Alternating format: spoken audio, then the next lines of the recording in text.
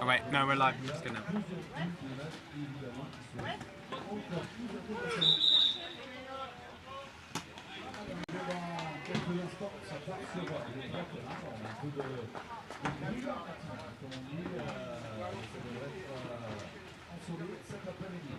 Germany, accreditation.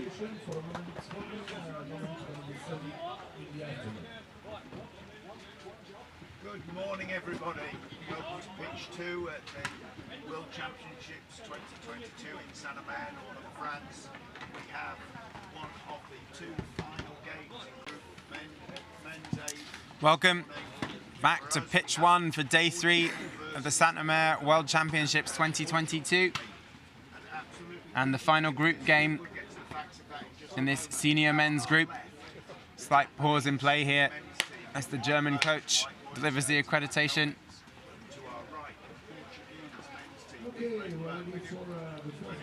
So, a real clash here between the top and bottom of the anticipated table in this senior men's competition. We have the World Games champions. Only a few weeks ago, Germany winning the most significant competition in canoe polo, the every 4 years World Games Championship, and now looking to back that up with a World Championship win here too. And by comparison, Ukraine, a wild card entry to this championship, having gained permission, including permission from the military, to attend this event, giving their situation back in their home country. And it is Germany who will start with the ball from Tim Rieck. So, Ukraine having lost heavily so far, 17-0 and 16-0 to the other two teams in this group. Germany having won both of their games in this group so far will know that they are sitting pretty. So we'll see how this game unfolds and what pressure Germany decide to put on. But a simple start there for Tim Rieck, coming from the left-hand side with the shot. And it's 1-0 to Germany at the opening of this game. It's been great to see all the teams that have played Ukraine so far, though, providing them with support after the game, giving them some coaching and advice. And they have been improving as the tournament has gone on, and that's the advantage of these wildcard entries. You can give teams the opportunity to mix it with the best and understand what it takes. So, ball on the left-hand side was Shapovalov. Shapovalov driving through back to Ilisevich. Ilisevich to Klotz. Klotz over the top to Ilisevich again. Ilisevich, the left-hander, one of two brothers in this team. Back to Ilisevich. The brothers passing between them. Drive comes on the right-hand side. Ball comes over the top. It's controlled by Klotz. Shot clock beginning to run out. Ilisevich to the captain in Lomaka, has to shoot and does. So Germany get the opportunity to break, and this is where they are deadly. Incredibly fast on the break, but good pressure put on there by Shapovalov. And Germany will have to set up a structured attack here. And immediately they send in Arne Beckman alongside pressure, and there's a big shot there on the right-hand side from Tim Rieck again. So 2 early goals in 2 minutes for the German side here. And it's an initial brace already for Rieck. So Ukraine pause with the captain, Lomaka, and they're sending Kozlov into the zone to fight it out with these fierce and very large German players in the defence. So ball coming around the back, Ilisevich to the captain again, Lomaka. Lomaka shoots, saved. And now look at the speed of this German break. There goes Marco Hopstock right down the middle. He's away. No one can match his pace from the Ukrainian team. Nicely regathered off the paddle and a simple goal. That's the breaking speed of the German team epitomized there.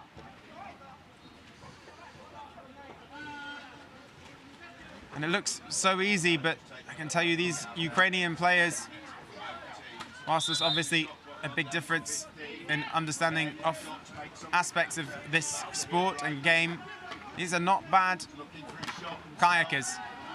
They're confident, skilled kayakers, but the difference, even on raw pace in a straight line, is drastic between them and a team of German quality. So the ball to the left-hand side here, into the middle nicely to Kozlov. Kozlov, and oh, there it goes to Turov, and it's saved. So Germany with the ball again. Here comes the break. Sent long by Kirchhoff over the top. It falls for Galselman. Galselman looks to get it inside there. Back out from Viren to Galselman. Will he shoot? Ball on the right-hand side is clear.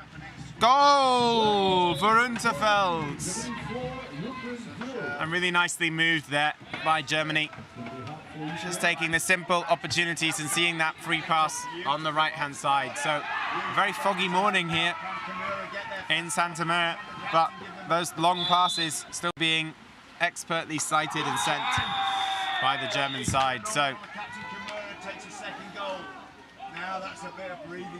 Ukraine slow it down a bit. The more time they have on the ball is the less time for Germany to obviously score as well. So there's a subtle advantage to them taking their time. Oh, and that's a loose shot. Trying to catch the keeper out, but Ilisevic. Ukraine more wise to the break this time, and they've got good numbers back. There's 4 back so far. Pressure out to the left. Inside though again. And another fantastic finish by Tim Rieck. He takes a brief swim for his troubles of getting it past the goalkeeper. And Ukraine getting a clear taste here of what it's like to be on the receiving end of that German response whenever they regain possession. Shapoval across to Lamaka. Lamaka over to Ilisevic on the left-hand sider, who gave up possession the last time. Back to Lamaka. Good drive down the middle, looking for a pass. Gets one. To Shapoval. Shapoval over the top to Ilisevic. That's nice passing. Shapoval again. And Lamaka. So good passing down here. Nice and controlled and well played, but they need to work a shooting opportunity for themselves now. And that was the first loose pass that we've seen so far. So 15 seconds now left on the shot clock. Time well used. And Ukraine know that they need the shot. It comes over to the captain and Lamaka. Lamaka will have to shoot. 5 seconds left. Shoots. Can he regain possession of the ball after the block? He can't. So Ukraine desperate to make it back to net. Covering the break from the German side, but it's nicely found over the top to Kirchhoff. Kirchhoff inside easily to Beckman to score.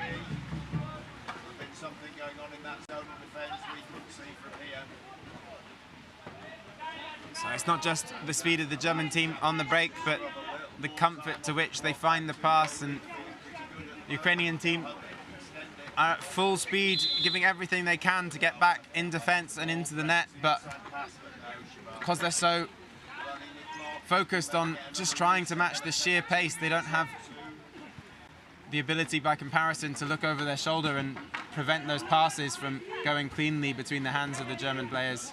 So nice play here by Lamaka, who's come around the back of the German defence and caught them slightly unawares. Nice ball inside to him. Big opportunity here for Ukraine. He shoots. Oh, off the bar! What a massive opportunity there. Really well worked by Ukraine, and so close to a goal. And that would have been their first one off the competition, and it would have been thoroughly deserved. That came from smart play around the back from the captain, and it was really well played to get the ball into. And now we see, as we did yesterday from the German under-21 men, a corner press here. Oh, and unfortunately, the Ukrainian player there not managing to gain control of the ball or his boat at the same time. So The ball will come over the top. Oh, mishandled by Viren, but he gets the pass away, and the shot by Unterfeld is completed. But that was better from Ukraine. That was so close to a goal. They know it. They'll take heart from that. They can score in this game. And they can make another chance like that in the next 14 minutes. So, Ilisevic lays it off to Lamaka.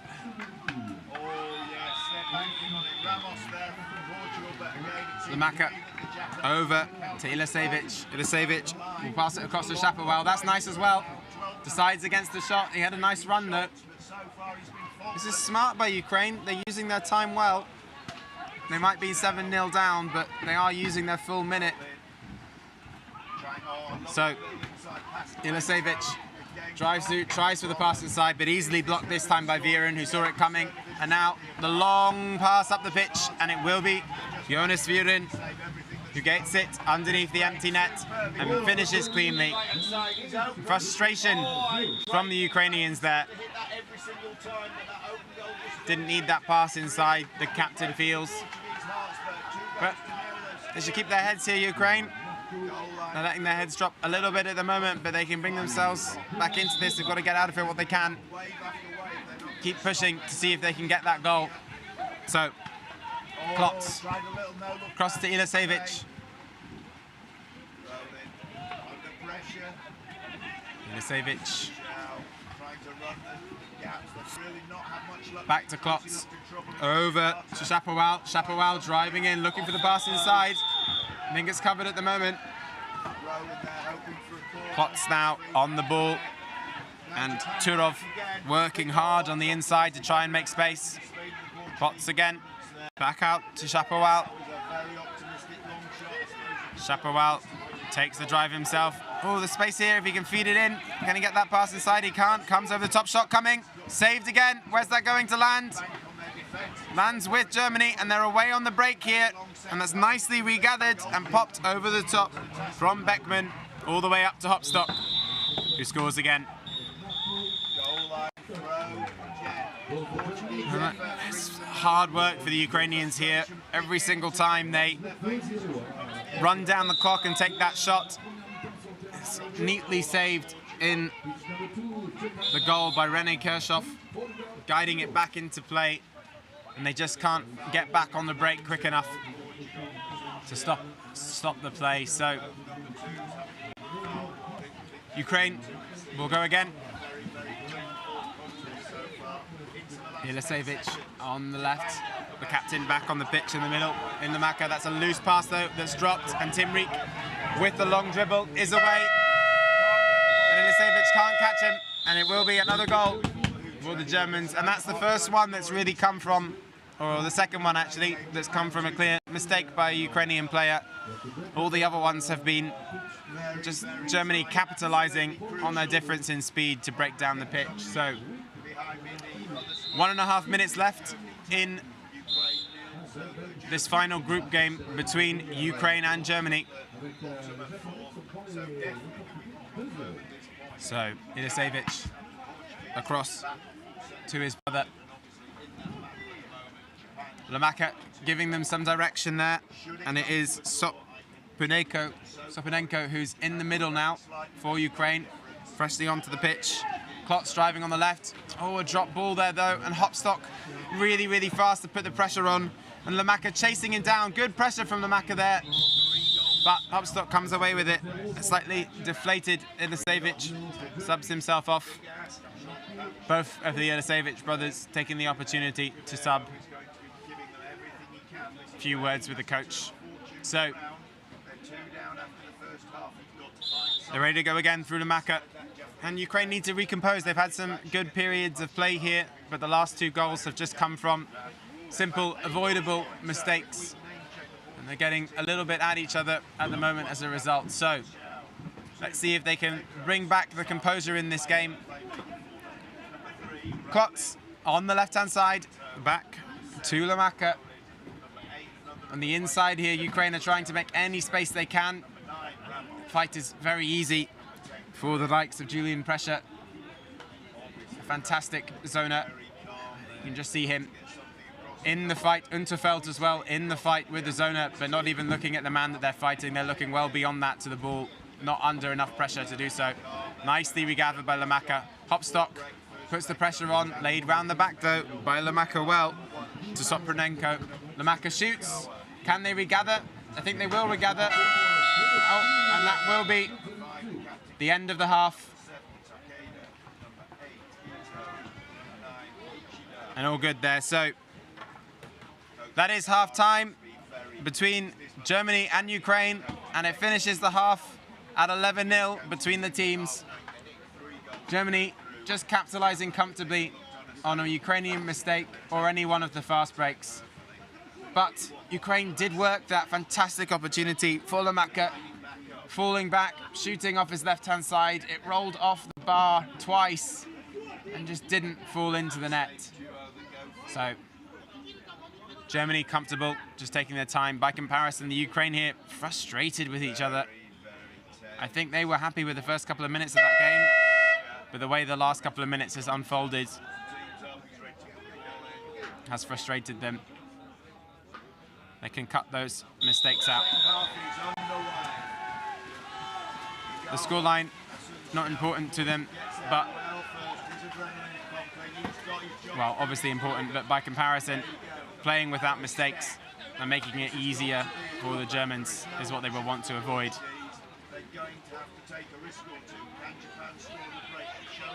Such passion from this Ukraine team to make their way to this championship in the current situation, to apply for that wild card slot. No Russia at this competition, obviously, due to the determination by the IOC that they are banned from competition, which the ICF has aligned with. So Ukraine received a fantastic welcome at the opening ceremony. As I said earlier, they've also received a lot of support from the teams they've played, although they've been heavily beaten in both of the previous games of this competition. It's been nice to see them gaining some feedback from the coach, from the players that they faced. And I'm sure Germany will be doing the same after this game, because Ukraine will continue on in this tournament. The tournament doesn't end after this game. For them, they will drop down into the playoff for 13th to 21st place. And there's plenty of other competition for them, and there will be tighter games for them to come as they play some of the competition that are more at their current level.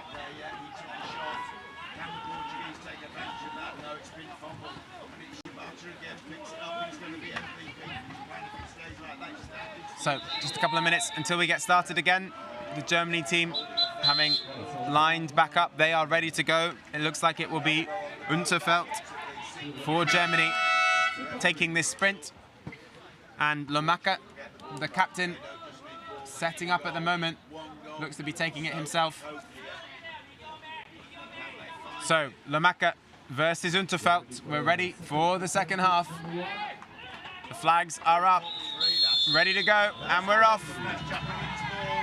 Unterfeld looks to have this cleanly. Lamaka a bit slow off the line, responding to the whistle there. Not sure he thought it was the correct whistle, so maybe looked a little bit more significant a win for Unterfeld than it was. Nicely laid down the middle though. Shots available here easily. There we go. Galselman. Ukraine all focused on their individual battles that they were fighting against different German players there, and Galselman said, "Thank you very much. I will just take this space down the middle," and finishes it cleanly. So Potts to Ilisevich, over to Shapoval. Shapoval looking comfortable on this left-hand side. He's been very selfless with the ball so far. Not too many shots from him, despite having nice runs. So Potts, Ilisevich over the top to Shapoval. Shapoval back to Ilisevich. Nice pass over the right-hand side, well gathered by the other brother. And this is good, this is better, this is more like what we saw from Ukraine in the first half, just clean passing. comfortably in control of their own possession. Obviously, they need to make more of an opportunity to score, but no mistakes thus far in this play. And that's a nice ball over the top. And will Shapoval go for the shot? He doesn't. A nice pass over the top again to Ilisevic. And there's an opportunity here. Oh, that's really unfortunate. I mean, the foul must have been there, determined to have hit the goalkeeper. They had worked that in nicely. And Germany away on the break again, and it will be Tim Rieck passing it inside to Unterfeld for a simple finish. Very selfless by Tim Rieck there. Obviously has his own number of goals in the game. I think he's having a slight word with Unterfeld about giving up the opportunity to add that one to his tally. So that was much better from Ukraine. They can take heart in that. I think they have. If they can do that again, but avoid giving away the foul, then they will get another decent shooting opportunity from the game. You might be able to hear the noise on the pitch behind me. The other game in this group that's taking place is between Portugal and Japan. In this men's competition, only the top 2 teams in the group stage will go through. So Germany already assured passage through to the next stage, but Portugal and Japan, the winner of that game, very likely or will go through to the next stage, and it's currently 2-1 to Japan on pitch 2. So back to this pitch, and again, nicely worked up by the Germans, but Viren has lost possession, and a paddle foul there against the German player. I think right through the fingertips, and it will be a green card for Ilisevic. Ilisevic has received a green card, but has come back on the pitch. I think he will. I don't think he's realised. So Ilisevic will have to come off the pitch.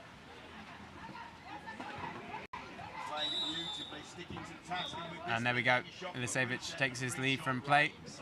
He will have 2 minutes off the pitch, or will be back on if Germany score, and that's obviously an if that's tainted with probably more of a when Germany will score. We will see whether Hopstock will complete it immediately from the foul, which he does. So a short punishment for Ilisevic, who is, or whoever Ukraine decide to bring back onto the pitch now, but they will be back to 5 players. They aren't aware of the power play. So, yeah, the referee trying to tell them they can bring a player back on. They're not aware of it. And unfortunately, oh no, now they are aware. So the captain has come on, Lamaka. So a green card, as soon as the opposition score, you can bring a player back on, and so Ukraine have now done that. 39 seconds on the clock for them here, and the fog seems to be getting even thicker as this game goes on, rather than dissipating, but Soporenko round the back to Ilisevic, nicely passing again to Klotz, round the back to Lamaka, left-handed shots, well saved for a corner. Good speed from Lamaka there. It's now 2-2 on the Portugal-Japan game on pitch 2. That's developing into an absolute cracker of a game between 2 teams of different style. But as the fog thickens, and I don't know if you can just about see the player in the corner of the pitch there.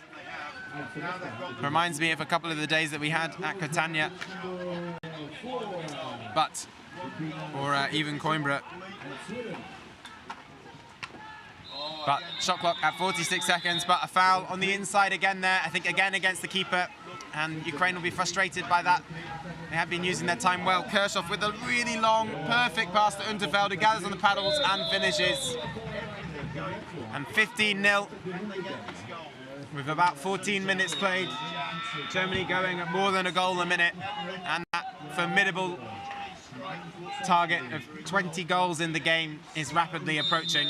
And to be fair to Germany here, they haven't chased out 5 out. They haven't been super aggressive in terms of their style. They're just letting the mistakes come to them and punishing them, or letting the possession come to them and then getting down the pitch as fast as they can to convert mostly into an empty net. So Germany just using it as an opportunity, almost like a response game environment, you know. As soon as you get the ball, how quickly can you respond? That's how they're taking it. And here's another example of that. Rieck away down the pitch. Who can get in the ball? I think it's going to be pressure. Pressure does get there first, lays it up to Tim Reek. Slightly long from pressure, but Reek gathers well. And it's another goal scored by Tim Reek. So, Germany moving.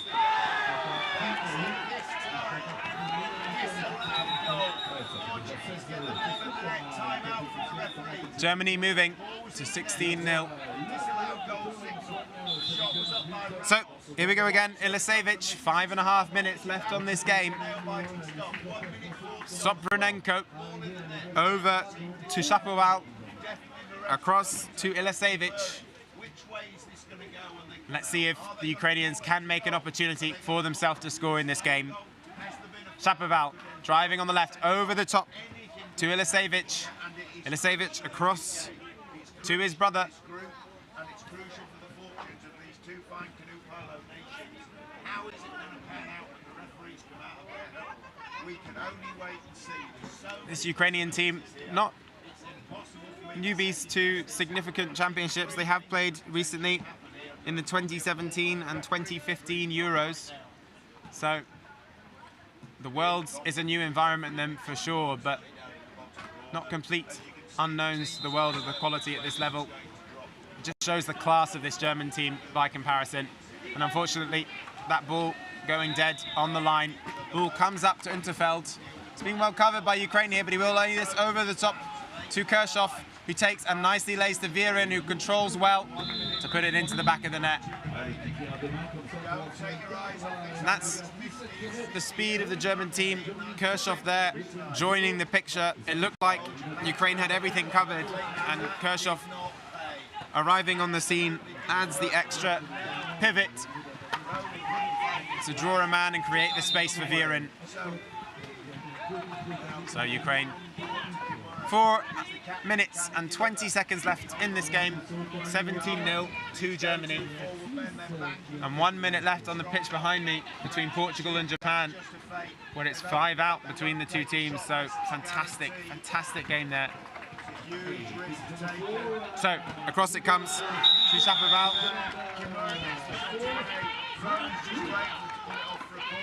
Ilisevic over to Shapoval. Shapoval shoots off the bar. It's going to come back to Ilisevic.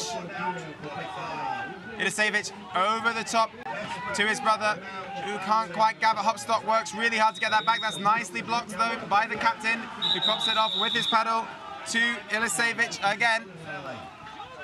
Germans putting pressure on here, but Ukraine will get the opportunity to reset. Comes back across the pitch to the brother. Shapoval across to Ilisevic. Ilisevic back over the top to Shapoval. Shapoval. Ooh, how's this going to play out? Nicely over the top to Ilisevic. Takes a block on the way through. Will he shoot? No, lays it off inside. Clean in here, though, for Ukraine. Can he get the ball? Can he get the shot away? Oh, the goalkeeper foul given. And I think that's potentially slightly harsh. I would have liked to have seen the shot there. I think both of the German players weren't really in the fight, but it is given. And it just goes to show the referees here taking it like any other game. I know that we here, personally, I want to see Ukraine get that shot away and see if they can get on the scoreboard, but the referees being hyper-professional, making sure they call it as they see it rather than as they would want to see it. So, 2.5 minutes left. Kirchhoff to Hopstock. Hopstock over to Viren. Viren to shoot off the top bar. That's maybe only the second time in the game we've seen it not perfectly on target from. Ooh, paddle foul there by Ukraine. Just trying to escape from the German pressure. Over the top to Viren. Viren gets the push in. Nicely pushed by Ilisevic. Back to pressure. Pressure doesn't want the shot himself, so Germany will set up the attack. And with 2 minutes left at 17-0, Ukraine will want to hold out and avoid anything less than this. They lost to Portugal by 17. They lost to Japan by 16. And Hopstock scores again to make it 18-0 in this game. And actually the result of those two games has been really important to the group, where on the other pitch with 14 left, Japan have just conceded to make it 3-2 between Japan and Portugal. Portugal 3, Japan 2, and Japan were having to press on 2 out because their goal difference was inferior because of their result in their game earlier versus Ukraine. 1 goal, but 1 goal is significant. So Germany 18, 1.5 minutes left. Ball over the top to Lamaka. Lamaka to Ilisevic. Ball goes out there. 4 clots. 1 minute left in this half. Klotz takes the ball from the side. Another foul on the inside though. And unfortunately, it looks like this game will end with the German possession here. Ukraine not getting a chance. You don't feel nice pass along by pressure. Pressure up the pitch to Timrik, who takes the shot again. Such power on the shot. Keeper had full sight of that shot coming and couldn't do anything about it when it was down the middle of the net. But not Timrik's best shooting, but all that was required from the situation. So 19-0, 40 seconds left on this clock. Ukraine will use this time. I'd like to see them use this time. Let's avoid that 20-0 statistic, if at all possible. So, over.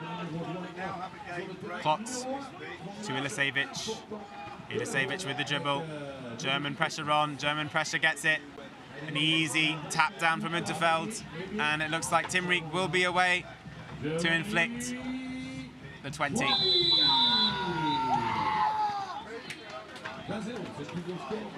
6 seconds left on the game then.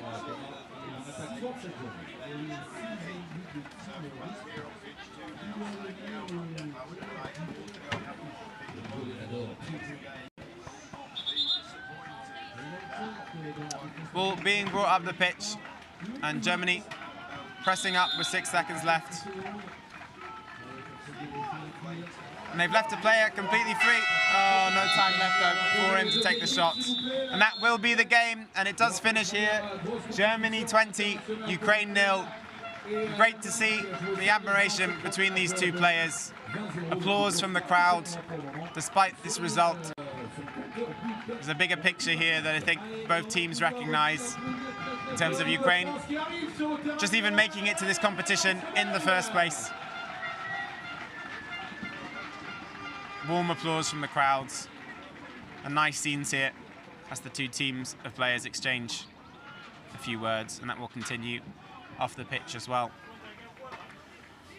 So, from a very one-sided game now to a very, very significant game on pitch 1 for the host nation. The next game shortly on pitch 1 will be between France and Belgium. Joining you soon. So the winner of this game is going to be qualified for the next level. You don't have to lose this game. Il ne faudra pas perdre ce match. Hein.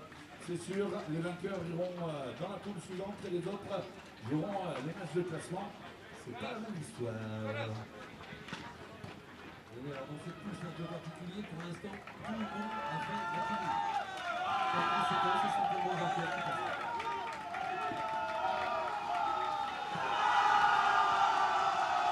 Les Portugais tout à l'heure jouent, alors là ils sont qualifiés pour la prochaine poule.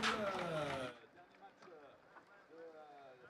cette première poule qualificative pour les seniors hommes.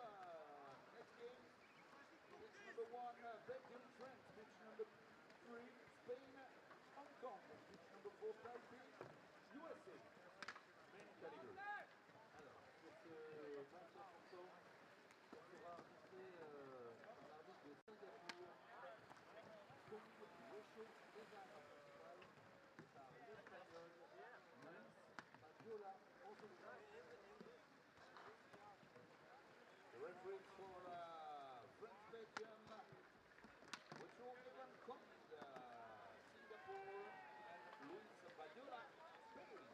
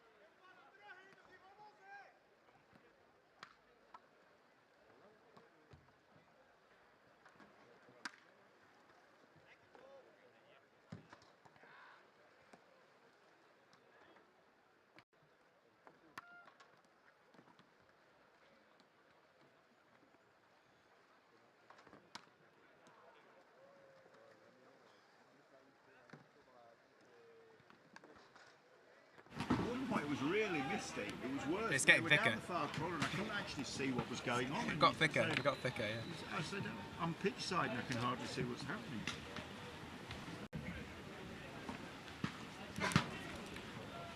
Welcome to this critical group game for the home nation and for Belgium at the Santomea World Championships here. The atmosphere is tense this morning, and the thick fog that has joined us as well is only going to add to that. Seeing the players on the pitch already, you can sense the tension in the air. It's a very quiet French team warming up, usually quite vocal in their warm-ups. Belgium as well, sensing the occasion. So, to give you full context going into this game, France, Germany and Poland in a group of 3 in the first stage of this World Championship. And so far, 2 draws, 2 5-all draws between Poland and Belgium and Poland and France. So Poland watching on from the stand here as the stand fills with the local support. But what that means is the winner of this game will automatically go through and the loser will drop out off contention for the top 12 positions. So dropping out in the first group stage would be disastrous for this French team. Their home championship, they are the clear favourites to make it to the final. Losing the World Games final to Germany recently for second place, and revenge is on the cards here. That's the narrative going into this championship. French revenge at home, but at the moment they can't think about that at all. They have to beat this Belgium team. Because we had 5-all so far in the other 2 games, it's complicated in terms of results, but the easiest way to think about it is that if a team wins, they are through, the losing team will drop out. If it's a draw anything less than the 5-all results that we've seen so far would mean that Belgium go through and France go out, because they would have scored less goals in the competition. If it's a draw of 5-all, meaning 3 5-all games, it goes from goal difference, the same, goals scored, the same. It comes down to number of cards for the teams. And if it's more than 5 goals scored and a draw, 6-all, 7-all, so on and so forth, both teams will go through, having had more goals scored than than Poland in the group. So just the most incredible set of repercussions to this game. Don't have the card count in front of me. I'll see whether we can get that. But if you see any cards in this game and we end up with 5-all, we will see.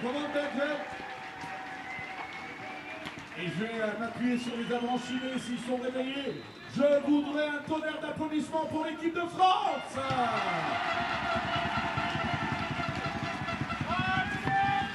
So, France will be hoping that the crowd gives them the inspiration, the confidence that they need to get past this. They've got to look at this game just as a game in isolation. They can't think about the context. Got to fire off the nerves. They look nervous. I'm not surprised. This is a horrible situation for them to be in. Belgium also know that their opportunity to go through or not hinges on this game, but by comparison, they will know that the pressure is far more on this French side than it is on them. This Belgian team, really, really high quality team. The draw against Poland show that too. But I think from the 2 games that we've seen so far, Poland kept in the game versus France and almost had it at the end. And Belgium did the same versus Poland. So although there were 2 draws so far, I feel that there's a slight difference, a significant difference between these 2 teams normally in terms of their quality. But everything to play for here in the thick fog, and I hope you can see well on the stream. But we are away, and it is Couture. Fast play from the French to begin this first half. And immediately, great play from Bellat to drive down the middle. I think his shot's coming here. Does he take a push? Is there a foul? No, just goes straight into the goalkeeper. So he took all of that pace right through the zone into the goal, and immediately Neyer's on the break, but a loose pass from the back. So already possession changed twice in less than 30 seconds played. So Richet plays the ball back to Bellat, one of the two Bellat brothers. Bellat to Cotta.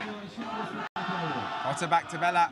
Just calming things down, the French, as they should, for making their attack. Bellat back to Linet. Over to Cotta, back to Bellat, who shoots. Tester for the goalkeeper, lands nicely though. Oh, I thought Richet was going to take the opportunity there to get the second shot away, but it was well covered by the Belgian defender to put him under pressure. So they will go again. That was a bit of a loose sighter shot though from France. They hadn't really worked an opportunity there. Just making sure the goalkeeper is switched on early on. So it comes back to Linet. Linet gets the goal away. And France start the game with a goal, and that will do wonders for their nerves. That will settle them significantly. And Belgium will have to see whether they can go toe-to-toe and respond. So a reminder for anyone joining us, this is the final group game in a group of 3 between Belgium, France and Poland. And so far, Poland have drawn 5-5 with both France and Belgium. So if there is a winner in this game, they will automatically go through. The loser would automatically drop out of top 12 contention. So nervous times here for the host nation. And then there's a whole long list of repercussions if we have a draw on what the score is, which we will revisit at half-time. And of course talk more about if we're in that position. But nice play so far. Rijkaboer for the Belgian team. Time running down on the shot clock, 14 seconds. Ball comes across from Heelan. Heelan, pass inside, nice pass inside. Quick shot off from Verstraete, and that was well saved by Bellat in the French net. Bellat having a few words to his defense about how easily that ball did make it in through the middle to Verstraete. At the left-hand side with Couture. Couture taking it from the corner, lays it off to Verstraete. Verstraete inside again. Oh, and it looked like Verstraete was going to take the shot himself, but he did try to lay it off, and Belgium are fortunate that that block has gone out for a corner. So Heelan will take it to the corner again, and Verstraete getting robustly pushed out by the French defence there. Richet getting the better of him, almost putting him in the water and having a little celebration for it at the end as well. So the French fired up in defence here. But Verstraete round the back to Heelan. Back to Verstraete. Couture, the captain, on the right-hand side here, but chooses against him. It's Rijkaboer to the captain, Couture. Couture looks for the pass inside. Over the top to Rijkaboer. No pass inside there. The French playing a very tight defence. The shot comes away from Rijkaboer, and he did well to get it over the top of the defender, but it didn't really challenge Bellat. And now the break is on for France. Can they get back in net in time? Belgium, they can. Ball over the top. Bellat will regather. Will he shoot? Does shoot. Goal!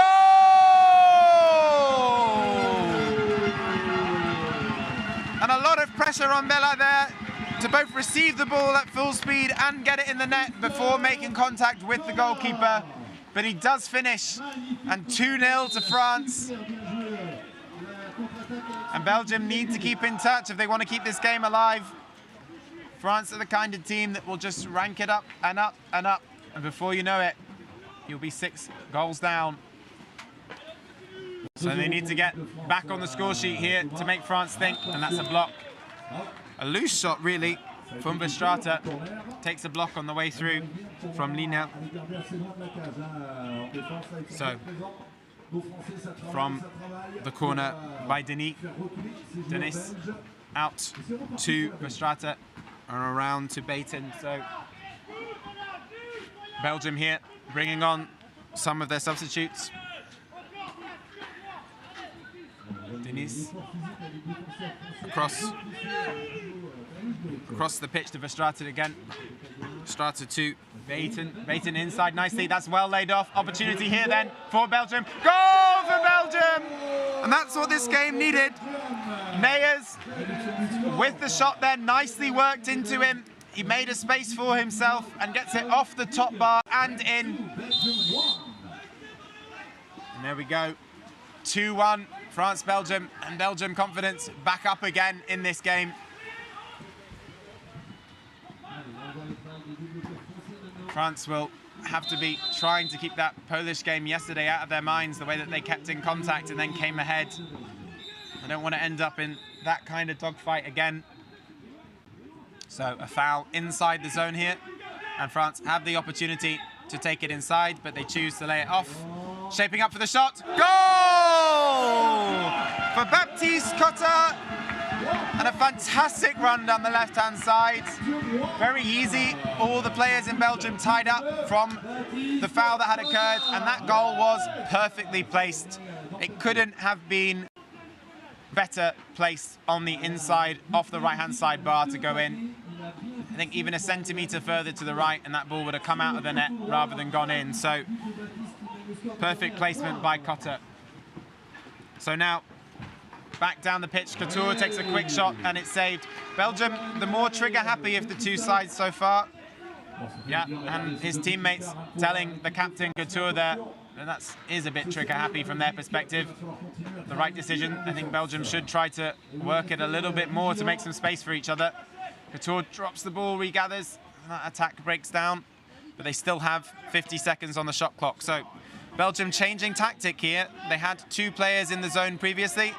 They're now playing with one in there, but Couture looks like he's shaping to go join in now, which he is. We're running across the back here, nicely laid over to Verstraeten. Verstraeten shoots, blocked again for the corner. So Belgium keeping the goalkeeper honest at the moment, but not putting any kind of pressure on him, like the shot that we really saw there from Cotter a couple of minutes ago. So France still with this 2-goal lead. And it was Baton from the corner. Bayon, Rijkenbouwer, back to Verstraeten. Verstraeten, back to Rijkenbouwer, over, nice. Oh, has that made it inside? Who's going to regather this ball? It's important. It is regathered. The shot isn't there though, so he has to lay it over the top. And that ball will fall to Verstraeten again. Verstraeten across the pitch. Verstraeten. And that's Rijkenbouwer on the ball again. Opportunity on the right-hand side, which he finds. Shot comes away. Saved. Well saved. And an important save from Bella, because Belgium had found a pocket of space there. And now France are away on the break. They're hoping to use their speed here to make space. Across the pitch, Alain Linel. Back again to Richard. Richard to shoot. And that takes a block on the way through, so it will go for a corner. And that's what we see from the class of teams like France and Germany. As soon as the ball turns over, they're looking to punish the other team on the break, catch them whilst they're facing the wrong direction. So France with the first opportunity for them in the game to go more than 2 goals ahead. And for any side against France, it's a long way back from being more than 2 goals behind. So Linel back to Bella. Bella across to Linné. Linné, the captain, calming things down a little bit. Happy to reset the attack. Back to Bella. Linné making the run on the left-hand side. Regathers. Bella inside to the captain, who lays it off nicely. Shot coming here. Ooh, off the bottom bar that was going from Patrice Bella, one of the 2 Bella brothers. And Bella will stay in the middle and hope to be fed the ball again. But an important block there. So Richard with the corner. Richard to Bella. Across to Linné. Changing sides here, Linné. Now looking to probe from the left. France in attack here. Not finding much space against the Belgians. The Belgians holding their line relatively well. No man on the inside for France at the moment. working hard though. They have managed to make space on this right-hand side, but it's coming across, well covered. But the Belgians are looking a bit loose, and they've got a player out of the action here. Neyers has been taken relatively out of play. It's definitely a pocket of space on the left-hand side here if they can make the run, and here comes the run now. Well handled by Line, and the goal comes as a result. And that result coming from the hard work of Alain Ninel to make space there against Neyers and keep him out of contention in the zone. And well realised by Line to both gather the ball on the paddle and capitalise. So France 4-1 up in this game, and this is panning out how they would have wanted it to. They're not allowing this game to be tight. They're not allowing it to be nervy.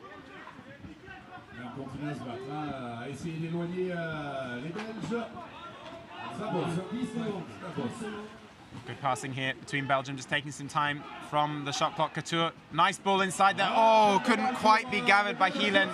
That was nice play. Oh, big opportunity there. The ball did rebound down, and Couture, the captain, had a chance to slot it in before the first half ended, but he didn't manage to. And Belgium 3 goals down against France at half-time. 4-1 to France, it stands. Et là, c'est vrai qu'on a fait une mi-temps exceptionnelle, c'était vraiment du très haut niveau. Maintenant, il faut rester dans cette logique-là pour être sûr et certain de remporter ce match. On va s'intéresser au terrain 3 et 4. Voilà, j'ai mon assistant, super Fanfan, qui est là à côté. Ouais, ben rafraîchis mon petit Fanfan. Enfin, qu'est-ce que tu fais? Alors, terrain numéro 3, Espagne 9 contre 0. Terrain numéro 4, USA 2, Taipei 1.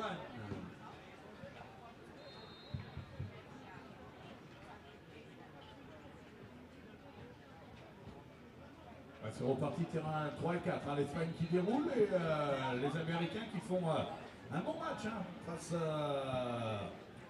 aux Asiatiques de Taipei. So half-time here in this critical group game between France and Belgium, but it's France who will be much happier at half-time. They are 4-1 up, and going into this game and knowing that the results so far in the group were 2 5-all draws between Poland and France and Poland and Belgium. They would have known that a loss in this game would put them out. A draw in this game, if it was less than 5-all, would also have put them out. So knowing the easiest way for them to get through, as always, would have been to build a strong win. That's what they're on track to do at the moment. So more of the same, I think, will be the messages from the coaches. No need to ramp up the pressure. Let's capitalise on any Belgian mistakes. Let's build opportunities and run down the clock when we have time to take this game. Belgium, by comparison, they need to win this, or they need to draw it up to stand a chance of going through. So expect Belgium to throw caution to the wind in this second half. It will likely change their defensive structure to be more aggressive, either initially a 2-2 structure for more pressure, or more likely at the senior men's level, they will push man-to-man or 5 out and put as much pressure as possible on the French side. So, just getting ready to restart the second half here. Sur le terrain numéro 1, ça va. Et je l'ai entendu pour l'équipe de France qui revient sur le terrain. Allez, allez, c'est Omer. Allez. And we go. So, and we're off. And it is Esmiro up against Reichbauer, and Esmiro comes away with a goal. So Esmiro with his first real major contribution to the game. And France taking the opportunity to change some players at half-time. It's Kindig on the right-hand side as well. So, giving a few players some rest. Bela to Kindig, over to Esmiro. Some fresh arms on the pitch from this French side, reserved for the second half. Back across the pitch to Kindig. Can't take that ball comfortably. A little bit nervy from Kindig, that first block of the ball, but he regathers over the top to Esmiro, and here comes that pressure we were speaking of. Belgium already putting more pressure on the ball, and whilst they aren't playing a true 2-2 yet, they're definitely playing a more aggressive form of 3-1, where their players will break out if there's any hint that they can regather the ball. Will he regather that? Belgium have managed to gather it. Verstraete Risha just losing possession under the zone, and the break is on here, and can he gather that? He can. Open net goal! Beautiful pass there, coming from Heelan to Rijkeboa. Perfectly weighted to get past the French player and drop in before the goal to give him time to slot it away. And it's Belgium who score first in this second half to bring it to 4-2. Still another goal needed to really put pressure on the French, but that's not how France wanted to start this second half. And slow on the turn, having lost the ball, the French there. Just a bit uncharacteristic for them. They won't want to be beaten on the break, this French team, because they are fast themselves. So, Linet, the captain, back on the left-hand side. To Bella at the back, over the top to Cotter, but he can't gather. It's just a bit behind him, that ball, not anticipating his speed. Linet, oh, and again, it's another loose pass, and that should be regathered by Belgium, is it? Oh, Bella does really well to get that ball back and calm it down, and the French are calming it down. They're having a word with each other. Oh, this is getting nervy again. That confidence from being 3 goals up. Now back to 2. Just calm it down, calm it down. What are we doing here? Pressure coming on from Belgium.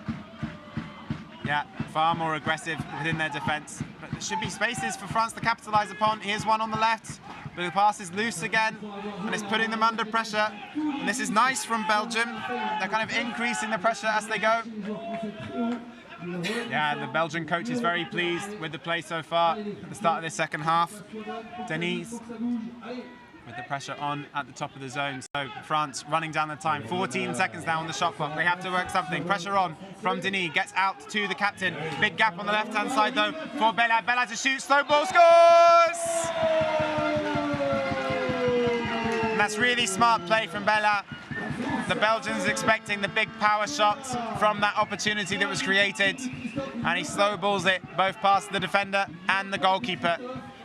Immensely frustrating for Belgium to concede that, having put such great pressure on over the previous minute. But France's quality shows through, and they managed to get the goal there and find the space eventually to make it 5-2. And it's now Belgium who are making a few handling mistakes. But Bayen to Rijkeboa.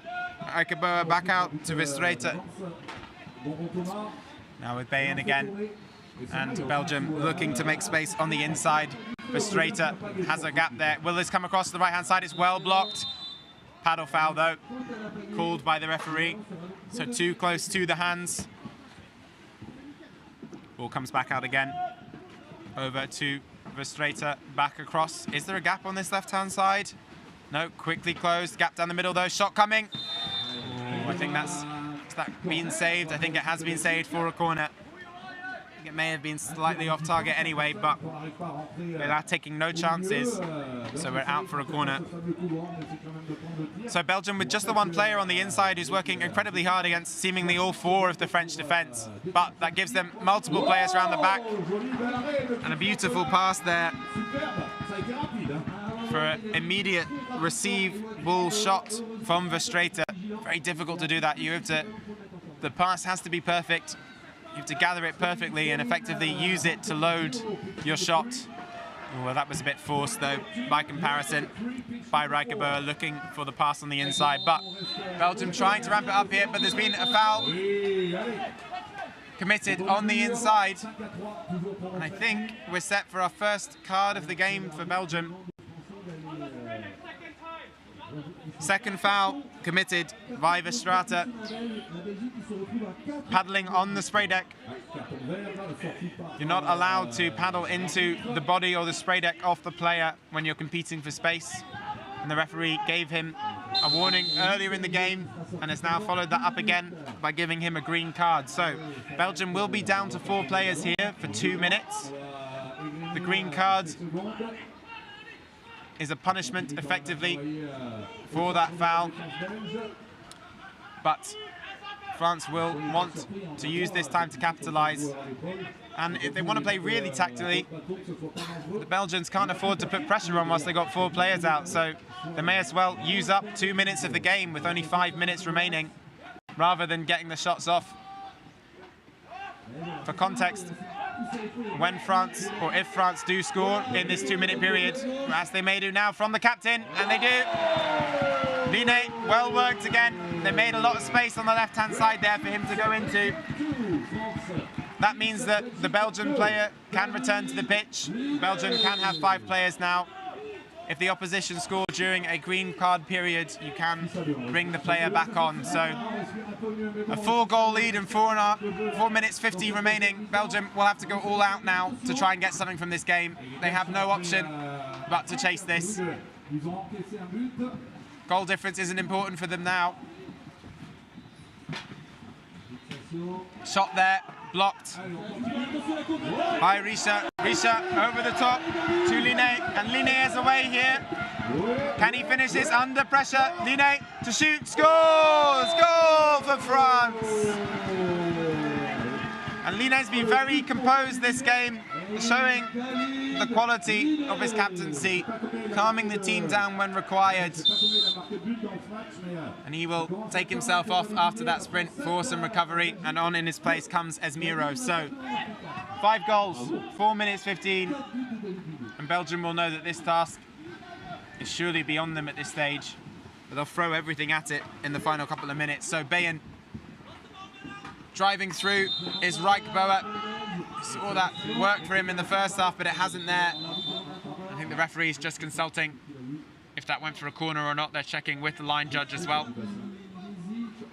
The line judge believes it's a goal throw.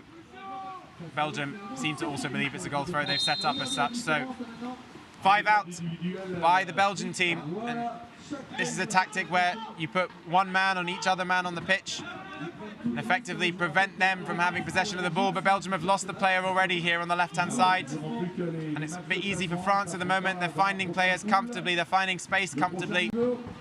Belgium really need to get a lot closer to their man. They want to put the pressure on. It's a good pass up the pitch to the anchor player. It's a player playing up and waiting for that ball to come. But Belgium have managed to get the ball back, and that's sloppy from France, really. They weren't under a great amount of pressure there, really, on the 5-out press. So Belgium will get the ball. 5 goals in 3 minutes and 20 seconds is a massive ask, but not impossible, as the game clock does time out after any goal. But they need to go now. So Bayern over the pitch.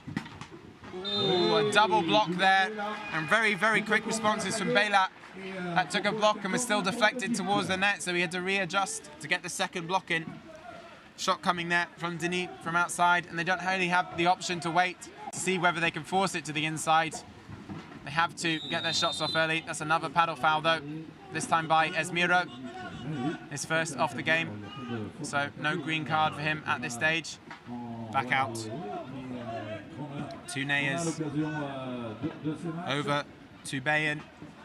Bayern round the back door nicely to Denis. Denis, will he shoot? He's lost possession. As he know, he's managed to keep hold of it. So Reichbauer again, but this game is slipping away, and surely now not enough time left. So in the crowd, the Polish team will be watching this and delighted that France have made a clear win, because off the bar. Who's that going to? They're saying that Belat took a touch, so Belgium will get possession again through Bayern. But yes, Poland will be happy in the crowd, because although France will now top the group, Poland will be going through alongside them to the top 12. And unfortunately, this strong Belgian team will be competing in the bottom half from 13th onward in the men's structure, alongside Japan, who were knocked out shortly last game by Portugal. So some really strong teams in the bottom half of this men's league, and that just goes to show how tight these first stage groups are. Great block there, paddle foul on the inside. Again though, against Verstraete, and timeout here. I think just the repetition of these paddle fouls in the game, and that is not entirely sure who's got the card there. I think it's 8, yes, the referee signalling. Risha getting the card there for the paddle foul. So France opting to bring on some fresh arms, and they're going to play an extremely, extremely tight 4-man defence. Look how close these French players are. The nose of all three of their boats are touching at the front of that zone in front of the goalkeeper. And this is clearly how they opt to play as soon as they lose a man. Just make it a wall of paddles as much as possible. The foul is there as well, though, so that has to be taken first. It's nicely looped off the left hand by Reichbauer. 1 minute 21 left, though. And even with 4 players on the pitch there, Cotter was away on the break seeking another goal. So France playing exceptionally tight still. Ball from Reichbauer, shoots again, blocked down, this time a paddle foul against Heelan, and rightly so. Oh wait, interesting. There was a foul before the paddle foul though. So Heelan will get possession of the ball on the inside. Will Heelan go for the shot himself or look to work something? There's 1 minute left on the game now. Heelan shoots, blocked. Where's that going to land? France, okay, happy not to chase it. They'll just let Belgium see this one out, I think. Bayen trying to work it in, works it in nicely. Well blocked again by Denis. Denis with a shot, sorry, blocked by Bela. And Bela has been fantastic in the net in this game. These Belgium shots haven't been of the highest quality. They've been shooting from relatively far out or from static positions, but they still need stopped and they are powerful.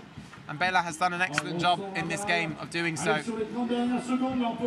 So over it comes to Bayen. Back from Bayen, shot again. This time from Denis, well blocked again. And we're at 20 seconds left in the game.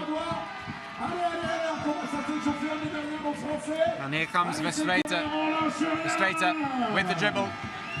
He's going to lay this off to Denis. Denis gets it.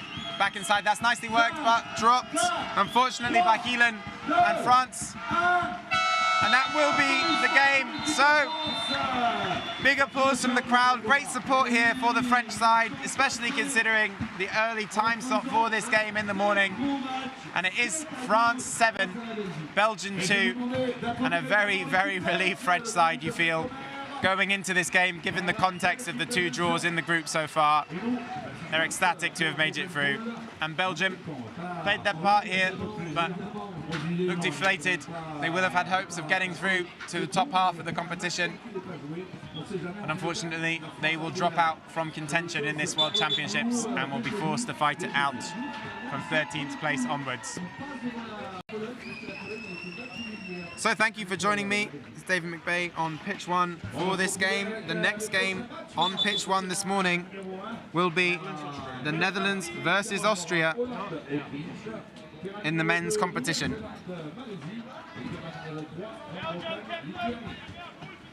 The next game is pitch number 1, Netherlands, Austria, pitch number 2, New Zealand, Malaysia, and pitch number 3, Great Britain, Lithuania. Je rappelle pour les supporters français, il faut encourager l'équipe de France. Moins de 21 ans, version terrain numéro 3 à 10h20.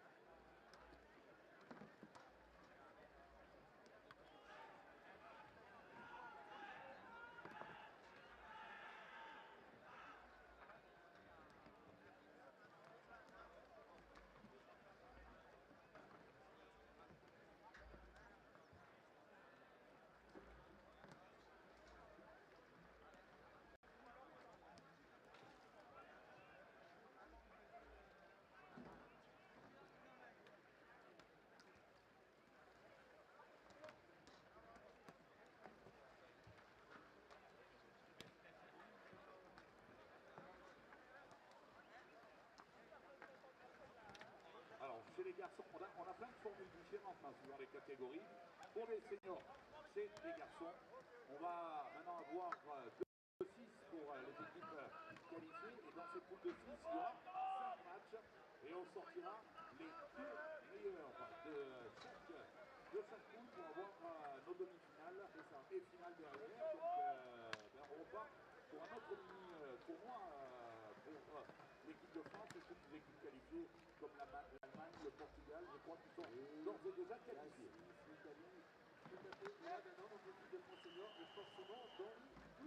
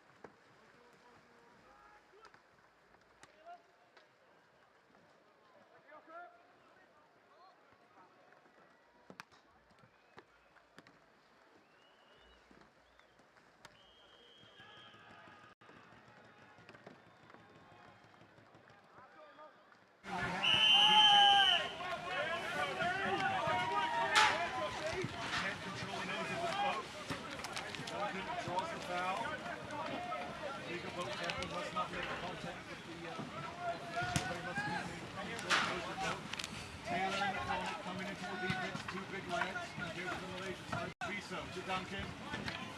No options there. The ball will be recycled to Fiso. Duncan inside, looking against Michael. Here's Patient, driving on the right. Back to Fiso. Swings to the other side to Duncan here. A shot on goal, but pushes it high. He had Taylor in the middle of their feet.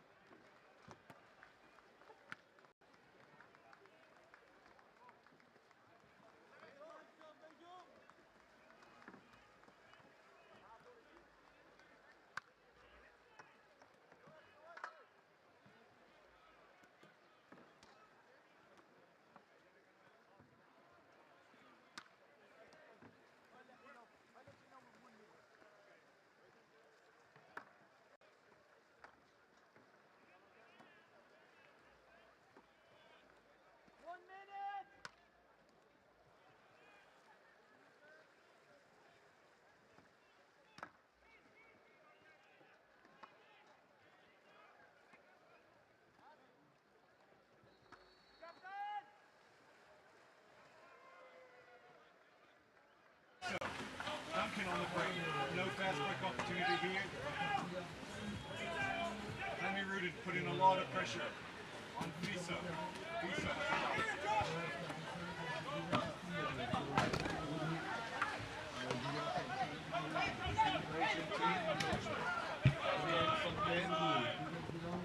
Behind the scenes, like there's a lot of administration at the Southeast Asian. Welcome to pitch 1 on this third day of the World Championships Canoe Polo 2022 in Saint-Omer, France. In about 30 seconds, the game between the Netherlands and Austria is going to start. Malaysian defense very good, doing very well. Looking to get a shot up here. He does. Both teams are about to line up, and then the game is going to be on the way. The referee, his name is Sean, he just told both teams that the ball for the begin string will be about 5 meters behind the line. That's good for the players to know, because they can take the straightest line to the ball. So both teams know. Both teams are lining up. Line judges are ready. And let's see. None of the teams are properly lined up yet. Austria is ready on the line. Netherlands is good, both good, and we're on the way. For the Netherlands, it's Czech Webbers going for the ball, and for Austria, it is their number 9, Tobias Nietzold, but Czech Webbers was faster at the ball. So Netherlands have first attack. Let's see what they're gonna do. Mats Spel, the captain with the ball, passes it to Van Vliet. Van Vliet to Webbers, but Austria seem to have a good defense. It seems to be that Austria is playing a 1-4 defense. You see that a lot nowadays in these tournaments. The classic 1-3-1 defense is less used, and the 1-4 a bit more. In the meantime, Dylan Tough, he scored a goal for the Netherlands. Nice shot with his left arm into the goal, bringing the score for 1 for the Netherlands and 0 for Austria.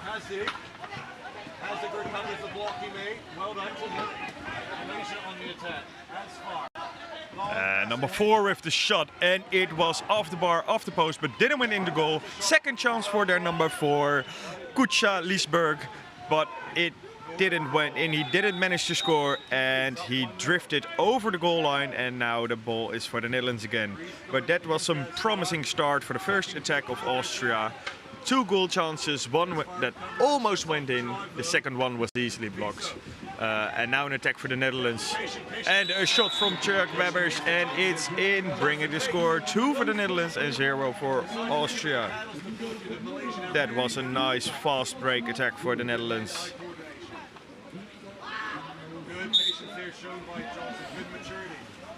Well, the Dutchies, they had a bit of luck in the first attack of the Austrians. That ball might have bounced in.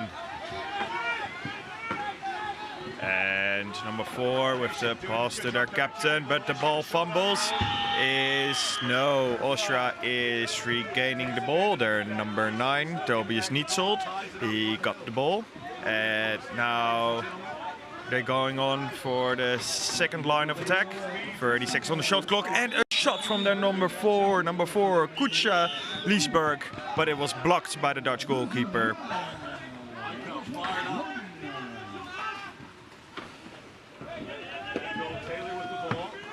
And Liesberg with the ball inside of the zone. Ooh, the ball fumbled, and it ended up at the hands of Dylan Tough, number 4 of the Netherlands. Now their captain has the ball. Is he gonna pass it wide? He is, and now they're sprinting. Number 2 is open in front of the goal. Is the pass gonna come? No, number 2 of Austria, Stern, is defending pretty well. Pass wide over the zone, and a shot from the number 4, but it was blocked by the goalkeeper, number 5 of Austria, Hoffmann. Great save, keeping Austria in the game.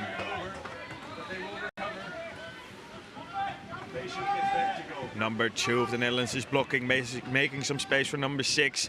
In the meantime, he came free under the goal. Pass from number 6 to number 2, and Mats Spel with the goal, making it 3-0 for the Netherlands.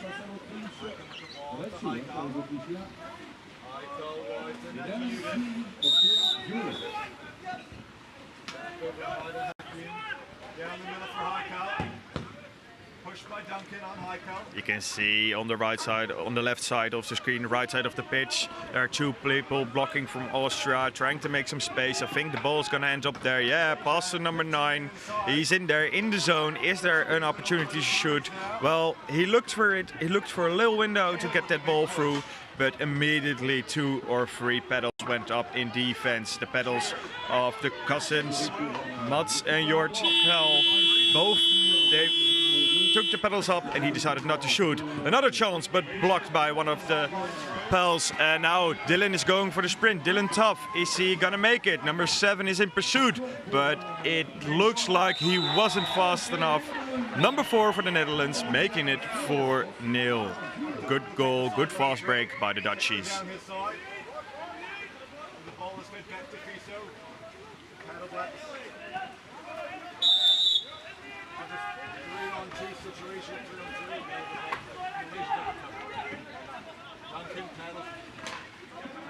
The coaches of the Netherlands seem calm behind the goal.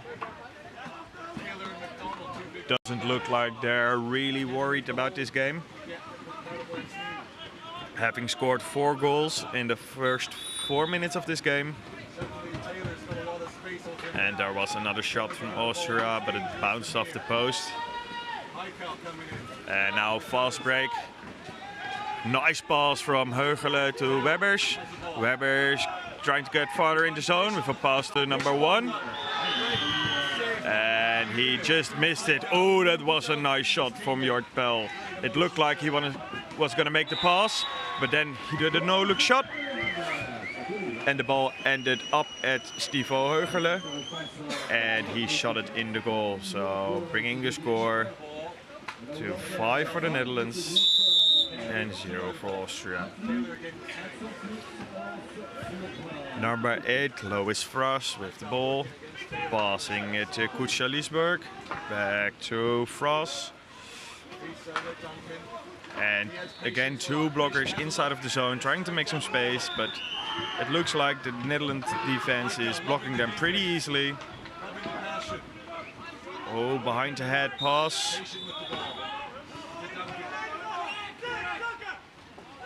Oh, the number 6, he's entering the screen right now. He thought the ball was for them, but the Netherlands committed a fault, so they needed to defend for a bit longer. Now there's a fast break opportunity. Nobody's in front of the goal, but there's a long shot from Stivo Heugele, and from the halfway line, he put it in easily.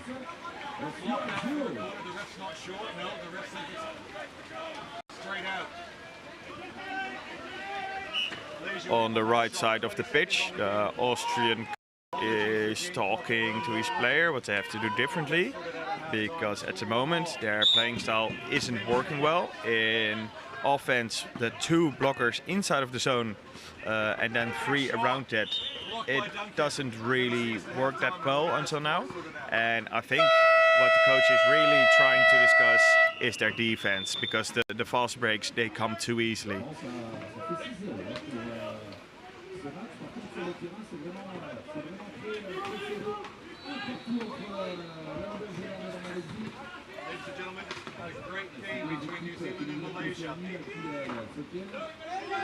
And Kutscha-Liesberg with the ball on the left side of the pitch, passing it back to the captain Hoffman.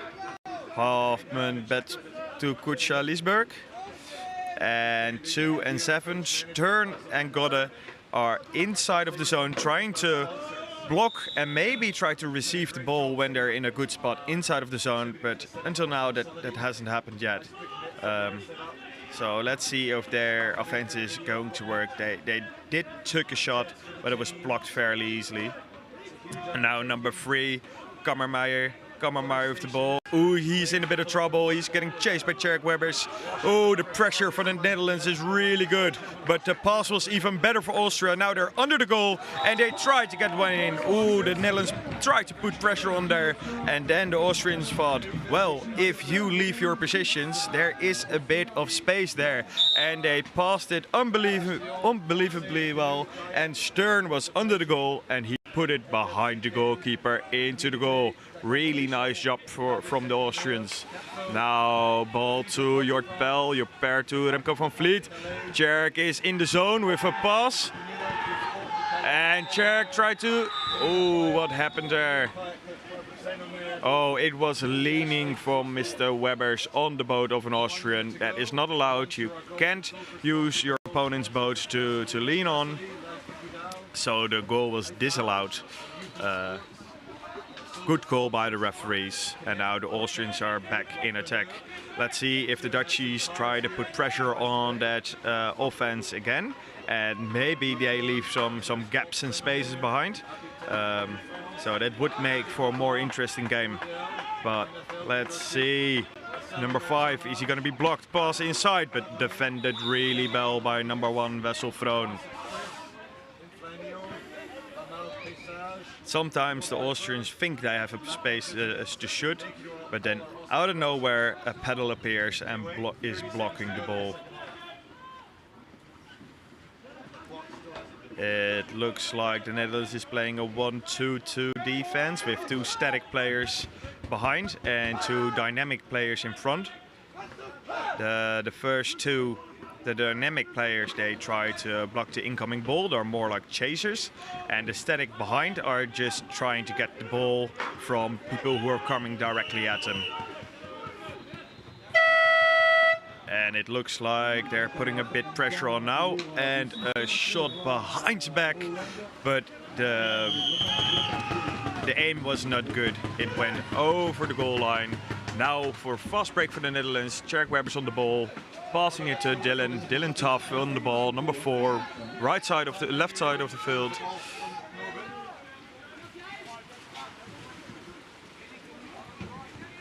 Oh, passing through the zone. Is there going to be a shot? No, it's a pass. Oh, they really have to watch the keeper right now. Oh, they lost the ball. Austria, are they going to go for a fast break? Every player is defended by one of the Dutchies. I think they're going for a 5-out.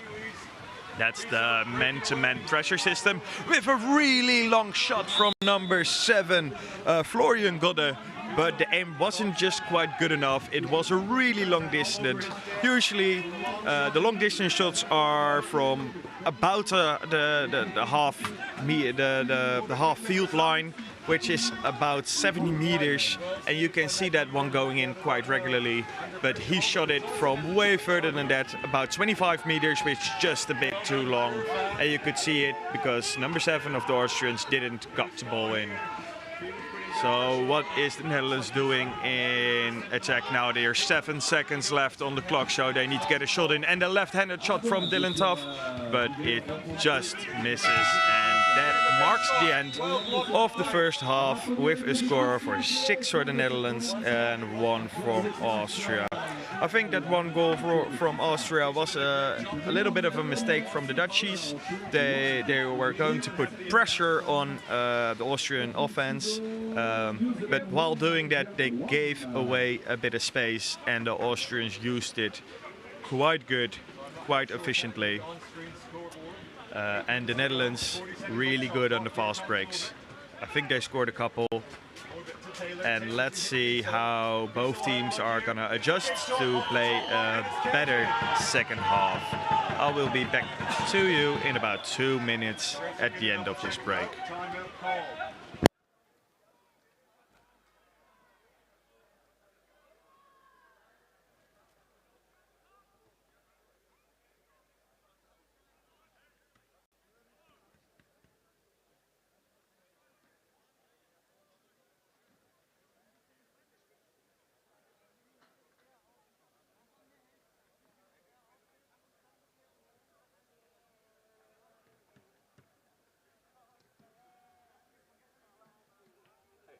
Pour les Britanniques sur le terrain numéro 3, pitch number 3, Great Britain 3, Johan 1-0.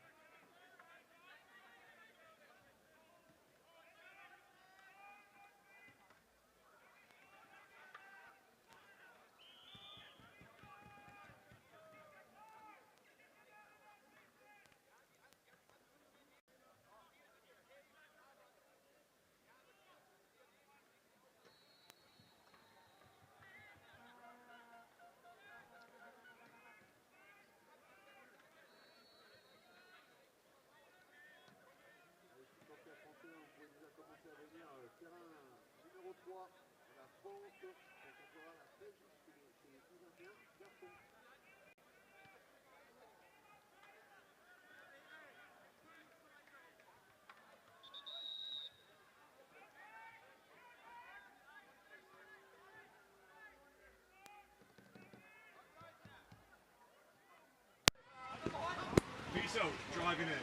Welcome back. Outside of your screen, both teams are lining up. Is it gonna be another sprint battle between Czech Webbers and Nietzold? By the looks of it, it's not gonna be. For the Netherlands, Wessel Vroon is going to sprint, their number 1. And for Austria, it looks like Tobias Nietzold again. There they go. Vroon again, Nietzold. And Vroon is at the ball first, but does he get it? It's under a boat. And yeah, it's the ball for the Dutchies. And let's see if they're gonna extend their score up.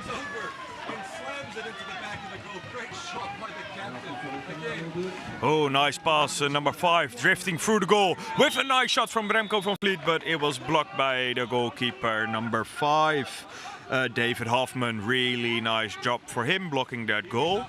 I must say, the attack of the Netherlands was really nice. He drifted through that defense and he shot it on goal. But unfortunately, the shot just wasn't good enough. Oh, handover in possession. Number 6 on the ball, Lars Jacob. Lars Jacob passing it to his number 2, Valentine Stern. Oh, there's no keeper on goal. Long shot off the back post. So it looked, yep, it was off the back post, not the first one. So it's a goal line throw for the Netherlands. With a long pass to number 7, Johan Heugele. Number 7, is he going to shoot it? Yeah, I think he's looking for the pass. He passes it to number 3. That's his brother. He passes it to Steve Heugele. Good communication between the two. But unfortunately, the shot was blocked by the number 9 defender, Nietzold. Wide to Norbert.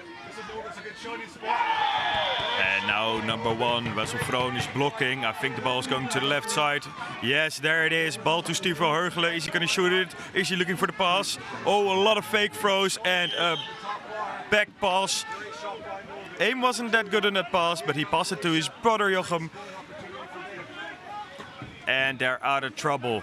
25 seconds on the shot clock, as you can see on the top of your screen. So what are the Netherlands going to come up with? Is he going to shoot it? He has an amazing shot. No, it's a pass to number 2, Pel. Pel on the ball. A lot of fake throws. Is there going to be a shot? There is a shot. Oh, the Austrians claiming for a goalkeeper fault because they were thinking he was his boat was against the goalkeeper, which is not allowed. So they were maybe a bit distracted, but Mats Pel put it away easily after that. A lot of fake throws, confusing the goalkeeper and then putting it in the back of the net.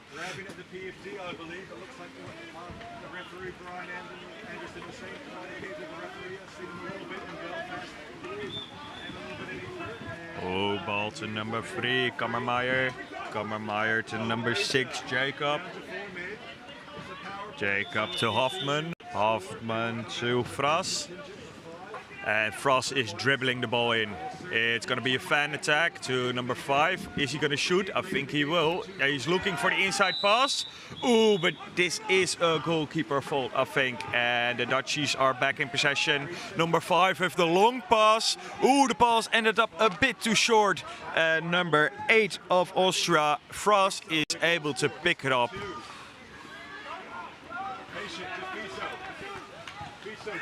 That was another good fast break opportunity by the Dutch, but the pass wasn't accurate enough, a bit too short. It happens. It's good that they have a 7-1 lead, so it doesn't even matter that much. And now the Austrians have another chance to get back into the game. With their number 2 Stern blocking on number 3 Heugele. They seem to have a bit of trouble with that number 2. Now he's on to Jort Pel. Oh, a surprise shot, but easily blocked by the goalkeeper, Van Vliet. And now there's another shot, and again blocked by Van Vliet. And another shot, and again blocked, but this time by one of the defenders, Jort Pel. Really nice job. 3 shots in about 10 seconds. Normally you're lucky if the rebound comes back to your team once, and now it happened 3 times.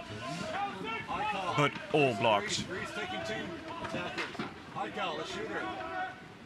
Oh, the Dutch defense looks like a bit of a scramble now with number 8 and number 2 from the Austrian men trying to get some space, trying to block. I think you'll see now that when one dribbles in, one of the Dutch defenders goes to them. Like 4 going to number 7 now. Ooh, but there was a shot. I think the meaning of that defense is that number 4 of the Netherlands should get earlier on that number 7, Florian Godde, because now when he didn't went to him, he gets the opportunity to shoot, and this time he scored. So bring the score 7-2. In the meantime, there's another attack from the Netherlands, losing the ball fairly quickly. So now the Austrians have another chance to get back into this game.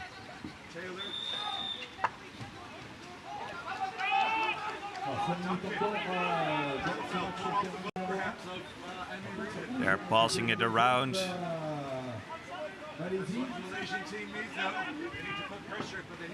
They're pretty wide for an offense. Number 9 is almost on the sideline, and number 7 as well. And there 7 goes, and now number 4 is there way earlier. So you see, there's no shot there now, but the pass back to the middle of the pitch. That's what you want your defense to do. And 12 seconds on the shot clock, so a shot is coming. Number 5 with a couple of fake throws to number 2. There's going to be a shot, but blocked by the goalkeeper. It's back into his hands, but he threw it outside. And number 7 chasing the ball, but oh, he's still chasing it, but he was just a bit too late at the ball.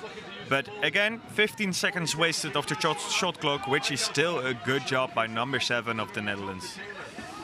Oh, there's one chopped over at the moment, number 2. I don't know what happened, but out of nowhere he was upside down. Netherlands defending, ball on the left side of the pitch, blocked by the defender number 4, Dylan. Now Mats Pel, their captain, is entering the pitch as a substitution.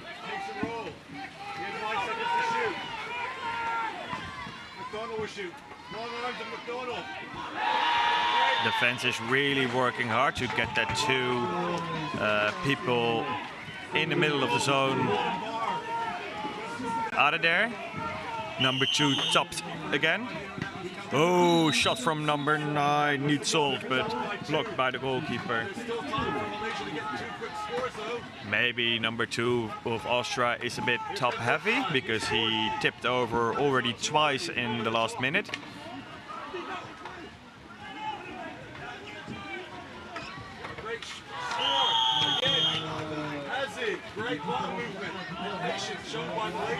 Oh, Mats Pel really getting that player out there right now, and he defended so hard that the number 4, Kammermeier, he broke his pedal in the process. So, oh, that was a shot clock shot.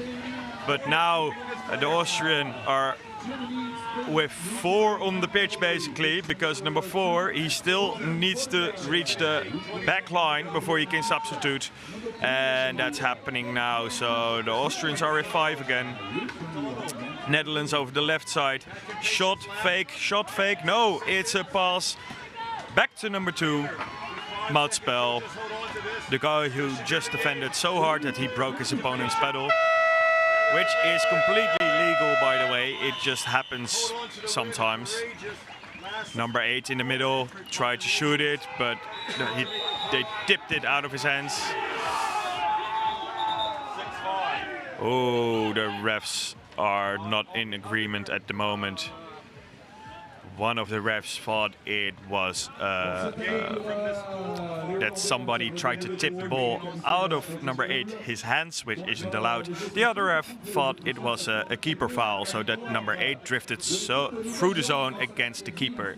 So now they're going to decide what the first committed foul was. If they smacked the ball out of his hands before he touched the keeper, it's a foul for the Netherlands, and that should have been an advantage play and the goal. So basically they're going to decide now if it's a goal or a keeper foul, and the refs are deciding that it's a penalty. because they're already disallowed a goal. So now it's a penalty, which is a kind of a fair decision because of the disagreement between the refs.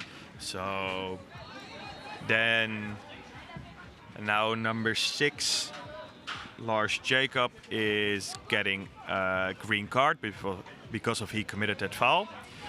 And number 2, Mats Pell, is going to take the penalty against the keeper of the Austrians, David Hoffman. It's captain against captain, and let's see who has the upper hand in this battle.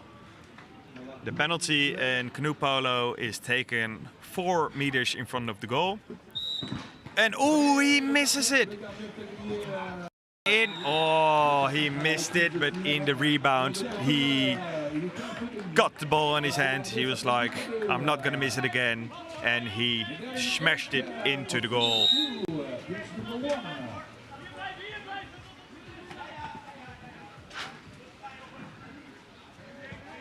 1 minute 40 left to play with a score from 8-2 in favor of the Dutchies. An advantage is given by one of the referees, I think because defending in front of the 6-meter line. Number 6 is getting a deliberate foul. If he does it again, then he's getting a green card for picking them up in front of the 6-meter line. So he really needs to watch what he's doing in this last minute, because otherwise he could get a green card.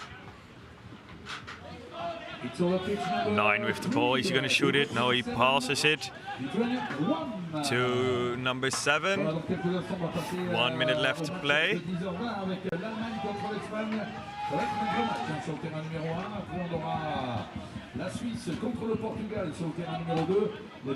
It looks like a bit of a scramble. They switch back to 1-3-1. Number 6 is going to challenge number 5. Number 7, ooh, the ball fumbles. Number 1, is he going to be at the ball faster than the number 7 of the Austrians? No, and a shot, but it goes over the goal. It went wide. Really tough angle to score from.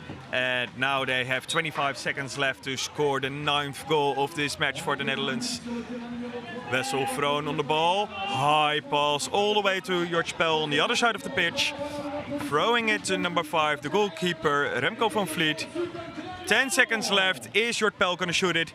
He thinks about it. He passes it to Remco. Remco passes it back. And a shot, but easily blocked by number 9, Tobias Nietzold. And that signal marks the end of the game in an ending score of 8 for the Netherlands and 2 for the Austrians. I think it was quite an easy win for the Netherlands. That's a good way to start today for both teams, I think. Thank you for watching Pitch 1.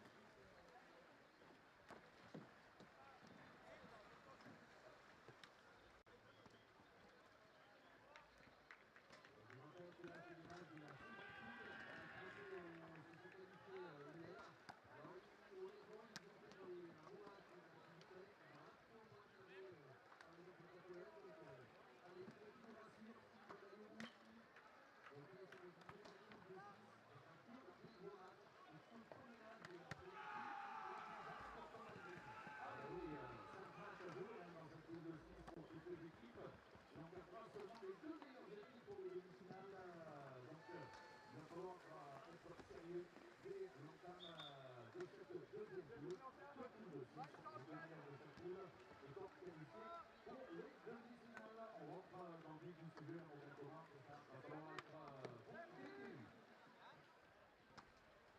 C'est ce que je ne suis capable de vous montrer. Je rappelle que son champion d'Europe de Suisse, c'est évidemment qui fait le côté. Allez, c'est ça, ça fait un. C'est soit bon. Le champion d'Europe de la Catane, là, pour l'instant, ou pas. Donc, c'est un titre poussé. On a encore à peu près la même génération sur l'eau. Pour l'équipe de France, c'est une équipe qui se connaît, qui a déjà connu donc les joueurs de gagner un titre. Là, c'était continental. On va y aller pour un titre mondial maintenant. Allez, le clapping, là, tout le monde. Allez, tout le monde avec les avancées. Tout le monde tape les mains. Allez.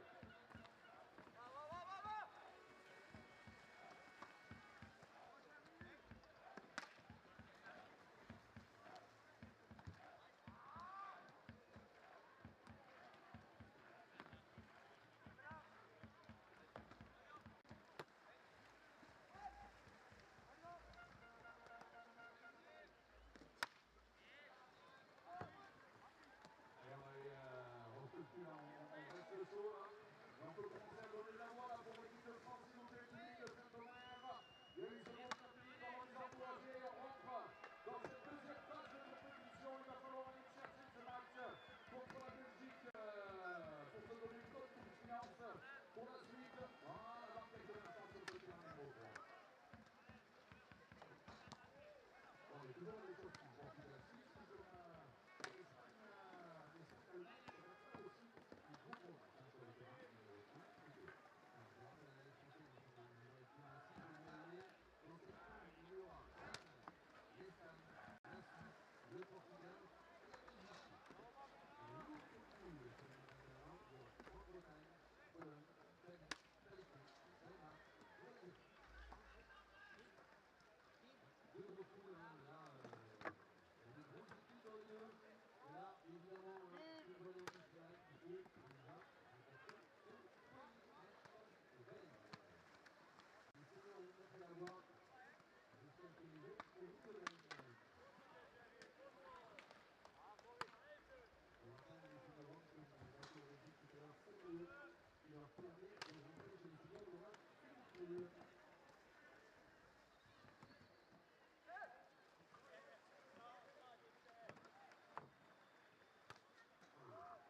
Qui sont déjà en place avec les Thomas pour ce match.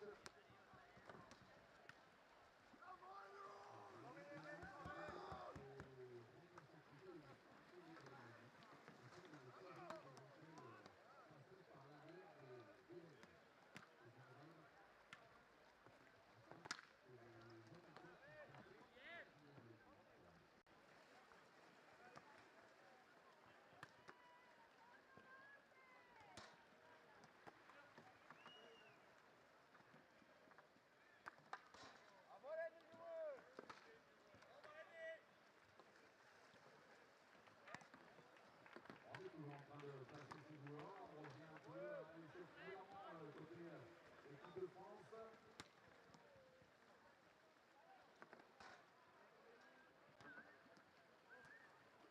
Avec le capitaine de l'équipe de France tomber sur le livre, qui méritait de pouvoir, jusqu'à présent on le voit tout le monde, mais on parle du capitaine et bien le groupe, un club qui est cher à Thomas, qui s'occupe de ce club de tomber sur lui.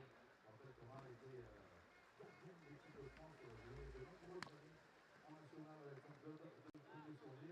C'est là avec les commentaires. Merci à toi de ta présence sur ces championnats du monde. C'est le copain des avancés, j'adore Thomas. Et là, vous étiez dans le tempo. Pendant au moins 2 ou 3 buts, on a eu les noms en même temps pour Thomas et vous, c'était génial. Bon, on continue à faire tourner la balle, je ne sais pas pourquoi ça ne part pas. En tout cas, on attend. On va faire dans quelques jours, l'arbitre principal est prêt. Son assistant en face, c'est en tranquille contre la barrière. Et sur le terrain numéro 1 et 2, on est à l'échauffement. Tranquillement, on attend que les supporters arrivent. Je vous rappelle, c'est les numéros, on va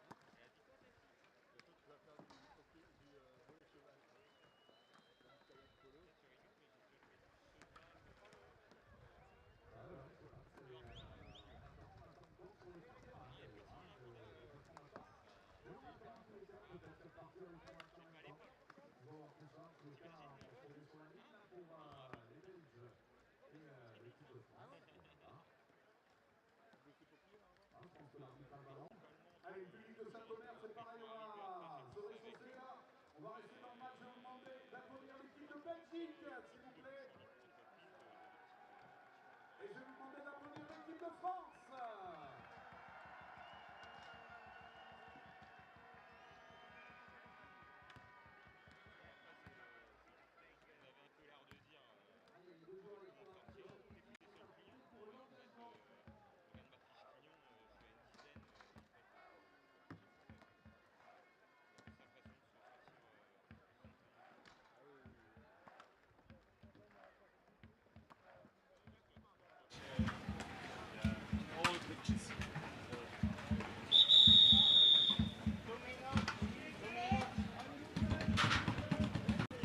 And welcome to the under 21 men's group game. Germany versus Spain.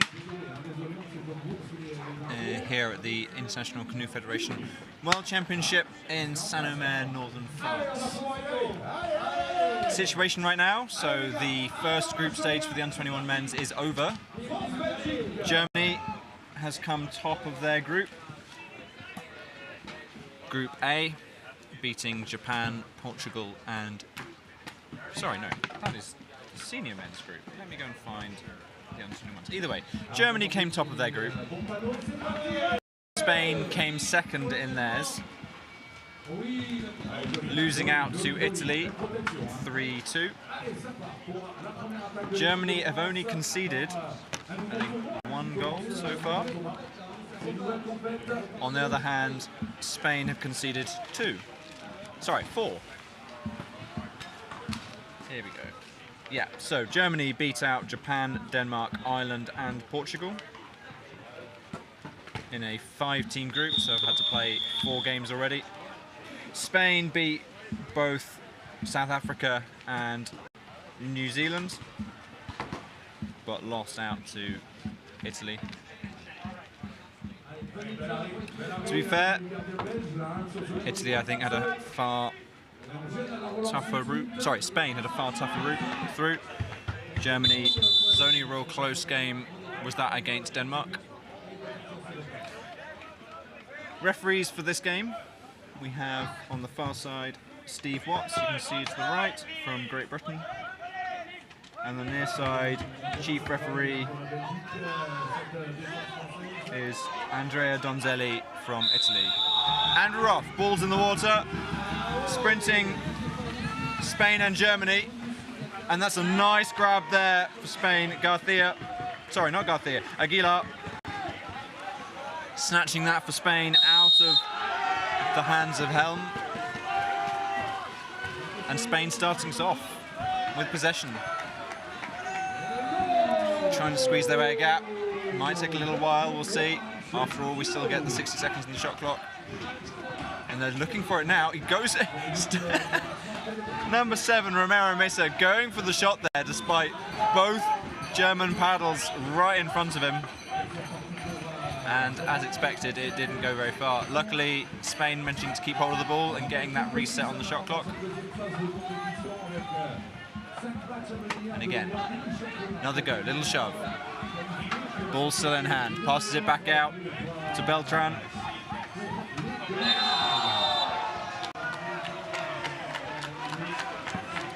Spain again, Beltran, Aguilar.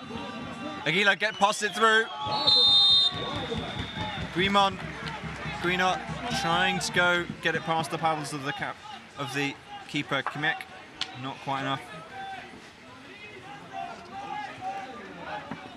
And ball's passed back round. I've just notified that there's no time or score on your screen, so hopefully that will be fixed shortly. Spain again. Bring the ball in. Again, the 2 runners there from Spain answered by the boats of May and Hackenberg. No gap forming yet. German defence, of course, renowned worldwide. Oh, is that a goal? That is! Beautiful work there by Guinot. Snuck the ball in. I don't think the Germans were expecting that. That just caught them entirely unawares. Beautiful work.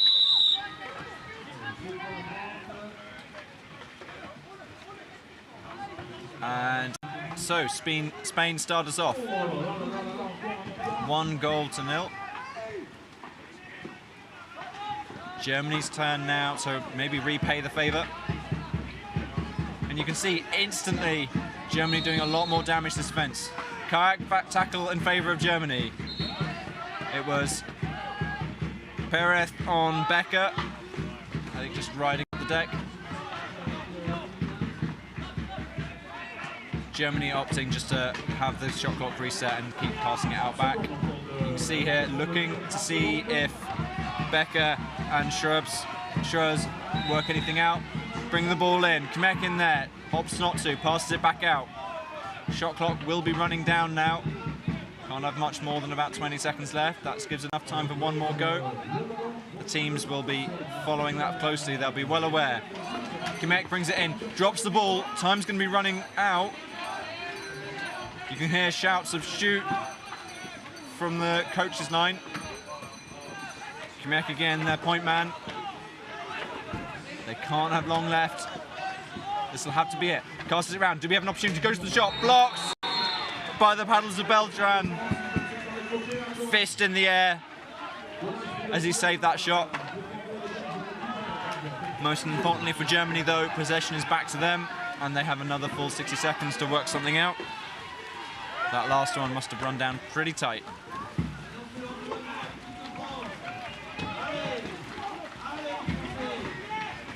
So, just as a warning, the graphics on your screen have an issue, so they won't be... Oh, wow! Shot there by May. Hit the paddles, bounced into the top, just the sheer power. Perfectly placed right at the top of the goal, making it really hard to save. Just as I was saying, the graphics on your screen showing the current score of 1-1 will be unlikely to appear in this first half. And between the lot of us, we're going to have to keep track of it because that's what I rely on too. So, Spain, and of course, drawing. They need to see what they can find. Germany here, having a little bit spread out, but not necessarily worried about that.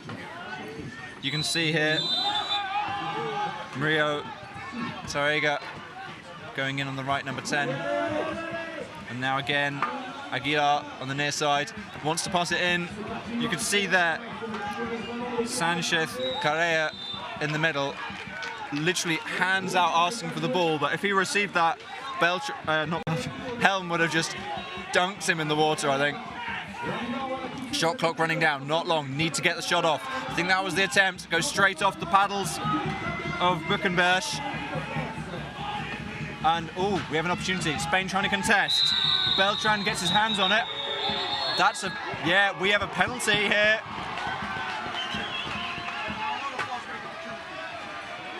Foul against Armbruster. And, yeah, you can see, I'm assuming it'll be a green. I just can't see the colour of the card.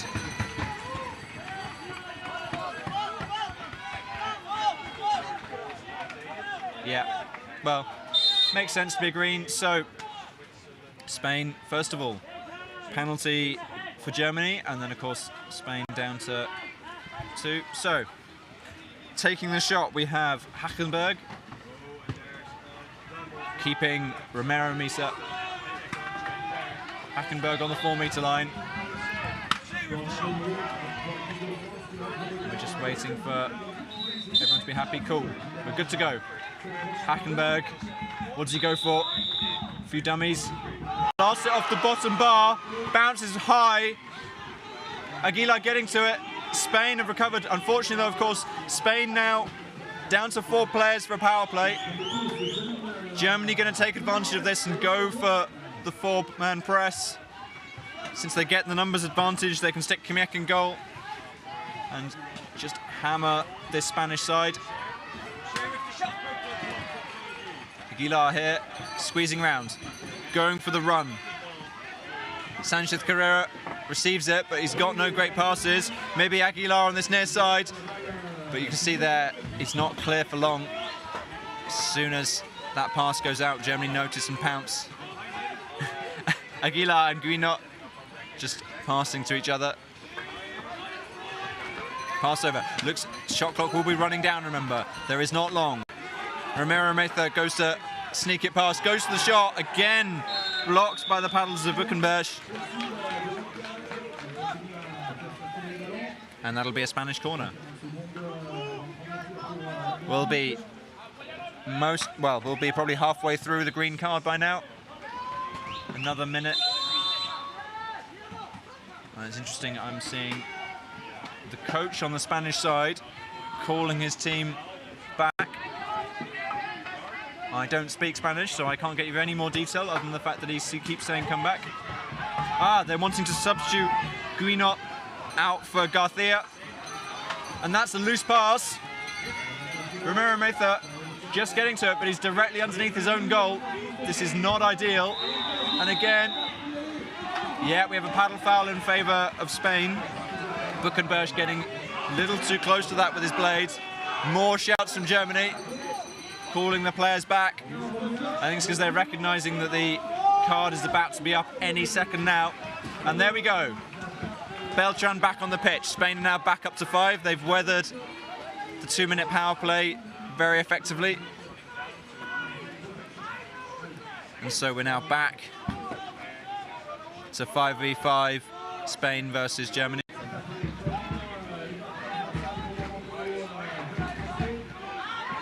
So score, of course, still a 1-1 draw. Essentially everything to play for here.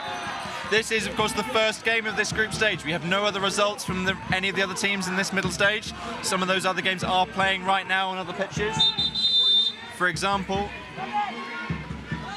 Portugal and Switzerland, and versus Switzerland is playing directly behind me on pitch 2. And the combination of all of these games will determine going forward. So, Spain losing the ball. That is a foul there by Spanish number 5, Garcia, the captain. They've given us a play on to Germany, but I can see the referee saying that is his first deliberate foul. Next one will be a green card.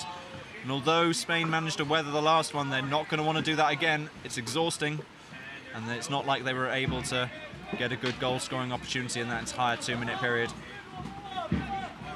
Germany here.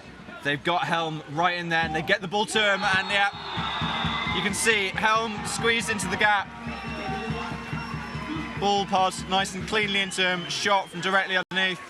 A little bit of frustration showing as Romero Meza having a small complaint there to his captain Garcia, who got schooled effectively by Helm, captain on captain. So Spain now with the uphill battle. 1 goal down. 2-1 to Germany.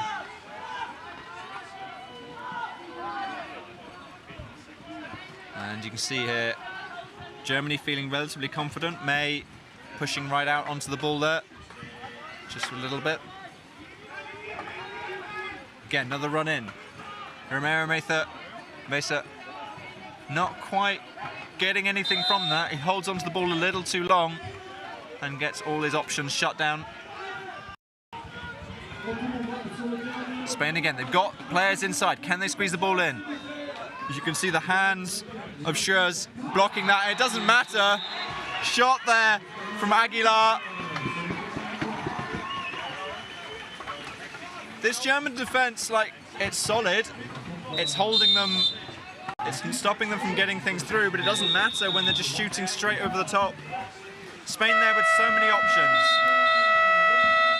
The defenders had the choice. They could block the passes going in, or they could block the shot going over the top. Unfortunately, they couldn't do both. Solid work there from Spain. Well-worked attack. And now, of course, the score 2-2.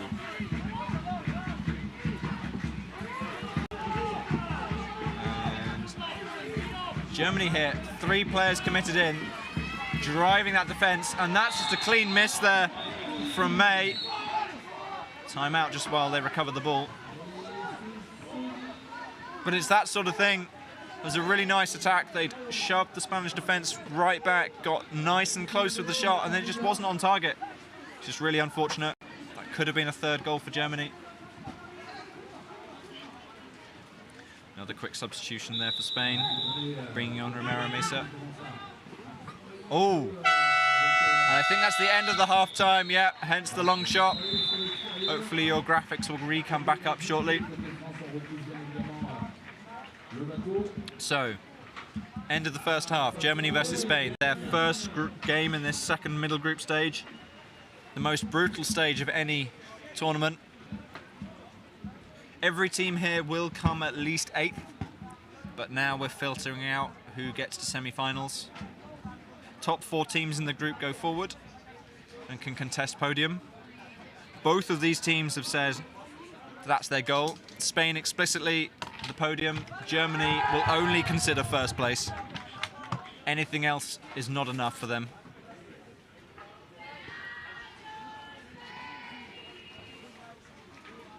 And of course, they absolutely do not want to be dropping out of that top 4 and then being forced to play for 5th to 8th place. On the right of your screen, coach for Germany, Thomas and Reimers, just doling out some refreshment to their players.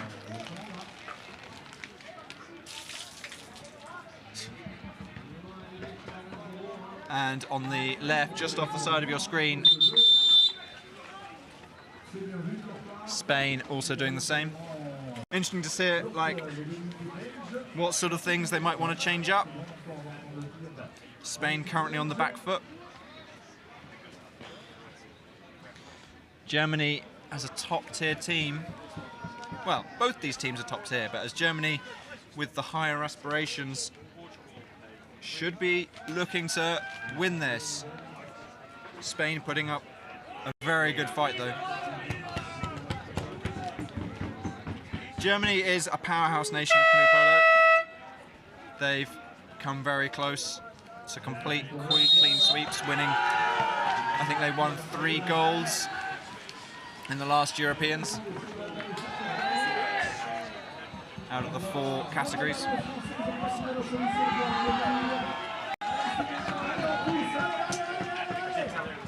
And so we're coming to the end of the half-time period. I can notice graphics haven't yet appeared on your screen, unfortunately. So we'll do the best here to keep you informed.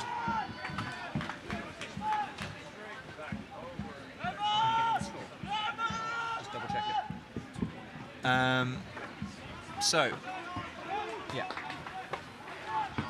So score, of course, at the start of the second half. 2-2, even draw. Spain, of course, have gained 1 more card at the moment, and we've seen a few fingers raised by the referees to indicate that some of their players are also closer to earning themselves a green card for deliberate fouls.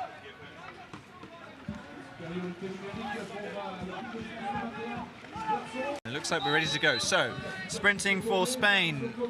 Looks like we're going to have... Oh, wait until they're ready. Yeah, looks like we've got Romero Mesa. Sprinting for Germany, we have Armbruster. It's close. Armbruster gets the boat to it, trying to drive his way over the body of Romero Mesa. Solid work there by the Spanish player, forcing Germany to foul and therefore giving Spain the ball. And so, Spain starting off. Everything to play for right now, even draw.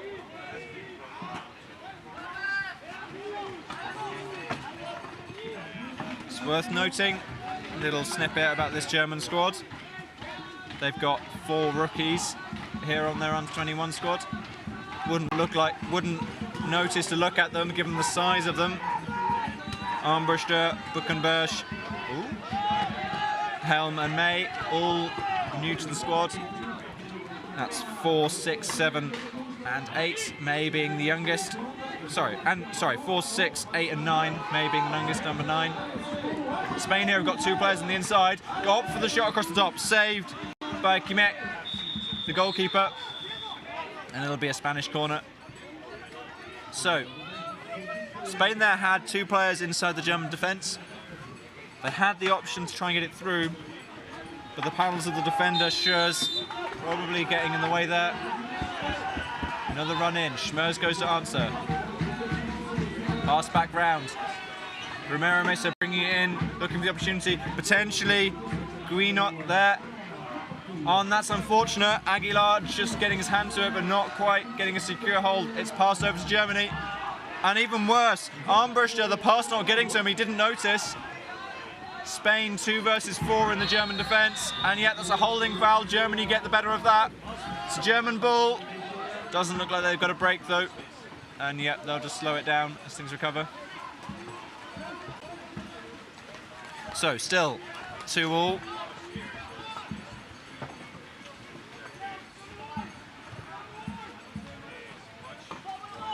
Germany now with their opportunity. We'll see what they can do.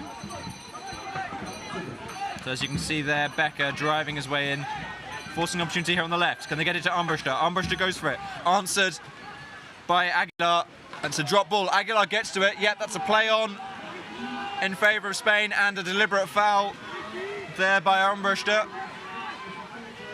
Sanchez Carrera, he's got 2 paddles in the way now. Romero Mesa blocked by the paddles of Hackenberg before he got to keep it, and that's a penalty. Paddle foul by Hackenberg. And look at the disappointment on their faces. Buchenbusch directly in front of you does not look happy.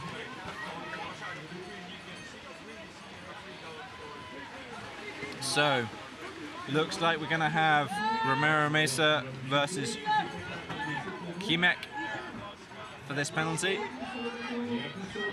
Currently a draw. And of course, it's a green card. So Hackenberg. Shot off the bottom bar. On the rebound, picked up by Germany. Helm gets it. Of course, as I said before, the same situation is now reversed. Germany are a player down. Spain doing the exact same thing Germany did to them less than 10 minutes ago.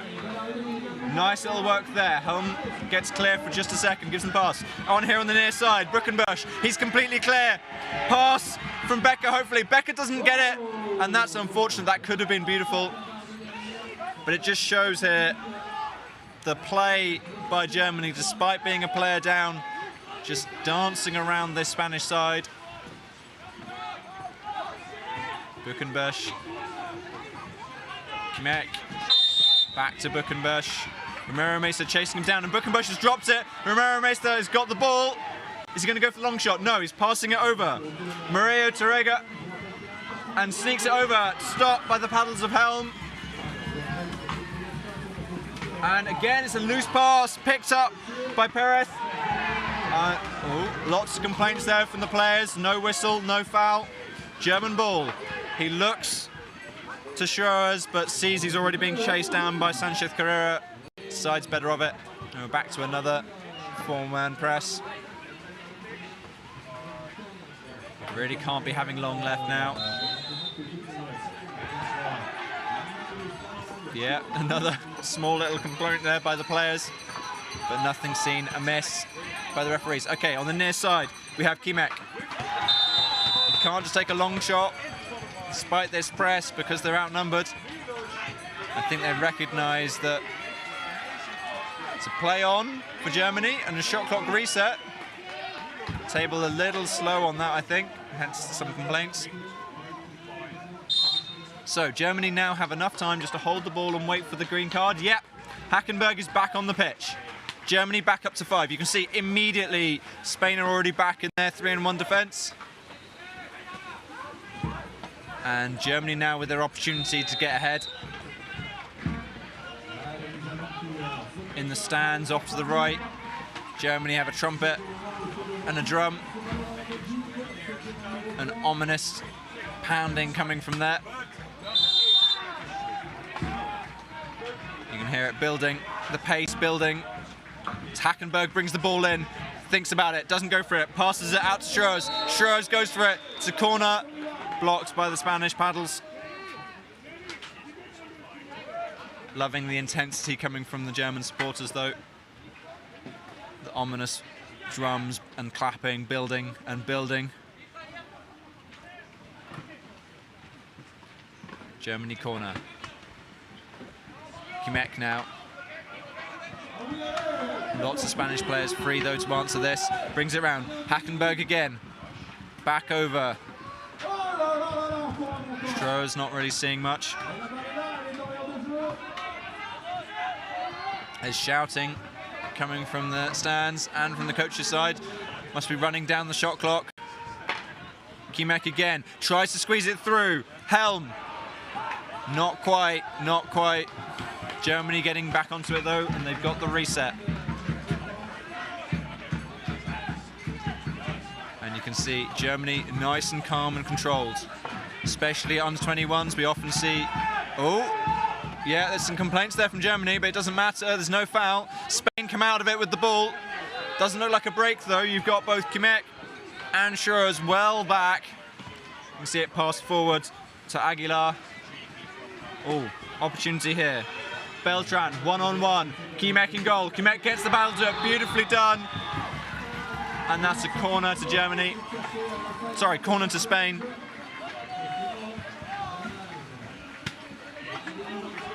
And now it's Spain's chance to try and get ahead. Aguilar now. They've got Guinot in that zone underneath the goal. Getting the ball to him though is going to be hard. So many paddles and bodies in the way to stop that. Aguilar makes a short run, blocked immediately by Buckenberg. Just backing it forward. Point man Beltran here. Not seeing much. Romero Mesa again. Hackenberg answering immediately as he comes in. You can see it's just repeating. Aguilar in. Buckenberg is on him. Romero Mesa in. Hackenberg's on him. Tries to pass across to Guinot. It misses. Picked up immediately by Buckenberg. Break opportunity here now. Maybe to Hackenberg on the left. No, they've gone for Buckenberg on the right. And across. Aim for the goal. And that's a May there with a beautiful shot past Beltran. The crowd are ecstatic.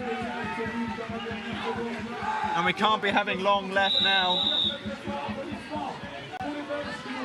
Spain will have to sort something out pretty sharpish. There's only 2 minutes left on the clock.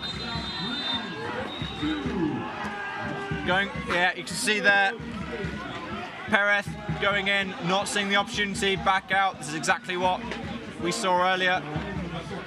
Every single time they're making these runs, Germany are answering and they're just not finding the gaps they need. Maybe Guinot on the left if they can squeeze a pass into him, but they've got to get past this wall of black, red and yellow.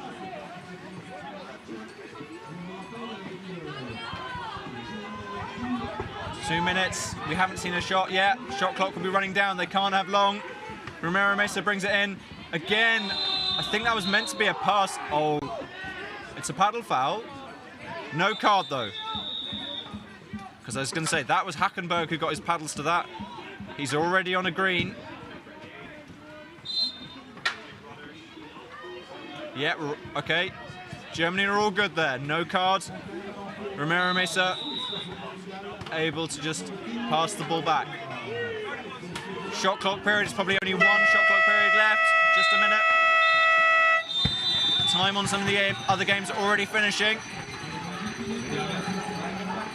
Aguilar there, trying to see a gap. Pass over, Romero Mesa, answered by Hackenberg. Goes, dummies the shot, passes it in. Picked up by the captain, Garcia. Holding foul for Spain, and they're going to get this really close to the goal. Timeout just to ensure that it goes properly. So, Garcia here. Yeah, you're not allowed that close. Has to be taken from where the foul was committed. Germany, and of course what you got here, right, is Romero Mesa trying to force himself a good spot. Germany having to keep him out while not disrupting the play. Aguilar there, fumbles the ball slightly, slowing him down. Unfortunately, he's lost his pace. Squeeze it through to Guinot. Guinot underneath the ball, back to Romero Mesa. Romero Mesa shoots, and it's blocked by Kayak. Germany very happy with that. They just need to hold on to the ball. Oh! That could have been close. Romero Mesa flicking the pass with his paddles. And so, German goal line throw. Pass to Hackenberg. 3 bodies nice and close. Smacked out of the hands of Hackenberg. Oh, we have another timeout. We have a green card. I think this will be for Omer Mesa. Yeah, number 7 for Spain. Green card. And with so little time left on the clock, Spain's hopes of getting this to a draw, I think, are dashed. He's not got off. He's not moving. Number 7, Romero Mesa, has not got off the pitch. Germany number 9, May, pointing this out to him, and he's now realised. We've got a long wait as he paddles the full length of the pitch back to his own substitution area. Germany, of course, can take this ball from anywhere along their goal line, so they're free to move up and down it until they find the ideal spot. And you can see here, so Spain are outnumbered. Germany have an available pass, but they haven't gone for that. They just know there's so little time left on the clock, they can just lob it. And there we go, end of the second half. Germany win 3-2. A fought battle there, but Germany just outdoing it. I think their defence here was key. Spain just unable to find any openings towards the end there. And then, despite Hackenberg being sent off for a full 2 minutes, Germany able just to keep possession and stop anything from happening. So, that's the first game of this second group stage. Immediately after this, we have another group stage game. So there are two middle groups that feed into the semi-finals and the 5th to 8th playoff. That was Group O. Next game will be Group P, and that will be Great Britain versus Poland again in the under-21 men's. You can see them carrying their boats around on the left-hand side.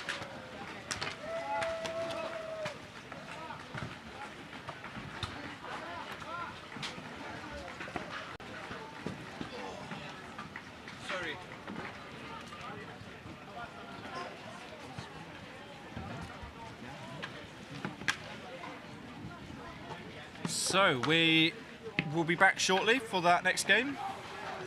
I recommend you take the opportune moment to grab yourself some refreshments. Maybe a tea, maybe a coffee, maybe a beer. I don't know whether it's late enough for you, or unless you're one of the people who's more than happy to have a beer early in the day. Definitely some people around here saying there's nothing wrong with that. Spain, Spain, Spain, Spain, captain. So, teams here on the pitch. Poland and Great Britain. Let's look up their scores.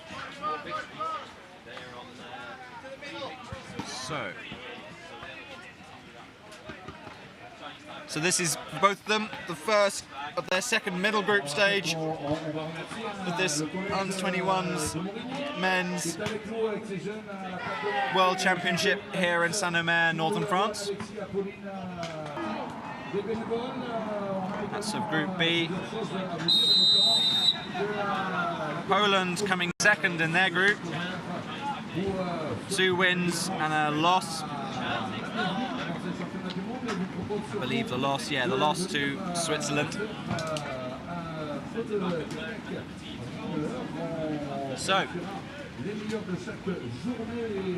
of course, the way the format works is it's just a round-robin group. They've got to squeeze themselves the best possible opportunity for the games going forward. It's pretty brutal. You've got, in this group at this point, you've got 6 teams, and only 2 of these go forward. 4 teams from the 16 group. The odds are not with you. Some teams might be feeling confident. They've got this in the bag. Some teams know that this is going to be an uphill battle all the way. Expectations for the 2 teams. Great Britain here, they want first. Nothing will do other than the first place. Poland here are aiming for top 5. They can cope. They'll accept if they don't get that semi-final place. But the way the group works is they will need to secure a 3rd place in the group stage. The way the format of the tournament works, top 2, as I said, go into the semi-final, and then there are 5th, 7th playoffs just based on your positioning in the groups. So for Poland now, every game here matters to secure themselves that 5th place playoff.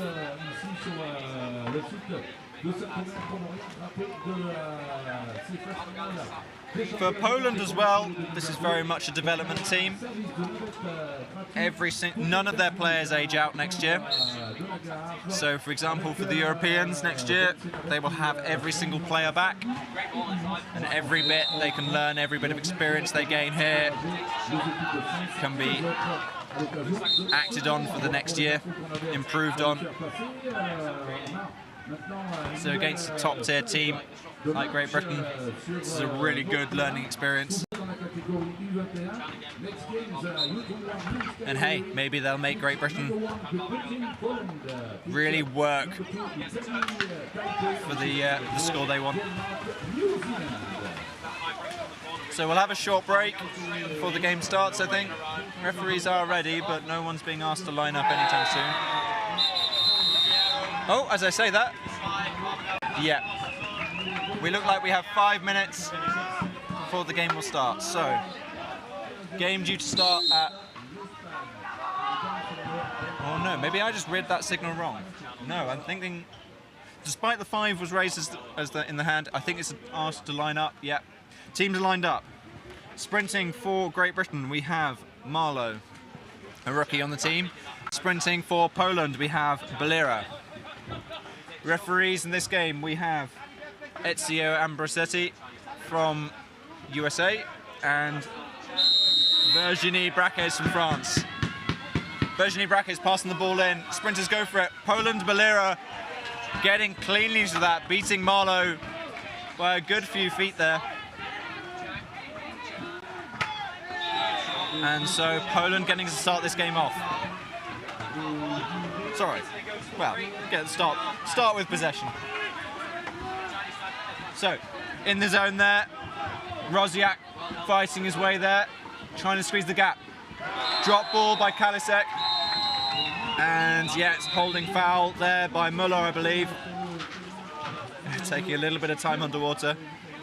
He still thinks it's his ball. Oh, that was not clever. Dropping the ball on the wrong side of him. Luckily, the referee is not choosing him to punish for him for that bit of cheeky behaviour. Ben, I think, but Muller here just needs to calm it down a bit.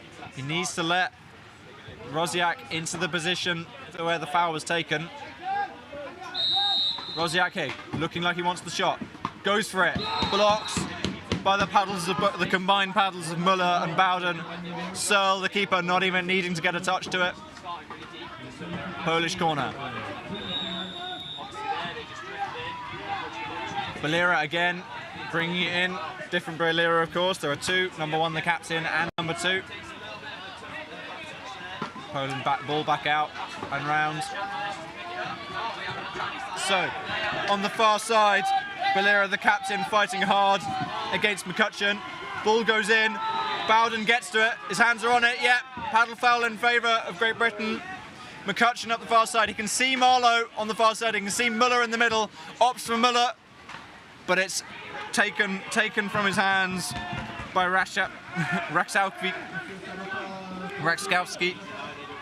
And Poland back up, 2v2. Belira and Belira. And that's a shot. Yeah, really solid work there. Belira passing it round the paddles of McConvey. And then the other Belira smashing it into the top left-hand corner. Not a huge amount McCutcheon can do about that, unfortunately. So, GB, 1 goal down. Poland, 1 goal up. Poland here can be pretty happy about that. They wouldn't necessarily be the favourites going to this, but they're showing that they're more than capable of coming away with a win here. Nice block there by Balira. Marlowe's pass out back, stopped. Manchak going for a run, shut down as McCutcheon and McConvey beat him back to it. And you can see here as on your screen, Bowden tries to just contest that ball, slow it down, stop the break from happening. So, in the zone, Balira and Rashuba trying to find a gap. Run in from the left by Manchak. Back out to Vardak. And so far, the Polish players not quite getting a gap. You see here, Balira being handed off from Boyle to Bowden. Run in here. Goes for the shot, blocked by the paddles of Muller. Manchak there. Still a fair way out before he got that shot off. Poland here managing to keep hold of the ball despite the pressure there. Both Rashuba and Balira managing to survive there. Lots of support there to their teammates. And again, you've got the same situation again. Ball comes in. Balira on the far side. Squeezing through, shot opportunity. Yeah, that's blocked. Just a nudge there from the paddles, I think, of Muller, maybe Bowden. And unfortunately, the ball has just gone off. They got a replacement one, so we'll be starting again shortly. So, again, Balira and Rashuba fighting for a gap. Currently fighting against Bowden and Boyle. Running in. Vardak can't see an opportunity, I don't think. He's trying to drive his way forwards. Little touch there by McConvey. Spins the ball back out. But unfortunately, there's no way Great Britain can get onto that. Poland now, can they see something? Vardak on another run. Maybe an opportunity there in the middle. You can see Vardak going for it. Runs in. Tries to squeeze through. Can he get it through? He gets it to Rashuba. And it's blocked. Oh, Muller's paddles were there. And just as I was saying earlier, I think Muller, has been punished. You can see him getting off. Yeah, that's a green card for number 6, Muller. Which means Poland with a penalty. Balira taking the shot. Searle in goal to defend. See what Balira can do here. Give his team a comfortable 2-goal lead. A nice cushion. Soli's ready. Ball's in the air. Dummy, dummy, dummy, and go for it. Beautiful. Just sneaking it past the paddles of Searle there. Poland now 2 goals in the lead.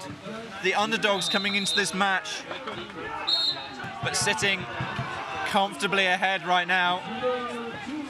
Almost a quarter of the way through the game.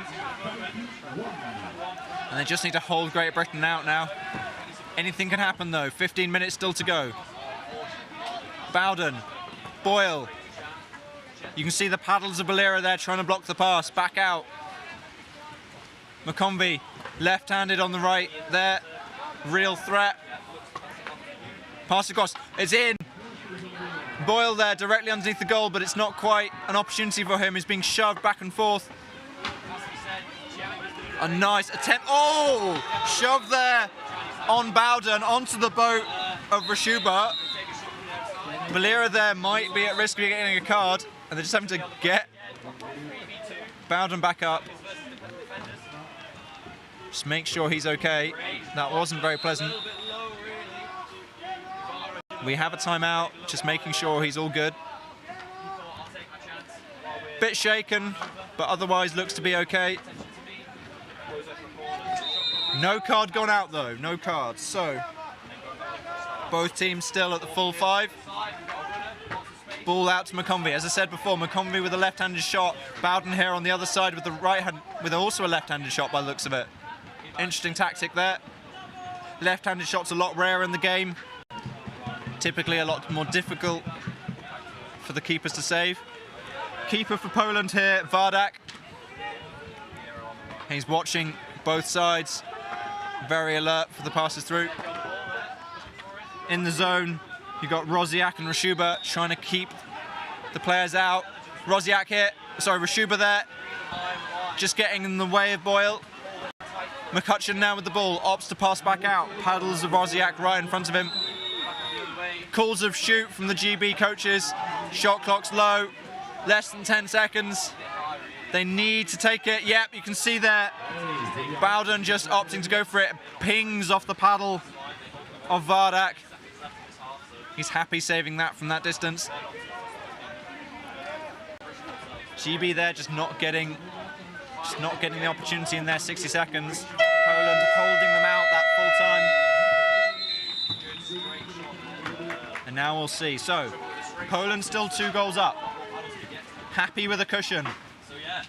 But it's a group stage, so they get a draw later on. Every goal they get here matters. There is no reason to calm down, no reason to relax. Pass in, and almost stopped by McConvey, but gets it past. Manchak there, squeezing the ball through, but it's not, doesn't quite reach Rosiak. Noble there as he picks up the ball, I think took it off, unfortunately. So GB, despite getting possession on the ball, lose it immediately. Poland here, of course, the longer they hold the ball, the less opportunity GB have to score. That's perfect for them.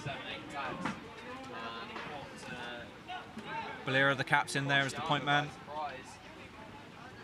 Wants to see if he can get this opportunity. There's no current GB defence on the near side. You can see he goes for it, and Noble notices the same, goes around to answer. And again, another run in from the other side. Valera. Play on in favour of Poland. Another 60 seconds. Another 60 seconds they can take off this clock. Don't be greedy, don't take the shot. Yeah, Manchak passes it back out to his captain, Valera. And this is exactly it, right? Under 21s, you might expect them to be a bit enthusiastic, maybe rush the play, maybe not run down the clock, but Poland doing an amazing go here. Valera's shot there, bouncing top to bottom bar. No contact from the paddles of the goalkeeper, Searle. That could have been beautiful. That could have put them into a 3-goal lead, but it didn't happen. Instead, GB with possession, McCutcheon on the near side. No real break though. All 5 Polish boats back. And so Boyle forcing his way in, getting himself into that zone, seeing if he can work himself a gap. McConvey on the far side, doesn't see the opportunity. McCutcheon comes in, Valera goes around to stop him. And then Searle, the keeper, straight down the middle. Still fairly far out despite the pace. And Valera there, fist pumping as he saves that shot. Sorry, not Valera. Vardak fist pumping as he saves that shot. So, GB corner, bringing it round. McCutcheon here with the ball. Again, you can see here, Rosiak just holding him out, stopping him from getting the ball into Boyle. Same opportunity again, so you can see this. McCutcheon comes in, Rosiak stops him, his body and his paddle both in between them and Boyle. Shot there, forced by the shot clock potentially, and it's deflected again. So, corner, less than a minute on the game clock. So GB just with one opportunity really to try and get this. And they're not going to want to wait. Well, they're going to want to wait till the end. The worst possible thing that happens now is they lose the ball and Poland get that last opportunity to put them another goal ahead before half-time. 25 seconds. McCutcheon looking for his options. Searle, the keeper, on the near side. Convey goes in. Valera instantly about to stop him. McCutcheon in. Manchak there to stop him. And there you go. Drop the ball. Picked up by Rosiak. Poland with it, but there's only 3 seconds and he can't quite throw far enough. And we get to the end of the first half. You can hear by the cheers, Poland are very happy being in this position right now. They did not necessarily expect to do so well. And they are buoyed up by their success so far in this first half. By comparison, you can just look at the body language of Great Britain. Shoulders bowed. They're not happy right now. and this halftime chat will be key to reset their expectations, reset their head game, and approach this second half with the enthusiasm and determination that it requires. Key things now. What will we see that changes for the second half? What will the coaches for GB, Lowthorpe and Newbury say to their team? Persuade them of what else they can be doing. For Poland, Kalinowski. Intense conversations. Silence from the players as they listen intently to their coaches. A lot of respect here as they listen to what they need to be doing going forward. So, this is the first games in this group. So in the structure of the tournament, we had the first group games of the under-21s in the last 2 days. We're now in a middle stage group.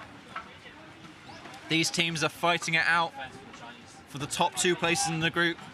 That will achieve them a semi-final place. Anything less than that, they're in 5th, 7th place playoffs. None of these teams want, well, GB, with their expectation of first, definitely don't want that. Poland, initially, when we asked them at the start of the tournament, said they'd be happy with 5th. But given their performance here, I think that's an underestimation. They should be going for that semi-final place.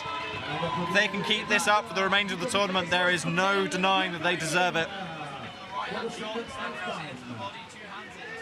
And so we are coming to the end of the half-time period.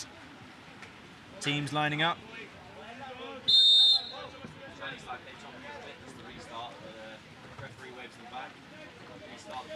Virginie Bracco is the referee for France on the near side. Ball in hand and ready. There's Zio Ambrosetti, referee from the USA on the far side. Just ensuring the teams are on the line.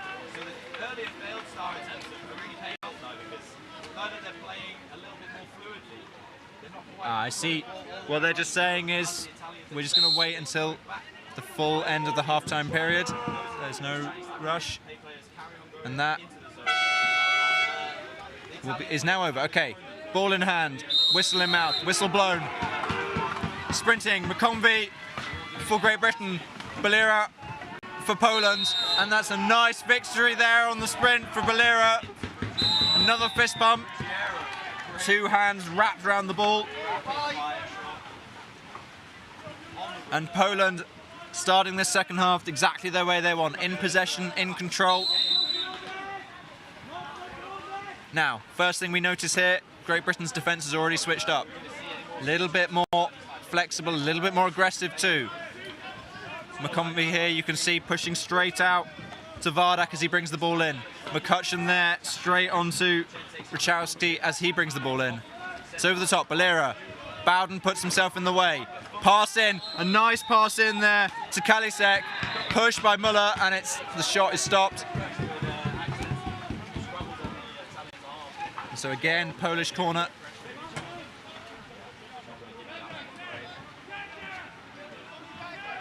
And you can see, just as I was saying, the aggression here on the defence. McCutcheon right in front of Balira as he tries to take this corner. And now McConvey chasing that ball down. Vardak gets it to it. Gets it to Rachowski. McConvey recognising that he might need to back off a little bit. Can't quite go too all out. Leaves them a bit too vulnerable. And again, they're just holding the zone out that little bit further. Kalisek in there with the ball, being driven out by the captain, Bowden. Balira now, he tries to squeeze it to Rachowski for the one-on-one, stopped by the paddles of Muller. And Poland just about holding on to the ball there. Shot clock running low, 20 seconds. They'll have one opportunity really here. You hear the shouts from the Polish goal line, their coaches and their substitutes. Well, looks like we had a play on there. I missed that myself, sorry. So Poland with a full 60 seconds. Loads of time. And call there from Balera. Asks for the ball, doesn't quite get his hands to it. Muller trying to contest. And yeah, so Muller tried to contest that with Rachowski. He seemed unhappy that Rachowski was on his deck, but realistically Muller, I think, put him there, and he tried to reach over his boat with the paddle. He rightfully got called up for the paddle foul, hence the Polish ball.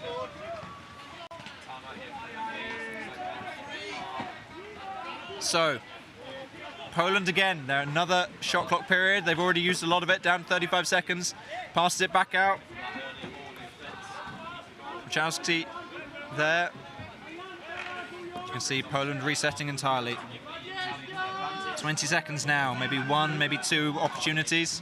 Balera squeezes it straight back out. Muller's paddles there again. Corner for Poland. Another 60-second period. Just over 6.5 minutes left. Poland are still 2 goals ahead, and they're still holding possession. They are in control of this game. They need to just keep this up, give themselves maybe a bit more of a cushion. As I said, it's still a group stage. Goal difference may matter later. They need to be pushing for every single goal they can get. They can't just sit on their laurels and be, look, we won against a team we weren't necessarily expecting to beat. They need to push. They need to dominate as hard as they possibly can to give themselves the best possible opportunity in the next 2 days. And now, again, another run. Great Britain, on the other hand, they need possession. They can't just block the shots every single time it's going off for a corner. They need to find an opportunity to get this ball off Poland. McConvey there taking both Rachowskiak and Manchak as they come in. Marlowe now chasing the ball down. You can see, exactly as I said, they need this possession. They need to punish these runs. Unfortunately now, 2 players on the left. Oh, and that's a shot off the bar. Yeah, must have been touched, I think, by the paddles of Searle. Corner again for Poland. And this is why this is a problem. They can't just sit here and wait for the shots to come. They have to push out. And this is why you can see now what's happening. They're pushing 4 players out. This, unfortunately, because they're keeping Searle in goal, means that they leave 1 person uncovered. And yeah, there you go, they recognise they can't keep that up. So the reason they could do that was, by the looks of it, Schubert had just been subbed for and he had to paddle the length of the pitch to get up. And they tried to push out while they had the short numbers advantage. Ball over the top. Manchak here. Maybe a little fumble. Boyle tries to use that advantage but doesn't quite get it. McCutcheon here having to block. McConvey as well. And the shot there by Balera bouncing off the paddles of McCutcheon. Poland here, 4.5 minutes. Can they squeeze out another goal? Pass it round, Balera working together as a pair. Beautiful shot there, clipped by the paddles of Searle, the keeper. And Poland again. If you're a GB supporter right now, though, your time is running out. 4 minutes left. Even just to secure a draw, they're going to need 2 goals in 2 minutes each. Shot there by Manchak, bouncing off the paddles of Boyle. And another Polish corner. And this is the problem. Poland are just sitting in the GB half, getting reset after reset after reset. And GB just aren't getting a hand on the ball. This is beautiful work by Poland. And yeah, slightly loose pass, but it doesn't matter. McConvey can't go get to it. You can see the frustration there as he tries to drive that boat in. Marlowe again trying to hit Balera. And you can see Poland recognizing that they're being put under pressure, so they bring all the players back. And this is the thing, they can afford to do so. They don't need the goals necessarily. Balera there, out nice and clear. And yeah, because they're keeping Searle in goal, they don't quite have the pressure. Shot there from Manchak, blocked by the paddles of Searle again. And keeping Searle in goal is working, they're stopping the goals, but at the same time they're not quite getting the pressure they need to get possession. Again, Marlowe and McConvey out, trying to get the ball, and Poland are just passing the ball around them. McConvey driving on. Manchak there passes over the top to Balira. Marlowe might see an opportunity, and Balira keeps it under control. And now you can see Bowden's taken a turn. There's calls now. Okay, Great Britain have opted to go for the full 5 press. They've got a player clear. And I can see the referee just counting up to 5 there, just in case they lost possession, but they didn't. Poland managing to keep hold of the ball despite this pressure.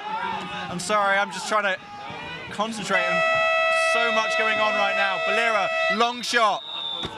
I think that was forced, yeah, forced by the shot clock there. So, GB with possession for the first time in a very long time. Poland getting some substitutes in. They're tired from the amount of work they've been doing. GB doing the same, a full 3-man substitution to get the fresh players on. 1 minute 30. At worst here, for GB just getting a 1 goal, A, will make them feel a lot better about this game, and B, again, we're in a group stage, goal difference will inevitably matter. You just have to look at some of the other divisions, some of the other groups and the other categories to see how close it can get. So, McCutcheon here with the ball, goes to the shot, in the back of the net. 1 minute and 5 seconds left on the clock. It's a timeout. Someone's being called over. Number 4 for Great Britain being called over. And number 8 for Poland. So this is Noble and Wachowski being called over. And I think it's just, yeah, it's just the jostling in the zone, just wrapping their paddles around each other. They're just being warned not to continue that behavior. So, 1 minute and 4 seconds. Poland's cushion has been eaten into. They need to hold onto the ball. You can see exactly what they recognise. They know they're going to be hit by the 5-man press. They know they just need to hold onto the ball. They just need to not give it to Great Britain. Or just get the... No, I was going to say, worried there for a second. Wachowski looked like he could get the clear shot, but instantly Boyle was on him. So, Poland here, what can they achieve? Balira looks to be clear for a second. Bowden on him instantly. I can see the referee every single time counting down the possession in their hand, just making sure that they don't hold it for more than 5. Poland here shoved into the corner. Again, same thing, shoved into the corner, bounce the ball back out to Kalisek. Kalisek holding onto it, keeping it secure. Passed out to Balira. Oh, they got the clear player maybe. So, Manchak clear for just a second on that far side. And they're getting driven off the pitch here. It's very close. That's almost off. They're just holding on to it. And yeah. And that's time. Poland doing incredibly well there in that last minute to withstand that pressure. You can see at the end they're just holding on to the ball, knowing that all they need to do is just last out the time. And even if it was a sideline, time does not get stopped for that. Poland, 2-1 victory against a team that had far higher expectations than themselves coming into this tournament. And as I said, maybe Poland should reconsider. Maybe 5th is not high enough for them. Maybe they should be looking for that semi-final place. Great Britain, on the other hand, this is by no means the end. It's a group stage. It's not a knockout. But their fight to get the first place they are aiming for in this tournament is going to be that much harder. They can't get away with conceding elsewhere now. Those tough games against the really strong teams in this group, the likes of Italy, Denmark, they're going to be really tough to get through. So, end of this game. Next game on this pitch will be Argentina versus Czech Republic, also in the under-21 men's. This is a playoff game, and that will be starting, again, I think we're running a little bit delayed on this pitch, So yeah, it was due. Yeah, it was due to start 2 minutes ago. So I think, given everyone will have to set up, you're probably going to be waiting until at least 35 minutes past. So at least 3 minutes. And I'll hand over to my colleague, Curly Barker.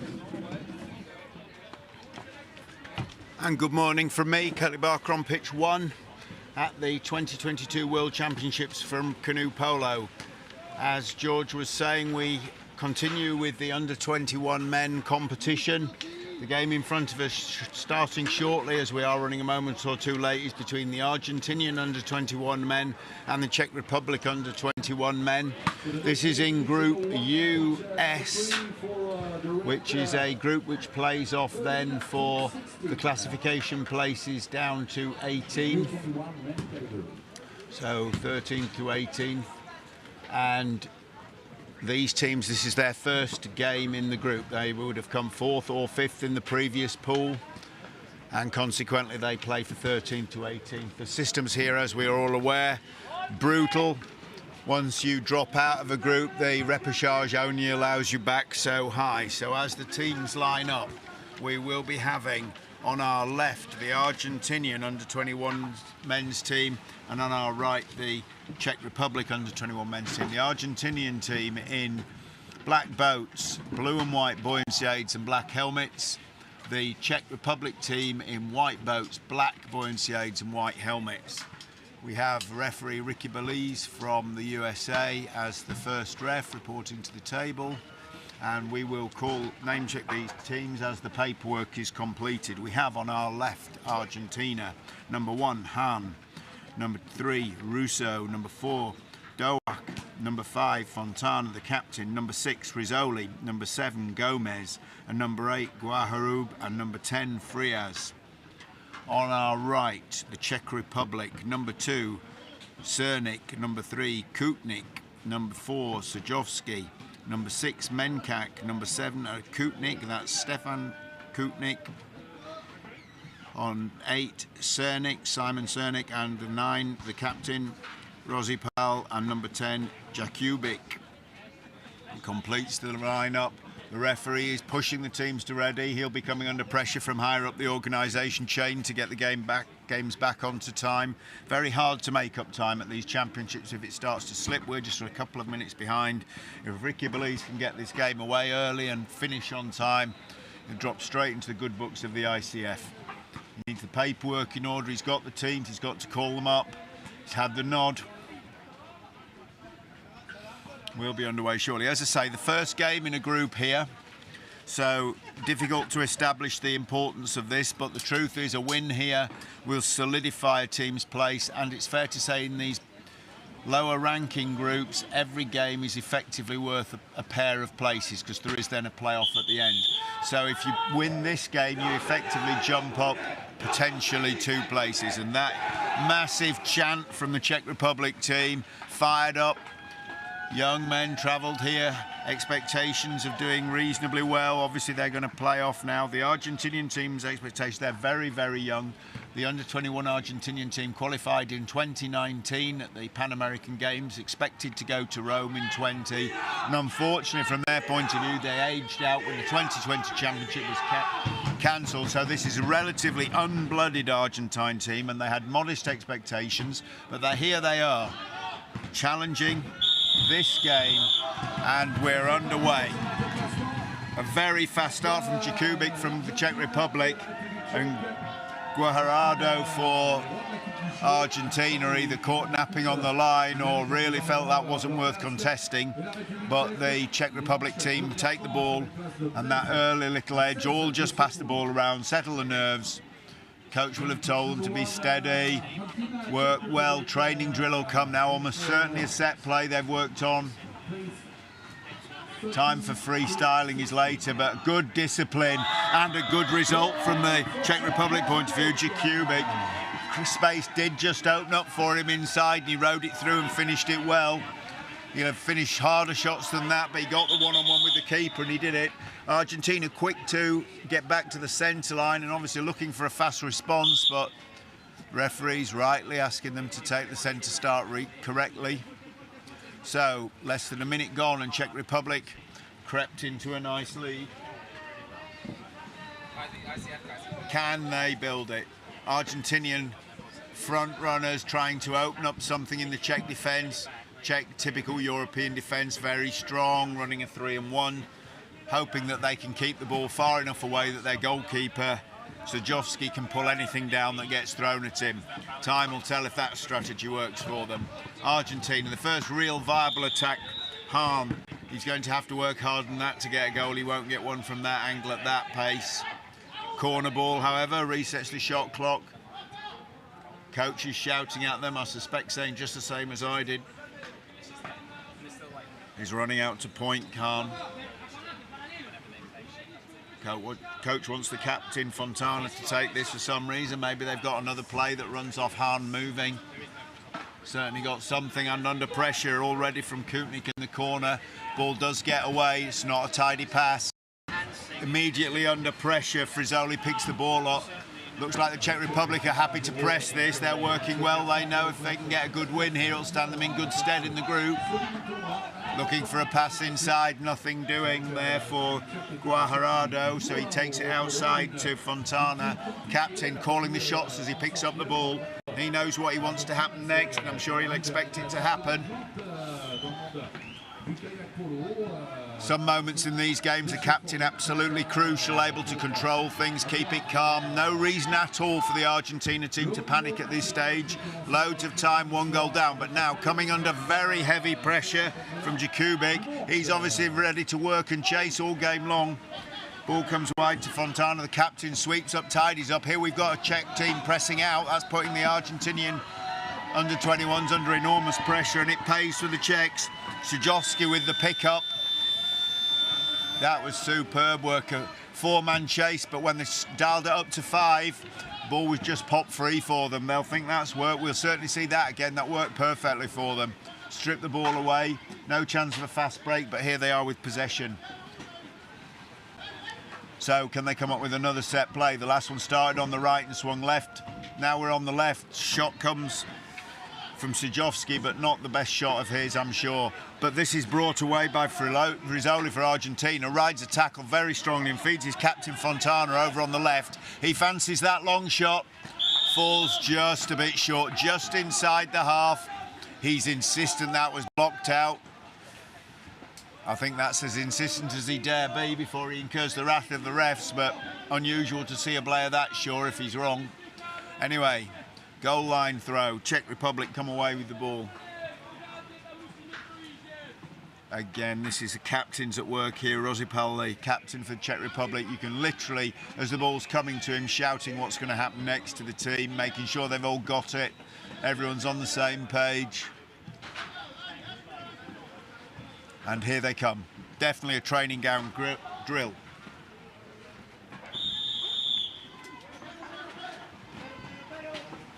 Illegal tackle on the goalkeeper. That's unlucky as far as the Czech Republic are concerned, and Argentina. Oh, can't see.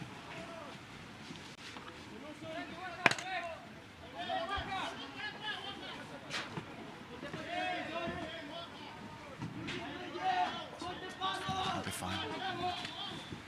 Here we are. Argentina swing forwards again. This time it's through Hahn.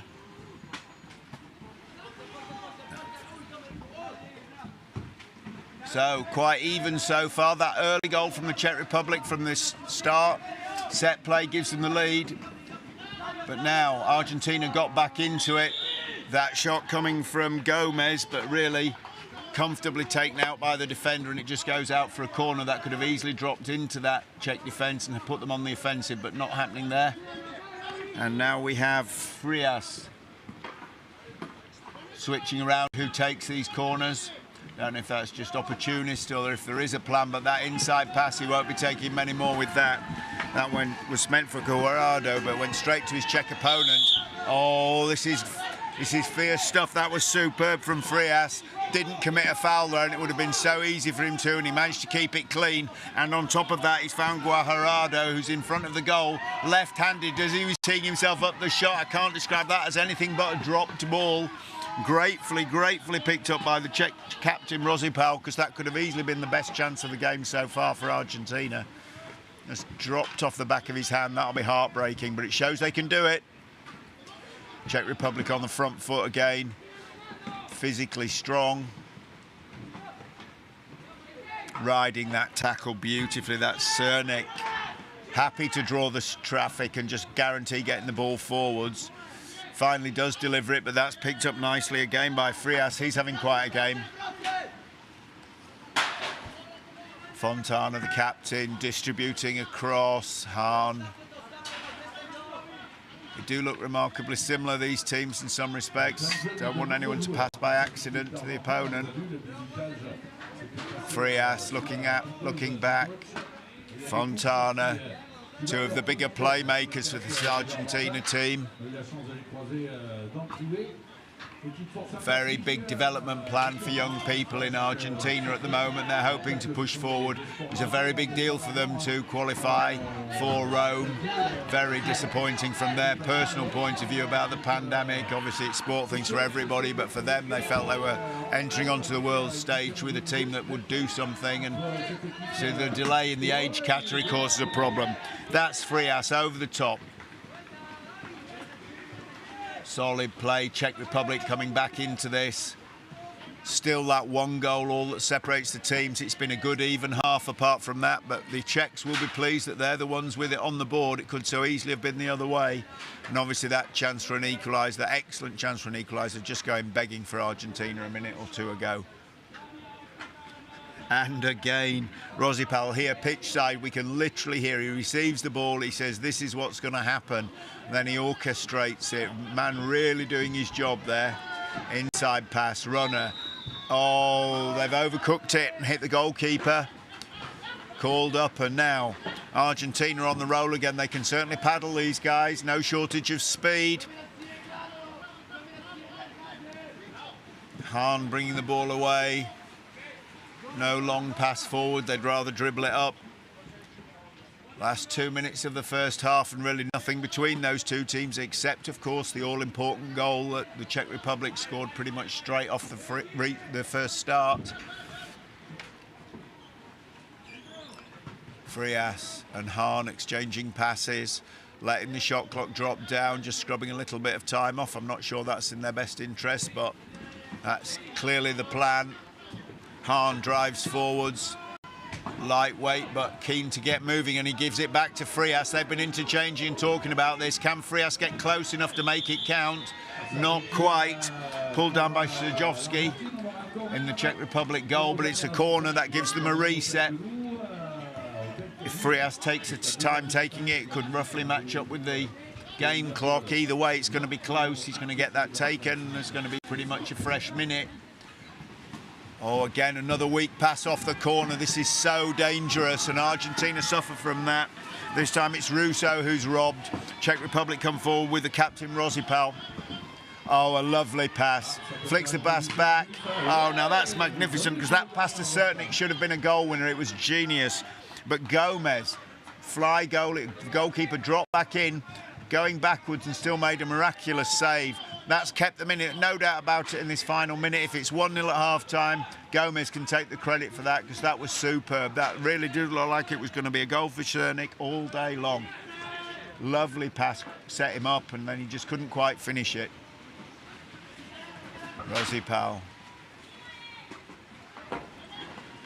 Sejovsky. Passing at will here, but passing and the really just a drop. Can't describe it as anything else from Cernik.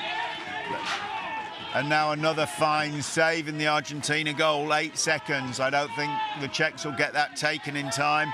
Could be wrong. Yes, ball's away. Have they time to get it in the air? No. Oh. Another 3 seconds on the clock, and I think Gomez would have had a goal. He certainly thinks so. He'll be telling that story in the bars of Buenos Aires when he gets home. If only that had dropped differently, he'd have been gone. Turns it, he's got a big smile on his face. You can't fault the man for that. He'll feel a little bit robbed, but to be fair, the one thing that's not really a variable in these games is the time. So, half-time. Great, closely contested half. We know we're down in Group US. However, beautifully contested by both teams, sporting, fair, very, very even. The difference, a goal scored in the very, very early seconds of the game by the Czech Republic, who lead by 1-0. We're looking at Argentina now. As I explained before, qualified for this event as of right in 2019, but obviously that had to carry over to 2022 when 2020 was cancelled. So we have number 1, Hahn, number 3, Rousseau, number 4, Dawach, number 5, the captain Fontana, who's had a great game, number 6, Frizzoli, 7, Gomez, Guajardo is 8, and Frias 10, been all over the pitch. A couple of corners there that I think he could work on. And we have the Czech Republic, our coach, shall we just have a look at the coach, Aldertes, obviously giving them a talking to about how even this is, and it really is all to play for, and he's not making that up. Certainly from what we've seen here, that's exactly fair. They can take this, but they have to take those chances. They've had a couple of chances, obviously one particularly excellent one that went begging. In a tight game at a World Championship, you can't let a chance go begging, I'm afraid. They need to be finished. They're the difference at the end of the day when you're playing a fairly even team. On the other hand, we have the Czech Republic team. 2, Cernik, Gabriel Cernik, number 3, Jakub Kutnik, 4, Sejovsky, 5, Menkak, number 7, Stefan Kutnik, number 8, Simon Cernik, number 9, the captain Rozipal, and Jakubik makes up the numbers with 10. Referee just checking where we're at in the clock status to bring this back. Very, very exciting game. I think probably both these teams will take a moment or two to line up, but they are entitled to their full 3 minutes. They appreciate it. No doubt about it. They'll be very, very happy to get a breather and a few words of encouragement. But Ricky Belize calls them back up.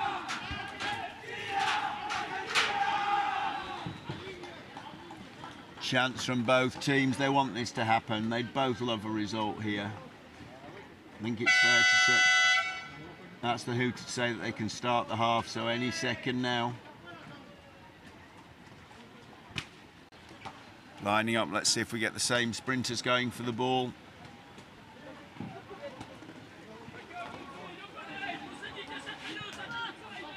Just sorting out the position. They know the ball will go slightly to the referee's side. They want to be ready.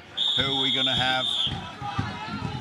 Jakubik for the Czech Republic takes on Fontana, the Argentine captain. They're good and early. He's done his job well twice, Jakubik. The start was so good for the first half, it led to the early goal. Can the Czech Republic replicate that in the second half? Argentina will be hoping not. Much tighter defence, not so much of an easy run-in. Oh, the ball scrabbling free. Oh, and that's his history of being Sejovsky. Rather than a run through the middle this time, slipped down the side. And the ball's in the net. 2-0 now. The Czech Republic lead. Again, whatever happens here, it's a mini league. Argentina don't want to allow the goal difference to rack up against them. They need to play with discipline.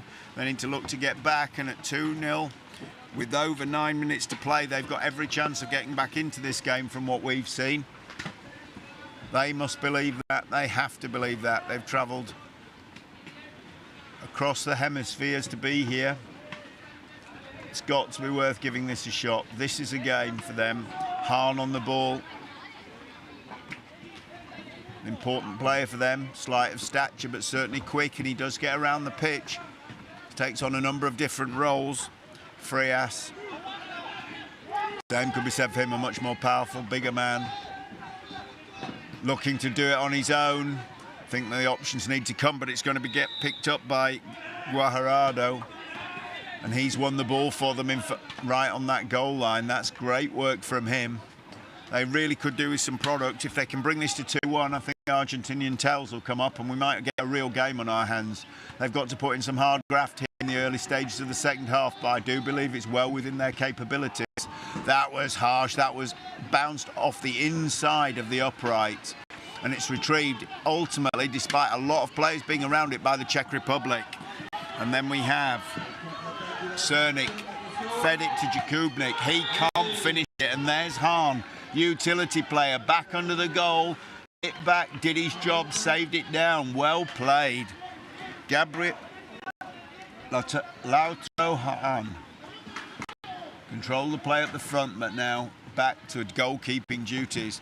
Another long, slightly adrift corner taken towards Coop, but not getting there, and he's got to recover it. That's fine when you're 2-0 up, but if it's close, that's difficult. Czechs cutting it around. You can see they're quite confident and strong, but again, in these categories, we've seen these leads eroded very, very fast. That's a great pick up there in turn from Frizzoli. He drops it to Hahn, who distributes. Same old names keep coming up. Frias sends it forward to Frizzoli, asking him to do a lot of work to hang on to that ball, but he does it, and then unfortunately the pressure means he gives a weak pass, and that's just snapped up by Kutnik. That just takes the pressure straight off. And again, feeds the captain Rosipal, who draws the foul. Just takes a moment out of this. Czech Republic in control, but certainly not running away with this game by any manner or means. Again, Cernik, traffic plays being called loud and clear for anyone who speaks Czech. Cernik. And that's a big shot from Rosipal, the captain, but comes back off the upright. Goal line throw.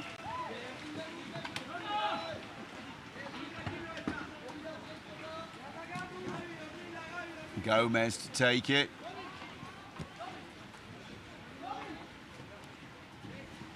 Argentina, 6 minutes on the clock. There certainly won't be any kind of panic just at the moment, but they really could do with getting something shortly if they're going to stay in this game. And as I say, if they can score a goal, I think it might change the whole dynamic from their point of view.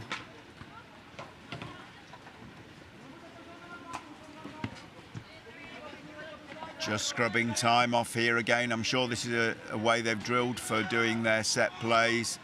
But at the moment, 2 down, I think they need to get a little bit of a hurry up, and that weak pass to Hahn's not going to help their cause. Did his best to bat it into what he thought was safe water, but Kutnik had other ideas and picked it up quite easily. Nice bit of anticipation from him. That's a huge pass forwards. Absolutely pristine. Oh, inside cut, very nice, and that extra pass is superb. That deserved the goal. The extra pass was clever, worthy of any level of play. That should have opened up, and Kutnik was wide open. But to be fair, Hahn made a great save there. That really could have easily been the 3rd goal for the Czech Republic. The extra little pass just created so much time, but not to be. Still, Czech Republic, front foot, threatening all the time. They want to keep it here, they're happy here, but then, as is so often the case with some of these under-21 games, a little slip and possession turns. Now in the hands of Doak. Hahn clears the water, but I'm not sure that's been read correctly. Oh, that's all day long, that's going to be picked up by Kutnik, just where it landed. Just a little bit hasty on the pass. Yes. Kayak tackle, just too much traffic coming down on Cernik. I don't think he'll really mind. 2 goals to the good and 4 minutes to go. Oh, and that's unlucky. That's a green card. Sending off for number 2. Sorry, forgive me, number 4, Dawach. Argentina go down to 4. That's for the illegal kayak tackle. That's going to hurt Argentina's chances, because obviously with 4 minutes 13 on the clock, they either concede another goal or they play with 4 for 2 minutes. Either option's not very palatable for them. But here we go. Czechs just want to get this done and dusted. I think they're happy to take another goal. Once again, a great shot from Kutnik, and once again a great save from Hahn. But this is going to take it out of the Argentina team. If they have to defend with 4 for any great length of time, really will make it hard for them to come back when they come back to 5, but they have to keep the scoreline in reach, and at the moment at 2-0 it is. Pass inside is for a finish, got to be so careful, and they were. Corner ball. Very, very careful Argentina blades. The coach will be pleased about that, especially under 21s coaches. Sometimes players can be a bit impetuous, but there was great discipline there. Enough to stop the goal, but not enough to give away a penalty. Great work. Still, obviously, the Czech wave keeps coming. Rosipal, the captain, can he craft the one that opens the door? They won't mind either way. They know that this is taking the gas out the tank of these Argentinian players. Well read by Kutnik. Takes the tackle, gets in, not in a great rush to score, so it's Sajovski. Now to the left-hander with a little bit of space down Mensak. And he's got his left arm free and no mercy. So Hahn, he's had a great game in goal. He's made a lot of important saves for them, but in the end, just too much traffic coming on. Just too much traffic coming on. Argentina back to 5. 3 goals down and 3 minutes. Well, I don't want to call it a mountain to climb just yet, but that hill's looking pretty big. Yes, right decision. I think they're just controlling the pace. Fontana, the captain, they have to see this as 1 goal at a time. Obviously it has to come quite quickly, but if they start mentally thinking they're chasing 3 goals, they'll have no chance. It needs to just be 1. If they get 1, then they can chip away at the second, but they have to do it in that fashion.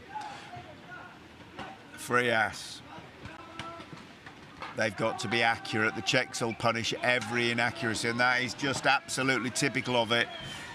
They come away with Rosipal, they're strong, they don't need another goal, but they'll take one if it comes. In a baby group, if they have a draw later, a good goal difference here will help them. This is a very short-sided group. Only 3 teams, so absolutely, if they get a good run up, it will stand them in good stead in the next game. If it isn't, of creeping up towards 13th place, and I'm sure either of these teams will be very happy with that at this stage.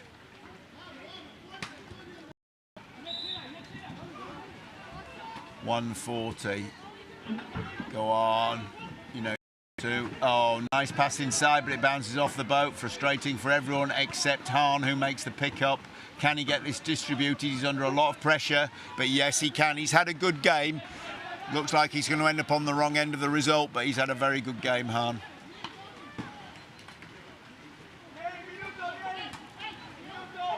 So, Hahn and Frias running back. 3 men forward now for Argentina, as you might expect. 1 minute on the clock. I think we can see 3 as too far for them now, but just 1 would leave them with something from the game.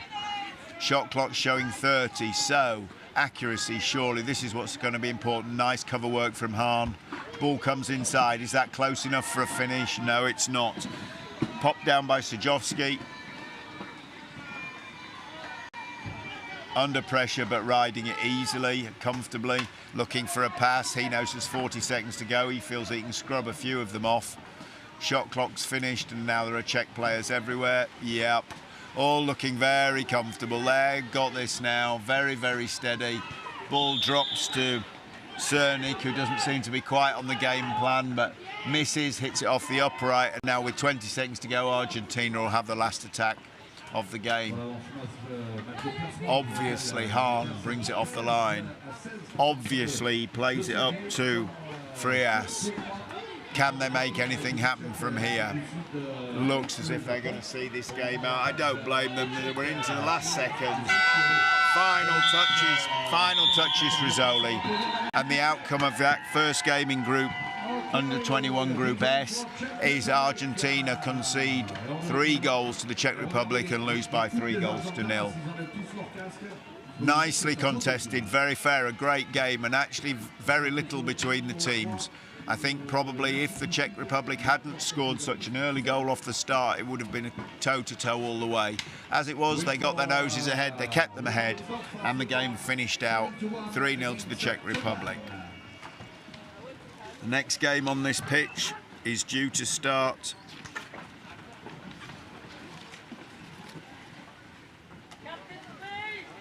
shortly, and we will be going straight to that. It is the women's game in Women's Group C with New Zealand women versus the Denmark women. These teams will just change over.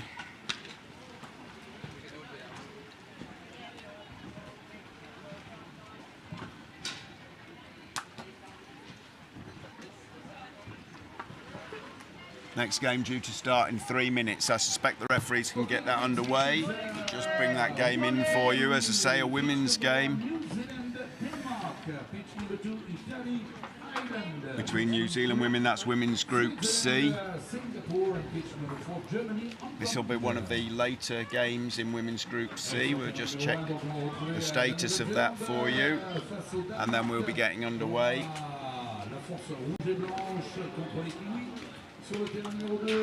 Women's Group C, New Zealand, Ireland, Italy and Denmark.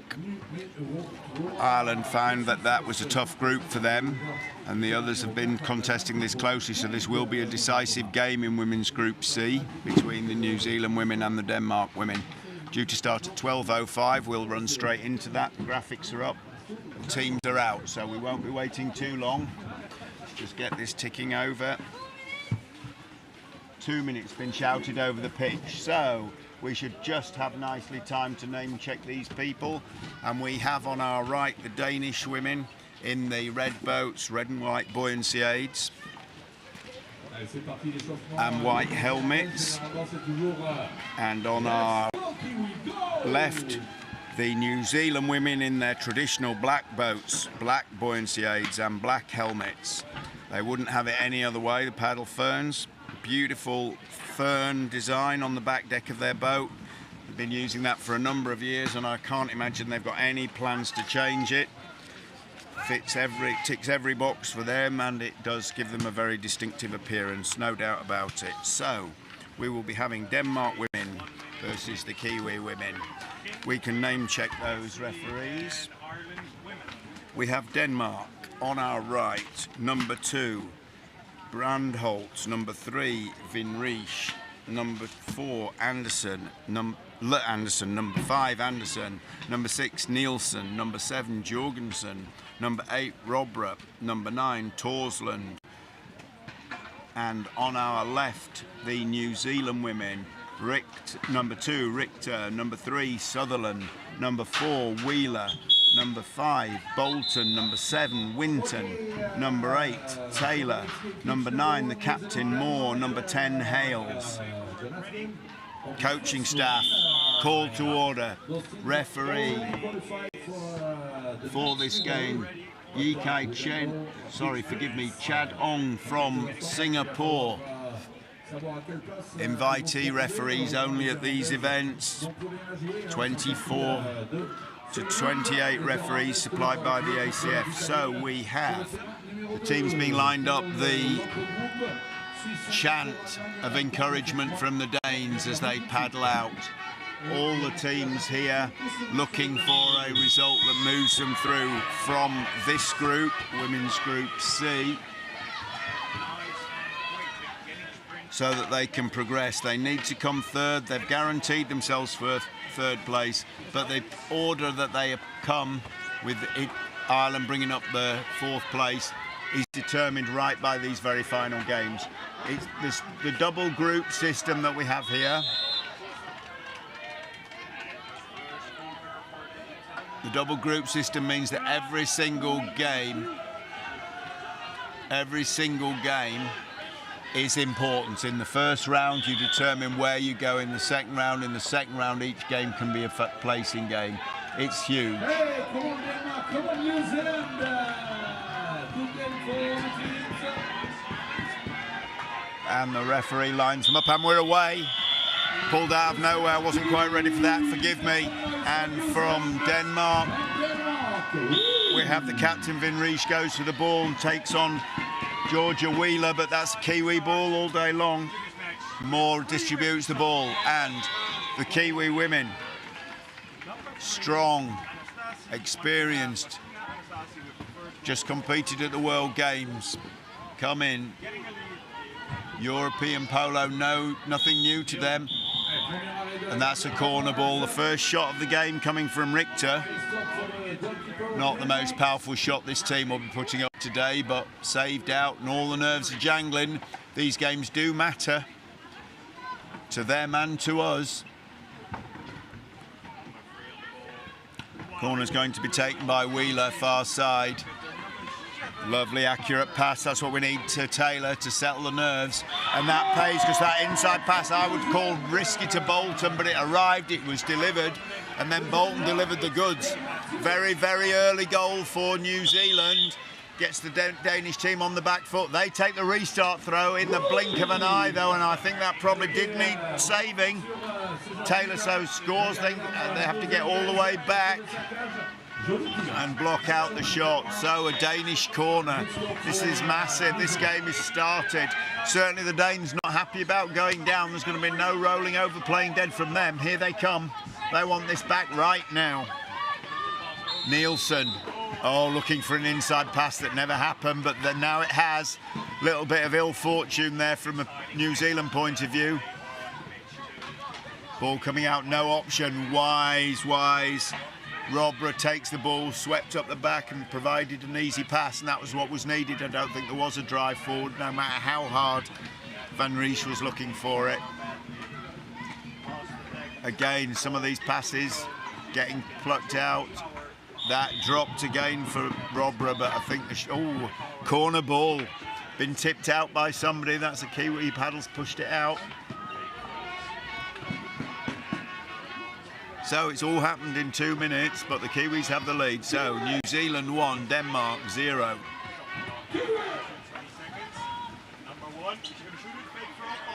Not the most accurate pass, but the ball still gets there and it comes back to Robra. She's obviously going to be a big player for this Danish team, playing in goal, and they're using her as a utility player, a distributor and a goal scorer. So for a goalkeeper, that's a lot of jobs to cover. At the moment, the captain, Van Ries, holding the ball.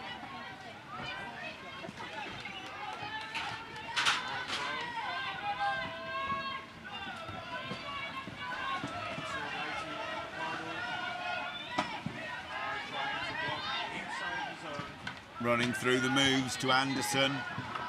She's trying to make some space for herself, but nothing doing. This New Zealand defence, world famous in the women's game, very strong. Their under-21s are proud to suggest that they're stronger still, and I wouldn't argue with them. But the New Zealand women famous for actually having these powerhouse defences that are prepared to just work for the entire game. Here we've got Sutherland coming upfield, getting play on call after play on call. Looks like she'd have liked something a bit more, but they've got the ball. It's open play. I hope they realise they do. Referee's not giving them a foul for anything. There's a play on. They've had a shot clock reset, and that's as good as it's getting. They've realised now, ringing in the changes, sorting out the plays. Sutherland drive, but that's a mistake. Now there's going to be a play on there because that was a bit of paddle contact. But Anderson would rather be breaking, and that is what she's doing as she got someone to distribute to. Oh, it was too obvious. Cut down and blocked. New Zealand ball. Anderson was just so desperate to get that ball into the middle, but it was the only pass available to her, and the New Zealand defender just picked it out of the air. Wheeler. Moore. All substitutions coming for the New Zealand team. Moore was just looking for a pass and it disappeared. No reason to panic there. But on comes Hales. What can she bring to this?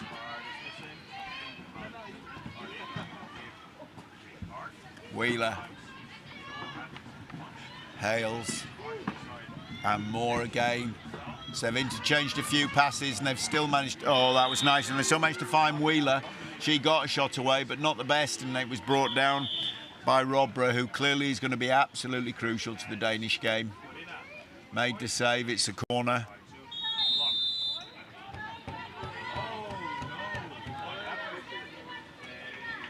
Referees have called a timeout. I can't see the referee from my seating position. I'm not too sure what it's about. Trying to see the referee on the other side. Literally from our commentary position, I can't see this referee now, so something is going on down to the right-hand corner. New Zealand still time out. Sorry, everybody. For Denmark. Ball's going back into the corner, I think, so Wheeler will get it back. There will be a corner taken.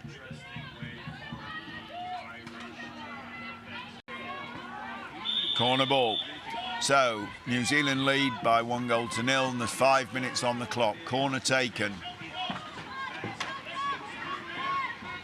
Who's going to take the shot that's inevitably going to come? Taylor. Bounces down and around. It's in Danish boats, and now it is, of course, in Robra's hands. Nielsen on the ball, under pressure. Can they get the boats moving here, Denmark? They're pinned on pretty much on their goal line, but finally Robra has managed to get a stroke in with the ball so she can clear it a bit. Pumps it up the field to Anderson. Can she hold it and spin? She's trying to, but she's made it vulnerable. She's given it away to Richter. Disappointing, could see what she was trying to do there, but Richter just read it and cut it away.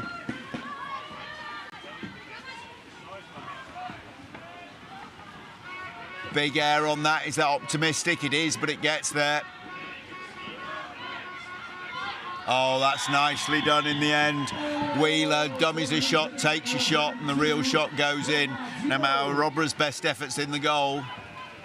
That was an optimistic long pass forward, but it landed, it was controlled, and it was delivered. Optimism well placed. Denmark now 2 goals down, 4 minutes played. They really have to steady their ship here. There's loads of time, as we've seen in all these games. We've seen a lot of games where teams can come from 2 down. They really don't want to let that slip anymore. 13.5 minutes left on the game. That is a long time. Plenty of time for this team to get back into it, but they mustn't start letting the floodgate open. The Kiwi team will come down and score on the break all day long if they get chance. Anderson. Got to pick her passes carefully. This one to Vinrish. Anderson. Little interplay between them.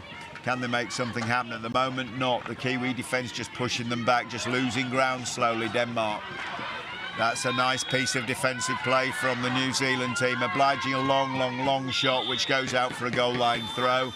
No need to get involved with that, says Taylor, and just lets it go over the line.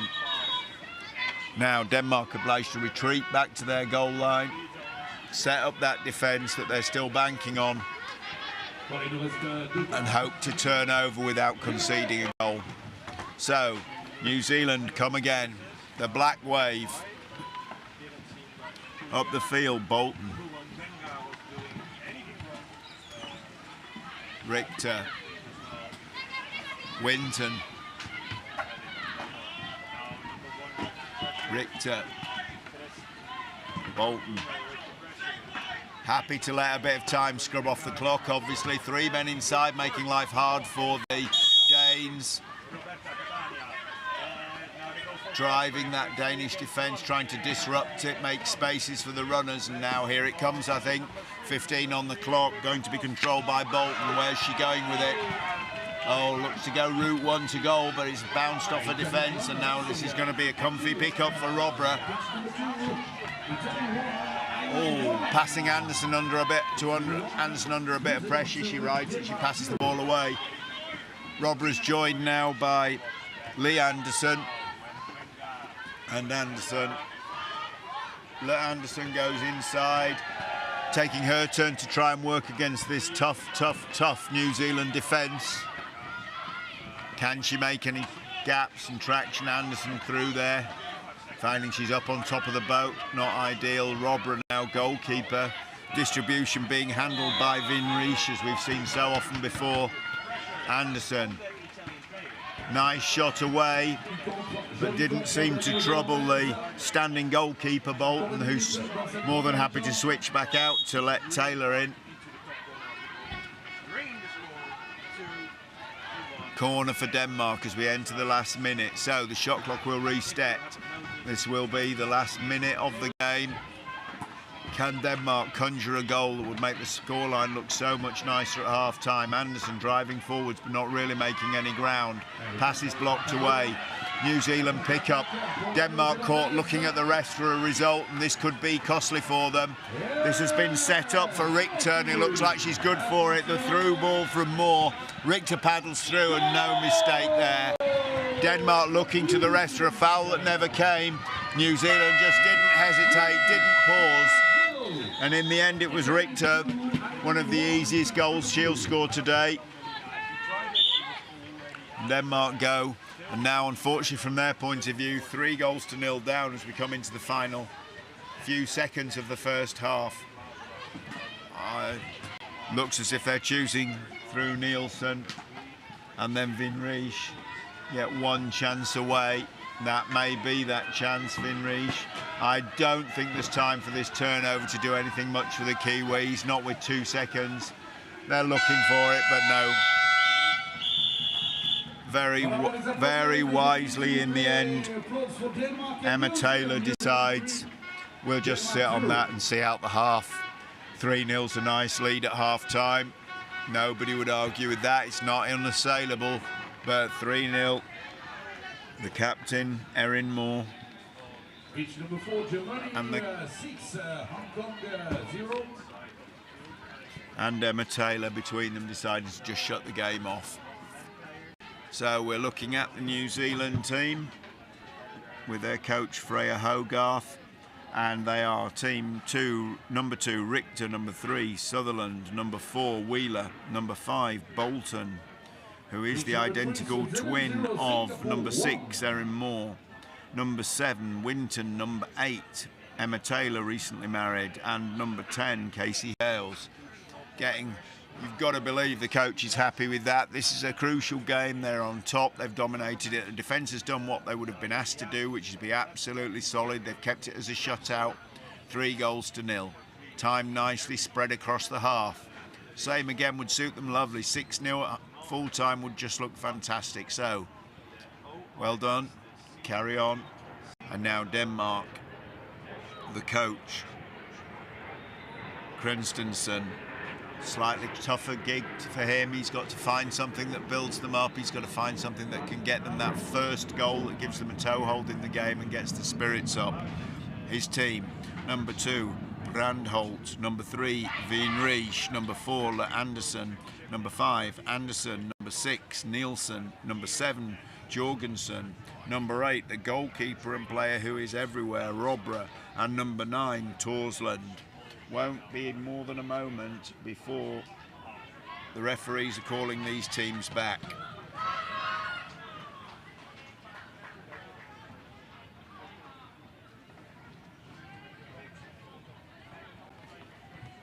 Teams lined up, the New Zealand team completely ready. Obviously they've had a good first half, keen to get on with the next one. Denmark being dragged back to it by Chadong. Reluctantly almost, it feels, they're getting into the lineup. Last few instructions, it could be absolutely crucial what's been said now.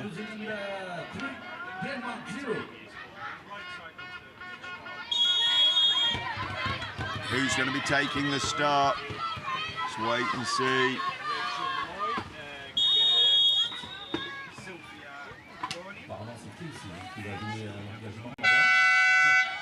Referee lines the teams up. It's going to be Moore, the captain for New Zealand, no doubt about that, and it's going to be Vinrish. So the 2 captains. No, tricked me. Hales comes from the corner to take on Vinrish, and Hales is happy to put a body on the line, commit to the ball, dive onto it. Make sure of that first possession for the New Zealand team. That's hard fought, but that's the first possession to New Zealand. Sure, that makes them a bit more comfortable. They know they can start to control the game clock, even now with 10 minutes to go. They've been good enough in the first half. I can't see any reason they're going to change that formula. Moore makes a pass that could have so easily been cut down, but in fact it's recovered then by Bolton. Thank you very much, I'm sure she says. Out to the point, Taylor. Sutherland. Just playing the ball around the outside. As I say, they're coming under time pressure. I don't know if they realise. Yes, they do. That's a snapshot with 5 seconds left on the shot clock. Don't look too worried given that they've got the 3-goal lead, but that was a bit wasteful. Denmark come away again, obviously, in the form of Robert, Anderson, and the Kiwi defence now in its classic line, but Denmark actually getting some traction there, moving things around. That's no mean feat. They'll be pleased that they can even do it, but they do need to exploit that gap while it's there because it's already been closed back down by the Kiwis.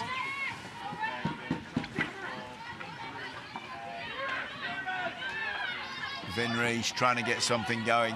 Out to Anderson, absolutely nothing happening in that defensive line, just being owned that little bit of the pitch by the New Zealand women. Oh, that's unlucky from a Kiwi point of view.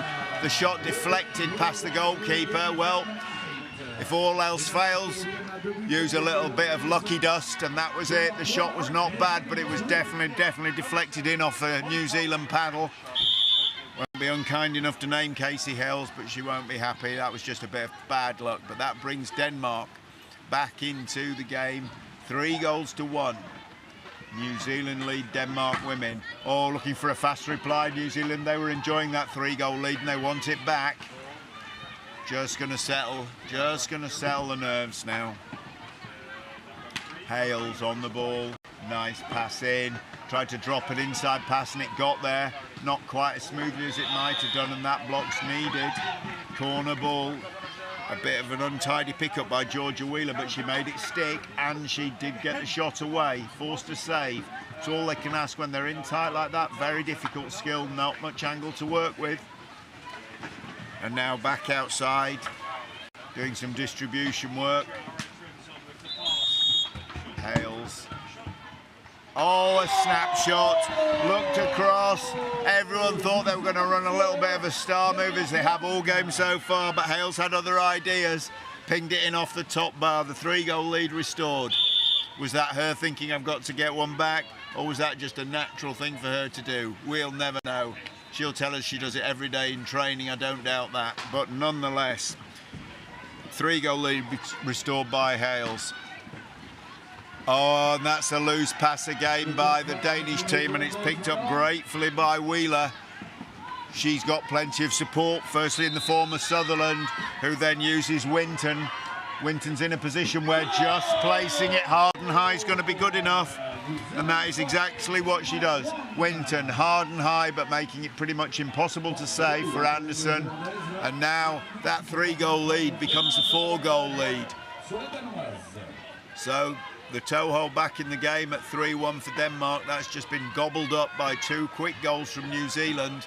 And again, now body language is saying from New Zealand, we've got this, we're strong, we're here. Their line is working hard and the Danes are making them work hard. This is phenomenal now. Denmark certainly haven't given up. They're trying to drive and clear space. It's a big ask here, but Nielsen putting in a big shift, but the ball's lost before she can get any product. And New Zealand comes streaming away through Wheeler, Moore. Out come, there are players back. Moore takes it back towards Wheeler. She takes the shot, and that's harsh. That is harsh on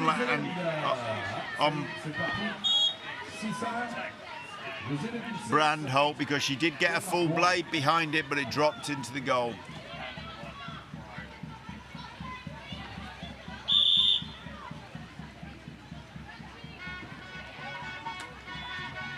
Denmark once more streaming into the New Zealand defence, trying to get something, but really absolutely solid again. It's been the story of this. Can they find an inside pass, looking for something, trying to draw a foul? That's off the side netting. Nothing doing there. Goal line throw given. Now we've got a press from the Danish. They're going to take the Kiwis on toe-to-toe. I think it's what they have to do. It's obviously a brave move. Kiwis not fazed by it, they'll just start moving. But can Denmark turn over possession at this end of the pitch? Yes, they can. Can they make it stick? Yes, they can. An interplay there, absolutely beautiful between Anderson and Vin Reich, I think.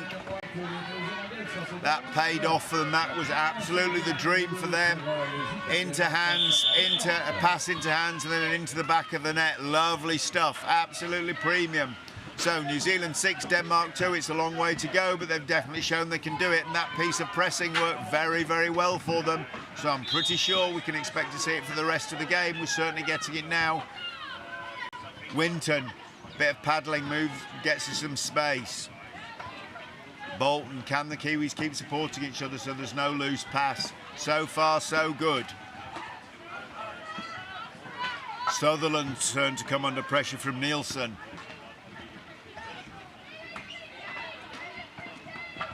She finds Hales, who has a pocket pick by Anderson. Nielsen and Anderson bring that ball away beautifully. New Zealand not looking to get to goal. Oh, they were. That's drawn as obstruction. In that case, the captain, Vin Reich, just making it a little bit too hard for the New Zealand goalkeeper to get back to a position. Been penalised for that. And we go back to this situation that we're going to expect for the next 4 minutes, where the Danes press the Danish women to try and turn over possession. Moore tries to release Wheeler, who's chased down by Vin Reich. Obliged to pass, but there is a bit of space now, and this time it's Richter in it. She misses, hits the bar. Recovered very, very nicely by Vin Reich. She's covered some ground in the last few minutes. Robra. Vin Reich, big ball forwards. Drops for Anderson, but she's under pressure. Manages to get a pass away, but it's tipped out by the New Zealand paddle for a corner. Certainly Denmark rolling the dice here. We can't fault their effort. And they've applied this very, very well. Ball goes out to the corner. 3 minutes on the clock. 4 goals the deficit. This is going to be difficult, but certainly the fire's in the belly of these Danish women.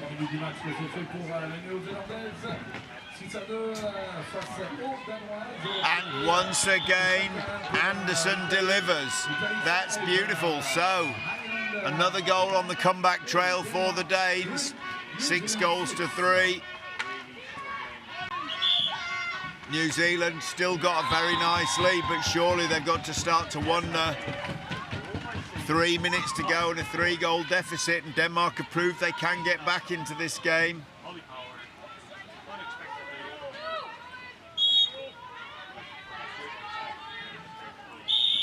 And the restart throw again, Denmark champion. They mustn't let a New Zealand player skip through the gaps, and they haven't so far.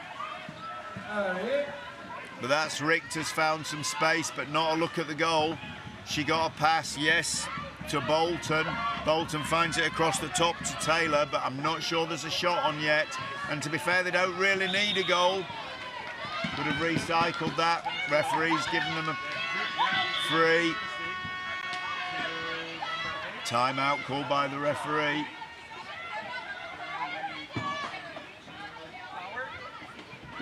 Asking if there's been a green card for a player previously. This is ominous.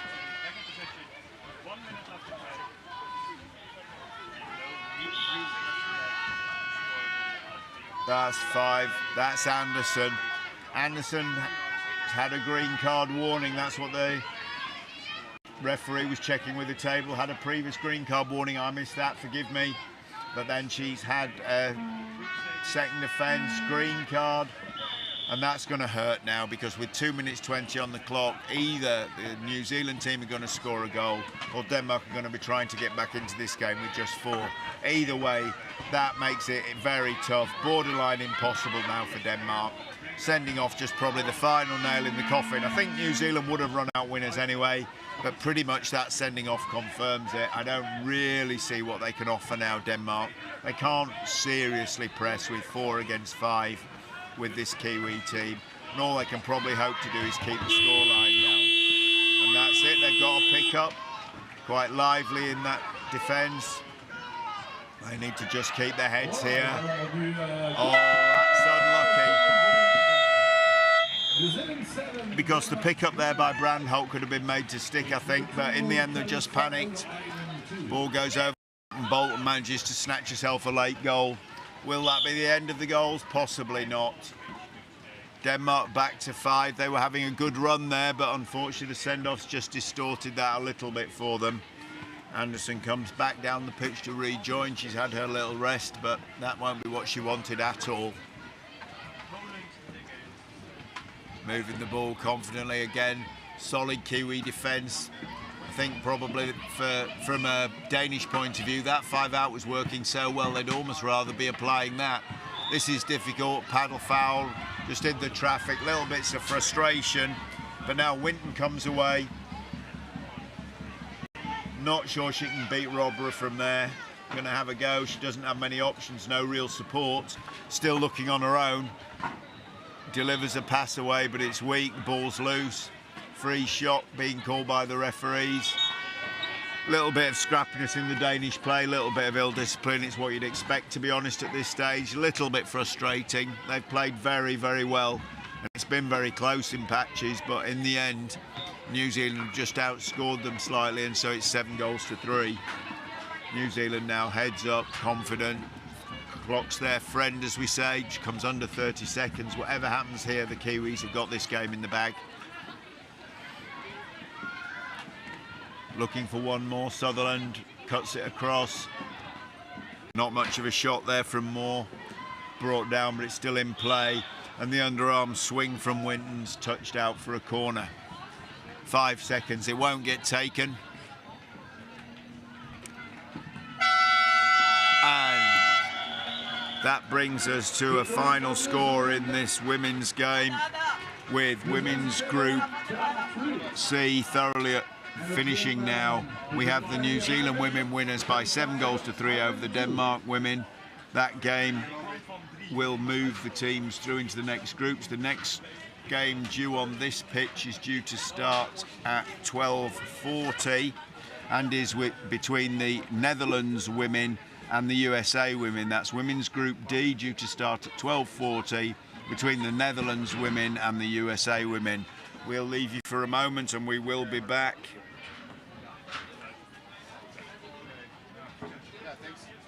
For that 12:40 game.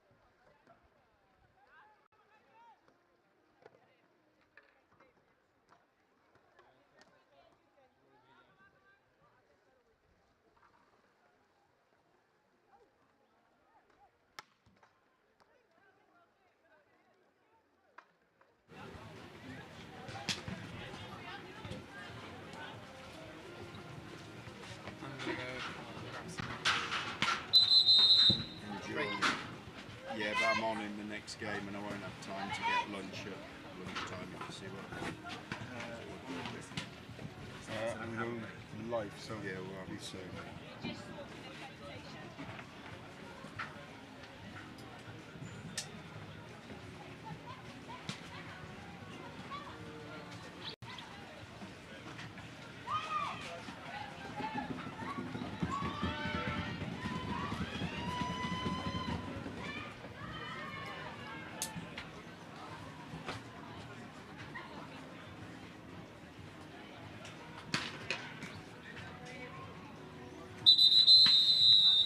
Hello and welcome to the World Championships Canoe-Polo here in Saint-Omer in France. Teams are already lining up. We're going to be watching the Netherlands against USA women.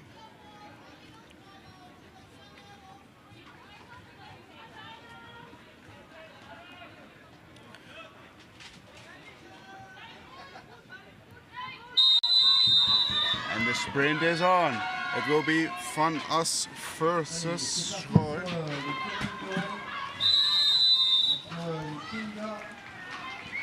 And a foul was made by Schoor. So the first ball possession is for the Netherlands.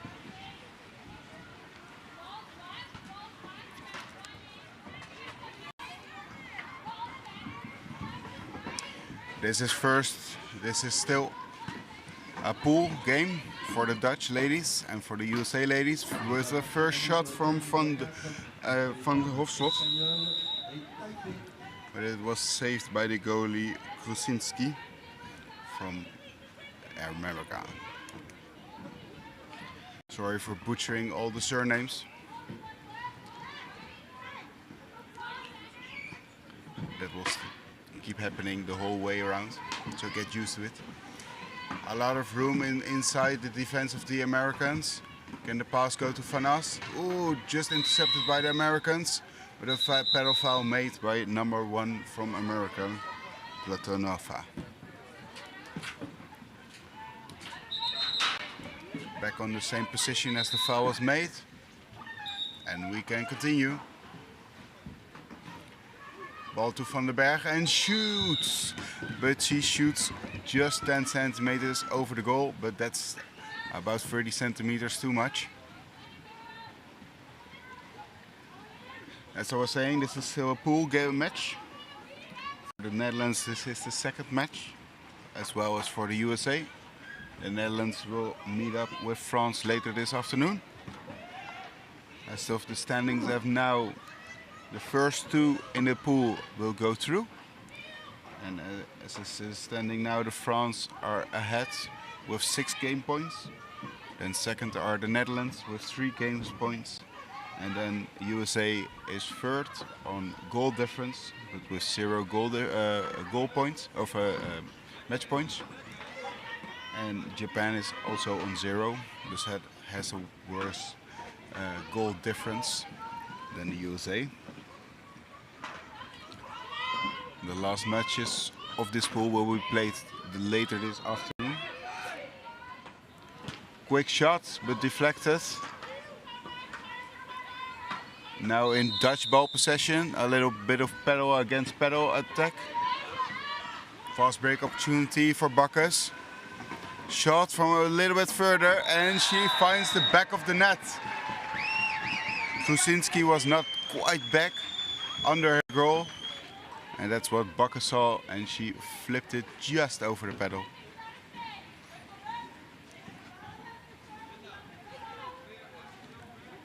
Number 1, Bacchus from the Netherlands, is also the captain. And Schoor, number 7 from the USA, is also the captain. You can see that by the band around their arm.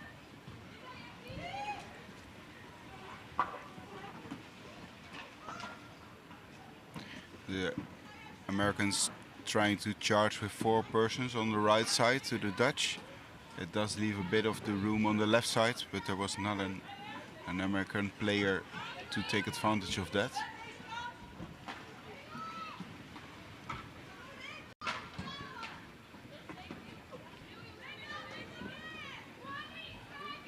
Number 4 from the Americans, McCarthy, is now inside the Dutch defense. Maybe she can get the ball or make some for team players. Ball can't quite reach it because it was quite well blocked off by Brink. They charge now, trying to pressure the American women in using up the shot clock, and that was effective. Now it's Dutch possession, a lot of room on the right side of the pitch. Shot to the middle. Oh, and beautifully stopped by Platonova. Timeout's been given by the ref. Green card to number 1 from America. For a foul she made earlier, but the action was still going, so the refs decided to play out the action first and then award card to ensure that we get as much pleasure from viewing this beautiful sport as possible. This means a power play for the Dutch ladies. So either they score a goal or Americans are with 4 for the 2 minutes. But as I was explaining that, the Dutchies scored the first goal. So the Americans are back with 5 players. Beautifully passed around, and then eventually Van As knew precisely what she wanted to do with that ball.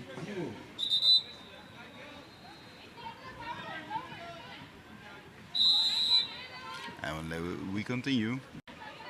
After every goal there is a short timeout to ensure that we get as much playing time as possible.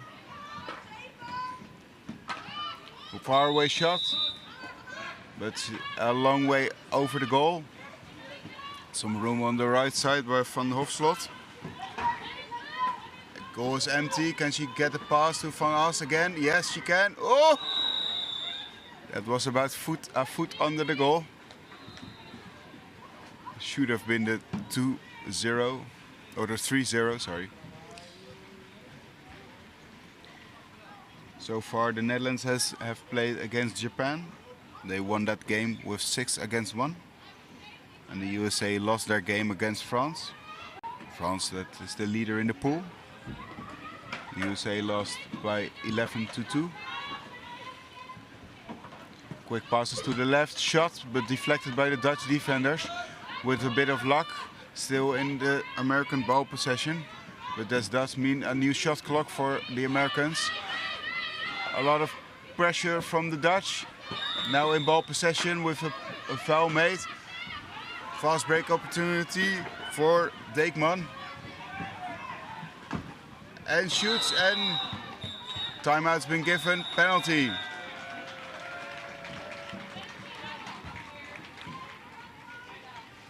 You are not allowed to use your paddle from behind on the opposite player. So if you can remember the situation just now, number 4 from the Netherlands was in front of the American 2 ladies, and they used their paddle forwards, so they were on the back of them. Now Schnorr got the green card for that.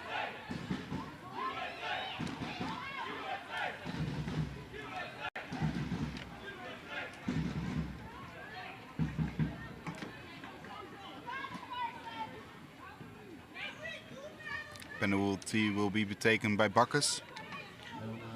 Bacchus versus Krusinski. Who will win this action?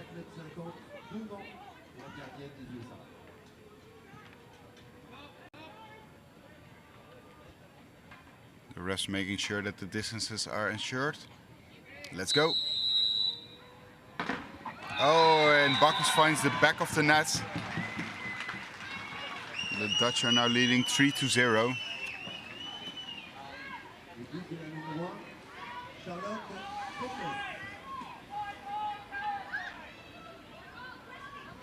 And this means the Americans are restored to their full potential with 5 players again, because the power play was cancelled by the goal.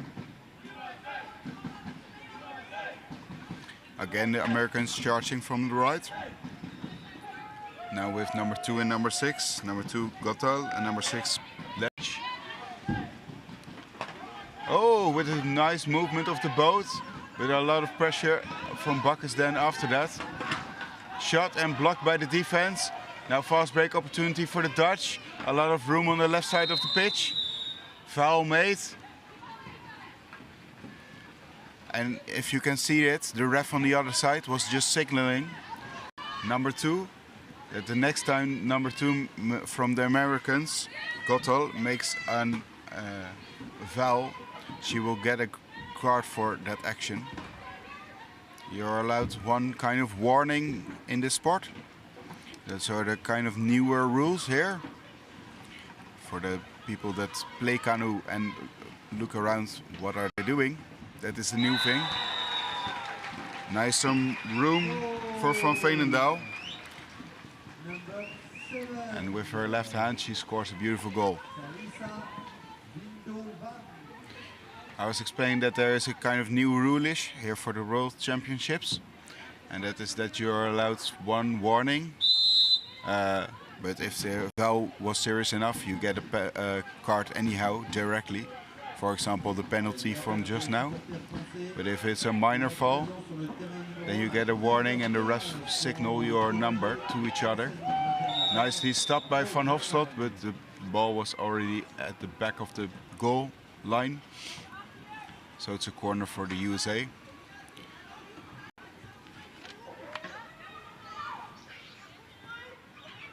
Again, number 2, Gotto, and number 6, Pledge in the defensive zone of the Dutch.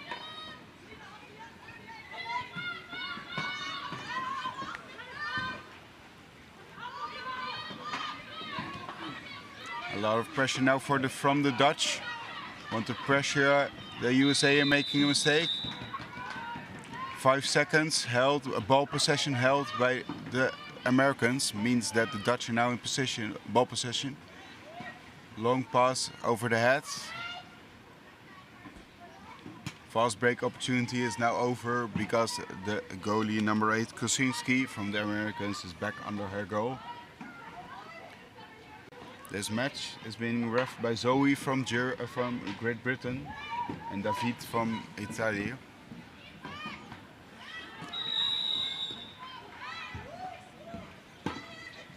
Another shot attempt, but beautifully stopped by the defenses of USA. Needs another corner. 60 seconds, new 60 seconds for the Dutch. 1.5 minutes left. Quick pass to the middle, back to Van Hofstad. Shoots and finds the top of the bar.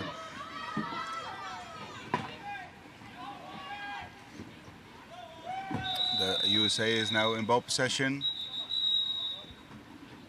Timeout has been given. I can't see the ref on the right side here. Number 10 got a green card for action. I don't know if this means that the Dutch will get possession. No, it doesn't. Trinina Pirak got the green card. The ref is signaling to wait for the other ref to return to her position. She's back now. A lot of pressure now from the Netherlands on the Americans, who are now with 4 players again for the 3rd time this match. The Dutch using a man-on-man defense or 5 out. In this situation, it's more of a 4 out situation. Pressuring the USA to making a mistake. Number 7, Sor, the captain, still in ball possession. Can she pass? Yeah, it was blocked, but a bit far over the boat, and that's not allowed. So Dijkstra made a little foul of that. A lot of pressure now. Can she push her outside of the field? Sor passes to Kurinski, who get a lot of pressure from Bacchus. But they keep on passing around. 40 seconds remaining. 35 seconds on the shot clock.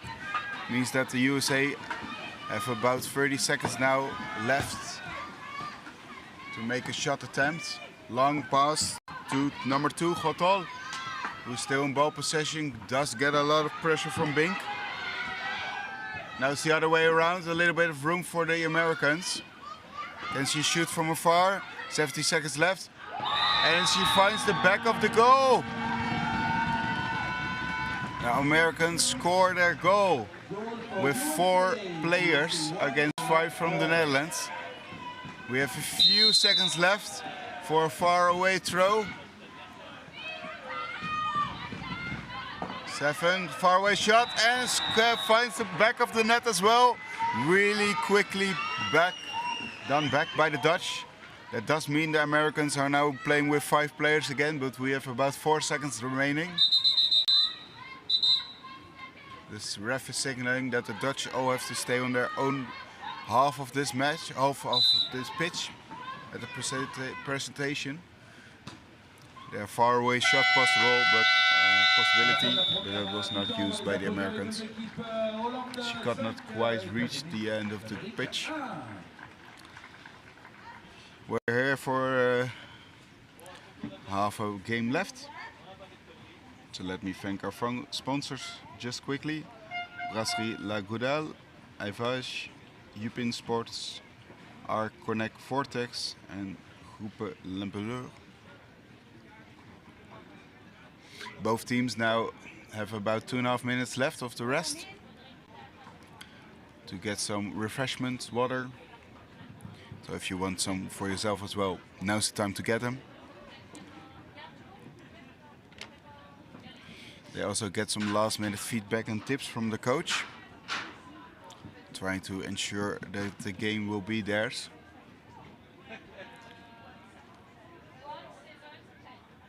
I guess from a viewing position you could say that the Dutch really have been putting a lot of pressure on the USA. So much so that they won the ball a few times from that. And the most goals from the Dutch were actually, well, it was kind of tight.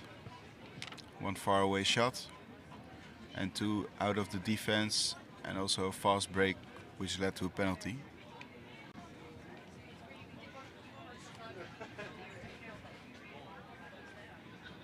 Sometimes you see that you get a lot of fast breaks against you, and you should really focus on your own offense. It's a lot safer.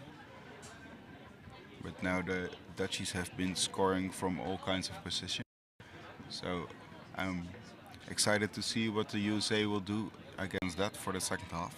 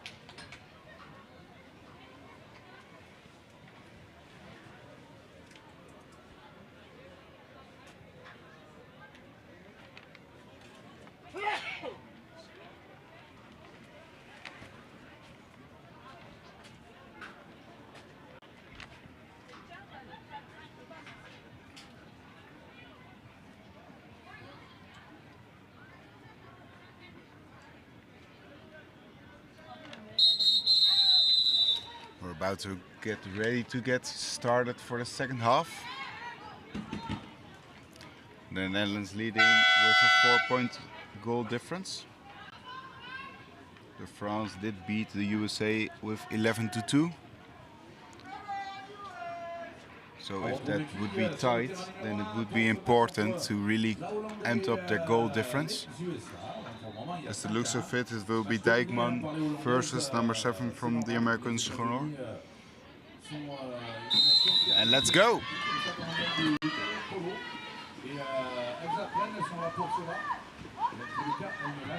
And Schnorr won that ball, but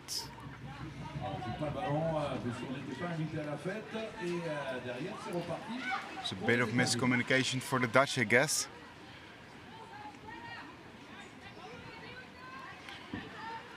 The Dutch now using a 1-3-1 defense. You can clearly see 8, 3 and 4 on the line, and a 1 from Bakkes is in front of their defense. Now number 2 and number 6, again Gotto and Pledge, are inside the defense of the Dutch. Timeout has been given.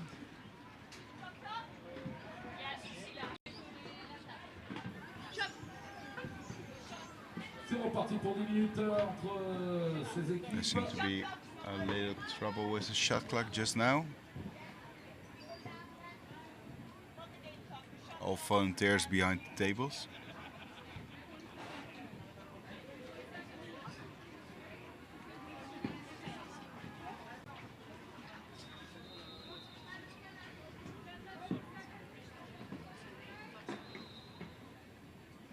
Just waiting for the correct seconds standing on the shot clock.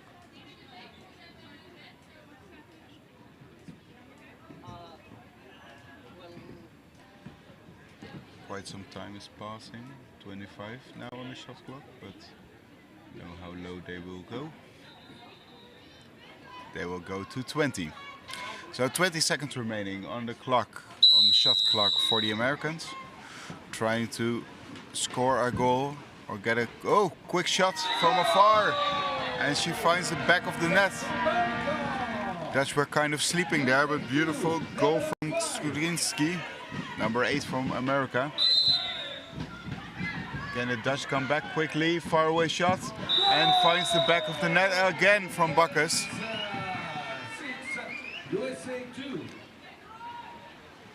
Feels like a really familiar situation just now. The Americans score from afar and the Dutch score a few seconds later also from afar. That was a bummer for the Americans. They finally got the Dutchies to sleep a bit with the timeout and the shot clock, but couldn't, and surprised them with it. But the Dutchies were quickly to retaliate. All the Americans now are inside this.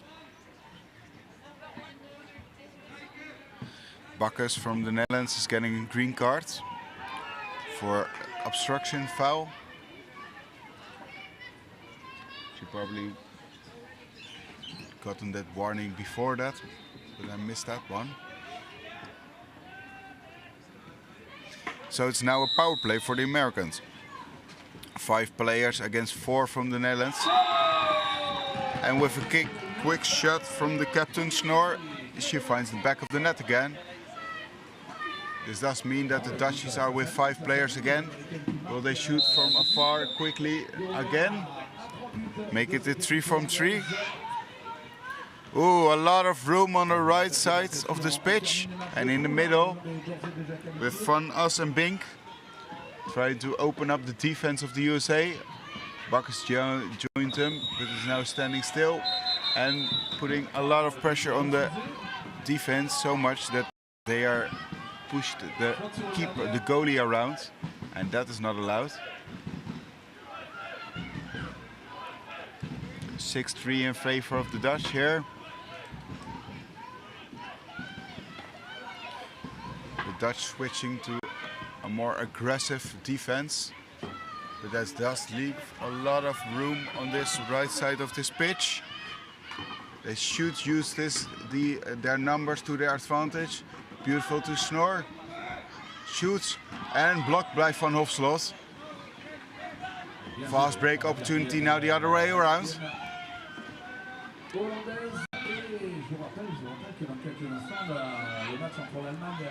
Bink on the left side here was semi-free, but chooses to go for a block now.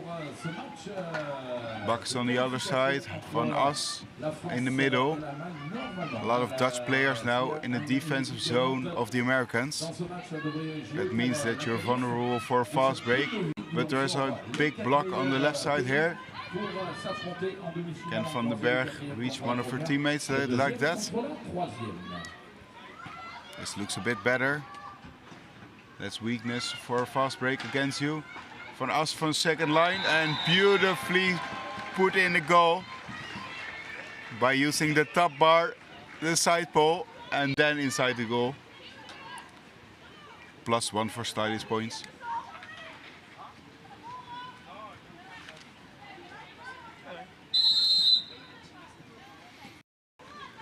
The Netherlands now leading 7-3. They really should focus on the far away second line shots from the Americans, because that's the only way how the Americans have scored so far.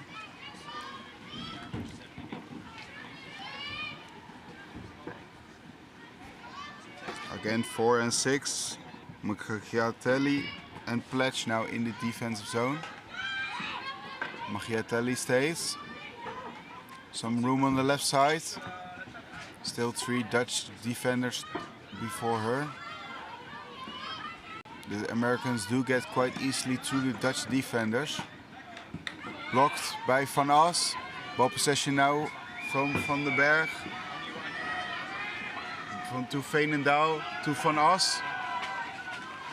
This should be a 100% goal. Ooh, coming a bit close for us. Using the bottom bar, but that does give you stylish points.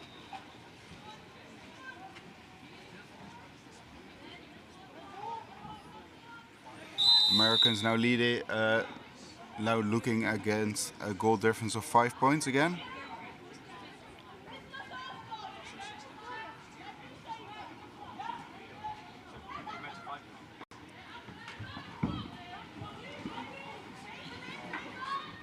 Ball's going through the middle, trying to push through the defenses. But a lot of Dutch substitutions behind the line, all cheering to push forward. That was effective. But now 6 and 9, Pledge and Lewis from the Americans are inside the defense of the Americans, for the Dutchies. But with a faulty pass van den Berg now as ball position, Dijkman is going forward, passes to Bakkes, 1 against 1. Bakkes just has to wait and oh, beautifully stopped by Krosinski. Bakkes did wait, but not long enough, because the goalie Krosinski was just floating away, and Dijkman shoots from a second line and finds the back of the net. From my viewing point, it looked like she was getting a little bit of help from an American player, as in the pedal that she hit halfway between made the direction of the ball go to a different corner.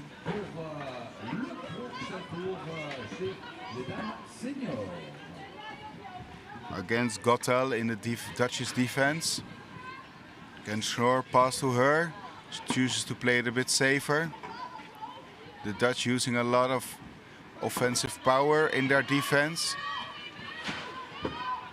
Now switching on a man-on defense. Can they get possession of the ball? Big push from Bakkes. But Schnorr stays floating well. It is actually perfectly allowed to be pushed. It should be a goal, this one. 3 against 2. Shot and deflected this time by Trina Pikak.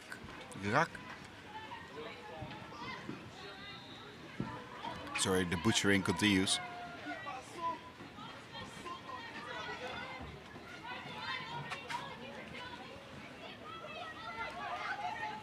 If this kind of score keeps up, then the Dutchy will stay second in the pool unless they win from France.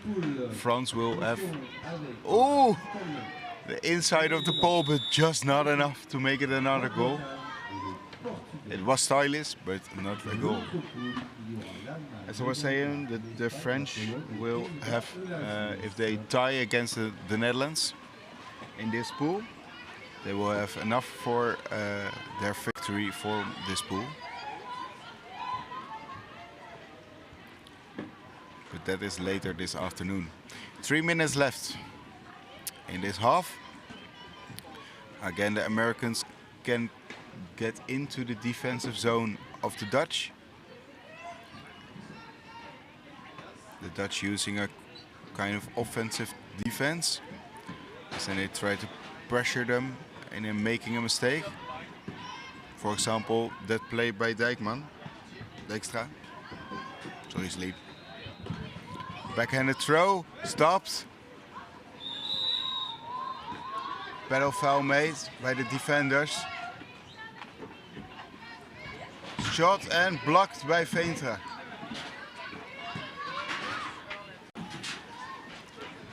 Veenendaal, of course.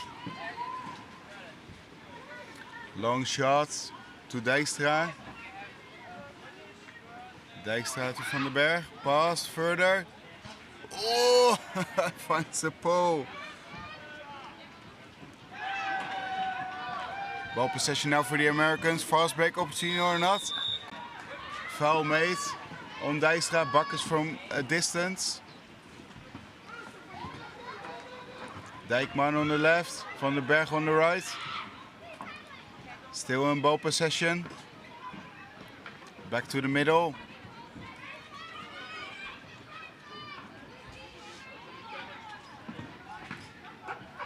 From Veenendaal for a block for Van den Berg. Shot from afar and stopped by the goalie again. This time by Skuzinski. 1 minute and 20 seconds remaining in this half.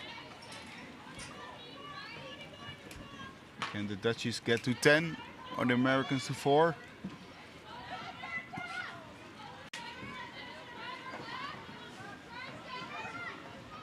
Dijkman to Veenendaal.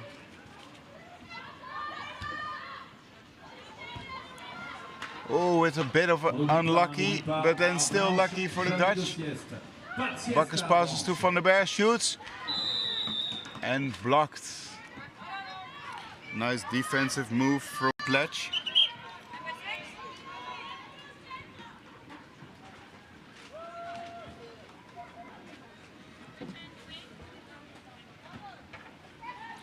The last corner, 30 seconds remaining. Dutch will probably work to one last shot for this half and this match. Ball goes to the middle to Dijkman. Oh, just a bit of a nice reflex from number 2, Gotto from the Americans. But the ball still in possession, shoots and finds the back of the side of the ball. 8 seconds remaining. Come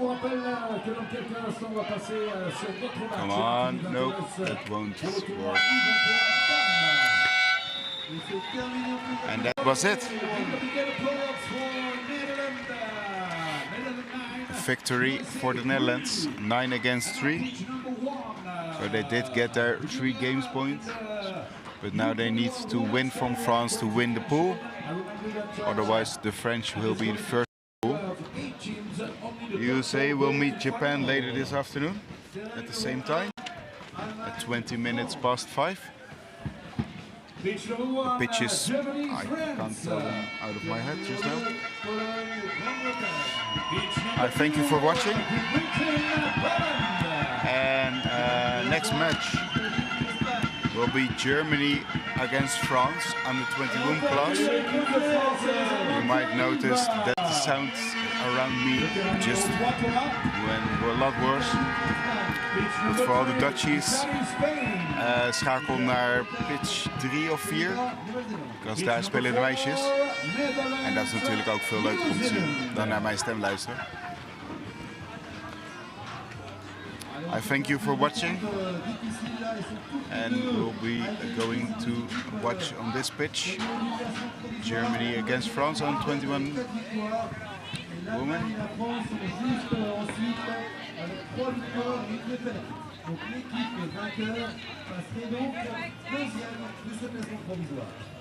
Really tough match, an important match for those nations. For the qualification. Allez, dans quelques instants, l'échauffement avec nos Frenchies. Et les Allemands, on a retrouvé les supporters français sur cette tribune numéro 1. On va se réveiller. Pas de temps pour la sieste. On est là dans quelques instants. On sera derrière nos Françaises.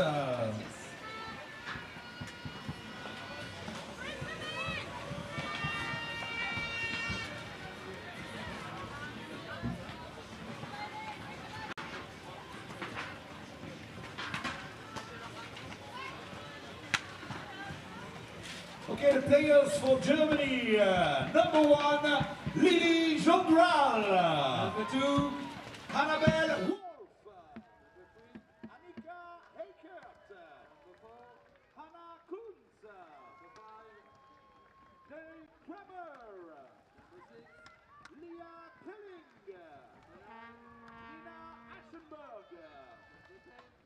Catherine Grunenwald. Coach Thomas Jondral. Applause for Germany. Pour l'équipe de France, le numéro 1, Marie Abelard. Le numéro 2, Jeanne Cousin. Le numéro 3, Anaïs Bonamy. Le numéro 4, Charlotte Richard. Le numéro 5 est capitaine, Laura Sayou. Numéro 6, Edith Meyer. Numéro 7, Antigone Mémo-Julien. Le numéro 8, Camille Britishi. Entraîneur pour l'équipe de France, Nicolas et Girose. Voilà, on va applaudir les deux équipes, s'il vous plaît, les supporters. Allez, c'est parti, applaudissements pour l'Allemagne et pour l'équipe de France.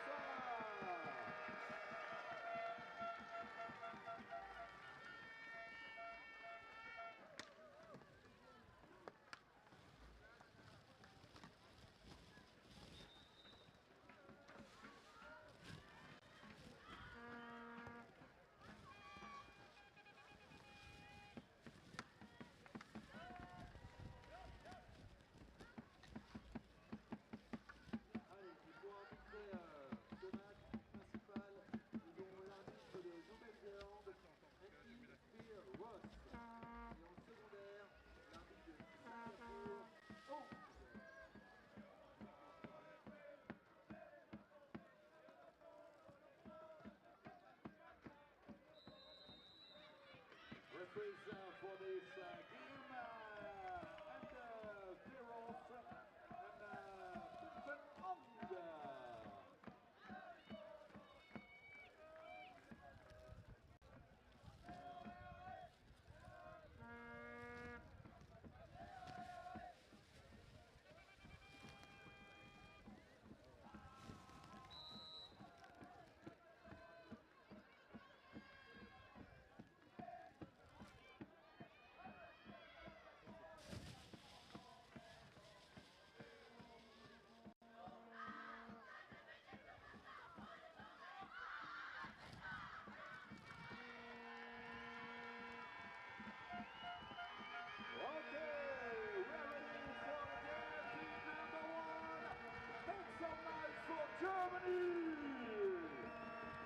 Et on donne de la voix pour l'équipe de France, s'il vous plaît.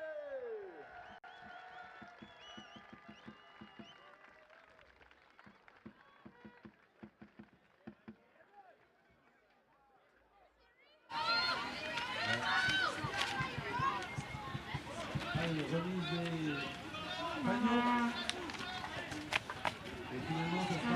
Hello and welcome to the World Games here in Saint-Omer in France. We're going to be watching France against Germany under 21 women. I'm just sorting out the last of the paperwork for myself, sorry for that. Allez, les joueurs se mettent en ligne. Sir. Allez les gars d'avance, on peut lancer le clapping si vous voulez, on y va là-bas. Allez le clapping là, c'est We're ready parti. to get started. Allez, tout le monde est là en l'air. Put your hands up. Some more For the two teams, just ready, now. clapping. But first we're going to do the sprint. Let's get going. Louder. Number 1, Abelard, versus number 10, Grunenwald from Germany. First ball possession is for Germany.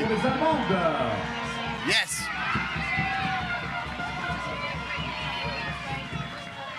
That were some quick needed reflexes from both of them.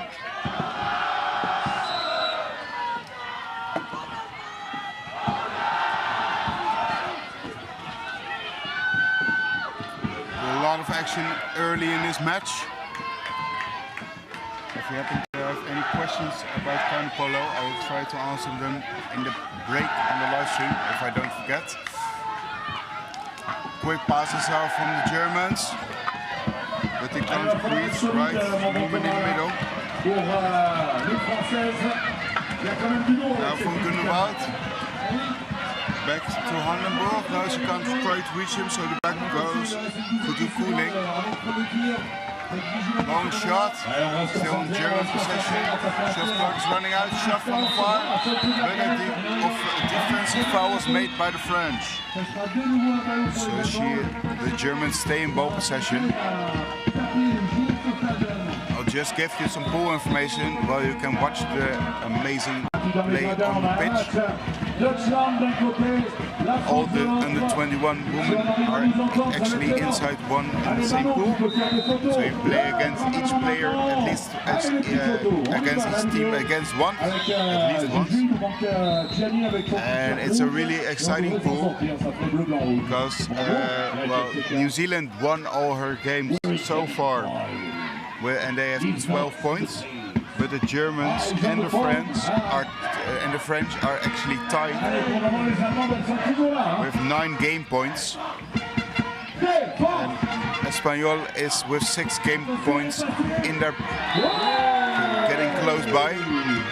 Beautifully saved by number 3, Bonami from French.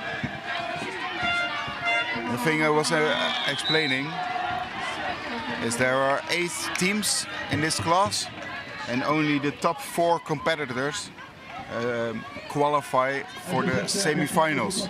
So it will be really important to actually win from one another. So both teams really want to win from each other because then you can ensure your second position and then you will play hopefully against a weaker opponent. Or at least the number 2 will play the number 3 and the number 1 will play the number 4. Sorry, back to more action on pitch. The Germans using now 2 ladies in the middle, number 9 and number 3. Eichberg and Hagenbroek are trying to make some room for the other teammates or receive the passes. Beautiful passes. Shot. Oh! And the underside of the top bar saves the French for now. After 3 minutes, it's still tight. Oh!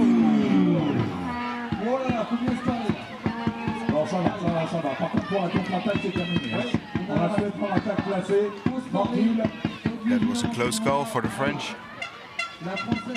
Germans almost could make a quick goal like that. But anyway, these girls are really tight together. Because, well, I can explain you some background information more. The Germans did win twice already with some big numbers. The French did not. So in that comparison, Germans should maybe have the upper hand. But they both lost with just 1 point difference against New Zealand, who is the number 1 in the pool. A lot of French players are now inside the defense of Germany, which is always a bit of a weakness, as in you are susceptible for a fast break. I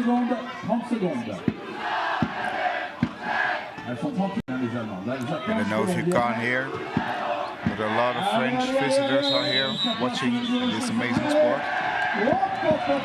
Nicely stopped from the German defense, quite good reflexes. But Richard saves the ball for them. Far away shot because the shot was almost done.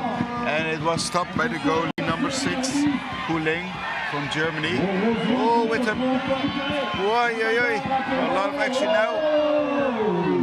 Advantages have been given by the ref on the other side. So that means they will have a new 60 seconds because there was a foul scene. But we want as much live action and no timeouts as possible. Can they push through? Oh, foul made by the Germans. So that means the ball possessions goes back to the French. Already halfway this half. 25% done of this match and we still have a beautiful tie, 0-0.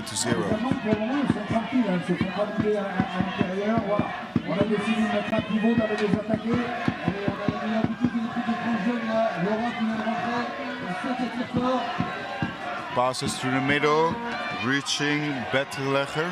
Oh, sorry. Yeah, Bettelegger. It sounded a bit German, her surname, or it looks a bit German to me. And yes, my pronunciations will be wrong for both of the teams, sorry for that. Far away shot. Oh, but with a kind of a slope goal. slow play by Salou, trying to trick the goalie from the Germans, which he did, but the ball got against the upper pole or the bar, and luckily ended up with Coursa for the French, and she scored the goal. France leading now 1-0.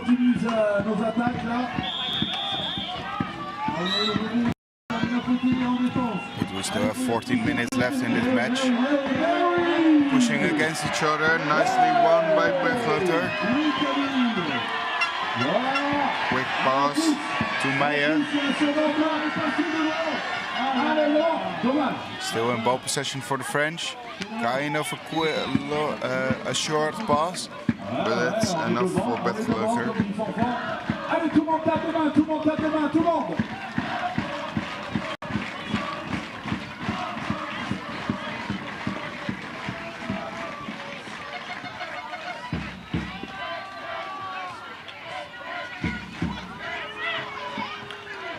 Pass is now going from the right to the left. Long shot. Was not really effective against this German defense. But number 6, Meijer, and number 8, Berglutter, are now inside the defense of for the Germans.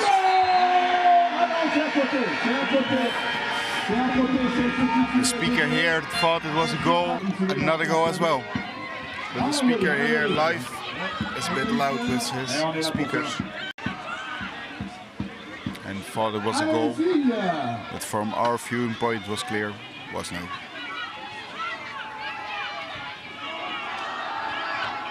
Salou, the captain, with ball possession.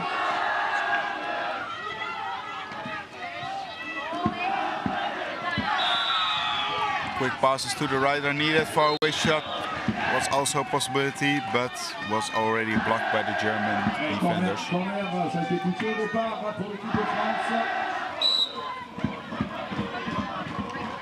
But we will continue with just over 1 minute and 40 seconds remaining in this half. France only ahead by 1 point, but they do have a lot of ball possession at this time.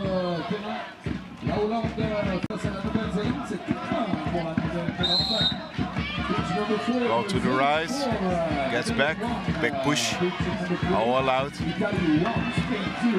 And shots from afar, but again blocked and deflected.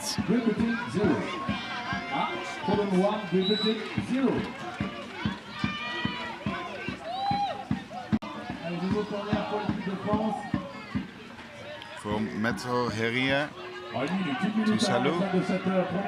There are actually no French attackers into the defensive side. Now number 4, Ricard, makes a play about going outside of the pitch and then going inside again, trying to trick the German defender. So far effective, but can't she reach the ball? Yep, that was an obstruction. That is not allowed. 35 seconds remaining in this half. If 2 players are fighting for the ball, you can't just take it. Just a bit of miscommunications between the French ladies. 23 seconds remaining, quick passes. Germans will probably wait till the last few seconds and try to shoot and score. 12 seconds remaining. Can they work towards a shot? They probably shoot now, pass once and then shoot. Oh! Bonami saved this match, or this half, for the French. She gets some congratulations from Berglutter. It was some good action from her. She lost her pedal because of the force of the shot. She caught it very quickly again. So the French are now leading 1-0. The players will get a few minutes now, 2.5 minutes left for some rest. And in that time they will get some drinks, some water, and they will speak to one another and to the coach to get some tips and maybe some tricks, trying to make this their game. Let me thank our sponsors: Brasserie La Goulade, Ivage, Upin Sports, and Arc, Connect, Vortex, and Groupe Lemeleur. Thank you for your contributions and making this beautiful sport and venue possible.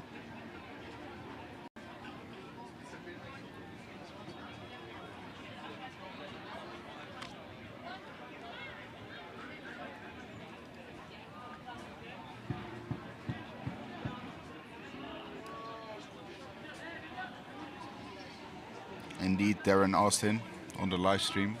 It is an awesome game. Really close together.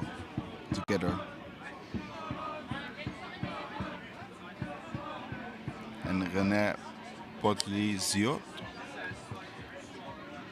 There are a lot of people here that are agreeing with you.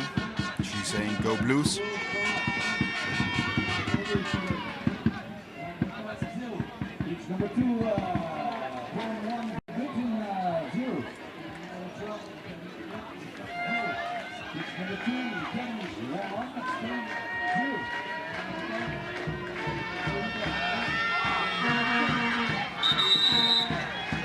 French look ready to go. Germany is already online.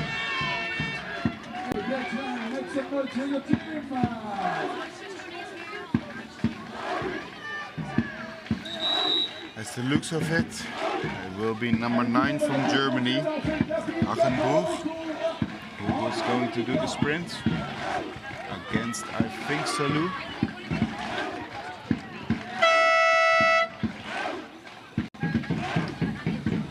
French are trying to cheer on their team as much as possible here live. For them it was an easy drive, of course. But I see a lot of German viewers as well. Great that you are here. Okay, Salou versus Hagenburg.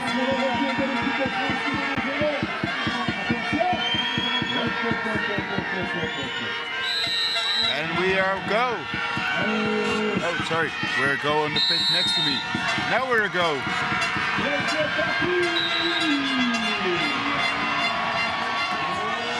Nicely, cleanly done by Hagenburg. If you're going over a player, that is allowed in the Canoe Polo world. If you do it swiftly and without fouls or pain, then it's all possible. But it leaves us with some amazing shots. Trying to quickly pass for him, Eichbert, but was easily blocked by the defenders from the French. Means fast break opportunity now not really possible. Sorry for that. Back push. So the ref on the other side was signaling 3-4, and then she passed. You are not allowed more than your ball possession of 5 players. Sorry, timeout's been given. And a defensive foul was made, so the French stay in ball possession. Coulsa, number 2 from French, is trying to breach the German defense. So the French attack starts from the right. Oh, bit of faulty pass. Means Hagenburg is going against Jurendal. But the French stay in ball possession. Far away shot, and it misses the goal by about a foot over the goal. Oh, sorry, it was deflected. So that means a corner.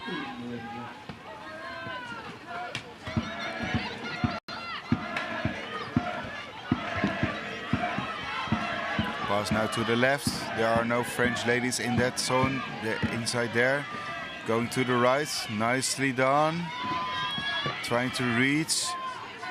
But there are still 4 German defenders between every French player. Ricard trying to use a similar strategy as just now. Trying to get behind there, behind the defenders for Germany. Now Coulsa is joining her.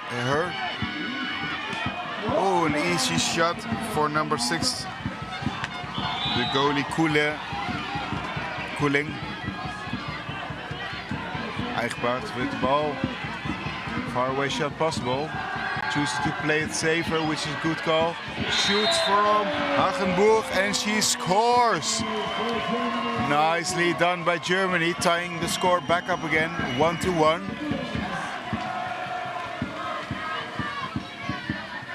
Good goal from Eigert, something like that. Sorry for that. Number 3 from Germany to play to Hagenburg, number 9. She already had an open goal, but this was for us a way nicer view. 7 minutes and 15 seconds remaining. The ball is now being passed around, and now number 6 and number 8, Meijer and Bergwegger, trying the same strategy as just now. But they touched the goalie, which is the foul. So the Germans now are going for a fast break. Goal is still empty. Far away shot. Ooh, just short.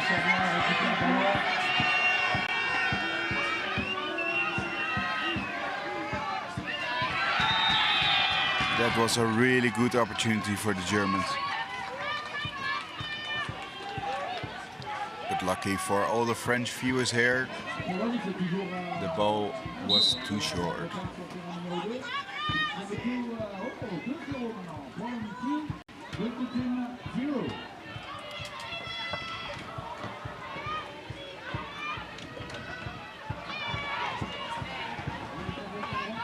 Pass is going to the right, can't quite reach.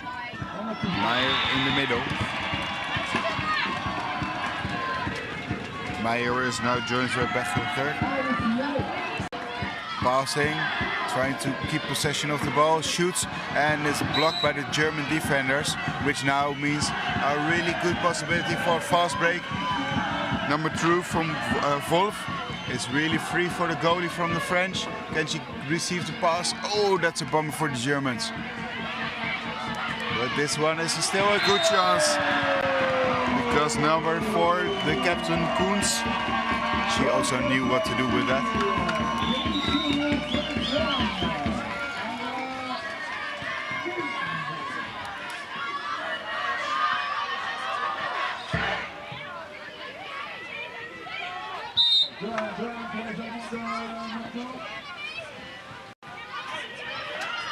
With 5.5 minutes left in this half, we're like 75% done in this match. Quickly passing around, the French can't quite reach the German defense like that. Oh, that's a bit sloppy. Fast break opportunity. Hagenburg is really fast. Can she keep possession of the ball? Yes, looks good. And a beautiful goal. It was a smart move from number 4, Richard from France, to not use her pedal from the back.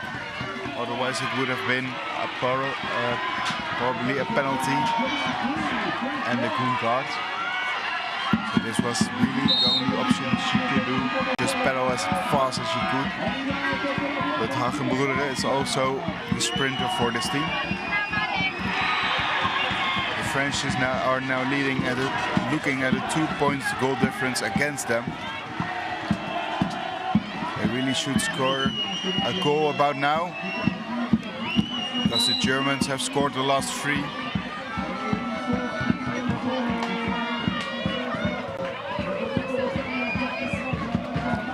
And for us, of course, as viewers, as neutral viewers, we want to see an exciting match. And for the French viewers live, she wants to score. Oh, but beautifully stopped by Koeling from Germany.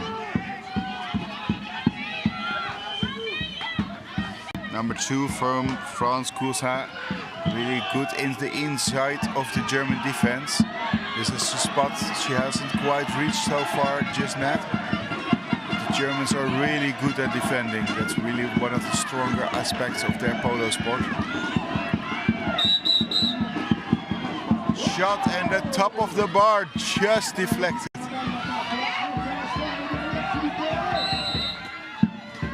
The defense is a foul made by number 10 from Germany, Rosenwald.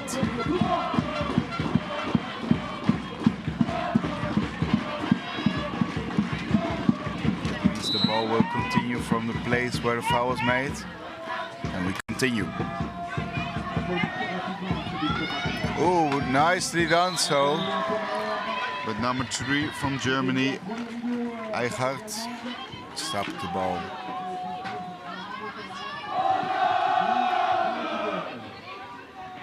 I will turn the mic just for a sec, so you can hear all the French viewers here.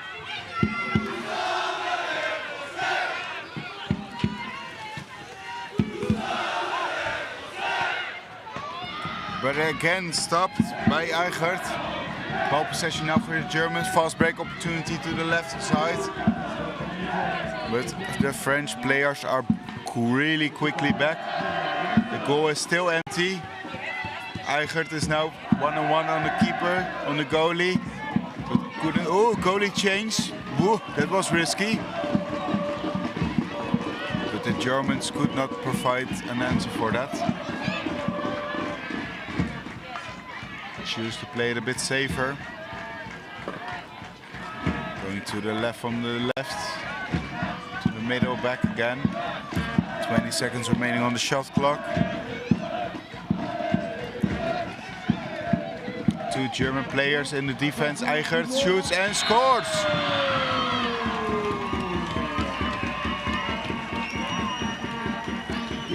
German now leading comfortably. It's a bummer for the French, but they have still 2 minutes to tie up again. So far, the the Germans do have a better goal difference as well. So the French should have won this one. Otherwise, the Germans will be on top of them in the pool. Hagenburg really trying to close off the French attack.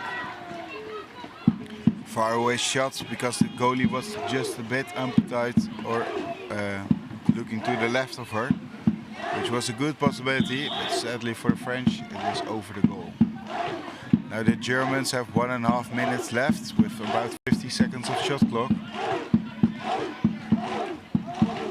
If I know anything about the Germans, they will probably use a lot of the shot clock time. Passing around. Oh, a bit of a long faulty pass, but still in German ball possession. Ball goes to the back, to the left, to Hagenburg. Hagenburg is joined up with number 6, Koeling, and number 2, Wolf. Passing the ball around.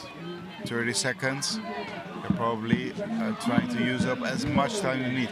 Okay, the French are now making a move, trying to pressure them, pressing the Germans. But that does mean a lot of space. Yeah, here on the left side for Koeling. Shoots and beautifully stopped by Bonamy. Really good opportunity for the Germans. But this French goalie is not easily surpassed. Even on a one-on-one situation. Long pass. 20 seconds remaining. The Germans are probably now heading a bit back, trying to ensure as much time loss as possible. Oh, a risky is one to Hagenburg. Shoots. Oh, but it's blocked from behind.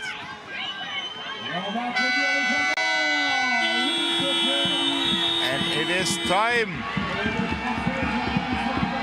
The Germans do eventually win from the French.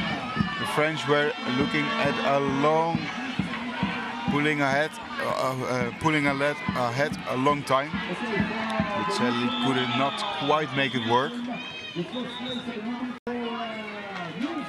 I thank you for watching this really exciting match. It was really close at the start, but not as all lost for the French. They're on the 3rd position in the pool still. And if you're in the top 4 slots, you will advance to the semi-finals. And if the standings are like this on Saturday morning, they will actually meet the French of the Germans again in the semi-final, so they can work on some extra things. This has been Jorn Vergijn. I thank you very much for watching. The next match on this pitch will be again Germany. So for the German watchers, that's easy. They are doing a really good job, German men. They are going up against the Danish men. So I thank you again for watching. I hope to hear from you some other time, and goodbye.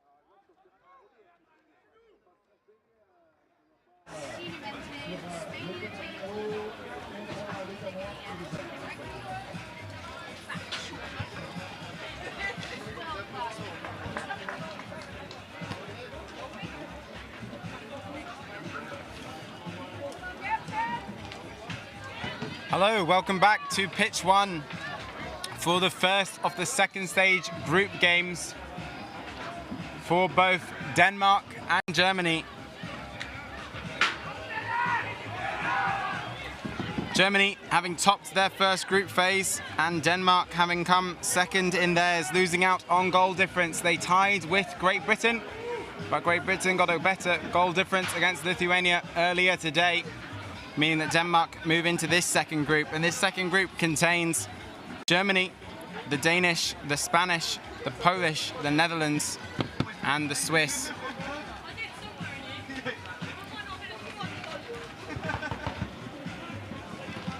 Only the top 4 teams, or the top 2 from this group, will make it through. And Denmark and Germany are definitely at the top end of that group. So a result here would really set them up and give them a very good chance of making it through to the semi-finals. Also expect Spain to be within the mix. Only 2 will go from this group though, between Germany, Denmark and Spain within there as well, but of course the Poland and the Netherlands and the Swiss will be looking too. So ready to go here, and it's Niels Thorberg. Thorberg sprinting against Unterfeld for the Germans. Unterfeld rides over the top. Thorberg got there well in advance though, and he gets the start of this game. And after an incredibly foggy morning this morning, we're now in baking sunshine and heat here. I can hardly see my commentary screen in front of me.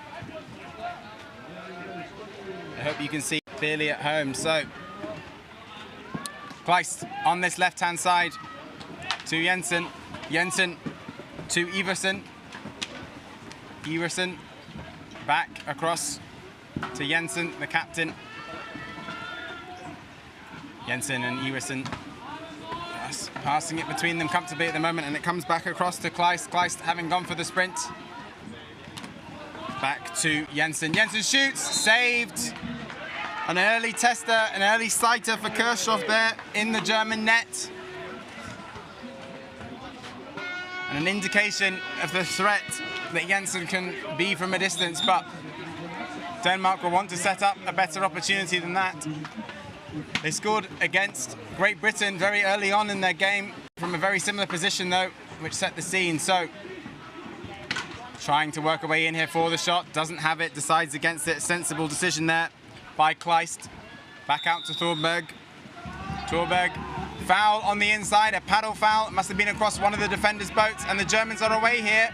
This is their breaking game. They've got a 3-on-2. The long shot comes, beautifully floated. And Beckman takes the lead. It's 1-0 to Germany. Excellent precision at speed from Arnie Beckman. Right in the middle of the net. The net was unguarded, but it was a shot from distance and he was moving with speed. So,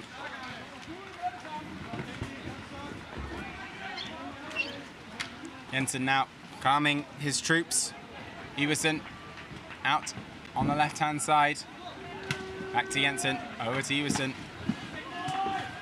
Iversen drives forward now. Looks for Jensen, gets it to him. Kleist looking threatening on the right, but doesn't receive the ball. Down the middle, Jensen decides to drive. Back out again to Iversen. Good control here from the Danish. Kleist on the run again, and this time he does get the ball on this right-hand side. Shot away and blocked on the way through. That was blocked by Marco Hopstock. So let's have a look at how these teams are set up in attack and defence. The Germans playing a 3-on-1 defence. That's 3 defenders in front of the goalkeeper and 1 person on the top. And the Danish desperately trying to make pockets of space behind here. Iversen with no shot there.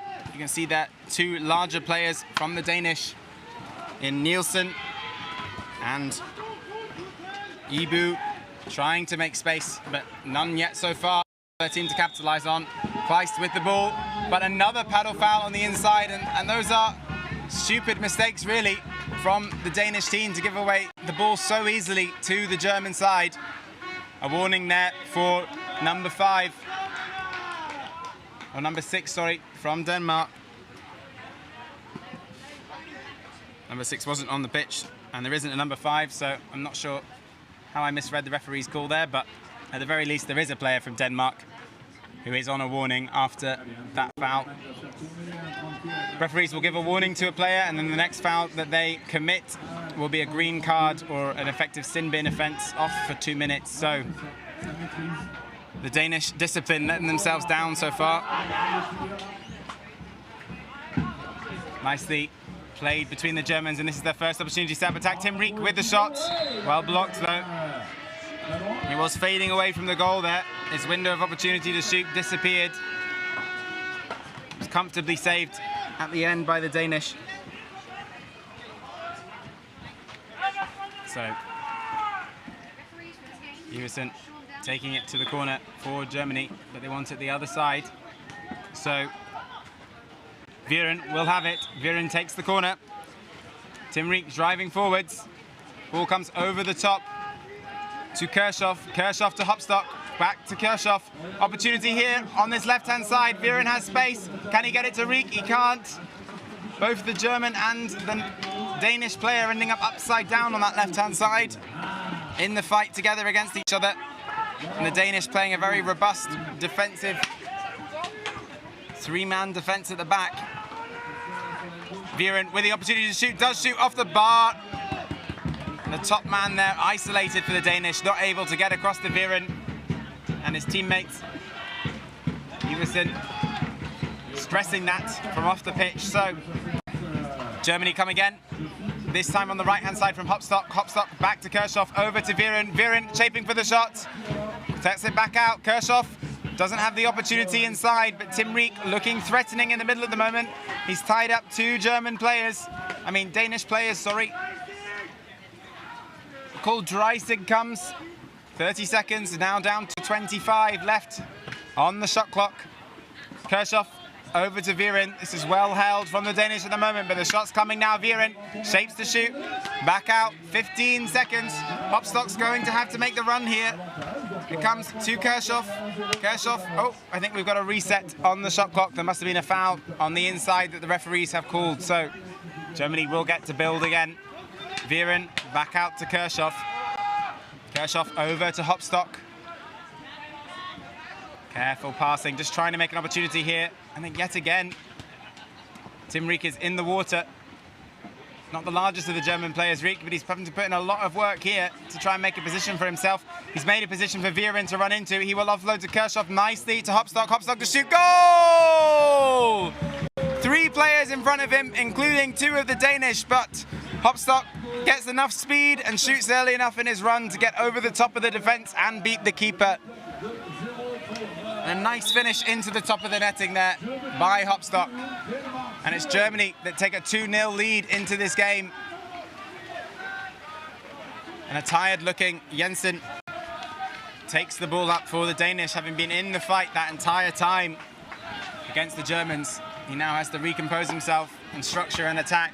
Iversen on the left gets the ball, doesn't have the opportunity inside. The Germans pressuring out that side. They know the threat that he poses. So Jensen back to Kleist. This axis of Jensen, Kleist and Iversen working between them. Iversen again. Is there that pass inside? No, there isn't.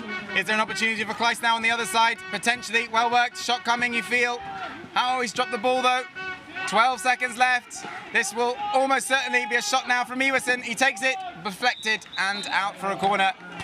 Knew he had to get that shot away and did well to in the time remaining, but easily blocked by Germany. So Nielsen for Denmark, hunting around the back of the German zone. He's looking for an entry point. Comes in on the side. He will take on Gauselman on that left-hand side, the right-hand side of the German zone. Iversen almost being allowed to slip in there. That's dangerous. Don't want that to happen. Kleist again, not really making an opportunity on the inside though, the Danish at the moment. So there goes Jensen back to Kleist. Just a little bit far behind him, Kleist again. Jensen with the run. Kleist does have a space on the right-hand side here. I feel this is coming, if he can get it across. Jensen again shoots. Blocked again. I think Kleist had the run there. Chose not to get it to him. I think ultimately, Christiansen looked the wrong way, gave it back to Jensen, who was forced to shoot. So, Jensen shaping up again across the Kleist.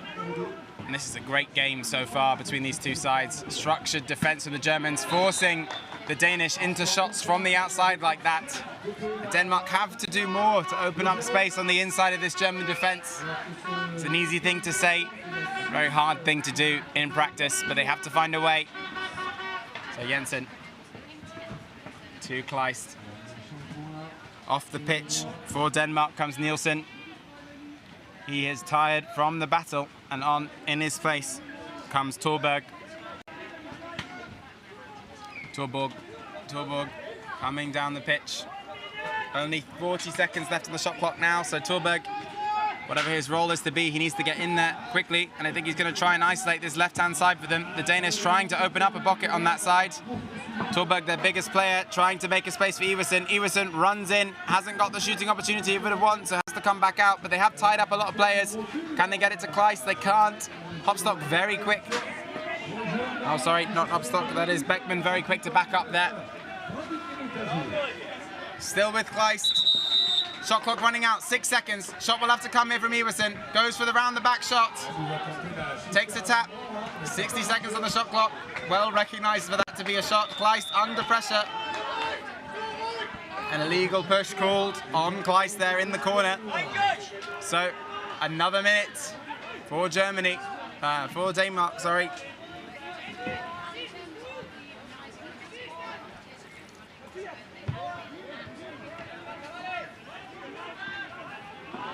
So Kleist on the ball, over to Iversen. Iversen still sitting on this favoured left-hand side. Kleist coming in now. They put Jensen in this time though, and Kleist has the opportunity to run. Can he get the ball through? He doesn't. He opts for the shot. It's saved. And Kirchhoff takes the opportunity just to take the ball out for half-time. So a continuous period of about 4 to 5 minutes of pressure there. Almost half of that period from the Danish. But nothing giving, and they will have to change up their attacking structure. We saw at the end there, Jensen heading into the zone, and I anticipate that we will see that again the next time with Iversen running the play instead from the back. Quick conversation there between Iversen and the referee about some aspect of the game. Iversen likes a conversation with the referees at halftime and during. Seems happy with the response he received. So the Danish will take on some water and reflect upon their structure so far. The Germans will be very pleased. This is a clash between two teams that could be in sight of the semi-final or final. Denmark having recently won the ECA Cup competition in Milan, with both France, Germany and Spain there. So, technically the informed team based on recent competitions.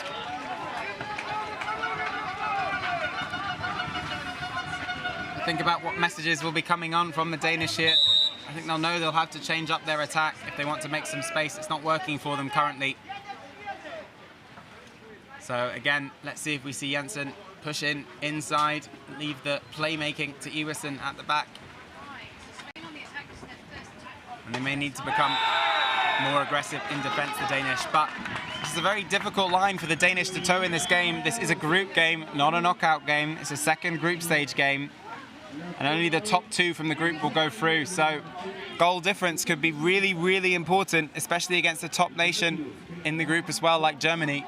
So as much as Denmark will want to push and try and get something out of this game, if they push and end up losing it by 3, 4, 5 goals as a result, that could really hurt them later on, where another nation may choose to keep it tight.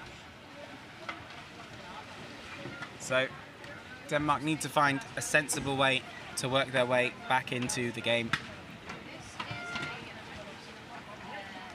Germany looking very comfortable. A few words of encouragement between them. Thumbs up, hand slaps, high fives, and they're ready to go again. The heat baking down here on us now. It really is hot. Must be approaching 35 degrees at least. So, Mauricio Pelli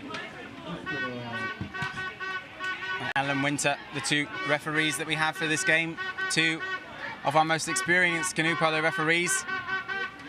After many finals between them, so that is the nature of this particular game as well. Two of the top sides meeting, two of the most experienced referees. So we're away to go again, and this time it will be Kleist up against Riek, and Kleist looks to have it by a significant margin. Maybe Riek misread it there. He's an exceptionally quick player, and he wasn't anywhere in contention with that one. So Kleist offloads to Jensen. Jensen shaping to shoot, takes a push back to Kleist. So Jensen will be playing inside at the start of the second half. And Iversen has switched to the right-hand side and Kleist to the left. So a change in formation, a significant one. Let's see if it can work out. There is a pocket here for Iversen. If they can get it to him, they can. Can he get the shot away? Shaping to shoot, Goal! Fantastic shot by Iversen. It looked for all the world like that was going to wrap round behind him and go into the paddles, but he takes it down and pumps it up from his body. It's incredibly difficult to do that. You need to have a lot of grip on the ball, and that's that special extra spice that he brings to the game, able to do something like that, bringing it close to his body and then flicking it up with his elbow into the goal. So 2-1, and the perfect start from a neutral's perspective in this second half. Denmark getting on the scoreboard. Let's see if Germany can respond. They now have pressure, and Riek, two previous under-21 players playing for Germany here in the zone, and Hopstock gets a quick shot away, but it's well saved. And that was a threat. Hopstock, one of the German star players, has that extra flair that Iversen has as well. So see if he has something up his sleeve later on in this game if it gets tight again. But Unterfeld out to Viren. Viren making the composed decision there not to rush it in. Unterfeld looks for a pass inside, doesn't have it. Back to Viren, back to Hopstock. This is a formidable back three here between them. Unterfeld will start the run. Viren ramps up the pace. Coming now, Hopstock tries to go round the front of Thorberg. Thorberg just in his own one-on-one fight with pressure here. And I think there is a lot of space on that left-hand side as a result. Maybe pressure is letting him take some of that space. Or have the Danish actually gone 2-2? It's a strange defensive structure they're currently playing. Maybe choosing which men to mark, but Thorberg still just on the inside of pressure. He's facing the wrong way though, and there's a pocket of space behind here. If they can work it in, will they get it across? It's Riek with a shot. One more pass there to pressure, I think, was on. Thorberg takes his leave though, and it's now up to Nielsen to have that fight with pressure. So, Unterfeld on the corner. Viren approaching at high speed now. Viren, will he pop it over the top? Can't get it across. Well covered by Iversen. It looked like it was going to come to Hopstock. It does now. Hopstock has to reset here. Unterfeld now runs that point position at the back.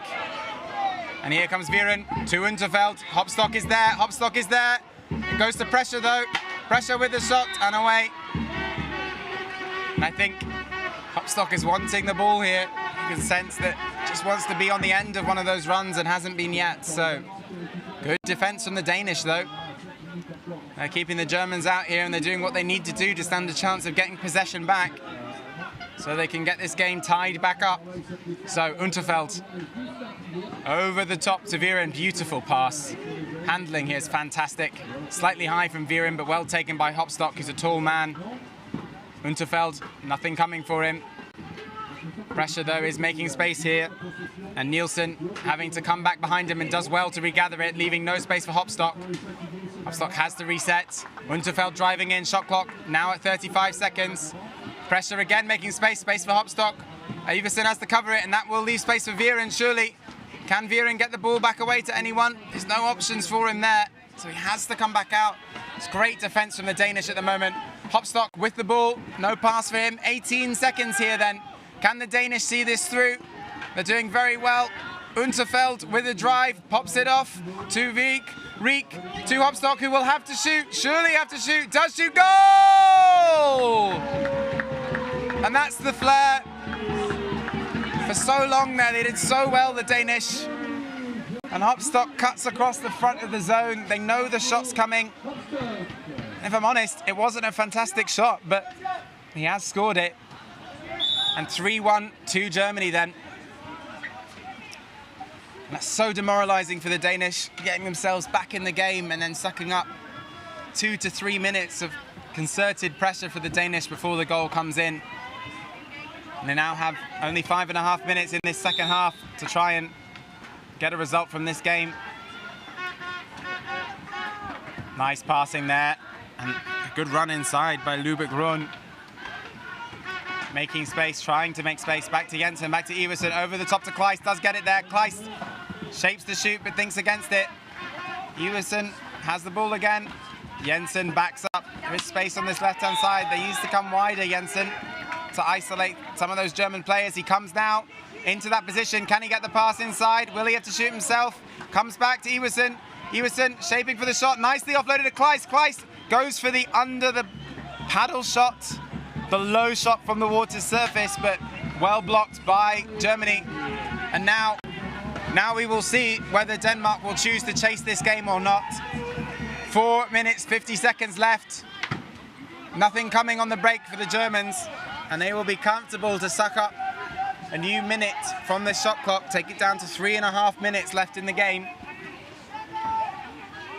And now the conversation begins for Denmark. What do they do here? Do they chase it and risk losing the goal difference? Can they score 2 goals against this German side, or should they just keep it tight and keep their eyes on getting to that semi-final stage?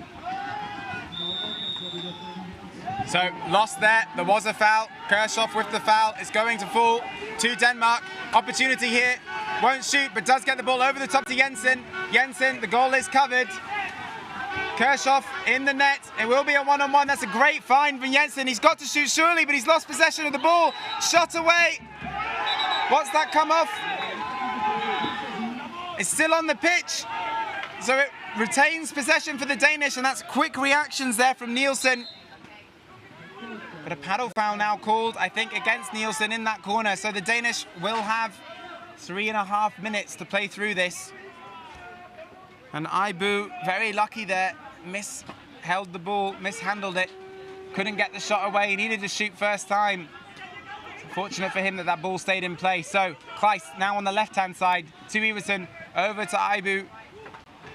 Ibu again loses the ball. That's twice in a row now for him.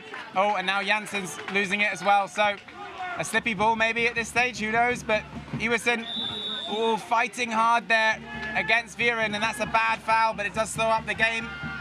So Kirchhoff over to Hopstock, and this could be the defining moment of the game. Beautifully found for Gausselmann to finish it off for Germany. 4-1. And Iversen escaping without further punishment for that foul. He did try to slow the ball down for his team, but the Germans still had the speed to make the break even after he'd made the risky decision to try and play for that ball. So 4-1 it stands, 2 minutes 40 left. And now Denmark will try to lessen this goal difference in the remaining minutes. I think they will know that this game is beyond them right now, but we will see. Iversen, oh, and he's dropped the ball 2, 3 drops, 4 drops even for the Danish. Germany not suffering the same fate at the moment. That's a beautiful pass to Hopstock. I mean, really stunning pass. Oh, and Hopstock just lays it in off the bar. And that's salt in the wound now for this Danish side. German team with the applause at the back there for that pass, and rightly so. That was special. It's not just the quality of the pass, it's the vision to see it across the pitch. And Germany do take it to 5-1 in this game. And a 4-goal deficit for the Danish that they know they won't come back from. So I suspect they will use their time here, try and take another goal back off the deficit. But they won't risk anything now. They won't want to afford losing another goal. They've already dropped down into this stage because of goal difference. They won't want to repeat it again in the next. So Iversen to Jensen. Jensen to Kleist. 1 minute 40 on the clock here. That's the horn for the other pitch. So Iversen shaping. Will he shoot? No. Has to lay it back off to Jensen. Jensen drives down the middle. Viren matches him. Shot comes from Jensen. Well blocked. On the way through by Unterfeld.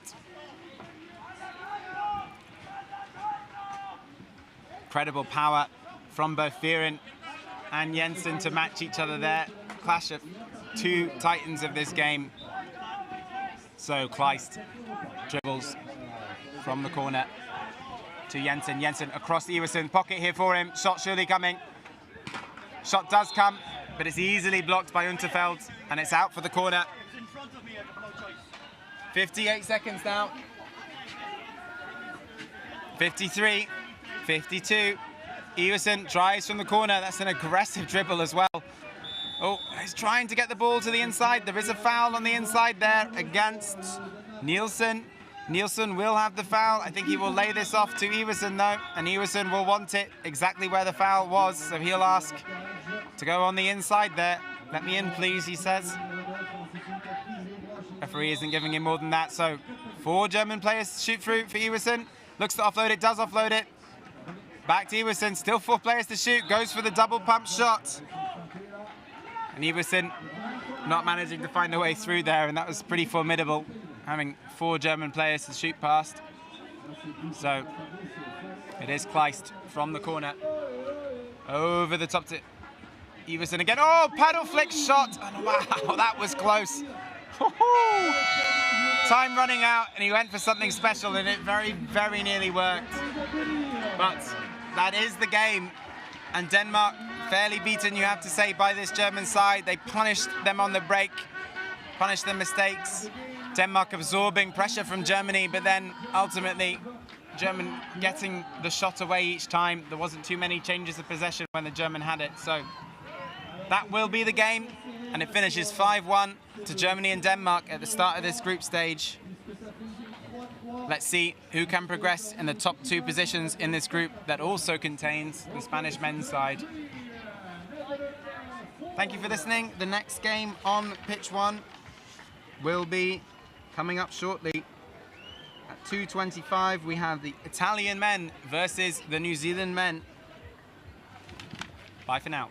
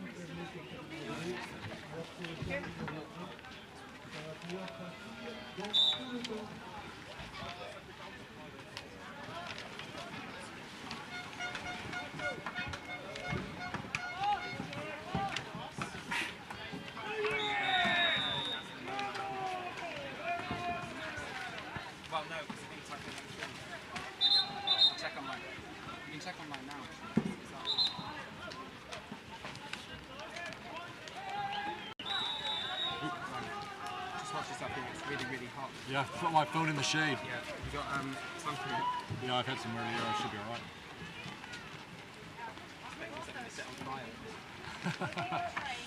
That hot, is it? Am I connected finally?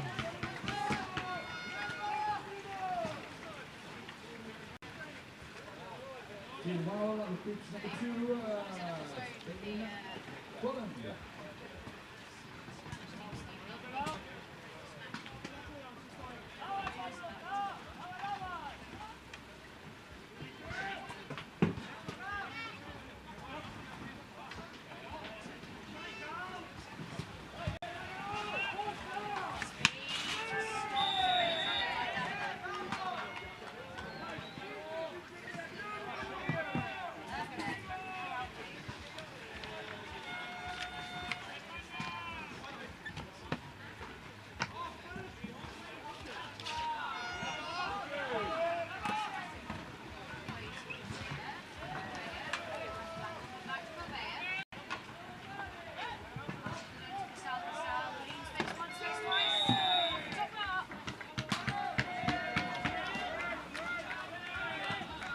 Welcome back, ladies and gentlemen, to the 2022 Canoe Polo World Championships in Saint-Omer, France.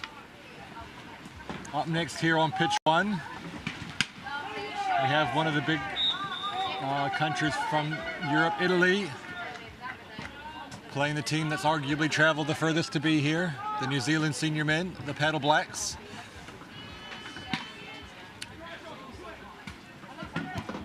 The Paddle Blacks will have the work cut out for them here, playing against a very strong Italian team. The Italian team have a goal of coming first at these championships, where the New Zealand team was just hoping for a top 12 finish.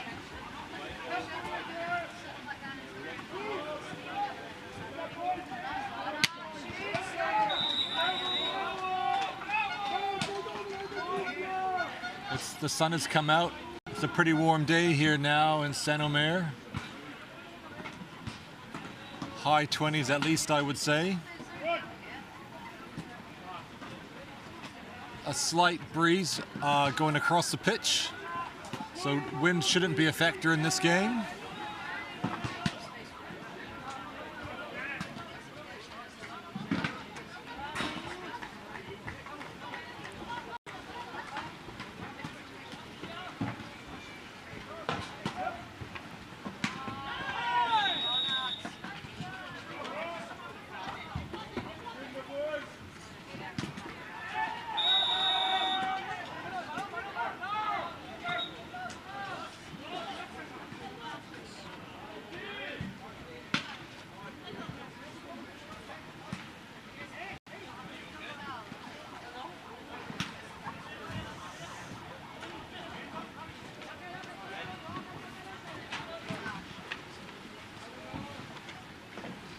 So lining up for the Italian team, we have Andrea Bertoloni, Eduardo Corvaia, Davide Novara, Paolo Ziferrero, Jan Erik Hack, Andrea Romano, Gianmarco Emanuele, Fabrizio Massa, Luca Bellini, and Andrea Silvio Castagliola, coached by Rodolfo Vastola. And for the New Zealand, lining up, Carl Rees, number 1, Connor Taylor, number 2, Jade Johnson, number 3, Rod McDonald, number 4, Joshua Duncan, number 5, Marshall Norbert, number 7, Captain Matthew Fiso. The second Matthew in the team was Matthew Patient, coached and managed by Andrew Candy.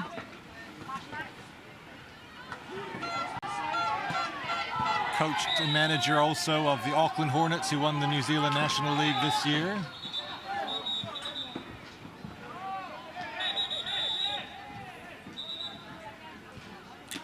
Captain for Italy, Luca Bellini.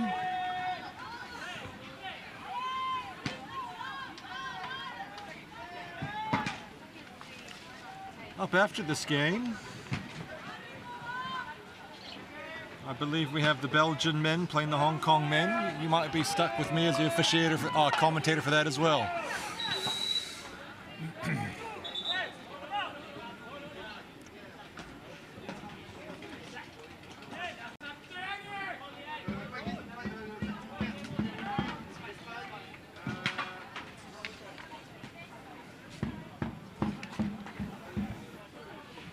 One minute signaled by the referee.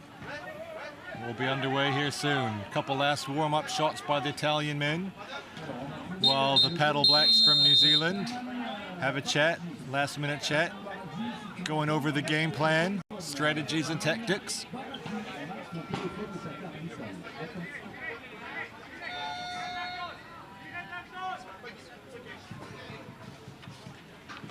I imagine the Paddle Blacks will be hoping for a win, but realistically maybe just looking to limit the goal difference, which would see them through to the top 12.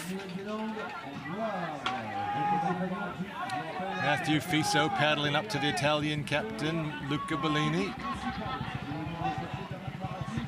A small token of appreciation, small New Zealand flag, fist bump.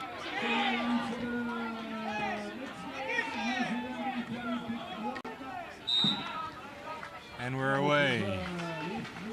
Lining up for Italy, Emanuele Costagliola, Romano, Hack, and Bellini. Duncan, the charge for New Zealand. And he wins on a illegal restart by the Italians. They may have jumped the gun. So on the court for New Zealand, Duncan, McDonald, Taylor, Fiso, and Patient. Ball goes wide to Patient on the far right. He takes the dribble. Back to Fiso on point. Duncan on the drive. Duncan has a shot, testing the Italian defense early, but well defended by the Italians. And they're out and away.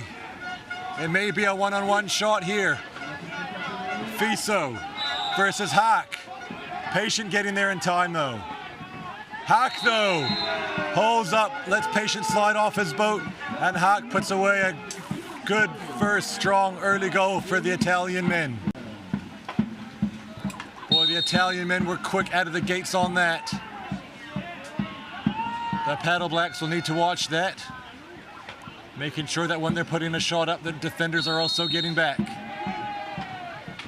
Oh, legal kayak tackle, hitting the goalie perhaps. Italy back on the attack. Taylor on Massa. Bellini. Bellini shoots, but it's wide. It's a big, powerful shot, but it's pushed wide to the right. The Kiwi team doing enough to disrupt. Johnson moving away. He's looking for the ball. Doesn't receive it.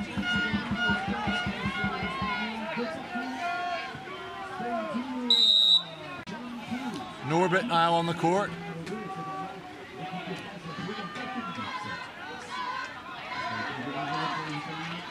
McDonald and Johnson playing inside against a tough Italian defense. Here comes Norbert. Norbert to Fiso. Fiso's going to hit Taylor on the drive.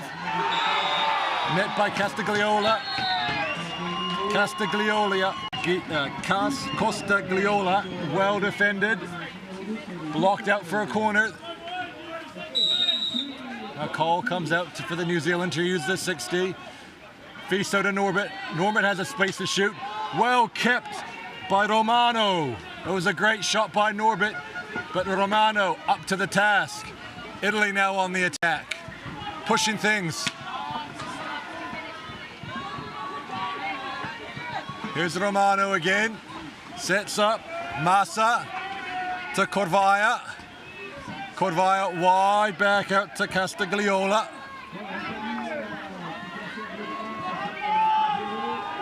Corvaia has the ball. 4 in the Italian back line. Romano looking to come inside now. Johnson and Massa having a good fight. Here comes the drive from the Italians. Bellini looking to feed, nothing on though. Well defended by the Kiwis. Corvaia turned away by Norbert. Big shot here. Well defended by Norbert. That was Castiglione with the big shot, but Fiso all over it. McDonald looking for the long shot. It's not there. Pressure being applied by Corvaia, and the ball fed out to Fiso. A good attacking set by the Italian, but the Paddle Black defense up to it on that occasion. Reese now with his first touch of the ball. Reese to Fiso. Fiso to Norbert. Norbert's got an arm. He finds Fiso. The shot's not on. McDonald, Taylor in jostling against Corvaia and Novara. Reese now, back to Fiso. The drives are a bit stagnant here by the Paddle Blacks. Fiso, 10 on the shot clock. I imagine Norbert will shoot this. A great shot by Norbert, forced out of bounds by Corvaia, out for the corner. Not Corvaia, Novara.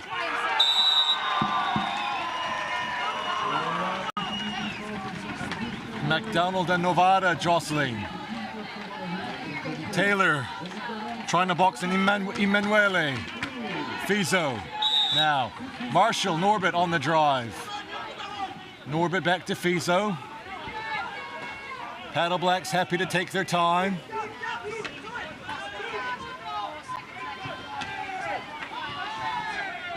Here comes Reese. Not our buzzer, not our buzzer. Norbert looking to shoot. Another powerful shot by Norbert, but well blocked by Emanuele and Romano. You can see how hot it is out there. Luca Bellini taking off his helmet, pouring extra water himself, trying to cool himself down. Reese, Fiso on the drive. He had a couple powerful shots this morning against Malaysia. Ended up in 2 nice goals. Elects to turn that one down. Reese now crashing in. Well checked by the Italian defender. That was Corvaia playing excellent defense. Taylor to Fiso, back to Taylor. 25 seconds on the shot clock. Taylor goes to Norbert, back to Taylor. Reese and McDonald established inside. Can they get the ball to them? Here comes Fiso. Fiso with a big shot, but well defended. Here come the Italians. The New Zealanders will need to get back quick. Novara with the ball. He'll put up a long shot. No, he puts it wide to Emanuele. Just tipped by Reese, I think, missed completely off the bottom bar. And out for a sideline throw for the Paddle Blacks. Rod McDonald feeds it now.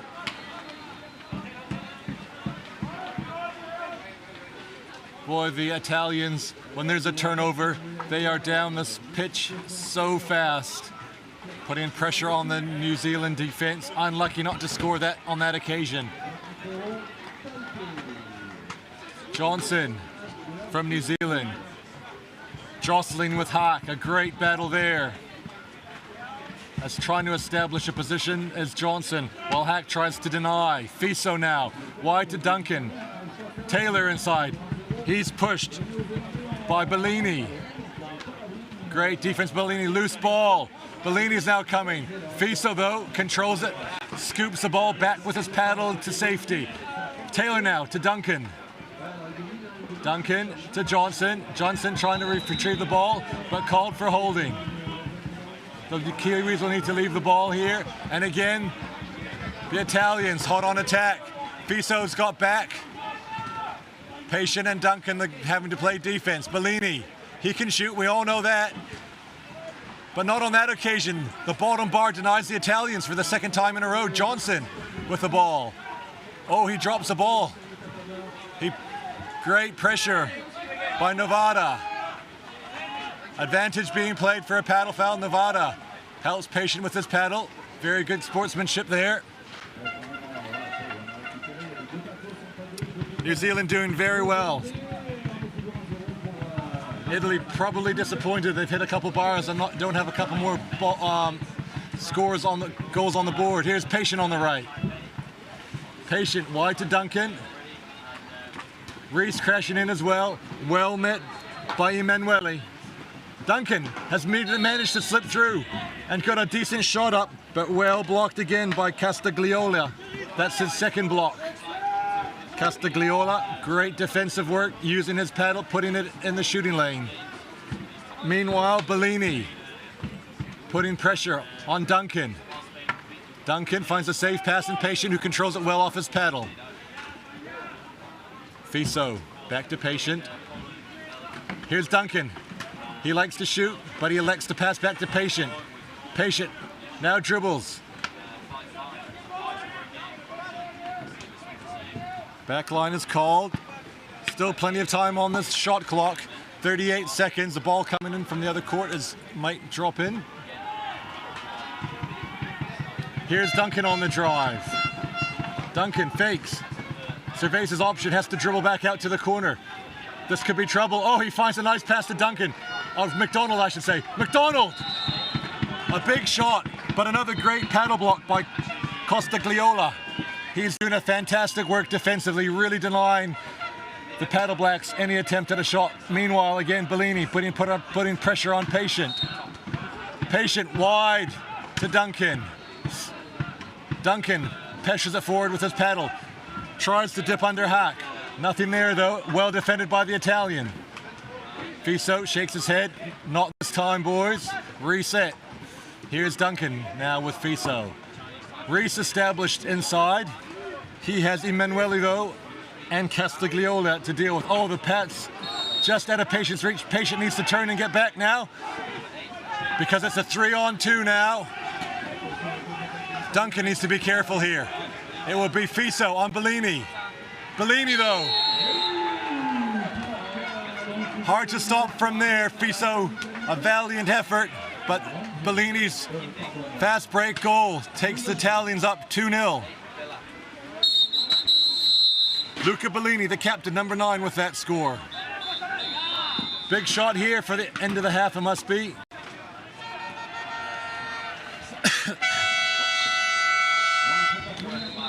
And a good half of canoe polo so far, the main difference being the Italians' fast break. The Paddle Blacks do need to get back and cover that a little bit more quickly.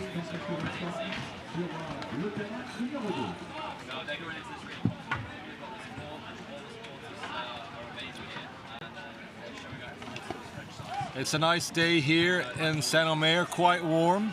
Must be mid to high 20s at least. Perhaps pushing 30 degrees Celsius.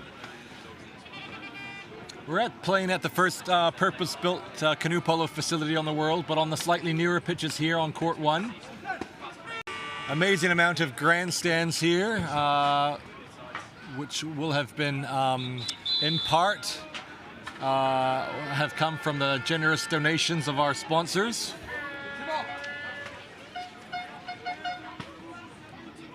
And there's a long list of sponsors here.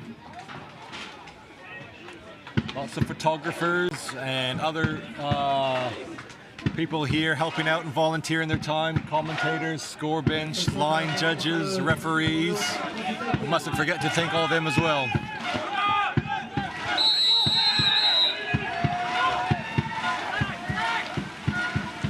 Our sponsors, institutional sponsors, the big guys, the French government, the International Canoe Federation, the Fédération Française de Canoe-Kayak et Sport de Pagaie, the Communauté d'agglomération du Pays de Saint-Omer, the Région Hauts-de-France, Department du Pas-de-Calais, Office Intercommunal des Sports de Pays de Saint-Omer, Canoe Kayak Club de Saint-Omer, the local club here. What an amazing facility they have to train on locally. And the Agence Nationale du Sport.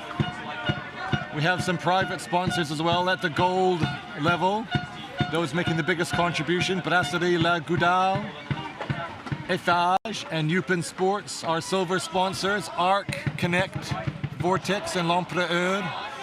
And our private partners on the bronze platform: Golf Saint-Omer, Habitat Hauts-de-France, Logico Bois, Lourdel, NFL Bureautique, Saint-Omer Challenge, Caisse d'Épargne, Decathlon Longunesse, France Express, Infraneo, La Mal Paysage, Nordpaper, and Martin Business. Thank you to our sponsors.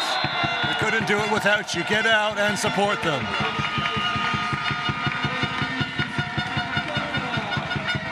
If you're part of the canoe polo community, take note, Upin Sports, Vortex, a couple of the big sponsors. Connect as well.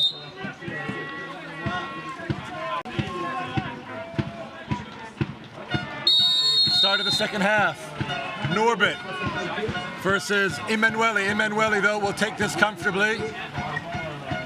Italy with the first possession in the first attacking set of the second half, where they lead the Paddle Blacks from New Zealand 2-0.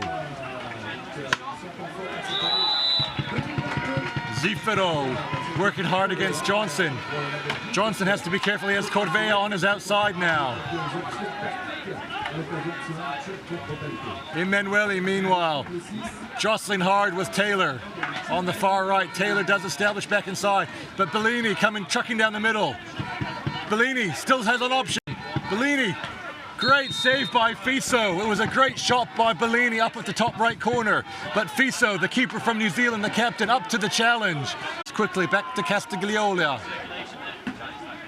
Castigliola back with the ball. Into a shooting pocket. He'll have a look. Leans right over. Takes the Italian men up. Here's Norbert. Norbert to Patient. Patient looking at shot clock for the New Zealand team. They'll appreciate that. Having a bit more good jostle inside. This is better recovery by the Paddle Blacks, though. No fast break opportunity for the Italian men at this time. Oh, Norbert had a sub. Emanuele thought he had an opportunity while the subs changed. Not to be. McDonald, Patient, Taylor, the guards for New Zealand. A great crash in by Novara, but well handled by Taylor. Taylor needs to drop back now. Here's Emanuele. He passes back. Romano over the top. Who's that? I didn't make out that number, I'm afraid. That was Corvaya. The Italians moving the ball left and right, left and right. Romano. Corvaya looking for a feed inside. He may have one. Massa puts it out. Corvaya has the ball. A shot needed by the Italian men here. And they get it. Novara with a great goal. Deep into the shot clock. 3 or 4 seconds was all that was left. The Italian men, strong shooting. Davide Novara with a great goal there. Takes the Italian men up 4-0. A couple quick scores by the Italian men this half. Not quite. Probably within 3 minutes they've scored 2 goals. Can the Paddle Blacks stem the flow and score a goal themselves? Patient to Reese. Reese to Johnson. Well read by Emanuele, poked it away, and the Italian men will look to break again. Duncan putting pressure on Massa, but he gets it cleanly away to Nevada. Romano now. Good chase back, shut down by Reese, Jay Johnson, and Patient. Patient playing goal while Fiso has a rest. Reese working against Nevada. Reese also has Emanuele. Emanuele's dangerous. Here's Bellini back on. He scored 2 already. Pushed out that time. I'm not sure if that was Johnson, McDonald, or Patient who got a paddle to that. One of the 3. Johnson having to work very hard. Massa giving him a very difficult time. Here's Bellini with the ball on the far right. Passes wide to Romano. Emanuele with the ball. Duncan playing defense against him. McDonald coming to Bellini. Bellini given too much space. He scores again. I believe that's his 3rd Bellini. Luca Bellini, number 9 from Italy. Takes the score to 5-0. Italians certainly doing some damage this half. Obviously not happy perhaps with their first half performance, but have been told by the coach to lift the intensity. They certainly have. Duncan now on the drive, looking to feed McDonald. McDonald can't quite gather. The boys get, the New Zealand men have it. Taylor, no, pushing goalie. Taylor finds the back of the net, but there's a pushing goalie, unfortunately. Italian men, though, hot on attack. Romano, Bellini. Duncan couldn't quite gather that. Bellini will reset, pushes the ball back deep into his own half. 45 seconds gone on the shot clock. Oh, to left on the shot clock. Norbert being worked hard by Hart. Can he recover? He has Bellini out this side. New Zealanders have to be careful. Good defense. Shut that attacking phase down. Bellini now to Costa Gliola. Gliola, yes. Corvaia now to Bellini. Bellini now driving. He finds Corvaia. The ball is loose. What's the call? Illegal hand tackle.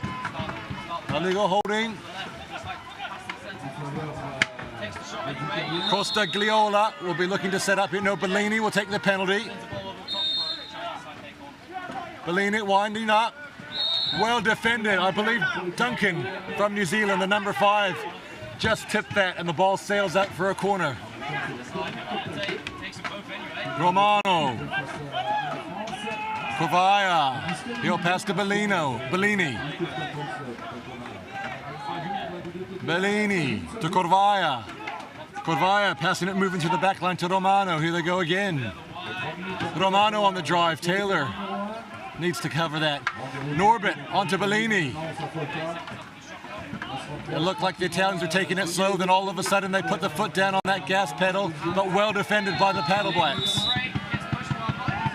Here's Corvaia driving hard into the defense. Left behind. A paddle foul call, but I believe that was Corvaia's paddle. Hoop was pushing the ball back towards his teammate Hart. It doesn't make any difference though. A shot was put up and blocked out for a corner. Taylor and Costa Gliola now jostling. Taylor has a well-earned rest. Brings Reese back in. Reese now has to be careful. Corvaia driving at him with Romano. Bellini finds Castigliola. Well blocked by Fiso. Can Fiso recover the rebound before it goes out? He's pushed and pushed without arm's reach. Well, Fiso has long arms, but not that long. Castigliola not too sure about that call, but the refs are certain, and the Kiwis come back with possession. Reese to Fiso. That was a great save by Fiso, and great work to draw the foul. Patient with the ball. Johnson inside.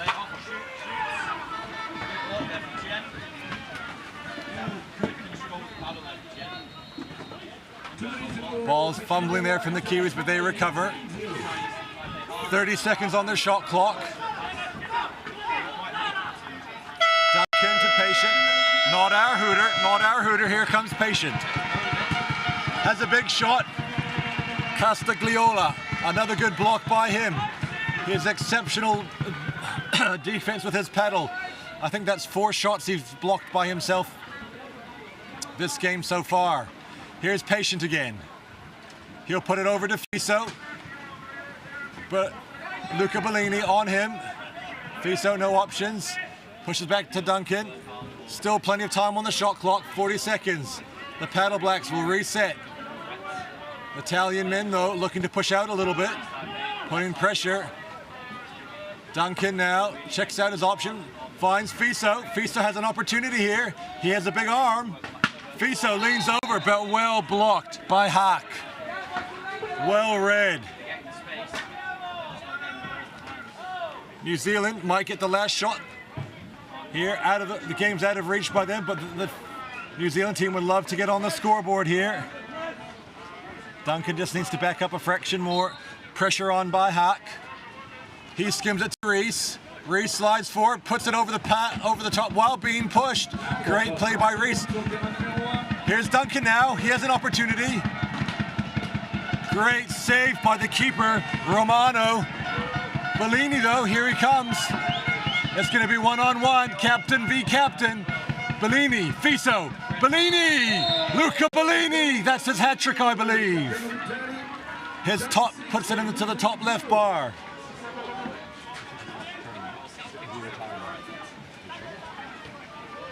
I've come to understand that this might be Luca Bellini's last tournament. He may be retiring after this. He's having a great game. He seems to be retiring. Maybe at his peak, he scored 3 good goals against the Paddle Blacks. 5 seconds to go. Duncan just put it under. And that will be the game, folks. Not a bad finish, a good battle. The main difference, I think, in that game was the Italians' fast break, as well as their great paddle blocks. The Kiwis got some good shots up, but the Italian defense are up to it. Well, ladies and gentlemen, I've been Carl Massarotta, your commentator for this match. It's been a pleasure. Apologies to the Italians if I mispronounced some of your names. I tried to rely on my Italian heritage and bring a bit of flair out. I hope I did okay. Next game on this pitch, the Belgian men versus Hong Kong. I think I am commentating for that as well. I don't see anyone else lining up. I believe that's me, so if you're going to tune in again, you'll get me commentating as a second game in a row.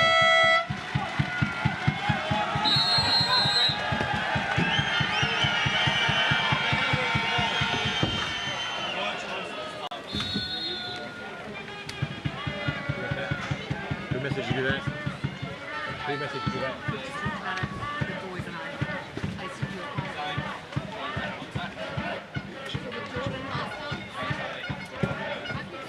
Nakite.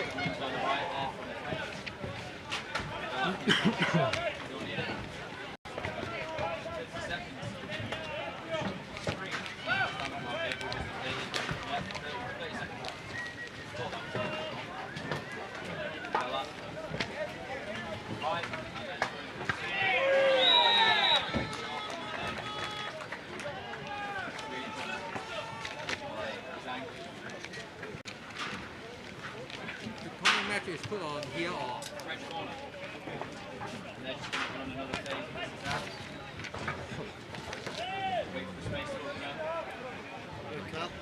Hey James, you refereeing?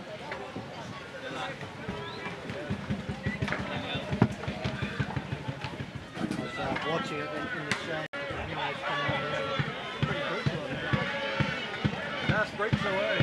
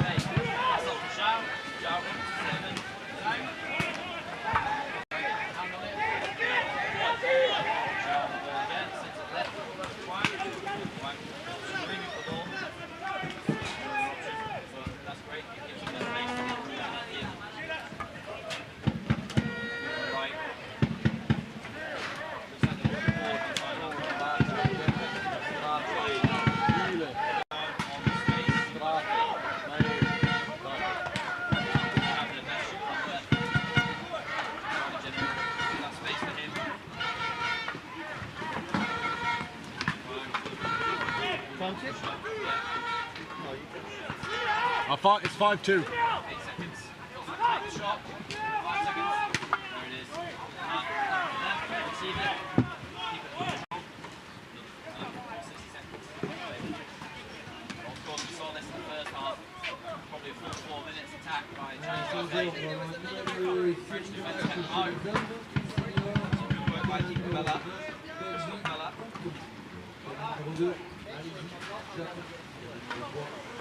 Then we don't use it. No.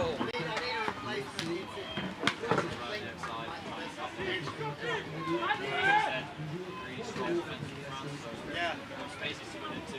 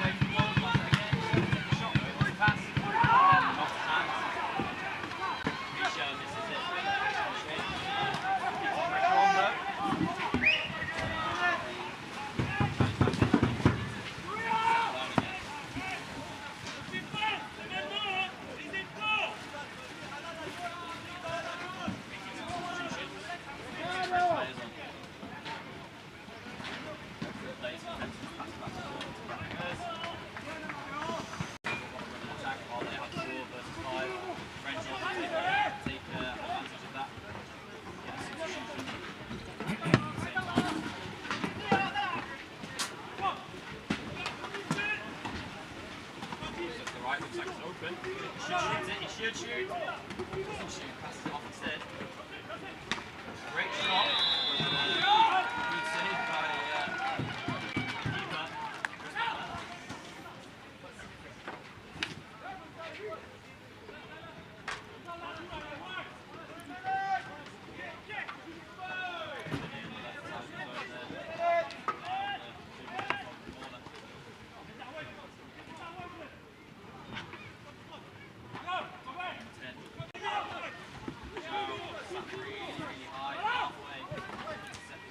Welcome back to pitch one, ladies and gentlemen. Up next, we have a senior men's game. Belgium versus Hong Kong. Belgium in the black, red, and yellow PFDs, buoyancy aids. Hong Kong in the aqua blue.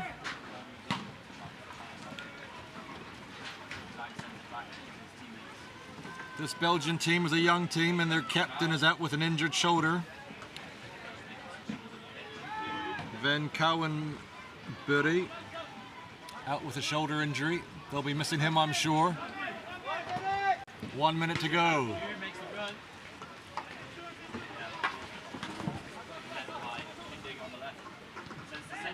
My good teammate from New Zealand, James Mitchell, the referee, lead referee on this pitch. So Valhalla from the Kiwi Canoe Club looking after you this afternoon.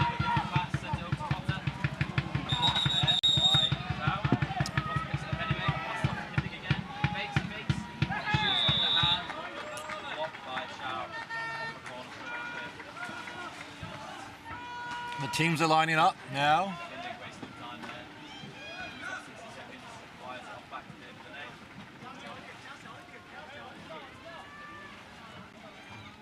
So, taking the charge now for each team. I believe for Hong Kong it will be Low, number 8, against his counterpart, number 8, Verstraete. No, it's Riekerbor.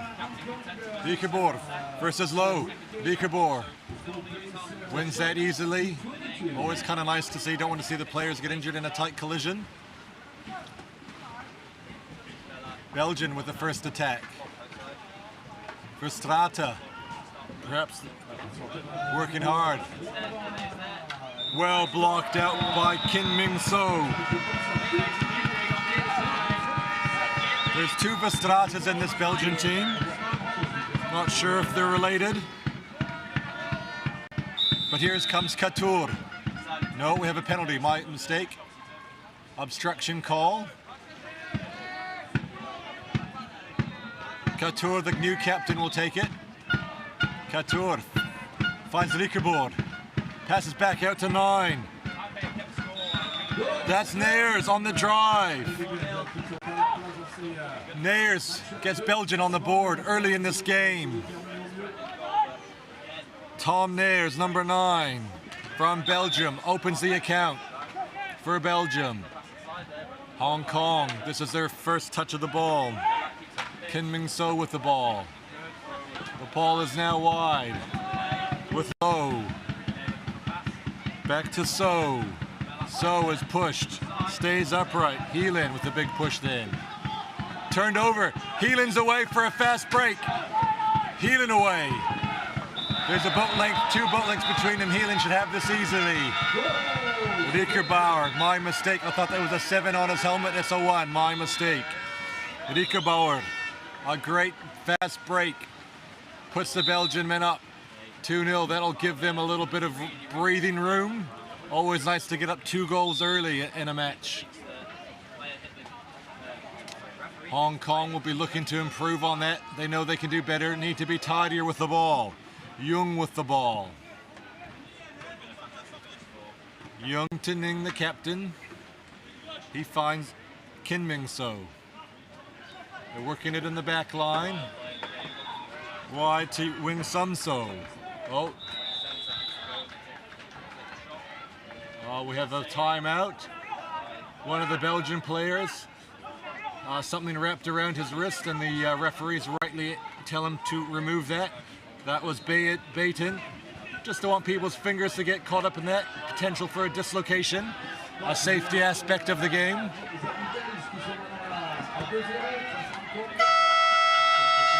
So now, here's a drive, a big shot by the number 8 Low, but it is low itself. The shot goes low.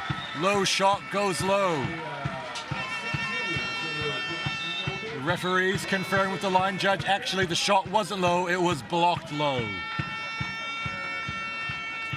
Couture maybe blocked that low, or was it Baton? I'm not too sure. Anyway, the result of it is Hong Kong get a corner. Captain Ng from Hong Kong. Dribbles, he hits Jung with the pass. Hong Kong though, no one inside, the Belgian defense up to it.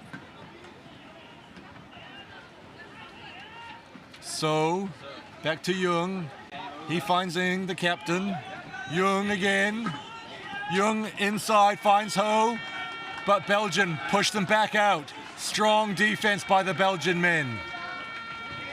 Very well organized and strong defense nullified the Hong Kong attack.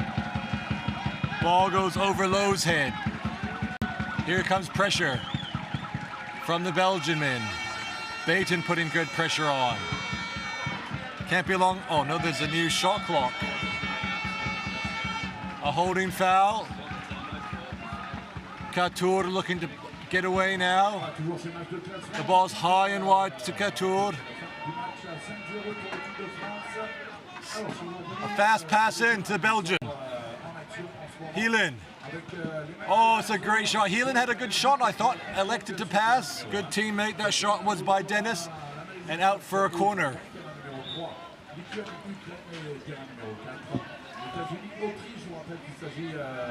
Bit of confusion about whose ball it is.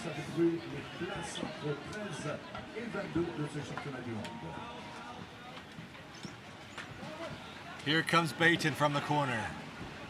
Ball now with Nares. Number 7 from Belgium tries to get a shot up. That was Heelan, but well read by the Hong Kong defense. It probably fell short anyways, I think. Scores 2 Belgian, Hong Kong 0. Hong Kong on the attack. Halfway through this first half. So, wide to Chu. Back to So. So slows it down. Ing, the captain, calling for it. Doesn't come though. Lung to So. Wide to Chu. Here comes So, hot on the drive. He can shoot. I saw him score a couple nice goals against the US team yesterday. Ing takes a dribble. Well defended by Nayers. High ball now. Well stolen by Heelan. 3-on-1 opportunity. Can the Belgian men finish this time? It looks like they will. A great feed by Heelan to Baton. Number 3. Willem Baton. Baton perhaps scores that goal. Willem Baton. Number 3 on the fast break. Puts the Belgian men up. 3-0. Hong Kong now on the attack. Ho steaming into the defense, but well checked by Verstraete.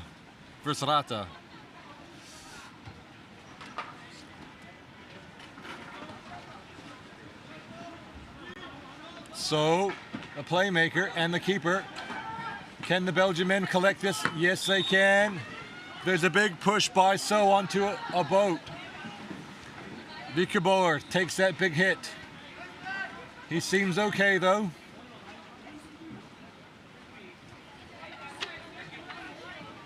Wind starting to pick up here a little bit. Not too strong, but blowing slightly in Hong Kong's favor.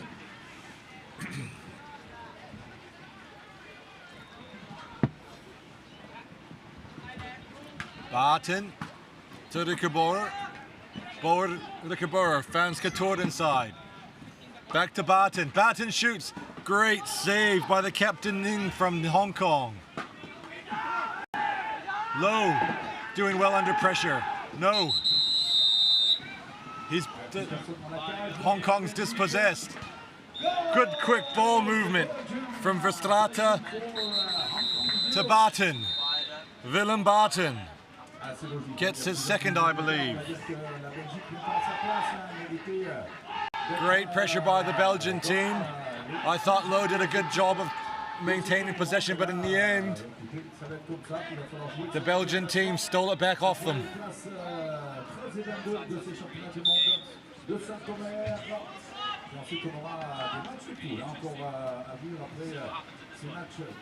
Lowe dribbles, has So in the middle. Ball, good hand move, good ball movement through the hand, but the shot unfortunately goes high off the top bar. Heelan will pass, finds the Vicabor. Vicabor, long pass to Heelan. Heelan scores. Yes, he does. They give it. Edouard Heelan. Edouard Heelan's number 7 from Belgium score. Belgium running away with this game a little bit. Can Hong Kong get on the board?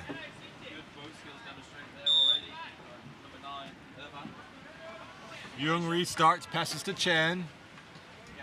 Haven't seen much of Chen yet this game. Crashes in. Jostling with Nayers.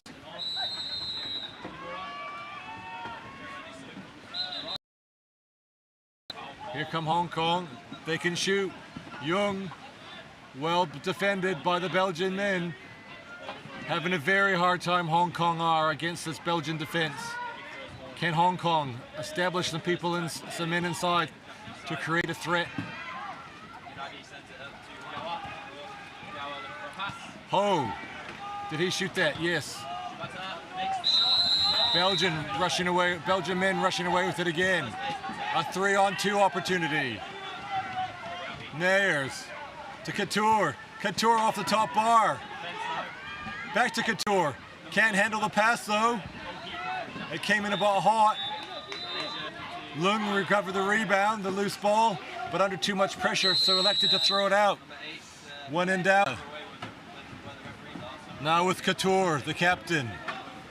Oh, rocket of a feed inside, but well read by Kim Ming-so. I'll tell you what, I've seen this Kim Ming-so now. This is the second game I've seen him playing. Very skillful individual. He can play excellent goalkeeping. He can score goals and also play defense. What a well-rounded individual. Meanwhile, Couture on the drive. Nothing on there. Good defense by Hong Kong. The ball has to recycle. Jung gets a paddle to it. Feed in now. Dennis. Dennis scores from inside. A great inside feed. Number 4, Anton Dennis.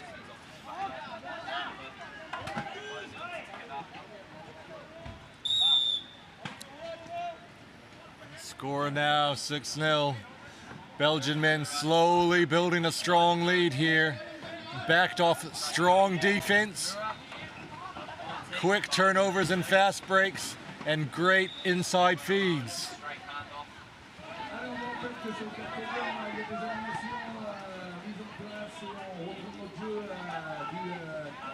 Hong Kong will be looking to put a... No, it's out of time. Halftime, ladies and gentlemen. The Belgian men leading Hong Kong 6-0.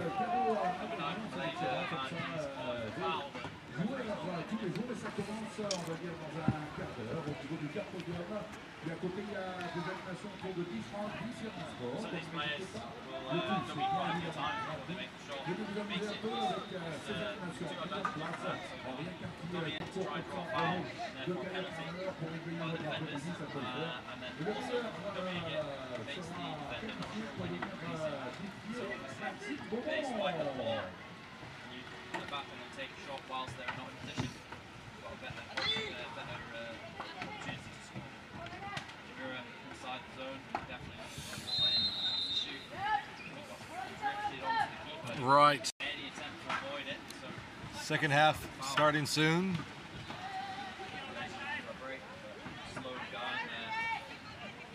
A little bit of cloud cover now. The temperature's eased off a little bit, which is nice.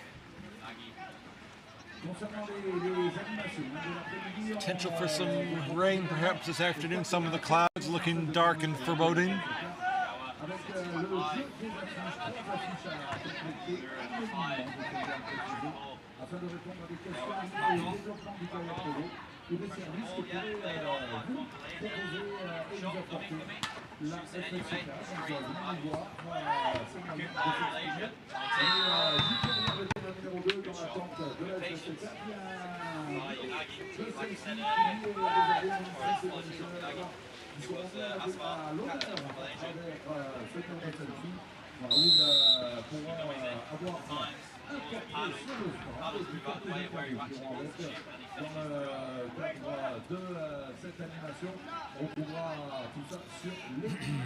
Take a moment to thank all our partners and sponsors. We're probably running a little bit short of time.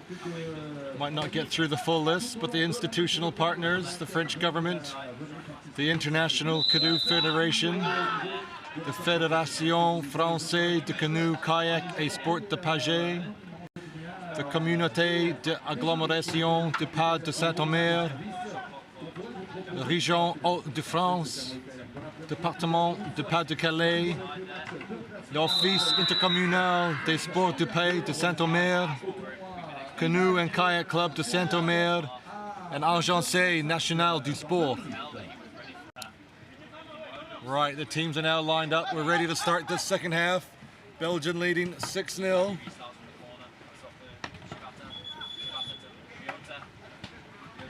Who's doing the charge?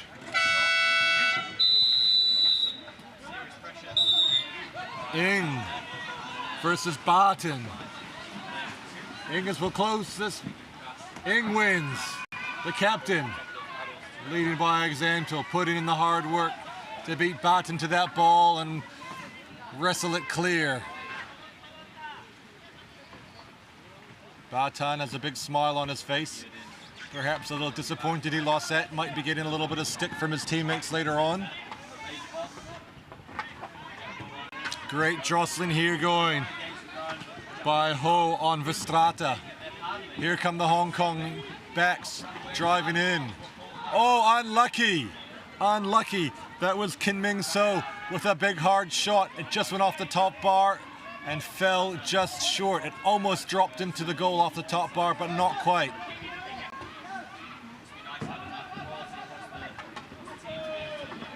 Here comes Hong Kong. Ing, the captain, has it. Surveying his options, not much there. He'll shoot. But put high and out. No Belgian paddles touch that.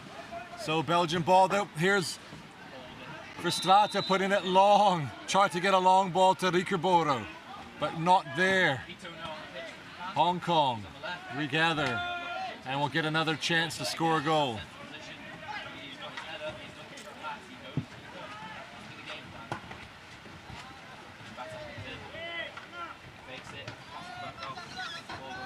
Young now to So. Wide to Low. Back to So.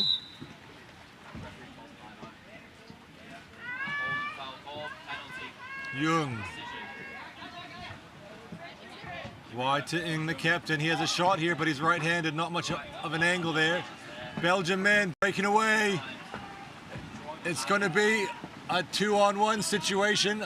The second guard is a bit far behind. Batten has a 1-on-1 shot with Kin Ming So. He's a great player and he blocked that out for the corner under enormous pressure. Nayers now dribbling in. Oh, it's a loose pass. Ing tried to grab it. He was unable to. Ball now with Baton. Baton from the left. A big shot. So not quite able on that occasion to block that shot. The ball looked loose there and the Belgian men did well to recover. Hong Kong unlucky not to pick up that loose ball. 7-0 now to Belgium. Willem Batten with the last goal. Here comes Ing. Numbers being run. So to Chu. Chu to Liang. Belgian men turn that down. You can see them. Oh, a little steal here. No. Oh, the steal might be affected. Yes, good work by Nayers. Pressure originally put on by Rickerbord. Oh, little push pass. Doesn't quite go ahead, and there's a paddle foul there by Heelan. Maybe lucky not to get a card there or a warning. That was very close to the Hong Kong player, not just over his deck, but right over his body. A clear paddle foul there, committed by Heelan.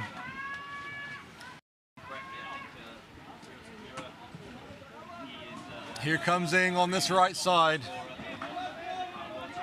He heads Chu. Chu finds So. Not much happening there though. The big Belgian defense again shut them down.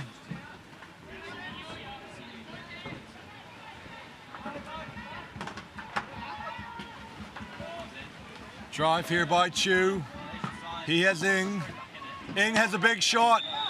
Their first quality look in a long time. Captain Kwa Yim Ing. But the Verstraete, the keeper from Belgium, up to the challenge. Blocked that out for a corner. It was a great shot. High and at the top left corner. Verstraete up to the tasso. Uh-oh. Hong Kong. Oh, well done by Chu to control that. Enormous pressure by Rickerbauer. So now, So we'll have a look. Blocked by Couture, the captain from Belgium. The rebound, though, falls in Hong Kong's favor. So, telling Chan to get to work. Make me a hole so I can shoot. Chu is inside. Couture, though, will work him, try to work him out. So, no options. So, has a cheeky chest pass shot at the keeper, at the goal, but well defended. Ooh, if So had continued for that ball, he may have got an obstruction call. Verstraete did get in his way. I think, though, because So didn't commit to it, he didn't get the call. Ing, oh. Verstraete. Verstraete to Batten. Batten to Couture. Nothing there. Couture, the captain, now with the ball. Wide to Barton. Barton with Verstraete. Verstraete with Dennis. Back to Verstraete. Quick ball movement here. Great shot there. Barton, was it? Well blocked by the Hong Kong defense.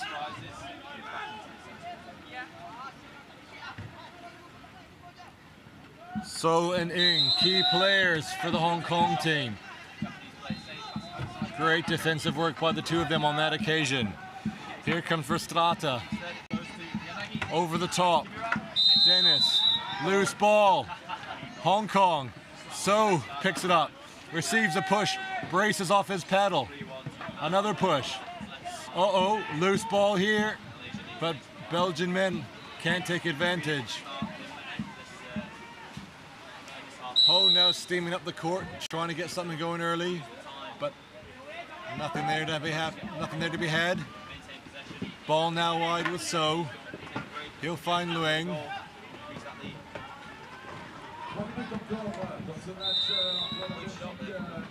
Ng, the captain, fakes the pass, takes the dribble. Ng can shoot, but hasn't got a spot to. So now with the ball. 15 seconds on the shot clock. Just under 3 minutes to go. Will Hong Kong get on the board in this game? So has a big shot. We'll reset the shot clock. Low with the ball. No, dispossessed. Low not happy. Ng. Oh, we have a 2-on-1. Patience there, shown by the captain Couture, as Ho just drifted out of the goal as he came onto the court. We have a timeout maybe called, and a card coming. Green card now for the captain Ng. That will not help the Hong Kong team's ambitions to get a goal in this game. They're now down to 4 players, and the Belgian men elect to push up, perhaps looking for goal difference to ensure they get through to the next round. Timeout still called.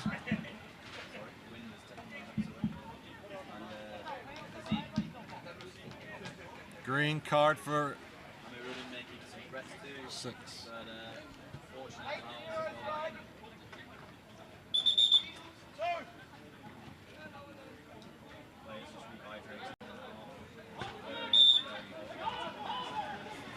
Two didn't retreat. Refs elect to play on, not waste too much time. Pressure there by Nayers. On Chu. Chu does well to maintain his composure. Belgian men putting pressure on. Oh, 5 here is going to might run out of as 5 seconds. Has to force a bad pass. And the Belgian men are steaming away. Anton Dennis here with an open goal. Makes the score 9-0. Cancels the power play. Ng back on the court after his green card.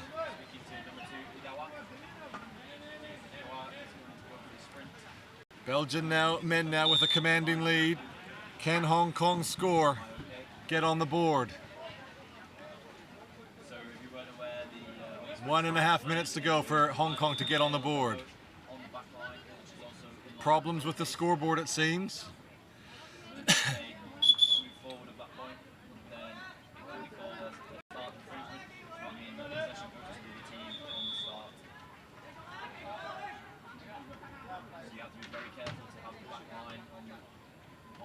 The referee just talking to the scoreboard, making sure they know that the power play was cancelled.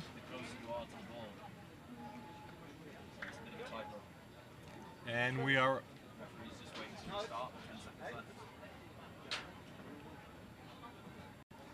Play can resume. Clarification between the head referee and the score bench. Ng now the captain. He has Jung. Jung has a good look, but well saved and rebounded. Pressure by Ng. Will he regather? The keeper hasn't got his paddle, but Ng has turned. Great work by Rikebor to get back to goal. Big push there by Verstraete. He may steal this back. Great hustle by the Belgian men on that occasion. A 2-on-2.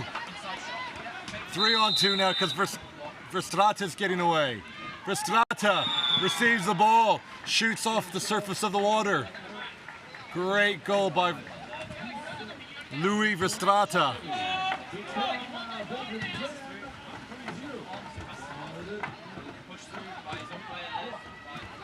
Great goal by the Belgian men, now leading 10-0. Hong Kong now, 30 seconds left to get on the board. They've just had too much trouble now with this great Belgian defense that have had to put up outside shots, which Verstraeta, the keeper, has been able to defend. So now, finds Leung, back to So. 15 seconds left, ladies and gentlemen. Hong Kong struggling to get a shot up, a good opportunity for a shot here.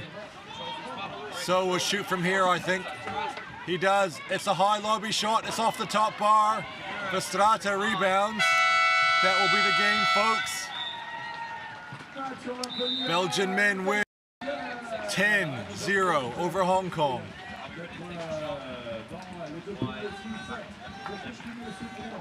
Fantastic defense by the Belgian men and great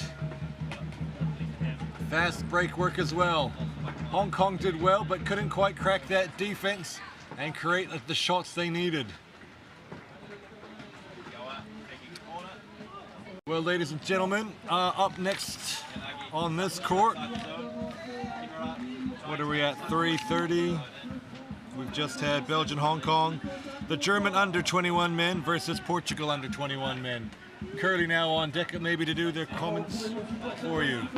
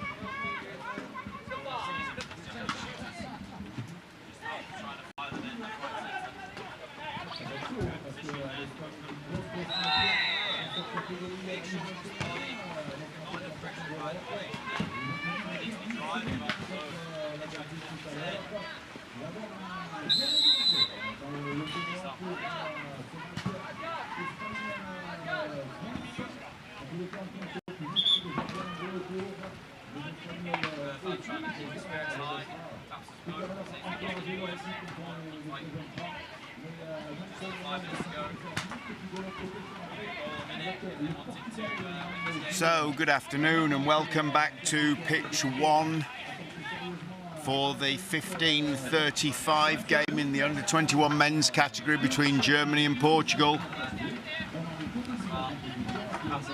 German men to our left in their black boats, white buoyancy aids and black helmets. The Portuguese men to our right in their red and green boats, green buoyancy vests and black helmets. Under-21 category, the graphic there I think is historical. We have Germany under-21 men and the Portuguese under-21 men for a start time of 15:35. This is a group game in the group UO, a group which consists of Japan, Denmark, Germany, Ireland and Portugal. And to progress to the semi-final stages, teams have to become first or second in that group. Still early days in these middle groups, so all to play for, but first or second is all that is good enough, so every point counts. We have, as I say, the German under-21 men's team, number 3 Hackenberg, number 4 Armbruster, number 5 Kmek, number 6 Buchenbusch, number 7 Schroers, number 8 Helm, number 9 May, number 10 Becker. New players there all, and on our right the Portuguese, number 1. Then we go, we'll name check the Portuguese in just a moment. We have Brewster versus Abreu for the Portuguese in that first charge start. We're underway. First referee Maurizio Pelli of Italy on the near side to us, and the second referee Asker Somberg on the far side. My name's Curly Barker. I'll be covering this game for you. Any contentious decisions, hopefully there won't be any, we'll try and sort out for you, and we'll keep you up to date with what's going on. Obviously the early start win by the Germans. They're pressing in, driving, typically using brute force against this Portuguese defence, opening up a gap we can see on the right hand side. They're looking for Hackenberg to run into it, and he does. Passes it over the top on Brewster. Shot gets away, but the Portuguese defence, good value for that. That won't be the best shot we see from this German team today, I'm very, very sure. Huge amount of work going on the right hand side of the goal. The captain Helm for Germany absolutely roasting the marsh for the Portuguese, and now he's called for help from Duo. But can they afford to double up? I don't think so. Look at this, inside, right arm free, massive shot. This time it's Schroers, but that opens the scoring. Minute and a half gone almost, and Germany take a 1-0 lead. Yes, Schroers, superb finish, but he just had too much time. You could see that big right arm waving around. It almost felt like a goal before he'd even let go of it. Looks like these Germans are putting down a big marker in this group. Portuguese paddlers, very fast, strong, but giving up a few kilos to the German side. They're quite definitely their match for strength, possibly even for speed, even though they're a few kilos heavier. Portugal got to regroup now. They're going to have a hell of a job trying to find a hole in this German defence.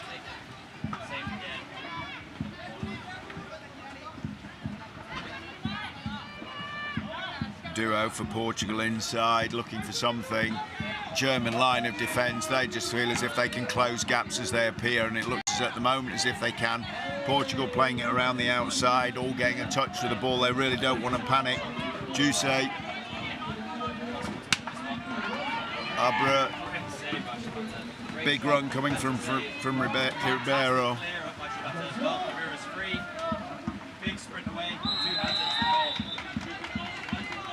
Portuguese passing around, not getting much out of it. Armbruster's come out to chase, and now his teammates have joined him, and the first pickup is Kmek.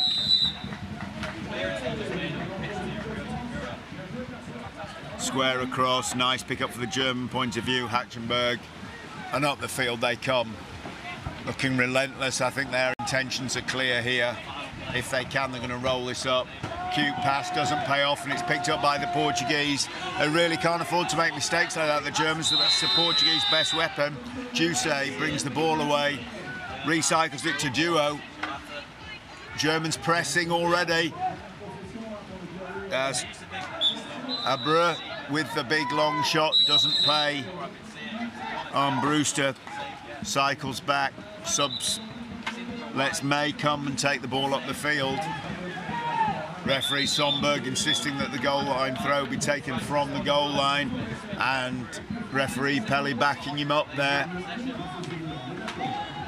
Important for the referees to set these markers early. They can't start enforcing the rules halfway through. It has to be right from the beginning. And up at the other end, well, we're watching that little piece of tidiness. These athletes were just fighting and struggling to make gaps in the defence. The Germans doing the same again. Oh, carbon copy almost. Hatchenberg comes down. Kai Hatchenberg comes down the right-hand side. Right arm's free, and he really made that look very easy. Portugal going to have to dig in here. They don't want to rout. German team look intent on causing one. Abra, Ibero, and back, and back. Nice ball to Hoodrigs.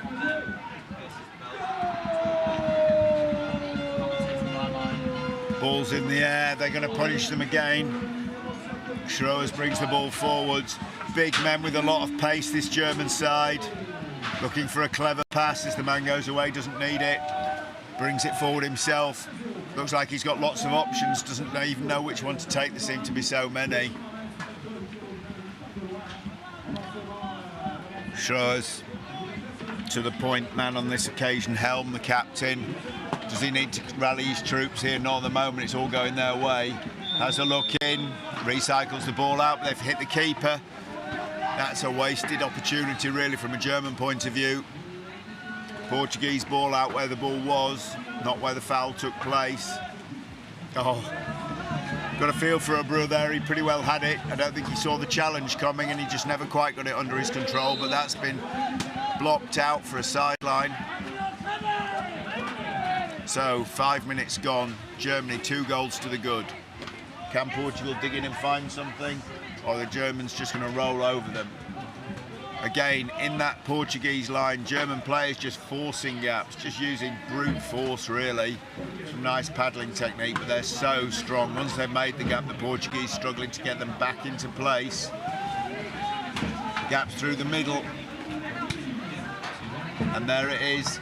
Speed taken off there by Becker, but it didn't fool anybody, and it's brought back down, but he's going to get a second bite. And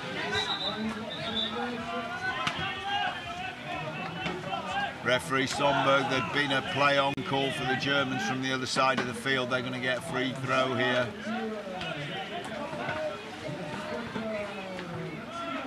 Bit of a shame for the Portuguese, really. They thought they'd done well there, but the ball just returned over by the referees, and Germany just come out full-on minute back on the shot clock, having a little chat out on this front line, while the 2 inside men just ply their trade of disrupting the Portuguese defence. Oh, that's simply route one. Kimek takes a massive hit, gets up to something like 6 metres out, and then just goes really route one power, bang, goal. 3-0 Germany.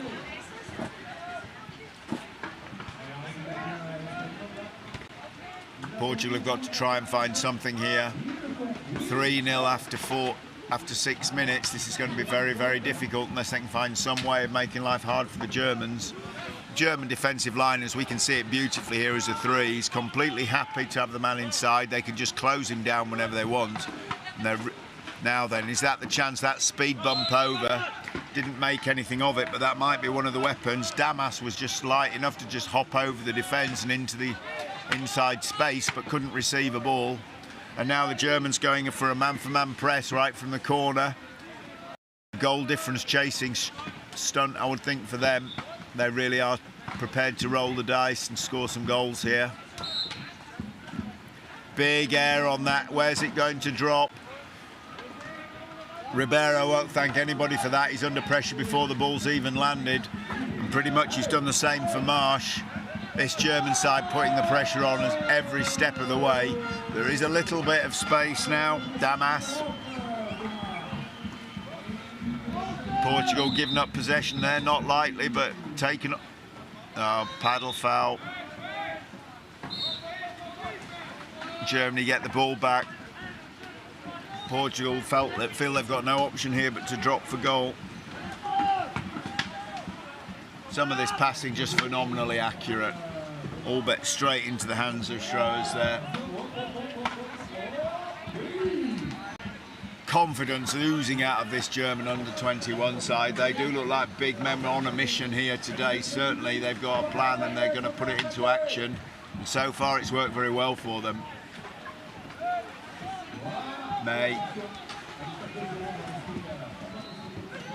Kimek. Where's this run coming from? It's Hatchenberg again across to May. Side netting. Just for a moment I thought that might have been in, but no, side netting all the way. Goal line throw for Portugal, and once again Germans are pressing, but they've missed someone. They've missed someone. There he is, Damas, he's out free. Oh, that was just a communication error by the Germans. They didn't realise Damas had broken up field and there was no one marking him. And when the ball was delivered, he really had the simplest of goals.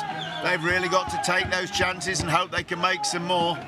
He's beaming on his graphics picture and he's beaming in real life. Now that's an awesome attempt. Great long pass. Just took advantage of a little bit of miscommunication in this pressing German side. They won't be happy with themselves there. They could have probably covered that quite easily if they'd realised he'd gone, but they didn't. Will they be able to make the Portuguese pay? Kimek.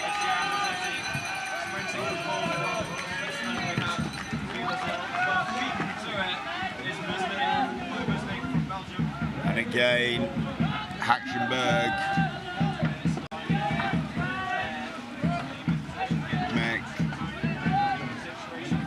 This passing lethally accurate, absolutely lethally accurate. It ends up at Schroes, who just takes the speed off the shot, beats the Portuguese keeper. Absolutely classic, but the passing of that as an under-21 side, absolutely top drawer. In any team in the world that would look good. Fantastic to see. An absolute testament to the coaching and the fact the German polo system is just building so many people can throw hard, fast, accurate passes. Portugal now on the outside, 4-1 scoreline, looking difficult. And I think at the very, very shortly they'll go into damage limitation mode, where every goal they can get is precious and they keep the German scoreline as down as much as they can. Again, in a group like this, as I say, U21 Group O, that probably is a good strategy here, because the German's going to be one of the favourites in the group, or the favourite in the group, and then obviously the next job is to come through in second place into a semi. Beginning to look already as if that might be the Portuguese plan. Germany pressing out on the corner as the clock runs out. So, half-time score, Germany 4, Portugal 1. Not a massive scoreline, but a comfortable lead for the Germans. As the teams separate for half-time, just name check the Portuguese, they've done well there.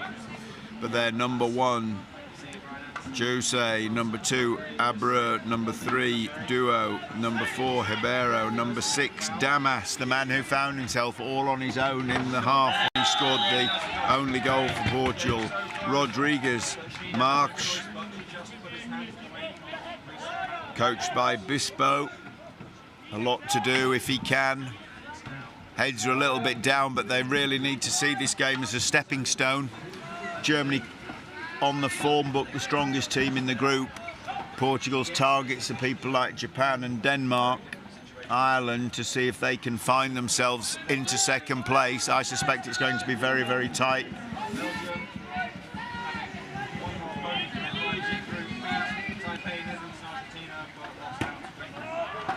Going to be tight in this group, but behind Germany, I don't think without being unkind to any of the teams in it, I don't think they'll be looking to roll up the Germans, but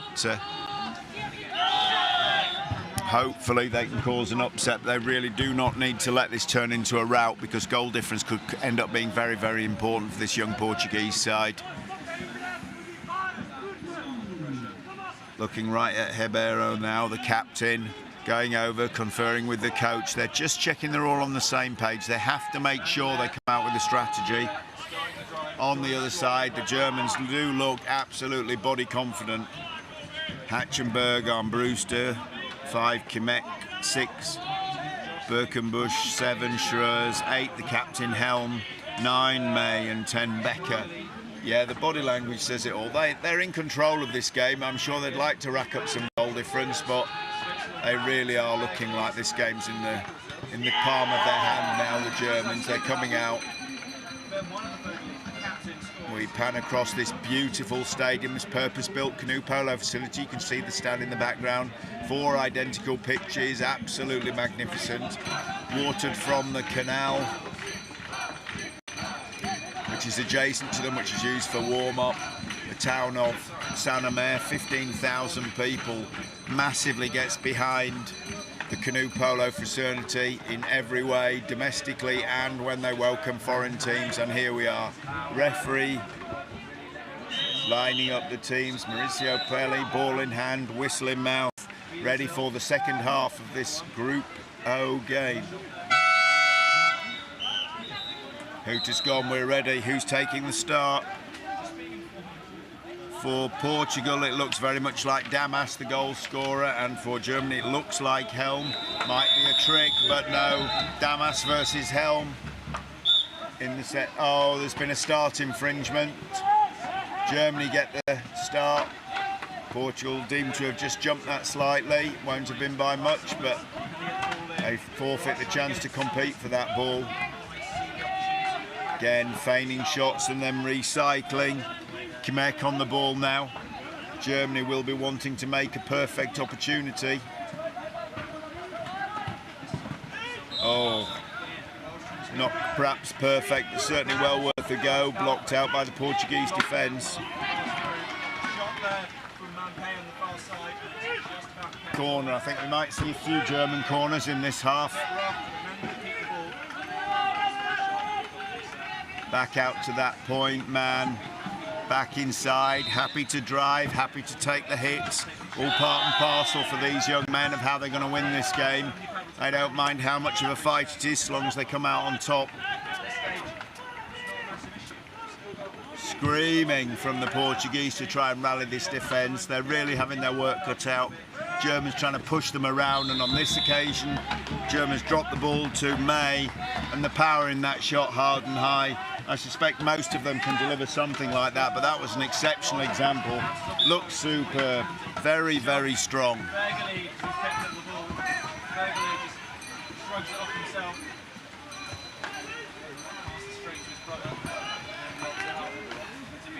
So, Portugal on the ball, holding it up. As I say, they mustn't let this run away from them. It's a big-ish gap now, but if they give the Germans half a snip at scoring half a dozen more goals, it won't take long. They have to be disciplined and they have to look for something. Damas. Brut. Hebro. Oh, there's been an illegal tackle. They really don't need that kind of ill discipline, the Portuguese. Germans just streaming forwards. Certainly no rest for them. That's just a bit casual, very uncharacteristically a weak pass from the German side. Very unusual to see that, and Jose picks it up gratefully. But they're already under enormous pressure. Now it's Hebro's turn. Can he get the ball away as far as Rodriguez? But no, that's blocked and touched. Recovered by Schreurs. Once again, the black boats stream forwards. This time, Kimek gets his chance.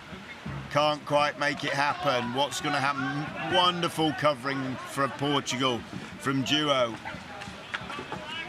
The pressure is unrelenting. Every time a Portuguese player picks the ball up, there is a German kayak making life hard for him. This is how it should be. Nobody's got a moment to think. Oh, it's an illegal tackle. Well ridden. Rodriguez with the ball, gets the throw away to Jose, who puts up a massive throw. Can Ribeiro get there first? Unfortunately, not quite accurate enough for him. I think he did have the speed, but he really needed that ball to drop in the right place. Germany come away.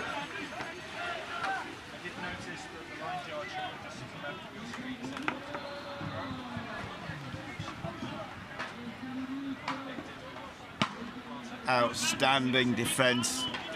Really, this German team are absolutely merciless on the shot. There won't have been anything easy to save about that.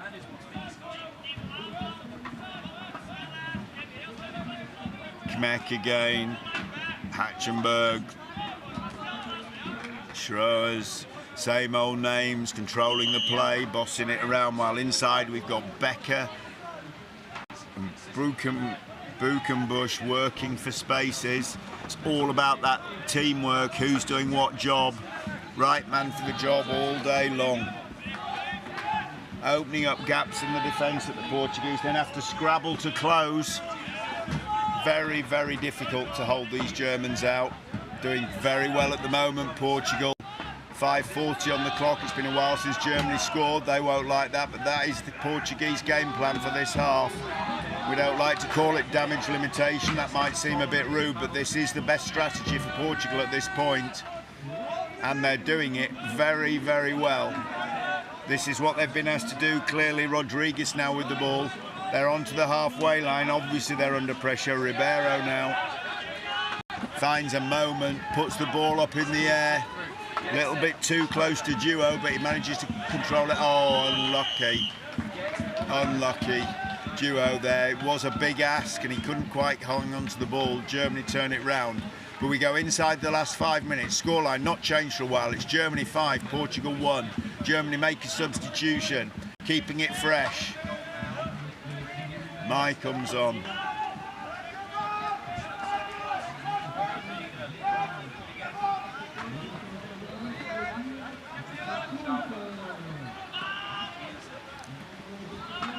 (5-1) still. Working for a chance, just too close.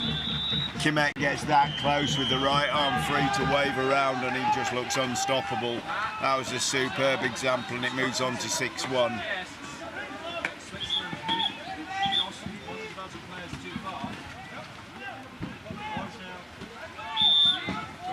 Portuguese restart. There's big air on that. Oh, not a million miles away, but Rodriguez doesn't score that. I think they'd be better off relying on their paddling. I can see the frustration for the Portuguese side, but they're very, very good paddlers. They're quick and they're clever, but they just were too tempted by the sight of that open goal.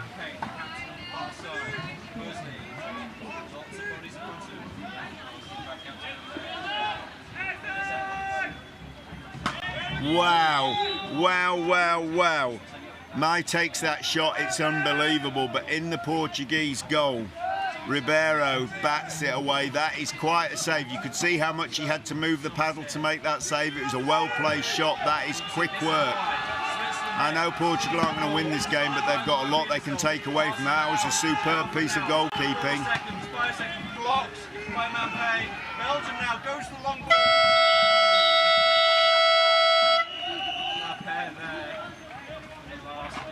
And again, the same combination. Mai for Germany spanked that ball out by Ribeiro, and you can see how much of a save effort he's got to make. Paddle sweeping across the goal to click it out for the corner. That is not a routine save. Do not believe for 1 second it is. Ball goes wide. Helm takes the ball, controls a bit of traffic. Kmek, where are we going? There's a massive gap in the middle.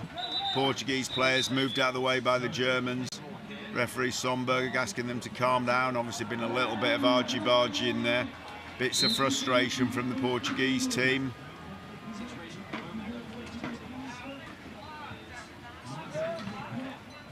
And again, my big hitter. We've seen that. This time, all a bit too much. He was in very close, and Mai gets his goal. Two very different opponents. Portugal, another restart throw at 7-1. It's hard for them, but they're going to keep going.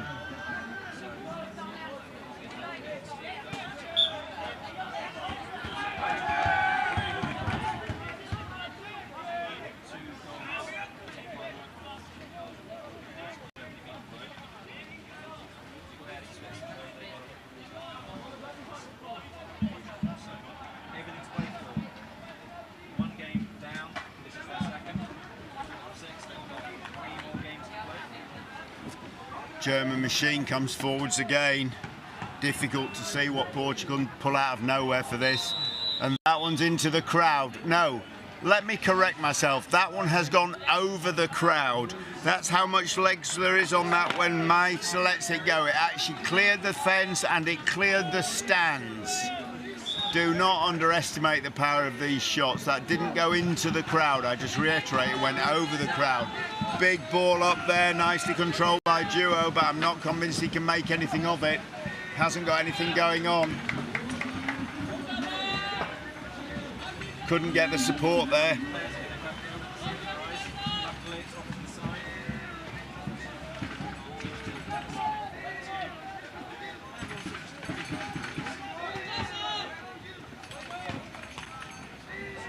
Germans rolling forwards, but the Portuguese have kept this down this half, and it's been kept down by a combination of solid defending and magnificent goalkeeping. Because they have, some of these shots are getting taken by the defenders, but the ones that are getting through are mainly being blocked. And to be fair to the Portuguese, they've kept this attack going. Very difficult circumstances, massive pressure from this phenomenal German side. On that occasion, just forcing out the sideline. Look at that pass. Oh, that's heartbreaking really from a Portuguese point of view, but that long ball forward skims across the water, just close enough for Ole Schowers to pick it up and throw it in the goal, take their lead to 8-1. Right, the next game opportunity for Portugal. Restart throw taken. Back to Jose, out wide, huge pressure already. This must get very boring for the Portuguese. Please give us a break. No, we won't, say the Germans. That's fine, skins past him. This is great play. There's some great play here from the Portuguese, but he's just being matched by the Germans. There was a little break there that was put on by Ribeiro. He made some ground and then he was just closed down by Schroers in a matter of a split second. And you think if the ball could have landed, if the man under pressure could have dug it out, that was a great chance. But that chance is just shut down in a second. Number 3, Hatchenberg for Germany gets a green card for a second deliberate foul. He looks a little confused. Referee Pelly explains it to him, but that takes the Germans down to 4 for these last 20 seconds or so. Still looks like that German line defence could deal with just about anything, even though it's a man light.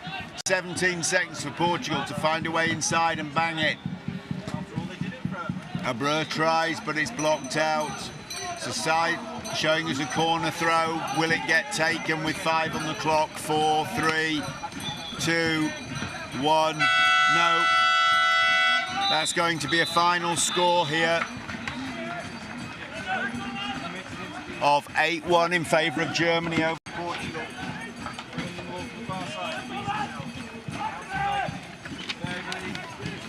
So, in this game, German defence was just too dominant. The German strike force just too dominant. If I didn't want to be unkind, I would say that Portugal were just fantastic on some of the breaks, but they were not able to take the Germans toe-to-toe today.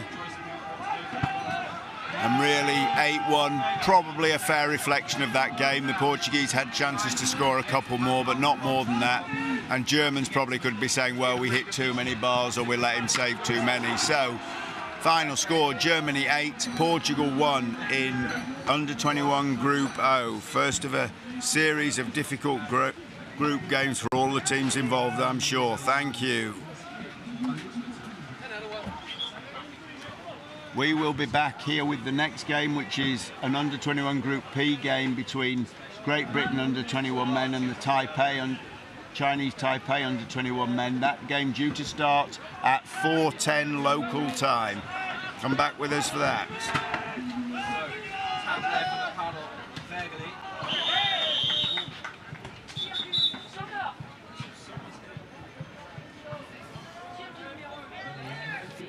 It's warm. Warm, yeah.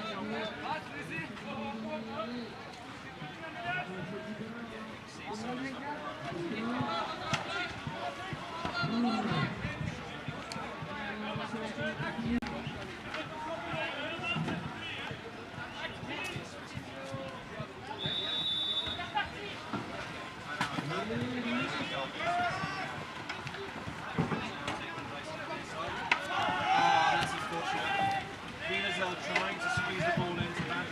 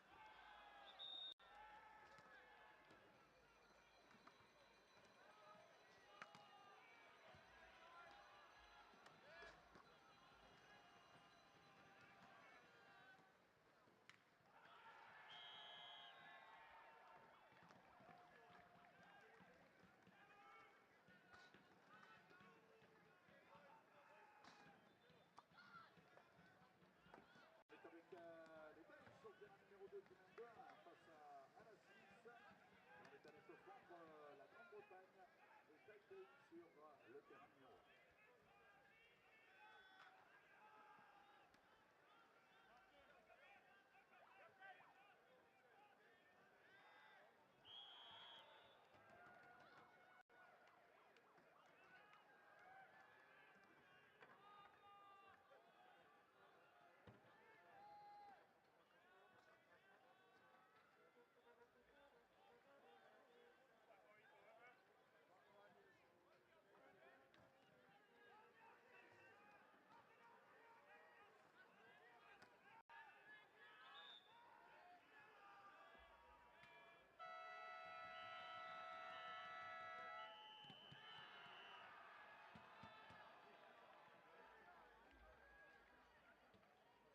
Sur le terrain numéro 2, le match est terminé. C'est la Belgique qui remporte son match 2-1 contre la Suisse.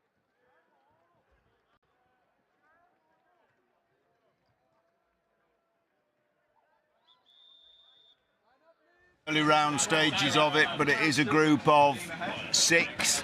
The top 2 from this group will go forwards to the semi-final. Anyone who's not of the group of 6, anyone 3rd to 6th goes into the repechage group playing for the places from 5th down. So absolutely crucial for these teams to get their campaigns off to a good start. Great Britain under 21 men on our left and the Taipei under 21 men on our right. As the referee puts the ball in, we get the first charge start, and that is a massive charge start. McConvey for Great Britain takes on Liao of Chinese Taipei, and Liao gets the foul out of it and hence the first possession. That'll be good for him. He speeds off the pitch. You can see why the man won that. He is quick. He substitutes, brings on Chen. In the meantime, his teammates have just held possession in front of the British defence. Here comes Chen. He's come all the way from the goal line. Subs on, passes the ball inside. Whipping the ball around here. They've obviously decided this is their USP, the Chinese Taipei team, moving that ball very, very quickly at this stage.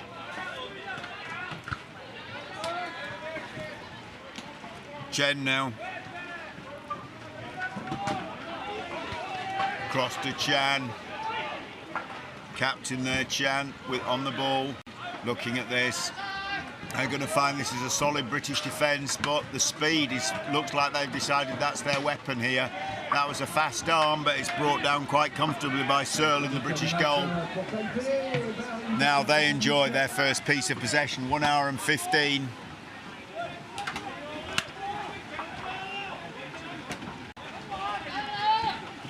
British pump the ball up, Searle, Bowden, McConvey, looking patient here, the British. That's obviously the game plan. They've got to have something. Obviously very used to playing the big European teams. Team from Chinese Taipei, a little bit more of an unknown quantity, feeling their way. They've certainly going to learn the Taipei team have got some skills, but that is a nice shot from McConvey. Pumped over the top for a corner. So we've established both teams can shoot, both teams can block. Now, what's going to separate them? corner being taken by the captain Bowden. To Searle. McConvey recycles it. They're looking for a space here. Left-handed. Very nice for Bowden, but nothing doing. McConvey, another left-hander, but that goes inside. Drops nicely for Muller, but he can't score, and it bounces off the bar, falls nicely for Chinese Taipei. Picked up by Chan, waiting for his troops to break, and they are quick. Now they've got to provide some support passes, and they have. Chan back on the ball. Chen, and back. Just looking at this defence, being held nice and strong by the British. We've got Chang inside, but not really getting much gap for himself. The other Chinese Taipei players sitting around the outside, they're looking to speed bump over. What's their plan for getting inside? A little dink pass through the gap, and that's very, very nicely done by Chan, the captain. Did find a gap into the inside and then put it in the top of the goal. Nice finish. British are going to have to find a way of dealing with that, but there he is. That's the first goal. Chinese Taipei 1, Great Britain 0.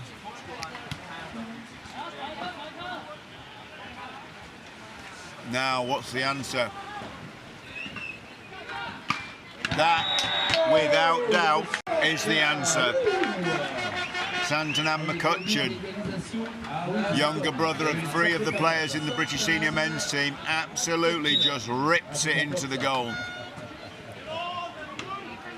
Fantastic effort, just powered in. Hope you won't mind me saying not so much finesse as just brute force, but they all count. Great Britain 1, Taipei 1. Ball skimmed across, but that's far too easy a pick-up for Marlowe. Searle bringing it away now. Marlowe's got the pedal to the metal here, screaming through the middle. But the ball goes out to Muller, and I don't think he ever thought about passing that. That was just for him. I can hit this from here, and I'm going to hit this from here. So, Taipei took an early lead by 1, but now Great Britain have pegged it back and more. It's 2-1 in favour of Great Britain. Game barely out of the blocks. 4 minutes gone, 3 goals. This is the kind of polo we like to watch.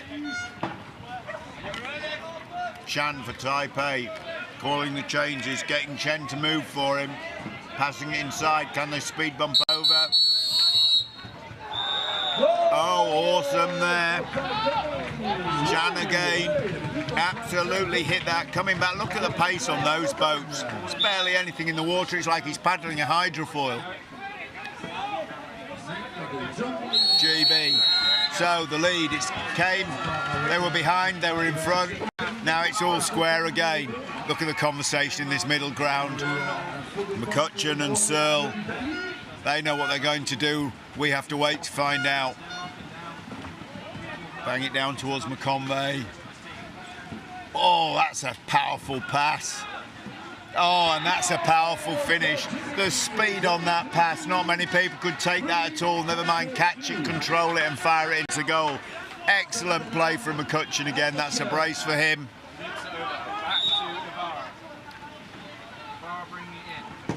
Well, this is seesawed beautifully for us, the independent crowd. Taipei took the lead. They got it even at 2s after GB had pulled ahead, and now Great Britain have opened up that 1-goal lead. All of this in 5 minutes. 5 goals, 5 minutes. Are we in for a 20-goal thriller? I hope so. Chen. Definitely. Oh, that's an awesome shot. That was Chan on this occasion, but Searle just batted it out, but that was going hard and fast for the bottom corner.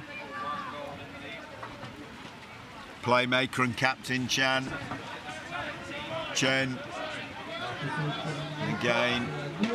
No obvious gap from here, but they're trying to run a sideline. All we could have done with being left-handed there would have made it a bit easier on that angle. Working these passes, very, very quick hands. Oh, that's a bit unlucky, over the top. No product there for Chiang.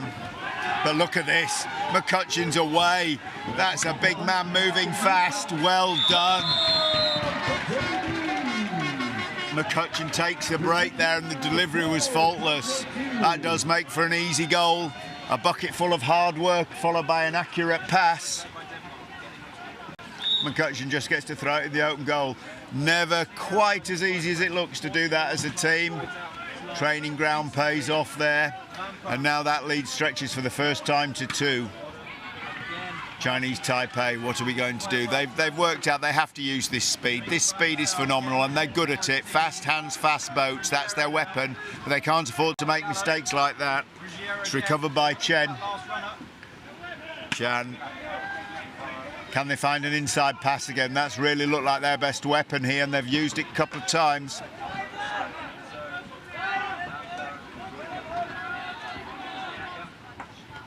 Chan on the outside, 4-2, 3 minutes to go in the first half. Plenty of time left. Triggering up a shot, but I'm not sure that even got past Muller. I think the first paddle it came to was panging it over the top of the bar.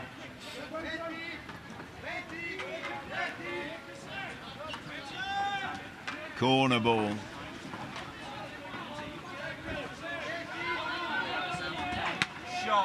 It's going to be taken by Yu.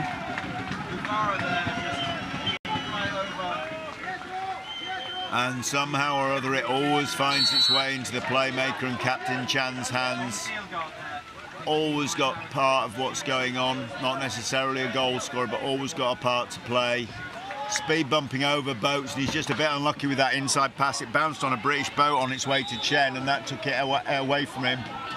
And actually he's gone off the back line, so it will be a Chinese Taipei corner. It's not what they want, but it's better than Great Britain breaking down on them.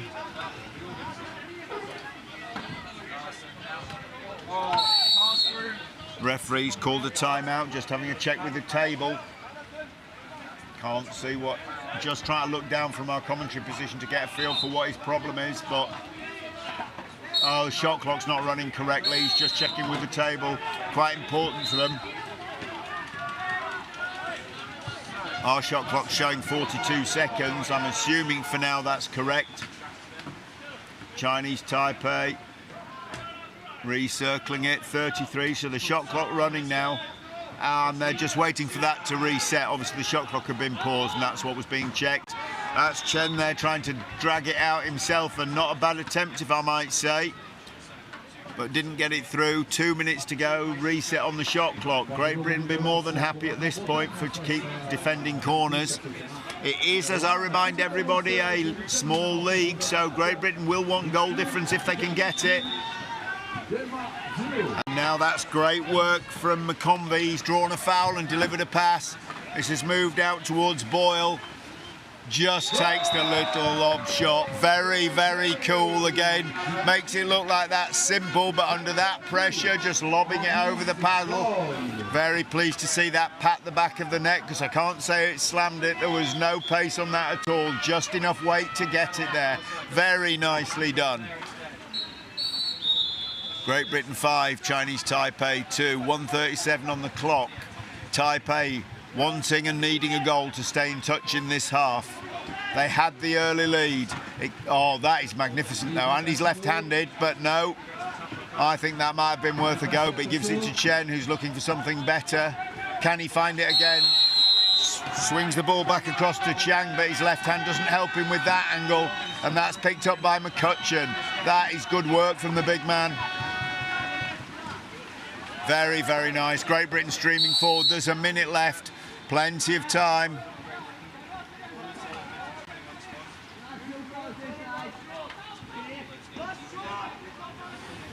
Plenty of time from Great Britain's point of view. 40 seconds on the shot clock.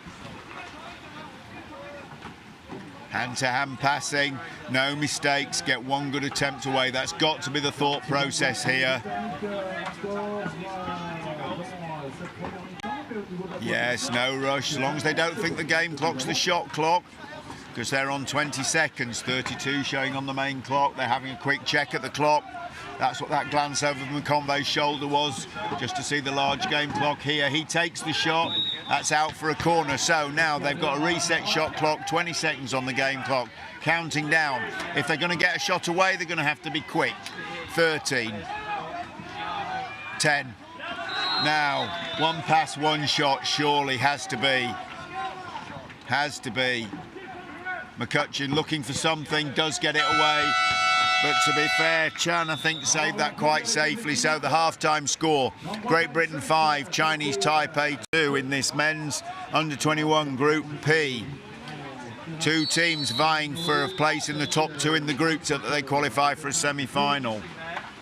Happy to name-check these teams as the British under-21 men go to their corner, get their half-time instructions from the captain Bowden and the coach Andy Lowthorpe, and they are number 1, the captain Bowden, number 2, Searle, number 3, Marlowe, number 4, Noble, number 5, Boyle, number 6, Muller, number 7, McConvey, number 8, McCutcheon. Chinese Taipei team at the other end are number 1, Chen, number 2, Kiao, number 3, Yu, number 4, Liao, number 5, Yang, number 6, Chan, number 7, Chen, number 8, Chiang, number 9, Li, and number 10, Chan, and they are coached by Ming En Yan. As well, we have a moment to gather our breath in this game. The half-time break, 3 minutes, plenty of time for the players to get a drink of water. The coaches to impart their message. We thank the local government, the International Canoe Federation, FFCK, the French Federation, and the local council, CAPSO, as well as the local region, Haute de France, AMPA de Calais, and the local sporting community, OIS. Club itself, this canoe club at Saint-Omer, so fortunate to have this purpose-built facility on their doorstep and kind enough to allow its use for this event, and the National Agency for Sport. Without these institutional partners, it will be just impossible for us to stage these events, and their efforts are backed up by the private partners, Brasserie La Goudale, Eiffage and Upin Sports. Upin Sports, obviously the global sponsor of Canoe Polo. The referee's about to draw us back to this game. And we have then the local sponsors, Groupe Le Premier, Vortex, Connect and ARC. Please, if you get a chance to support these businesses, they've been supporting us. We have to be grateful for the financial support they get as these two teams line back up for the second half. It's a group game. Great Britain are 3 goals ahead, 5 goals to 2. It's a good lead, it's a decent lead, but is it enough? I don't know what Coach Lowthorpe's been telling them at half-time, but it's a small group game. More is better, but they don't want to let any of those 3 goals get back to Chinese Taipei. From Chinese Taipei point of view, I don't know what their coach has told them, Mr. Yang, but if they can get a couple back, the goal difference might help them. If they can snatch a draw, it will be massive, but what they must not do is let this scoreline run away with them. They may easily have a draw later in the group, and if they get a big scoreline here, it can hurt them very badly. Ready to go. Ball's in. Liao versus Marlowe. Marlowe there, marginally first, but actually boat skill makes him win the ball comfortably. Turn the ball away from his opponent. Only had a split second to do it, but that was enough. Great Britain, first possession of the half. Bulleting these passes down. Oh, that is amazing. Absolutely beautiful from Bowden. That's a captain's goal. Paddling at full speed, receives it late, takes it left-handed and scores. Great Britain 6, Taipei 2. Half-time team talks are kicking in now. Great Britain's must be, let's get another goal, let's keep this ticking over. Taipei, keep the spirit up, keep the fight up, keep bringing it to them. That's over the top. That'll be disappointing for you, but he's got to rally himself, he's got to be there. Look at the speed on some of these Chinese Taipei players.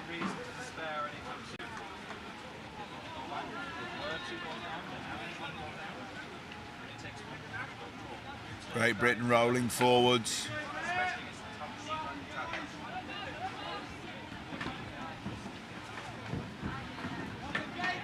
Oh, pushing McCutcheon forwards. He covers a boat. That's 3 metres closer than he was. Clever, clever play, and he gets a good shot away, but not in the goal. Saved well. That was a nice piece of team play. Gets him forwards, and to be fair to Chan in the Chinese Taipei goal, he did well to keep that out, because by the time McCutcheon was that close, that must have been a very difficult shot. Oh, a little bit of speed taken off by Sil, but Chan from the Chinese Taipei defence was having none of it, just tipped it out. McConvey, corner taking duties. He'd rather be finishing chances than making them for other people, but he passes it out deep to McCutcheon. There's close quarter work from the Great Britain team, trying to just get up as close as they can. I think they've got a respect for this goalkeeper now. He's certainly earned it. They want to get close before they trigger one. Much more chance of scoring. McCutcheon juggling it around either by accident or design. That inside pass picked off by Chen, and Taipei get a chance to go back on the front foot. They've got a man away on the left-hand side as they look at it. They bring it to the right. Yu brings the ball up. Chan up the field. Their fast break chance has gone. Searles found his position under the British goal, but this is still Chinese Taipei ball. Chan on the ball, encouraging Yu to push forwards, then back it up, ball in, speed bumping. Have they got anything on there? I think he just thought that was a half chance and it was worth a take. Corner's going to be taken by Chan.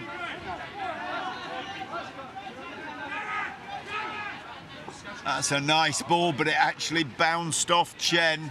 That's going to hurt. Recovered it and delivered it. What have we got here? Oh, that was out of the hands of Yang. I think he may have just actually let it slip. Certainly wasn't looking for a foul there, and there was an awful lot of traffic around him. Deep to Chan. Again, they've got to get momentum on their boats. It's their only real weapon here. This big, solid defence. Had Chen open on the left, but couldn't see him, I don't think. Too much traffic in the way. Chan bringing the ball in. Which side's he going? He's got a plan here. I can just feel he's thinking about something. I didn't think it was to go alone, but maybe he had that all planned all along. Now that is a very nice finish. That is Chan. Took his chance. He had a little bit of time that normally the British defence have been cutting away, and that little bit of time was more than enough for him.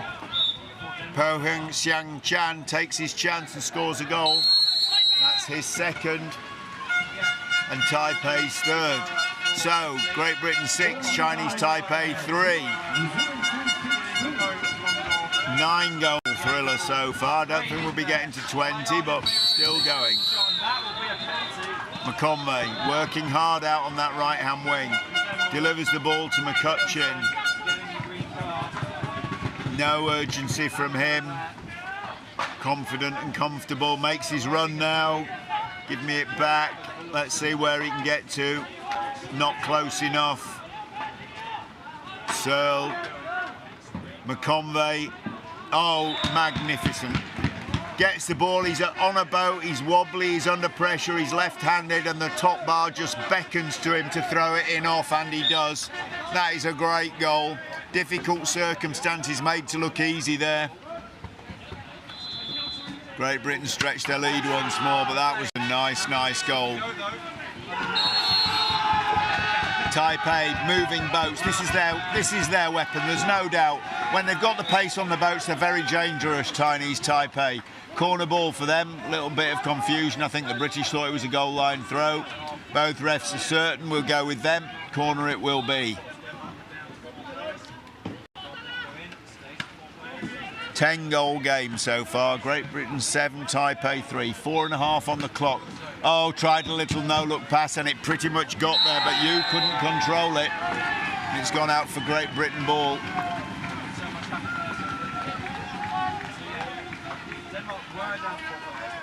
And pumping away. I'm sure Coach Lothar will be just saying one more. Every goal is worth it. Just get one more. Taipei, the Converse, just don't leak any. Make one good chance, close it down. Marlowe takes it on one hand, needs to use two in the end to get it under control, but he does. Ball comes across. Got dropped for Boyle, who just thought he'd use some brute force, but it wasn't enough to go past the Chinese Taipei defence. Marlowe. No, there's been a foul there, foul on the keeper. Marlowe very, very wise. He just puts the ball down. Anything else will get him into trouble. Doesn't do anything to help, but doesn't do anything to hinder. Just right there, good discipline. Chinese Taipei. I'd be expecting Chen to be shouting the odds at them, but it's all gone quiet for them. Oh, tried a no-look pass. And has it paid off? Certainly got it close. Screaming to get closer. They know their only way through this is to be close, but getting close makes them vulnerable to a break. It's high risk, high reward. They've got to take the chance, I think. They want to do their best in this, and that means taking a risk or two. Here comes Chan trying to just make an opening, but there just isn't one. I mean, that's the truth of it. They're working so hard here, Chinese Taipei, but the British defence is holding strong. Marlowe's just seen his opportunity. Cuts the ball away. Flicks the boat up. Makes it safe, and Great Britain roll forwards with 2.5 on the clock. Big ball forwards for Searle. Back to Bowden. And across out to Muller. He takes the shot, but it's wild. Certainly not giving up this Chinese Taipei team. Those boats are moving at pace. Oh, referee calling it back for them to take it on the line. Frustrating, but as we come down to 2 minutes, you can't fault him, that's correct. Lovely passing to Chen, captain, but no options. You could just see him looking across for a pass and not finding one. Drops it to Chen. Chen. He's going to go overhead if he can. Yep, you could see it coming, and unfortunately for him, the British defence could as well. Oh. Chan will be moving this to where he wants. He'll take as many liberties as the refs will let him, and who can blame him? He wants to get something back for his team, and the closer he can get, the more chance he's got. He's looking, he's clever. Nope. Didn't go anywhere past Marlowe, that.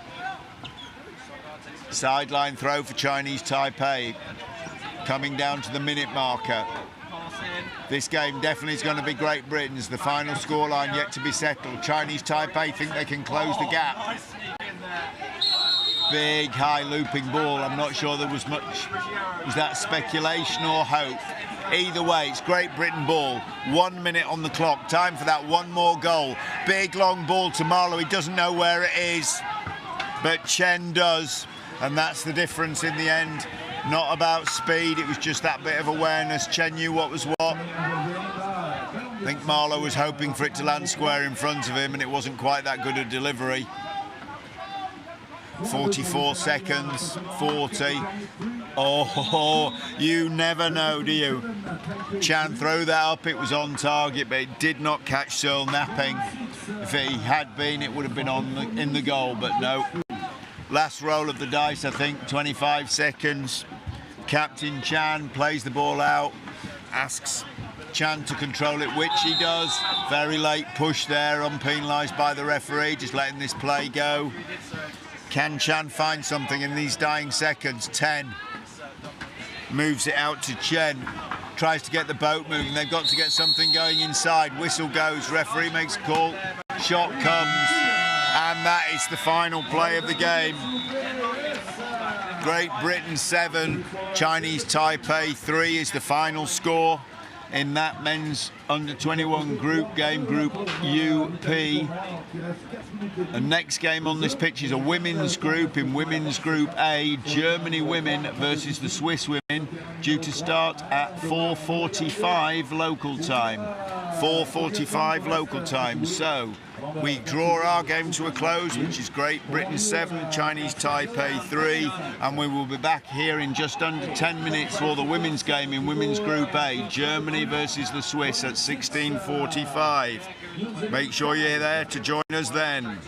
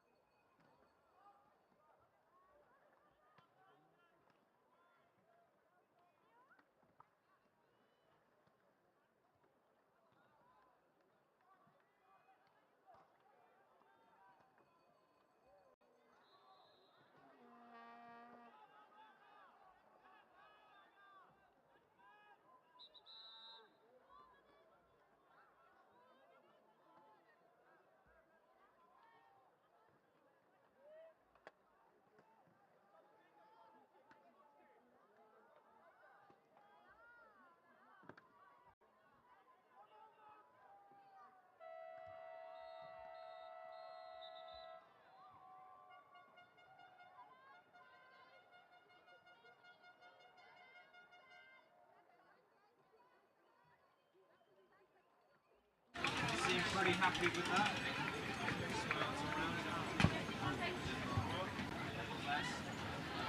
But this is a group stage. So welcome to the penultimate game of the day here at the Saint-Omer World Championships for Canoe Polo. These are the ICF hosted World Championships for the sport that happen every 2 years, but due to the pandemic, the last version in Rome was cancelled. So we should be on the 15th edition, but we're at the 14th. And here we have two women's teams that have progressed to the second group stage and are still in contention for the top 12. The Swiss, having played already one of their group games in this new group today, they beat Singapore earlier on, coming from a 2-0 deficit to come back and win 3-2.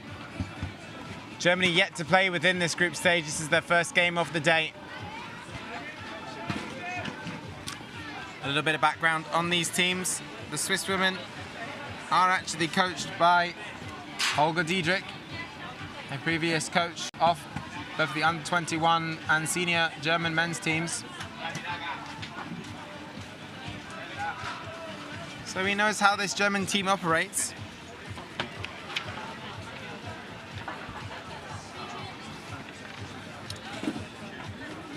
For Germany, their target is a victory here.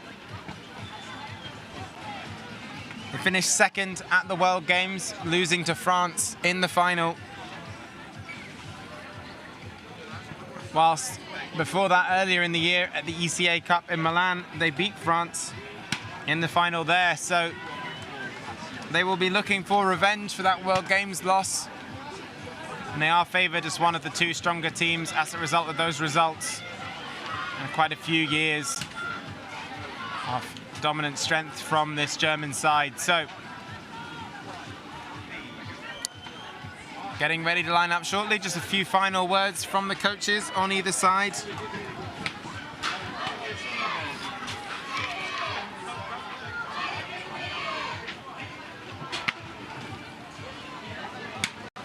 This exact German team's only their second year together. It's a new iteration of the women's team. Hilke Vogt came up from the under-21 women.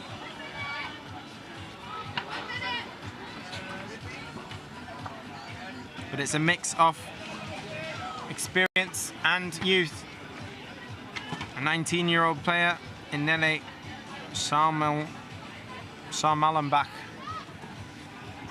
with the experience of Elena Gillies,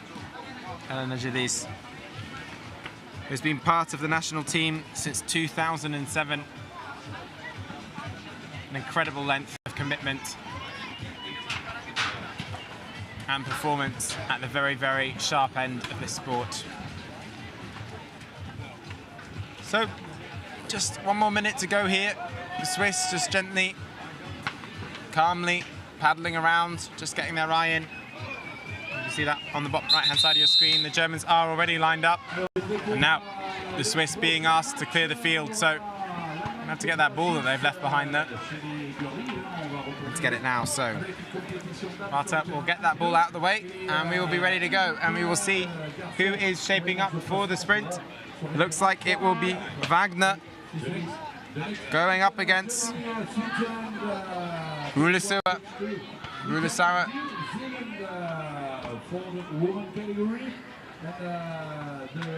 Rulisauer then shaping up.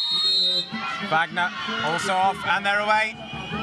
And it's very close between the two, but Wagner looks to have it and she does. Wagner gains possession. So Germany will get the first attack of this game. And immediately, Hilke Vogt is straight into that Swiss defense. And it's Germany's side setting up with one man on the inside and four around the back. And the drive comes from Schaeper, passing it round nicely. Back to Wagner. Wagner shoots. Goal for Germany. In off the left bar. Sliding nicely alongside the player. Off the left-hand side and in. The Swiss would have been hoping to do much better than that with her first defence. That will be frustrating for them.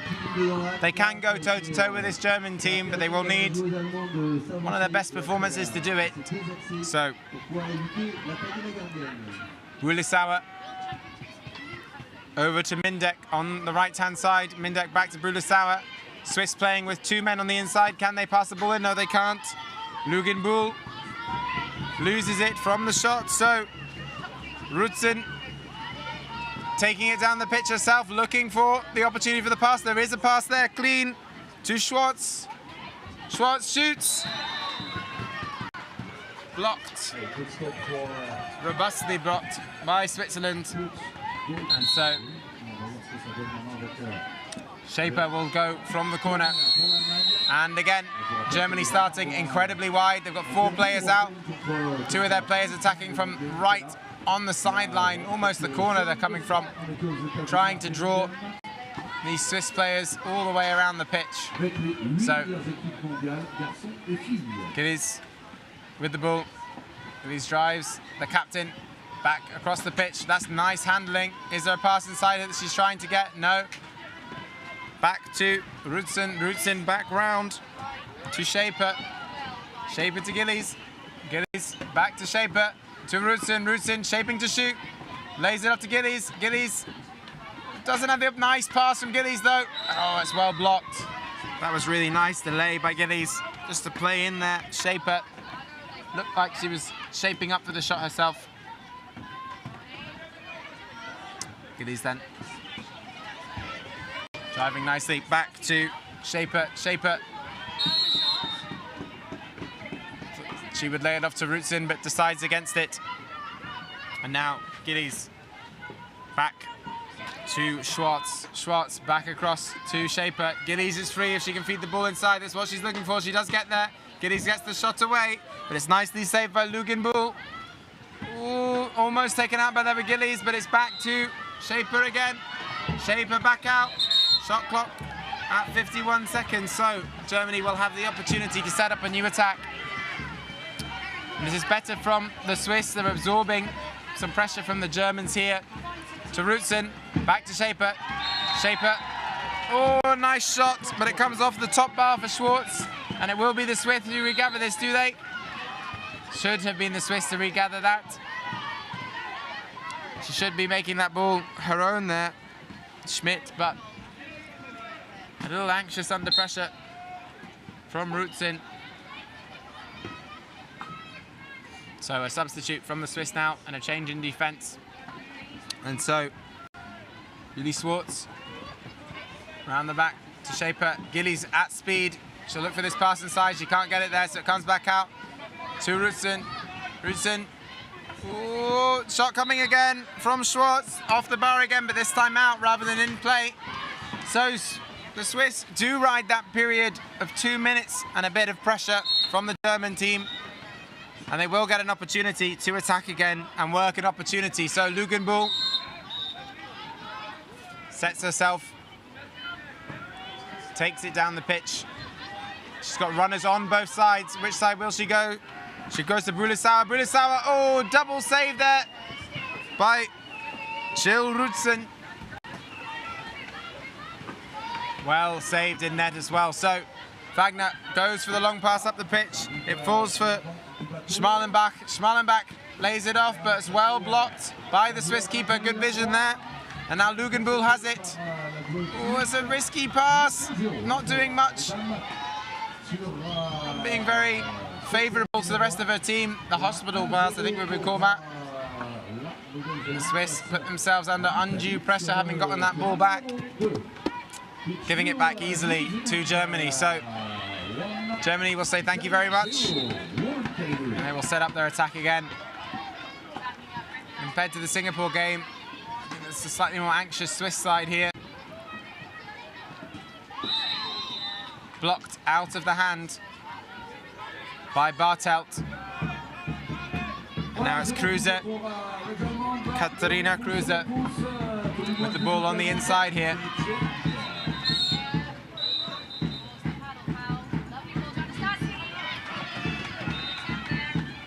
Kruse Lays the ball off nicely to Schmalenbach. Schmalenbach, Kruse to shoot.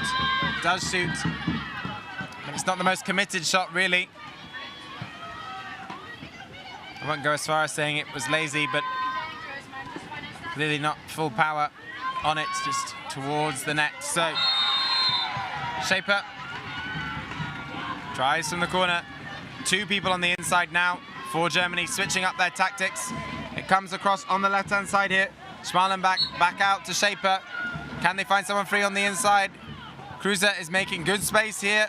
Great space for a runner. They've seen it. They're running into the space. Can they lay it off on the inside? Back to Kruse. Kruse tries to lay it over the top to Schmalenbach, but a foul on the keeper in there. So Switzerland will have the ball, and they break down the pitch, and the pressure is let off as the Germans decide to go back to zone. So it stays 1-0 to Germany, and Switzerland yet again ride a long period of pressure. And what is probably only their 3rd attack of the game at this stage, they will look to work an opportunity to try and level it up. So Bartelt back to Luginbull. Luginbull across the pitch. On this left-hand side is Hani. Hani starts the run on the left. Can she get it across? She does. He hasn't got too many options. Can she get it inside? She can. But turned quickly away from the goal a bit there. Kruse not letting her sit in that position for too long. Shot clock at 11 seconds now. Shot has to come soon. It does come. It's not on target though. Not sure if that was a pass or a shot actually, but it will be German's ball either way. And down the pitch comes Rutzen. Breaking quickly is Schmalenbach. Schmalenbach coming towards the net. She'll lay it off to Gillies. Gillies likely to shoot. Does shoot. Blocked by Bartelt. Germany not showing their usual clinical edge in this game so far. Corner goes to Schwartz. Schwartz with a long ball to Gillies at the back. And Germany now sticking with 2 of their players on the inside here. Comes back to Schwartz, but she can't gather. Can Kruse get to it? She can't. It's well regathered by Bartelt. Bartelt over the top. This is better from the Swiss. Luginbull driving down. Will she go herself? Decides against the shot. I think that's the right decision. The break wasn't on. And now they have 1:40 to try and get their own goal in this game. This game is becoming more tight than Germany would have wanted. The Swiss already with 1 win in this group stage. Some good other teams in this group, but you have to say if they take Germany as a scalp or get a draw, then they will be putting themselves in a very favourable position. Their target for the competition is the semi-finals. And only the top 2 from this new group of 6 will make that. So across it comes with Luginbull. Luginbull shaping to shoot, does shoot, blocked on the way through comfortably by Katarina Kruse.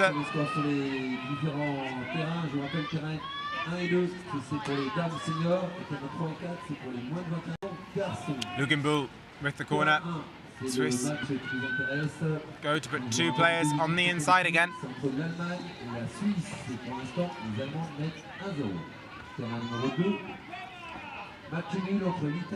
There's a discussion about how they're going to play this attack here.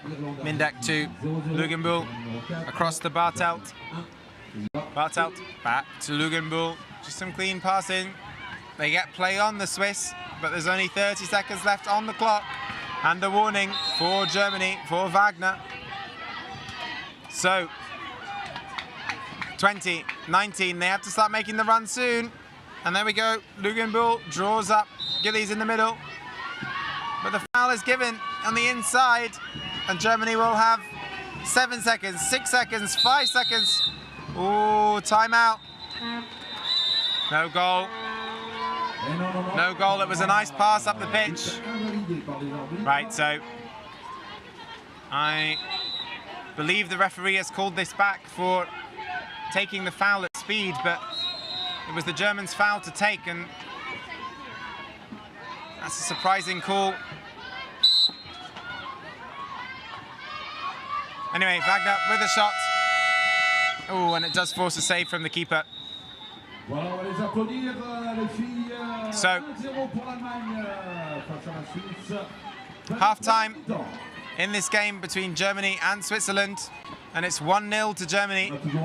And Switzerland will be pleased with their performance in defence so far, but they need to find more of a cutting edge in attack, whilst Germany will be frustrated. They've had quite a lot of shots in this game, and the only clinical one really so far was that first effort to score the goal from Wagner. Although that break at the end was unfortunate to not put them 2 goals up.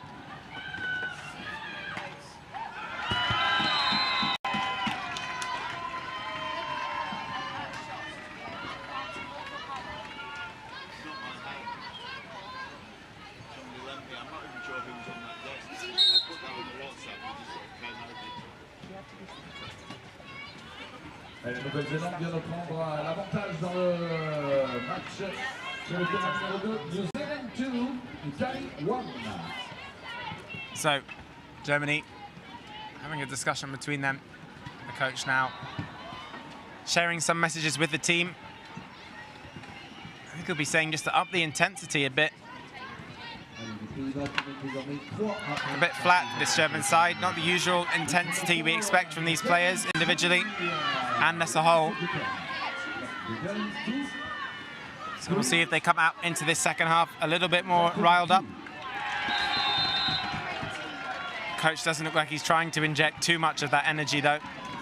Maybe they're comfortable and they know they just need to get a win at this stage. By whatever means. Go for New Zealand, pitch number 2. New Zealand 3, Italy 1. The Swiss, by comparison, some clear words of encouragement and positioning to go. Looks like there's some emphasis on movement with speed when they're making the drives.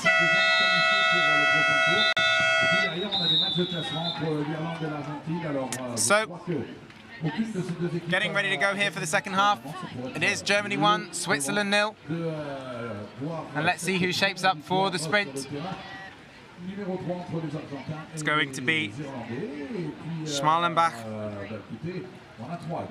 the youngest player on the German side.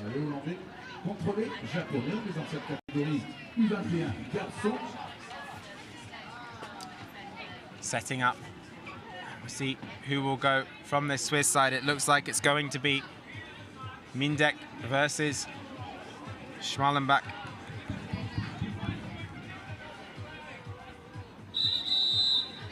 Okay.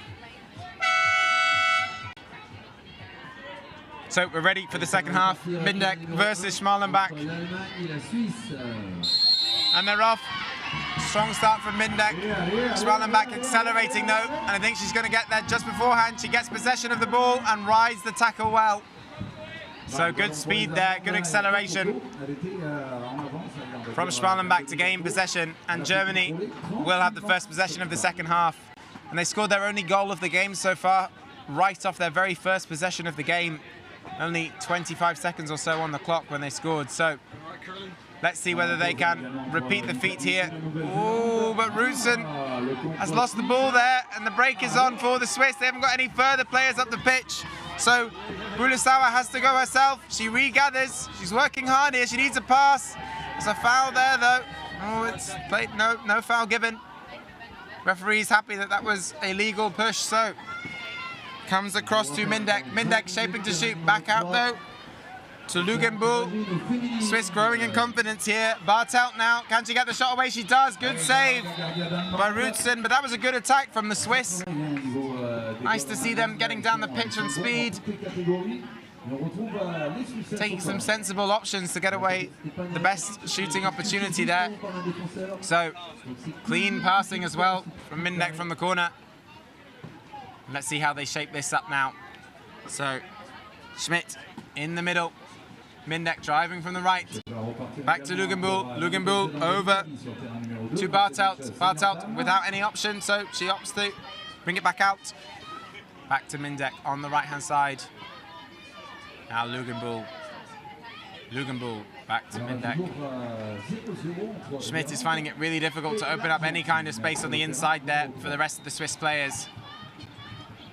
This German defense is robust. Schmidt shoots fairly abjectly through 2 German paddles, and now we see that German speed on the break. I think this is what they've been waiting for. Oh, a long shot from Rutsin. Oh, it's well off target. Oh, I think she had options left and right as well, so frustration from her, and I think rightly so. That wasn't necessary. They had other good breaking options that were closer and could have done the same thing. So more intensity wanted from the Germans. A little bit more intensity there, but Wagner just letting her know that it's okay.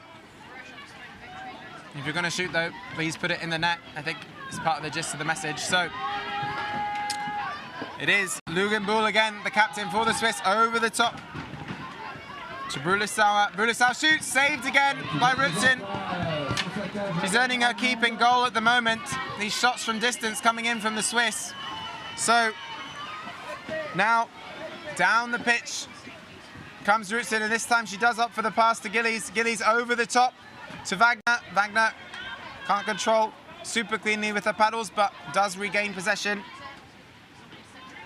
Back to Schwartz, and the Germans set up this attacking structure with 4 players wrapped around the back of the pitch. And Hilke Vogt in the middle. So the drive in from Rutsin, across the pitch it comes to Schwartz. Schwartz looking for Gillies, can't give it to her. Wagner nicely into Rutsin. There's space on the left-hand side here, but no player to capitalize upon it for Germany. And Rutsin backs herself back out, and now Germany have 2 players on the inside between Gillies and Vogt. And the shot comes from the outside, and a fantastic shot from Wagner. Well-placed shot there, but in the net so far, the Swiss have been wise to the shots from outside, and that one the first one to really sneak in. So a brace for Wagner, and Germany 2 goals up. Shots taken by Mindek. No, sorry, by Lugenbuhl. Shot again as well. Who's going to regain possession of this? It is going to be Brülisauer. Brülisauer now to... Ooh, where's that falling back? Brülisauer has it and shoots again, and Switzerland just peppering the net here. But Rutsin stops almost every shot, and the ball comes back across the pitch, breaking down the pitch to Smalenbach, and the Swiss are out of position here. There's opportunities on the right. Wagner coming down, Kruse coming off to the left-hand side here, big space, but she opts for the inside pass. And that's a nice opportunity, well worked to Rutsin there. Oh, and a big tackle there by Gillies, which does force the ball out for a corner, and she will regain possession as a result. So Elena Gillies takes the corner. Out to Wagner. Wagner across the field to Schmalenbach. Schmalenbach to Rutsin. Rutsin looking at a little pocket of space behind the Swiss defense there, but couldn't get it. And I think that is Katharina Kruse, who's given the foul away against the goalkeeper. She shakes her head. She doesn't believe she was putting the pressure on there. That's what the referee has seen, and so now with the opportunity again are the Swiss. But if they want a result from this game, they need to get a little bit more drive on these attacks. It's looking good from Mindek on this right-hand side if she gets the ball, but she doesn't. They opt on the left-hand side. It falls to Bartel. Bartel back to Mindek. That's well blocked by Wagner, no. And now Wagner will put Mindek under pressure. But she's strong to it. A bit of a loose pass from her, though, to Lugenbuhl, making life difficult for herself. The ball comes over the top to Schmidt, and now the Germans are taking the opportunity for the 5-man press. They want more from this game than just a victory. They want to build some goal difference within this group. Shot comes long there, off the bar from Bartelt. So Germany will regain possession, and let's see if they stick with the 5-player press. They go woman to woman all the way down the pitch to try and get more from this result. So Shaper on the ball for this German side.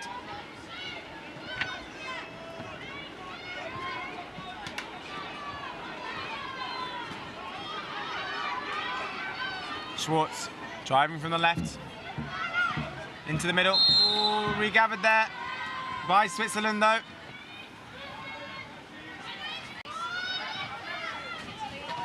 And it is Bartelt dribbling down the pitch. Has she got the opportunity? There's a person free in the middle here. Surely they can get it up there. They do. It falls for Alga. Fresh on the pitch. Alga does well to lay it back off. Opportunity on the left maybe, or on the right for Mindek. Mindek one-on-one with the keeper. Well stopped though by Schwartz. Schwartz now driving down the pitch herself. She's got the long pass up the pitch. Gillies shoots. Oh, and just over the top of the bar and slightly wide. Perhaps fading away from the net there.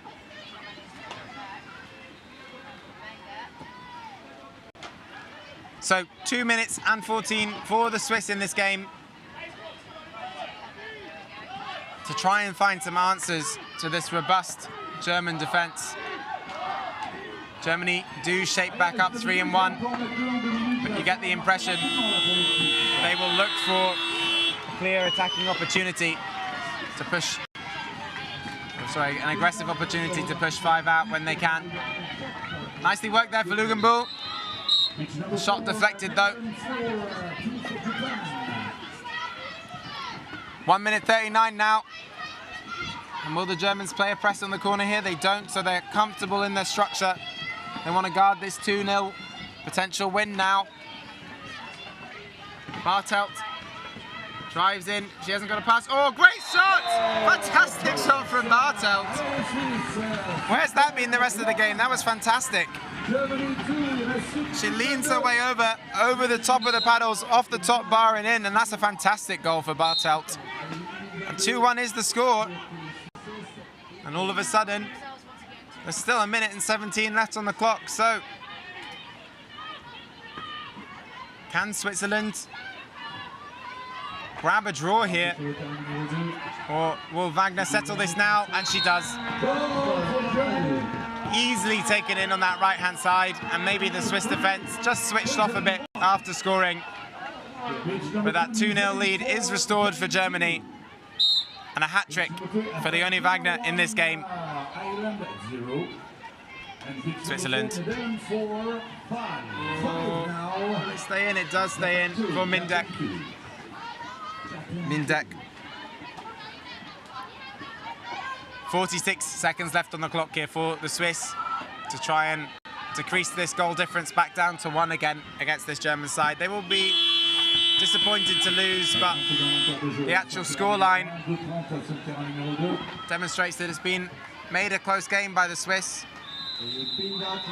Foul there against the Swiss number 5 for holding on to the ball too long. And Germany look to get down the pitch from Schmalenbach. The ball is laid into Katharina Kruse, and there's 12 seconds left on the clock here.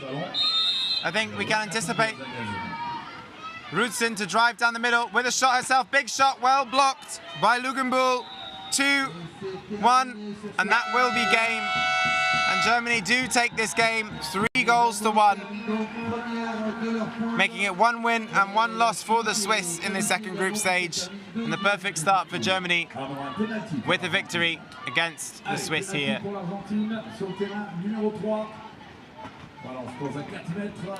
So, hugs between the players here. Only 1 more game remaining on this pitch today. And we will see the Great British women up against Spain here next on pitch 2. On pitch 1, sorry. Thank you. This has been David McBay, and enjoy the next game.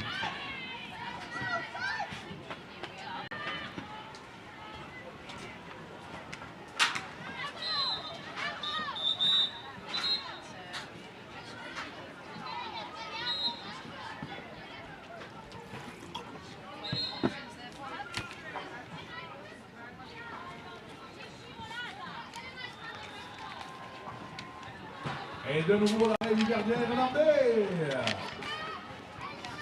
Bon, on en reste à 1-0 pour le moment.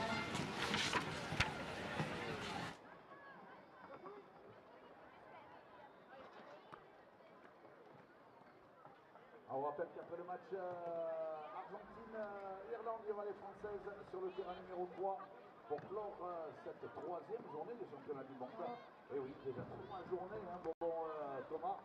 Ensuite, écoutez, demain on aura l'emballage final des derniers tours de qualif, puisqu'on est reparti dans d'autres poules de qualification. Et puis samedi, dimanche, les demi-finales des finales et surtout les finales U21 samedi soir.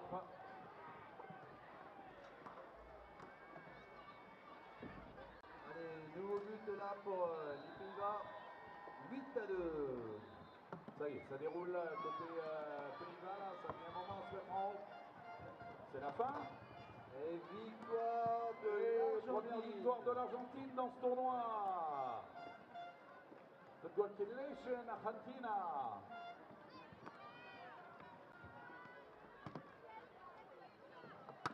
Allez, toujours pas de victoire hein, pour les Irlandais. Et puis on va retrouver les Françaises en quelques instants sur ce numéro 3.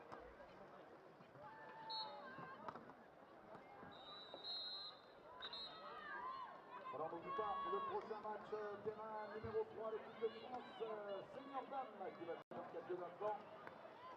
Et pour être complet sur les matchs de cette fin de journée, allez, donc terrain numéro 1, on aura l'Espagne contre la Grande-Bretagne. Pitch 1, Great Britain, Spain, Women Category. Terrain numéro 2, Taipei, Sweden. Pitch number 2. Terrain numéro 3, France, Netherlands, pitch 3, pitch 4, USA, Japan. Tous ces matchs, bien évidemment, chez les dames. Ça arrive tranquillement. Ça arrive tranquillement pour les Françaises. Allez, on va commencer avec les premières Françaises qui arrivent sur le terrain numéro 3.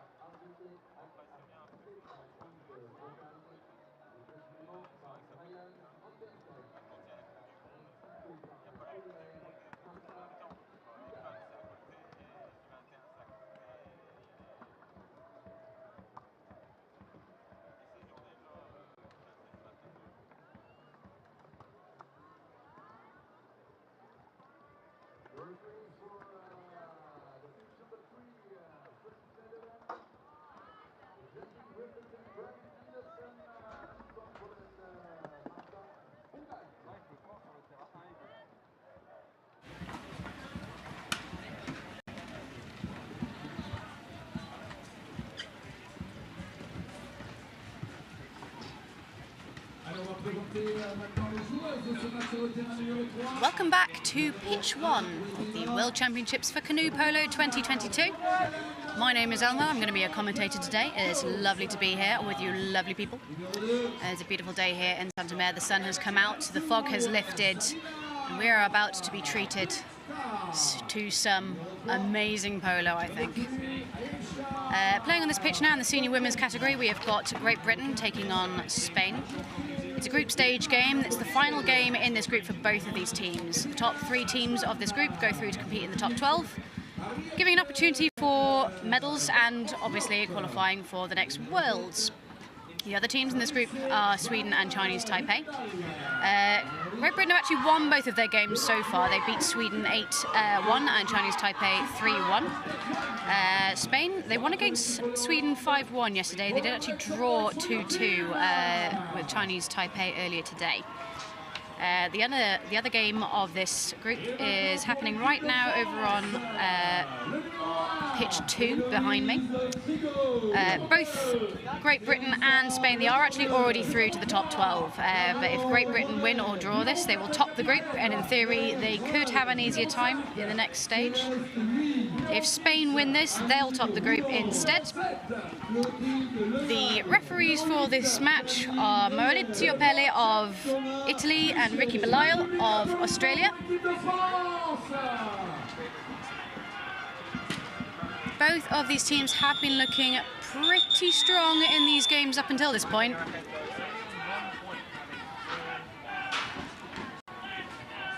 Target for Great Britain, they are absolutely trying to chase the semi-finals.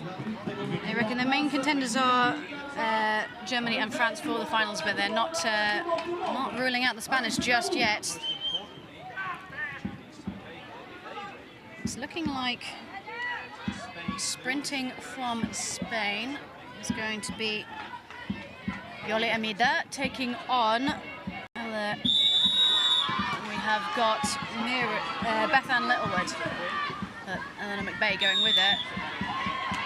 Littlewood skillfully turning her boat around. Over to McBay. McBay shoots, tipped off the back line. Absolute cannon of a shot from Eleanor McBay. It'll be Littlewood to take. Great Britain wasting no time in putting Claire Medina in the zone, joined by Eleanor McBay, trying to move those Spanish boats around. Hudson now. Oh. The noise that comes off that shot. Huge. Wow! Great discipline there from GB. Hudson had a go and then faked the shot, made the pass. McBay with the finisher, beautiful work. Great Britain are on the board within the first minute. Can they continue this momentum into the rest of this beautiful game? The Spanish have started chanting. Their supporters here, very passionate. Trying to keep their team's morale up.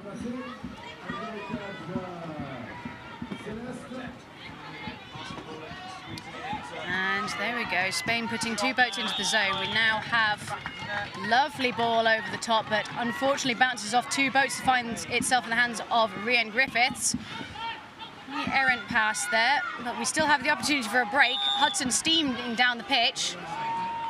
She is being well covered by the Spanish team. No break on this occasion.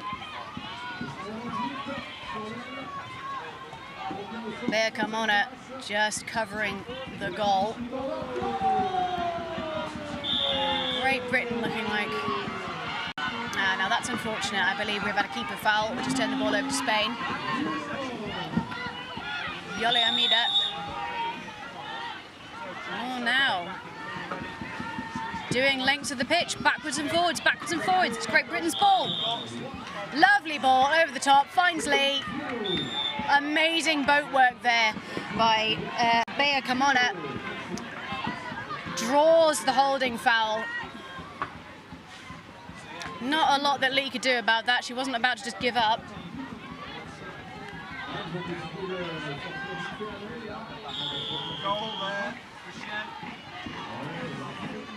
And Great Britain happy to punch out. Carmona doing battle with McBay.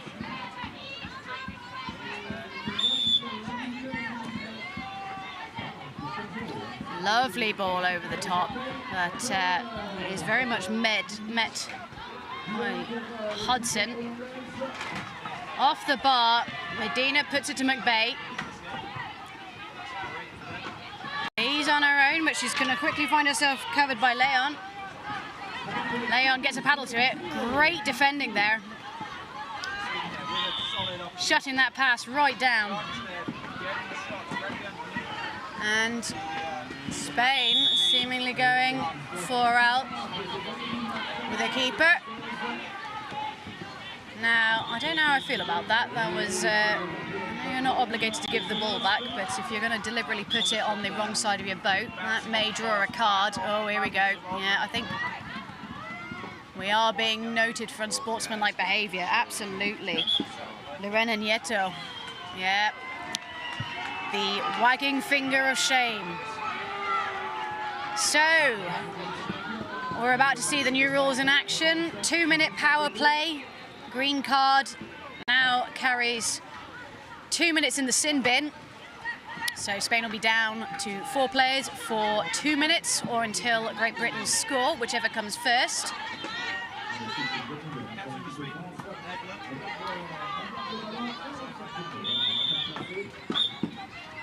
I think that was easily avoided. Great Britain now with a numbers advantage. Lovely ball over to McBay. McBay needs to find a pass in the zone. She does. She finds Lee. Chooses to recycle it back out. Great Britain Lee just backing out there just to provide some cover. Medina and McBay doing their absolute best to move that Spanish zone open. Again, keeper foul letting them down there.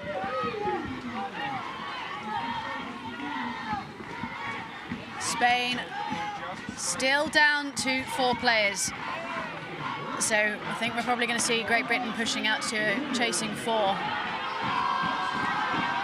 You've got the numbers advantage, why not use it? You've got Claire Medina keeping while you try and get the ball off your opponents. It's a very reasonable tactic, but you do have to keep your man. Chasing 4 out, it is a communication game.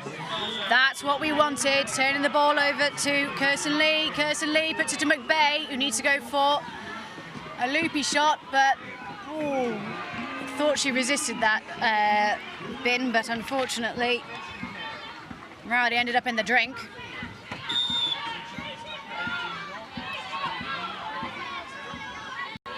Big calls from Claire Medina to my left. Chasing 4, don't drop your man.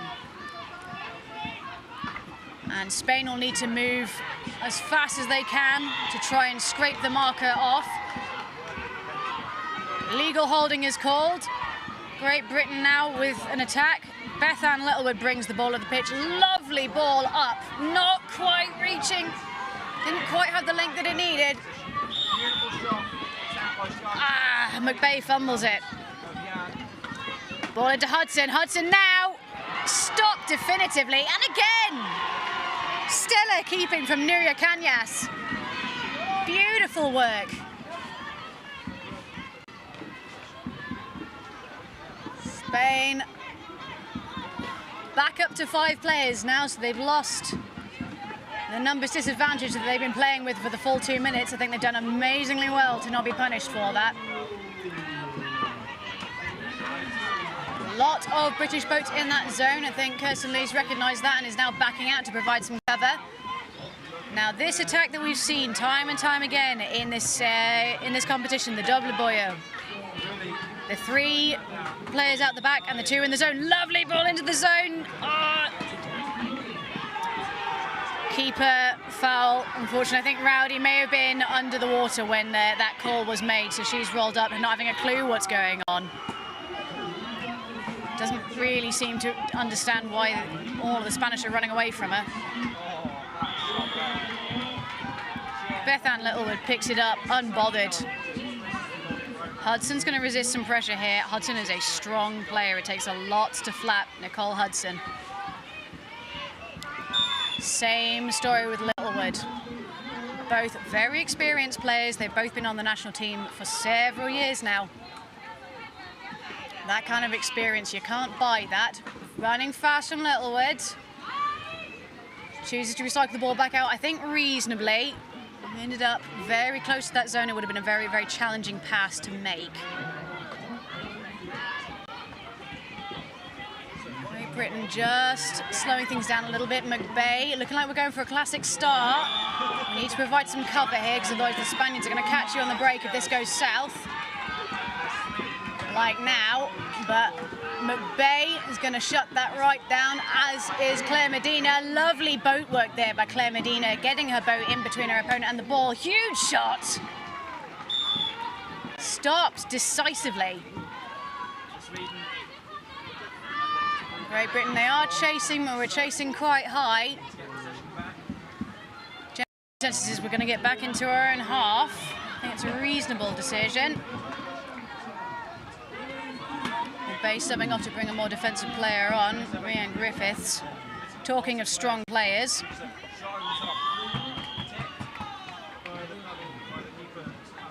And again, this double boyo. Ooh, that pass into the zone just not quite finding its mark. Goes off for a corner. And Hudson just taking a minute to come in and hit Martinez with some speed, try and shift her out. Ball's gone short. Looking for that pass. Thought we were looking for that pass into the zone, but apparently it was a very, very narrow goal-face shot. It's a very challenging shot to make. We had plenty of time. Possibly there were better options on the pitch, but they've won themselves a corner.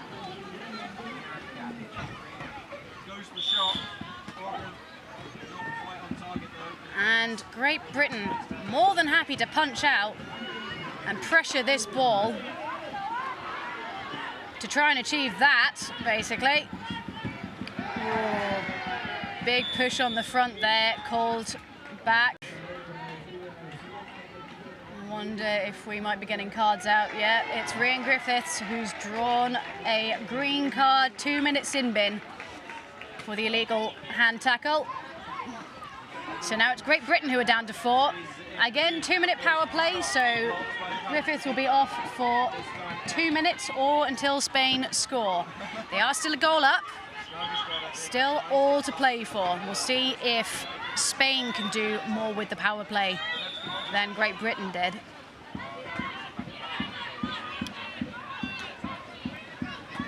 Still not rushing it, we can still formulate a good attack. We've only got 33 seconds left on the clock, so we want to be making sure that if this doesn't go the way we want it to. See that? You could have worked a little bit more, I think. There's still 20 seconds left. 20 seconds is a long, long time in canoe polo. And Great Britain will want to just hold this when you're a man down. That's all you can do. Hudson providing excellent cover there. You saw how she crossed over with Rowdy and lost her marker. Beautiful work there from Great Britain. Britain. Excellent movement there. When you're being man-marked like that, you do need to try your absolute best to create new passing opportunities. You can't just sit and say, well, this is it. You've got to move around, you've got to work hard. If you can scrape your marker off on another boat, brilliant. Then you can get away. So, if you're just joining us here on pitch 1, it is half-time. Great Britain 1, Spain 0. It's been a pretty interesting game of canoe polo, and I would imagine the second half's going to be no different whatsoever. And you see the Spanish. A lot of gesticulating there from Nuria Cañas. Not quite happy with how they're playing, but honestly, I think the only thing that they possibly could do a little bit differently is maybe have a little bit more patience with working the attack. They've had plenty of times where they could have recycled the ball and had another go, and instead there was a bit of a Hail Mary shot going in. Which, you know, it can pay off, but at this level, you should be using the time that you've got.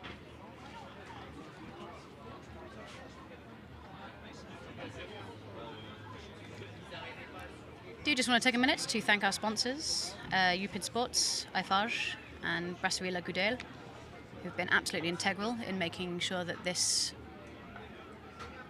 event has run so smoothly. Canoe polo is often a very heavily self-funded sport, so to have the support of businesses like Brasserie La Goudelle, Eiffage and UPID Sports, completely invaluable. Would also like to say thank you to ARC, Connect, Vortex and Groupe L'Empereur, our silver partners, who again have contributed so much to making sure that this event is beautiful. First Worlds back after the pandemic, and what a special event it is.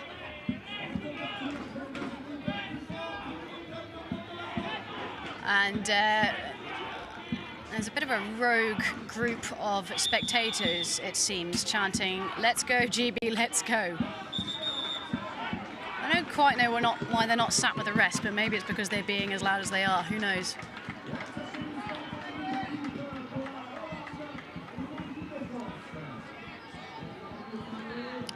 Right, Spain just sorting their lineup out. Great Britain on the line, ready to bounce. Sprinting from Great Britain, it's looking like it's going to be McBay taking on Yoli Amida. Off they go. It's looking pretty even. Ooh, now no one's got a hand to that. And Yoli Amida just with this spatial awareness to say, oh, it's not on this side, maybe it's on the other side. Two players going for the sprint, really the only players that are allowed to touch it in that situation. That's why all of the other players held back.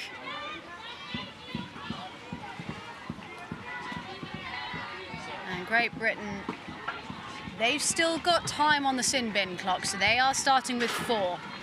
So they'll be down to 4 unless Spain score before the sin bin time is up. Wow, there it is. What a shot!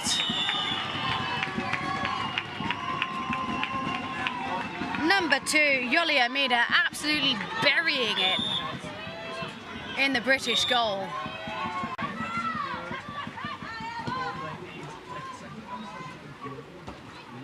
Spain now equal pegging with Great Britain. So Great Britain back up to 5. Power play is finished. And it seems like Spain are going with the 2 and 2. Well stopped there. Timing out.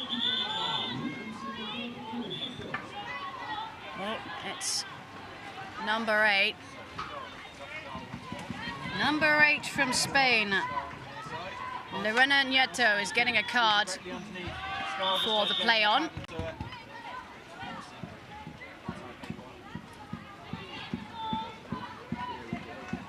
He's not happy about it. 2 fouls.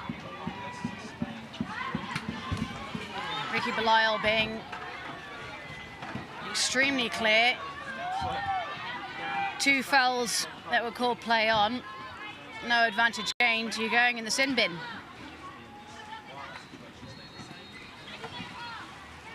So Great Britain now once again with a numbers advantage. Let's see if they can do a little bit more with it than they did last time. Spain did phenomenally well to hold them off. Can they do it again?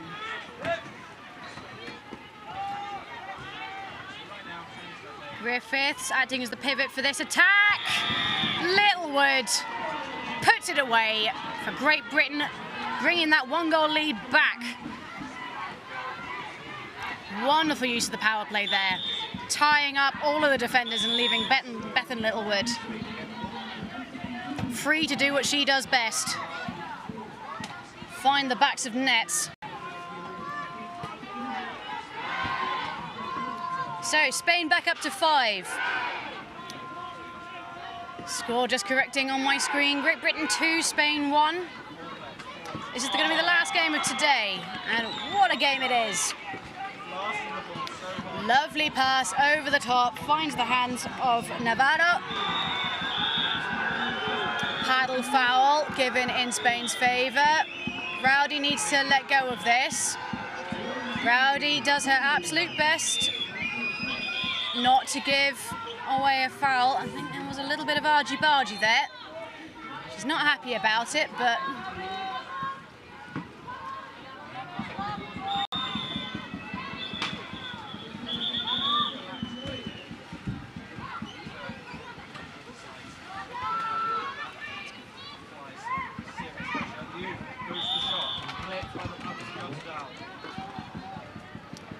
and coach Leighton James just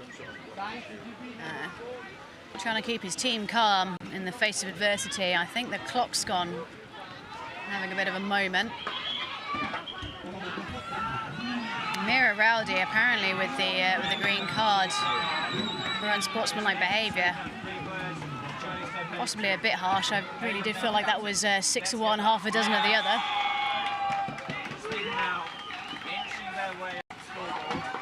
But referee, you've got to keep control of the game, so I absolutely can understand why you've got to take control. Wonderful stop. It's Great Britain's ball, and Rhian Griffiths is being pushed off the pitch by Elena Navarro. I'm surprised that didn't garner a card. Great Britain down to 4 once again. Griffiths resists the push. Great work.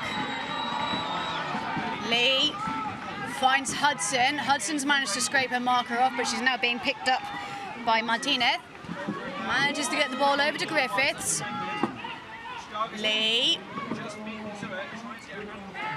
Great Britain are moving around quite well. Passes are relatively unimpeded. And this is a strong team. They can resist a push. That's unfortunate. So the ball not quite finding the hands of Bethan Littlewood. And Carmona just skillfully turning a boat around it. Lovely bit of control there from Navarro. Navarro! Huge cheers from the Spanish supporters.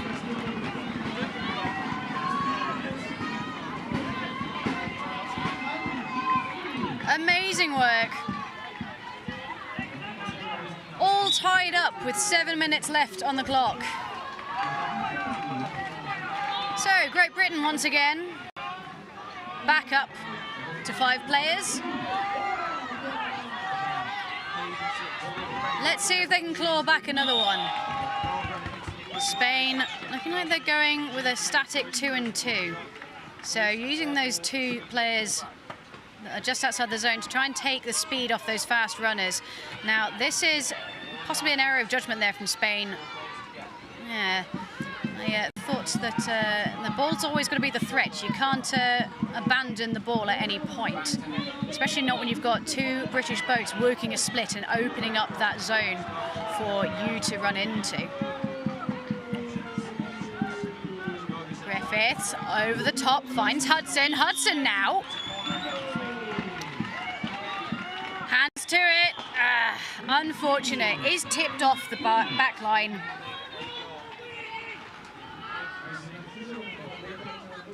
So lots of calls from my right, Leighton James, coach for the British women. 1 in, 1 out. He's saying you're all in, which, to be fair, I do agree with him. There wasn't really much in the way of cover there. You need to be going in and out and hitting that zone with speed and then coming back out again if you're not doing any work. You can't just sit. These Spanish players, they are strong women. You're going to need to give them a bit of a fight if you want to find any purchase in their zone whatsoever. Lovely ball back to Hudson. Hudson shut down by Cañas. Legal holding. Hudson just taking some time just to find her paddles again so she can take the free shot. I'm expecting Spain to put a few more boats in between her and the goal. The no-look pass will always potentially have that downside, not quite going where you want it to.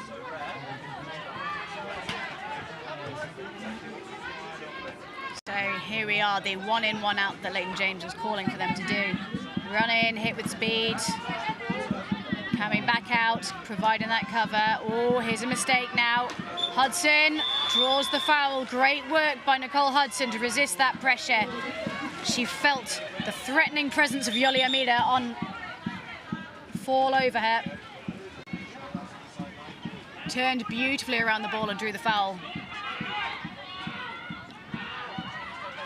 Lots of call for players to go move in and out of the zone with more speed.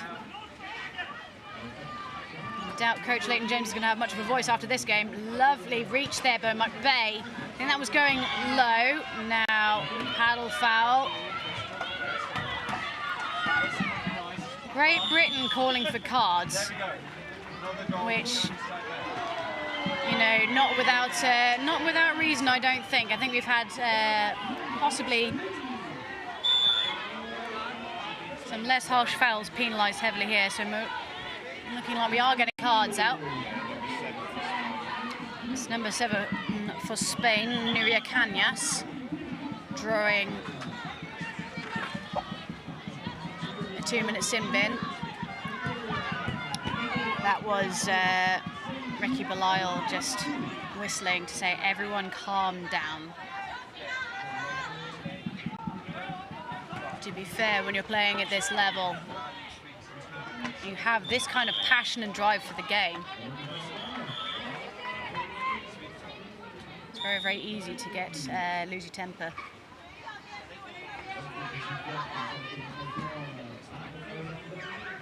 Rowdy's going in with Hudson, going toe-to-toe with Martinez. Griffiths dribbling into the corner. Unchecked as yet. Takes the shot.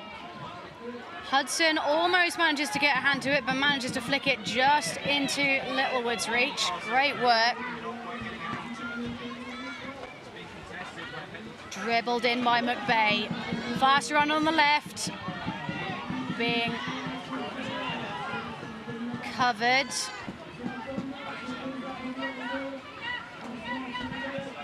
Great Britain, I think, possibly need to inject a little bit more in the way of ferocity into this. Ball across to McVeigh. That's a bit more like it, hitting it with speed, then in and out and in and out.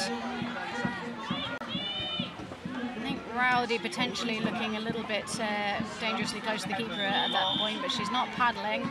Makes a very good point. Littlewood flicks it forward. Lovely ball! Wow! What a pass and what a shot!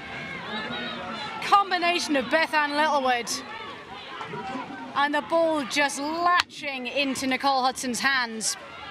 Great Britain back ahead. Amazing work.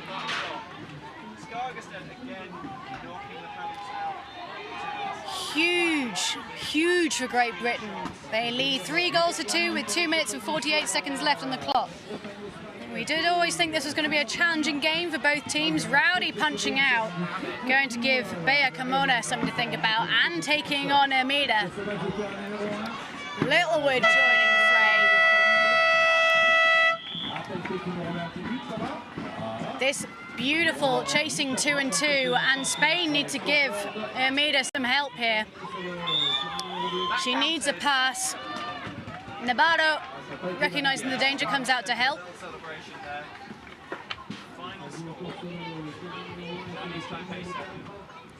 And Spain now, lovely pass over the zone, but it is met by an onslaught of Nicole Hudson. Push her well out of the way. Wow, look at that skill.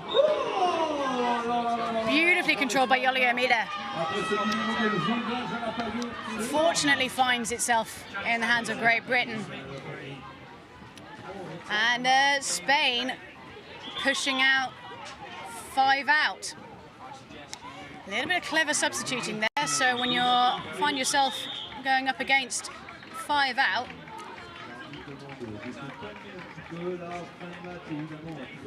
substituting someone off one side of the pitch and bringing someone on the other side of the pitch can generate space that you didn't previously have. Long ball up finds Spain, unfortunately, for Nicole Hudson. And Great Britain still happy to chase out and punch. There's lots of calls of hit her, don't just let her sit and drift into the zone, go make a mess, make their life difficult.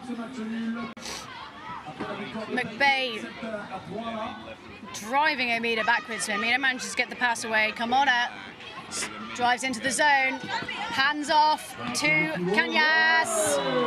Stunning keeping there, Nicole Hudson. So Lee substituting on for their preferred keeper, Claire Medina, whose goalkeeping has been absolutely stellar so far in this competition. Errant pass picked up by Littlewood. Littlewood's on her own, she needs help, but she's going to resist pressure from both sides. Neither of the Spanish players were able to push her there, so it would have been a legal kayak tackle. You cannot push someone onto another boat, it is dangerous. Would have drawn a card, especially at this stage of the game. 10 seconds left, Great Britain just need to hold it for 10 seconds. Launched up the pitch by Griffiths. Opportunity now. Littlewood can make this shot. I've seen her do it before. Not on this occasion. But great work there by Great Britain. Held well under pressure. Heavy Spanish pressure. And what an absolutely fabulous game to finish here on Pitch 1. We're all finished here on Pitch 1. Thank you so much for joining us today. I believe we will be back here early tomorrow morning. I've been Elmo. It's been absolutely beautiful being with you. Thank you very much.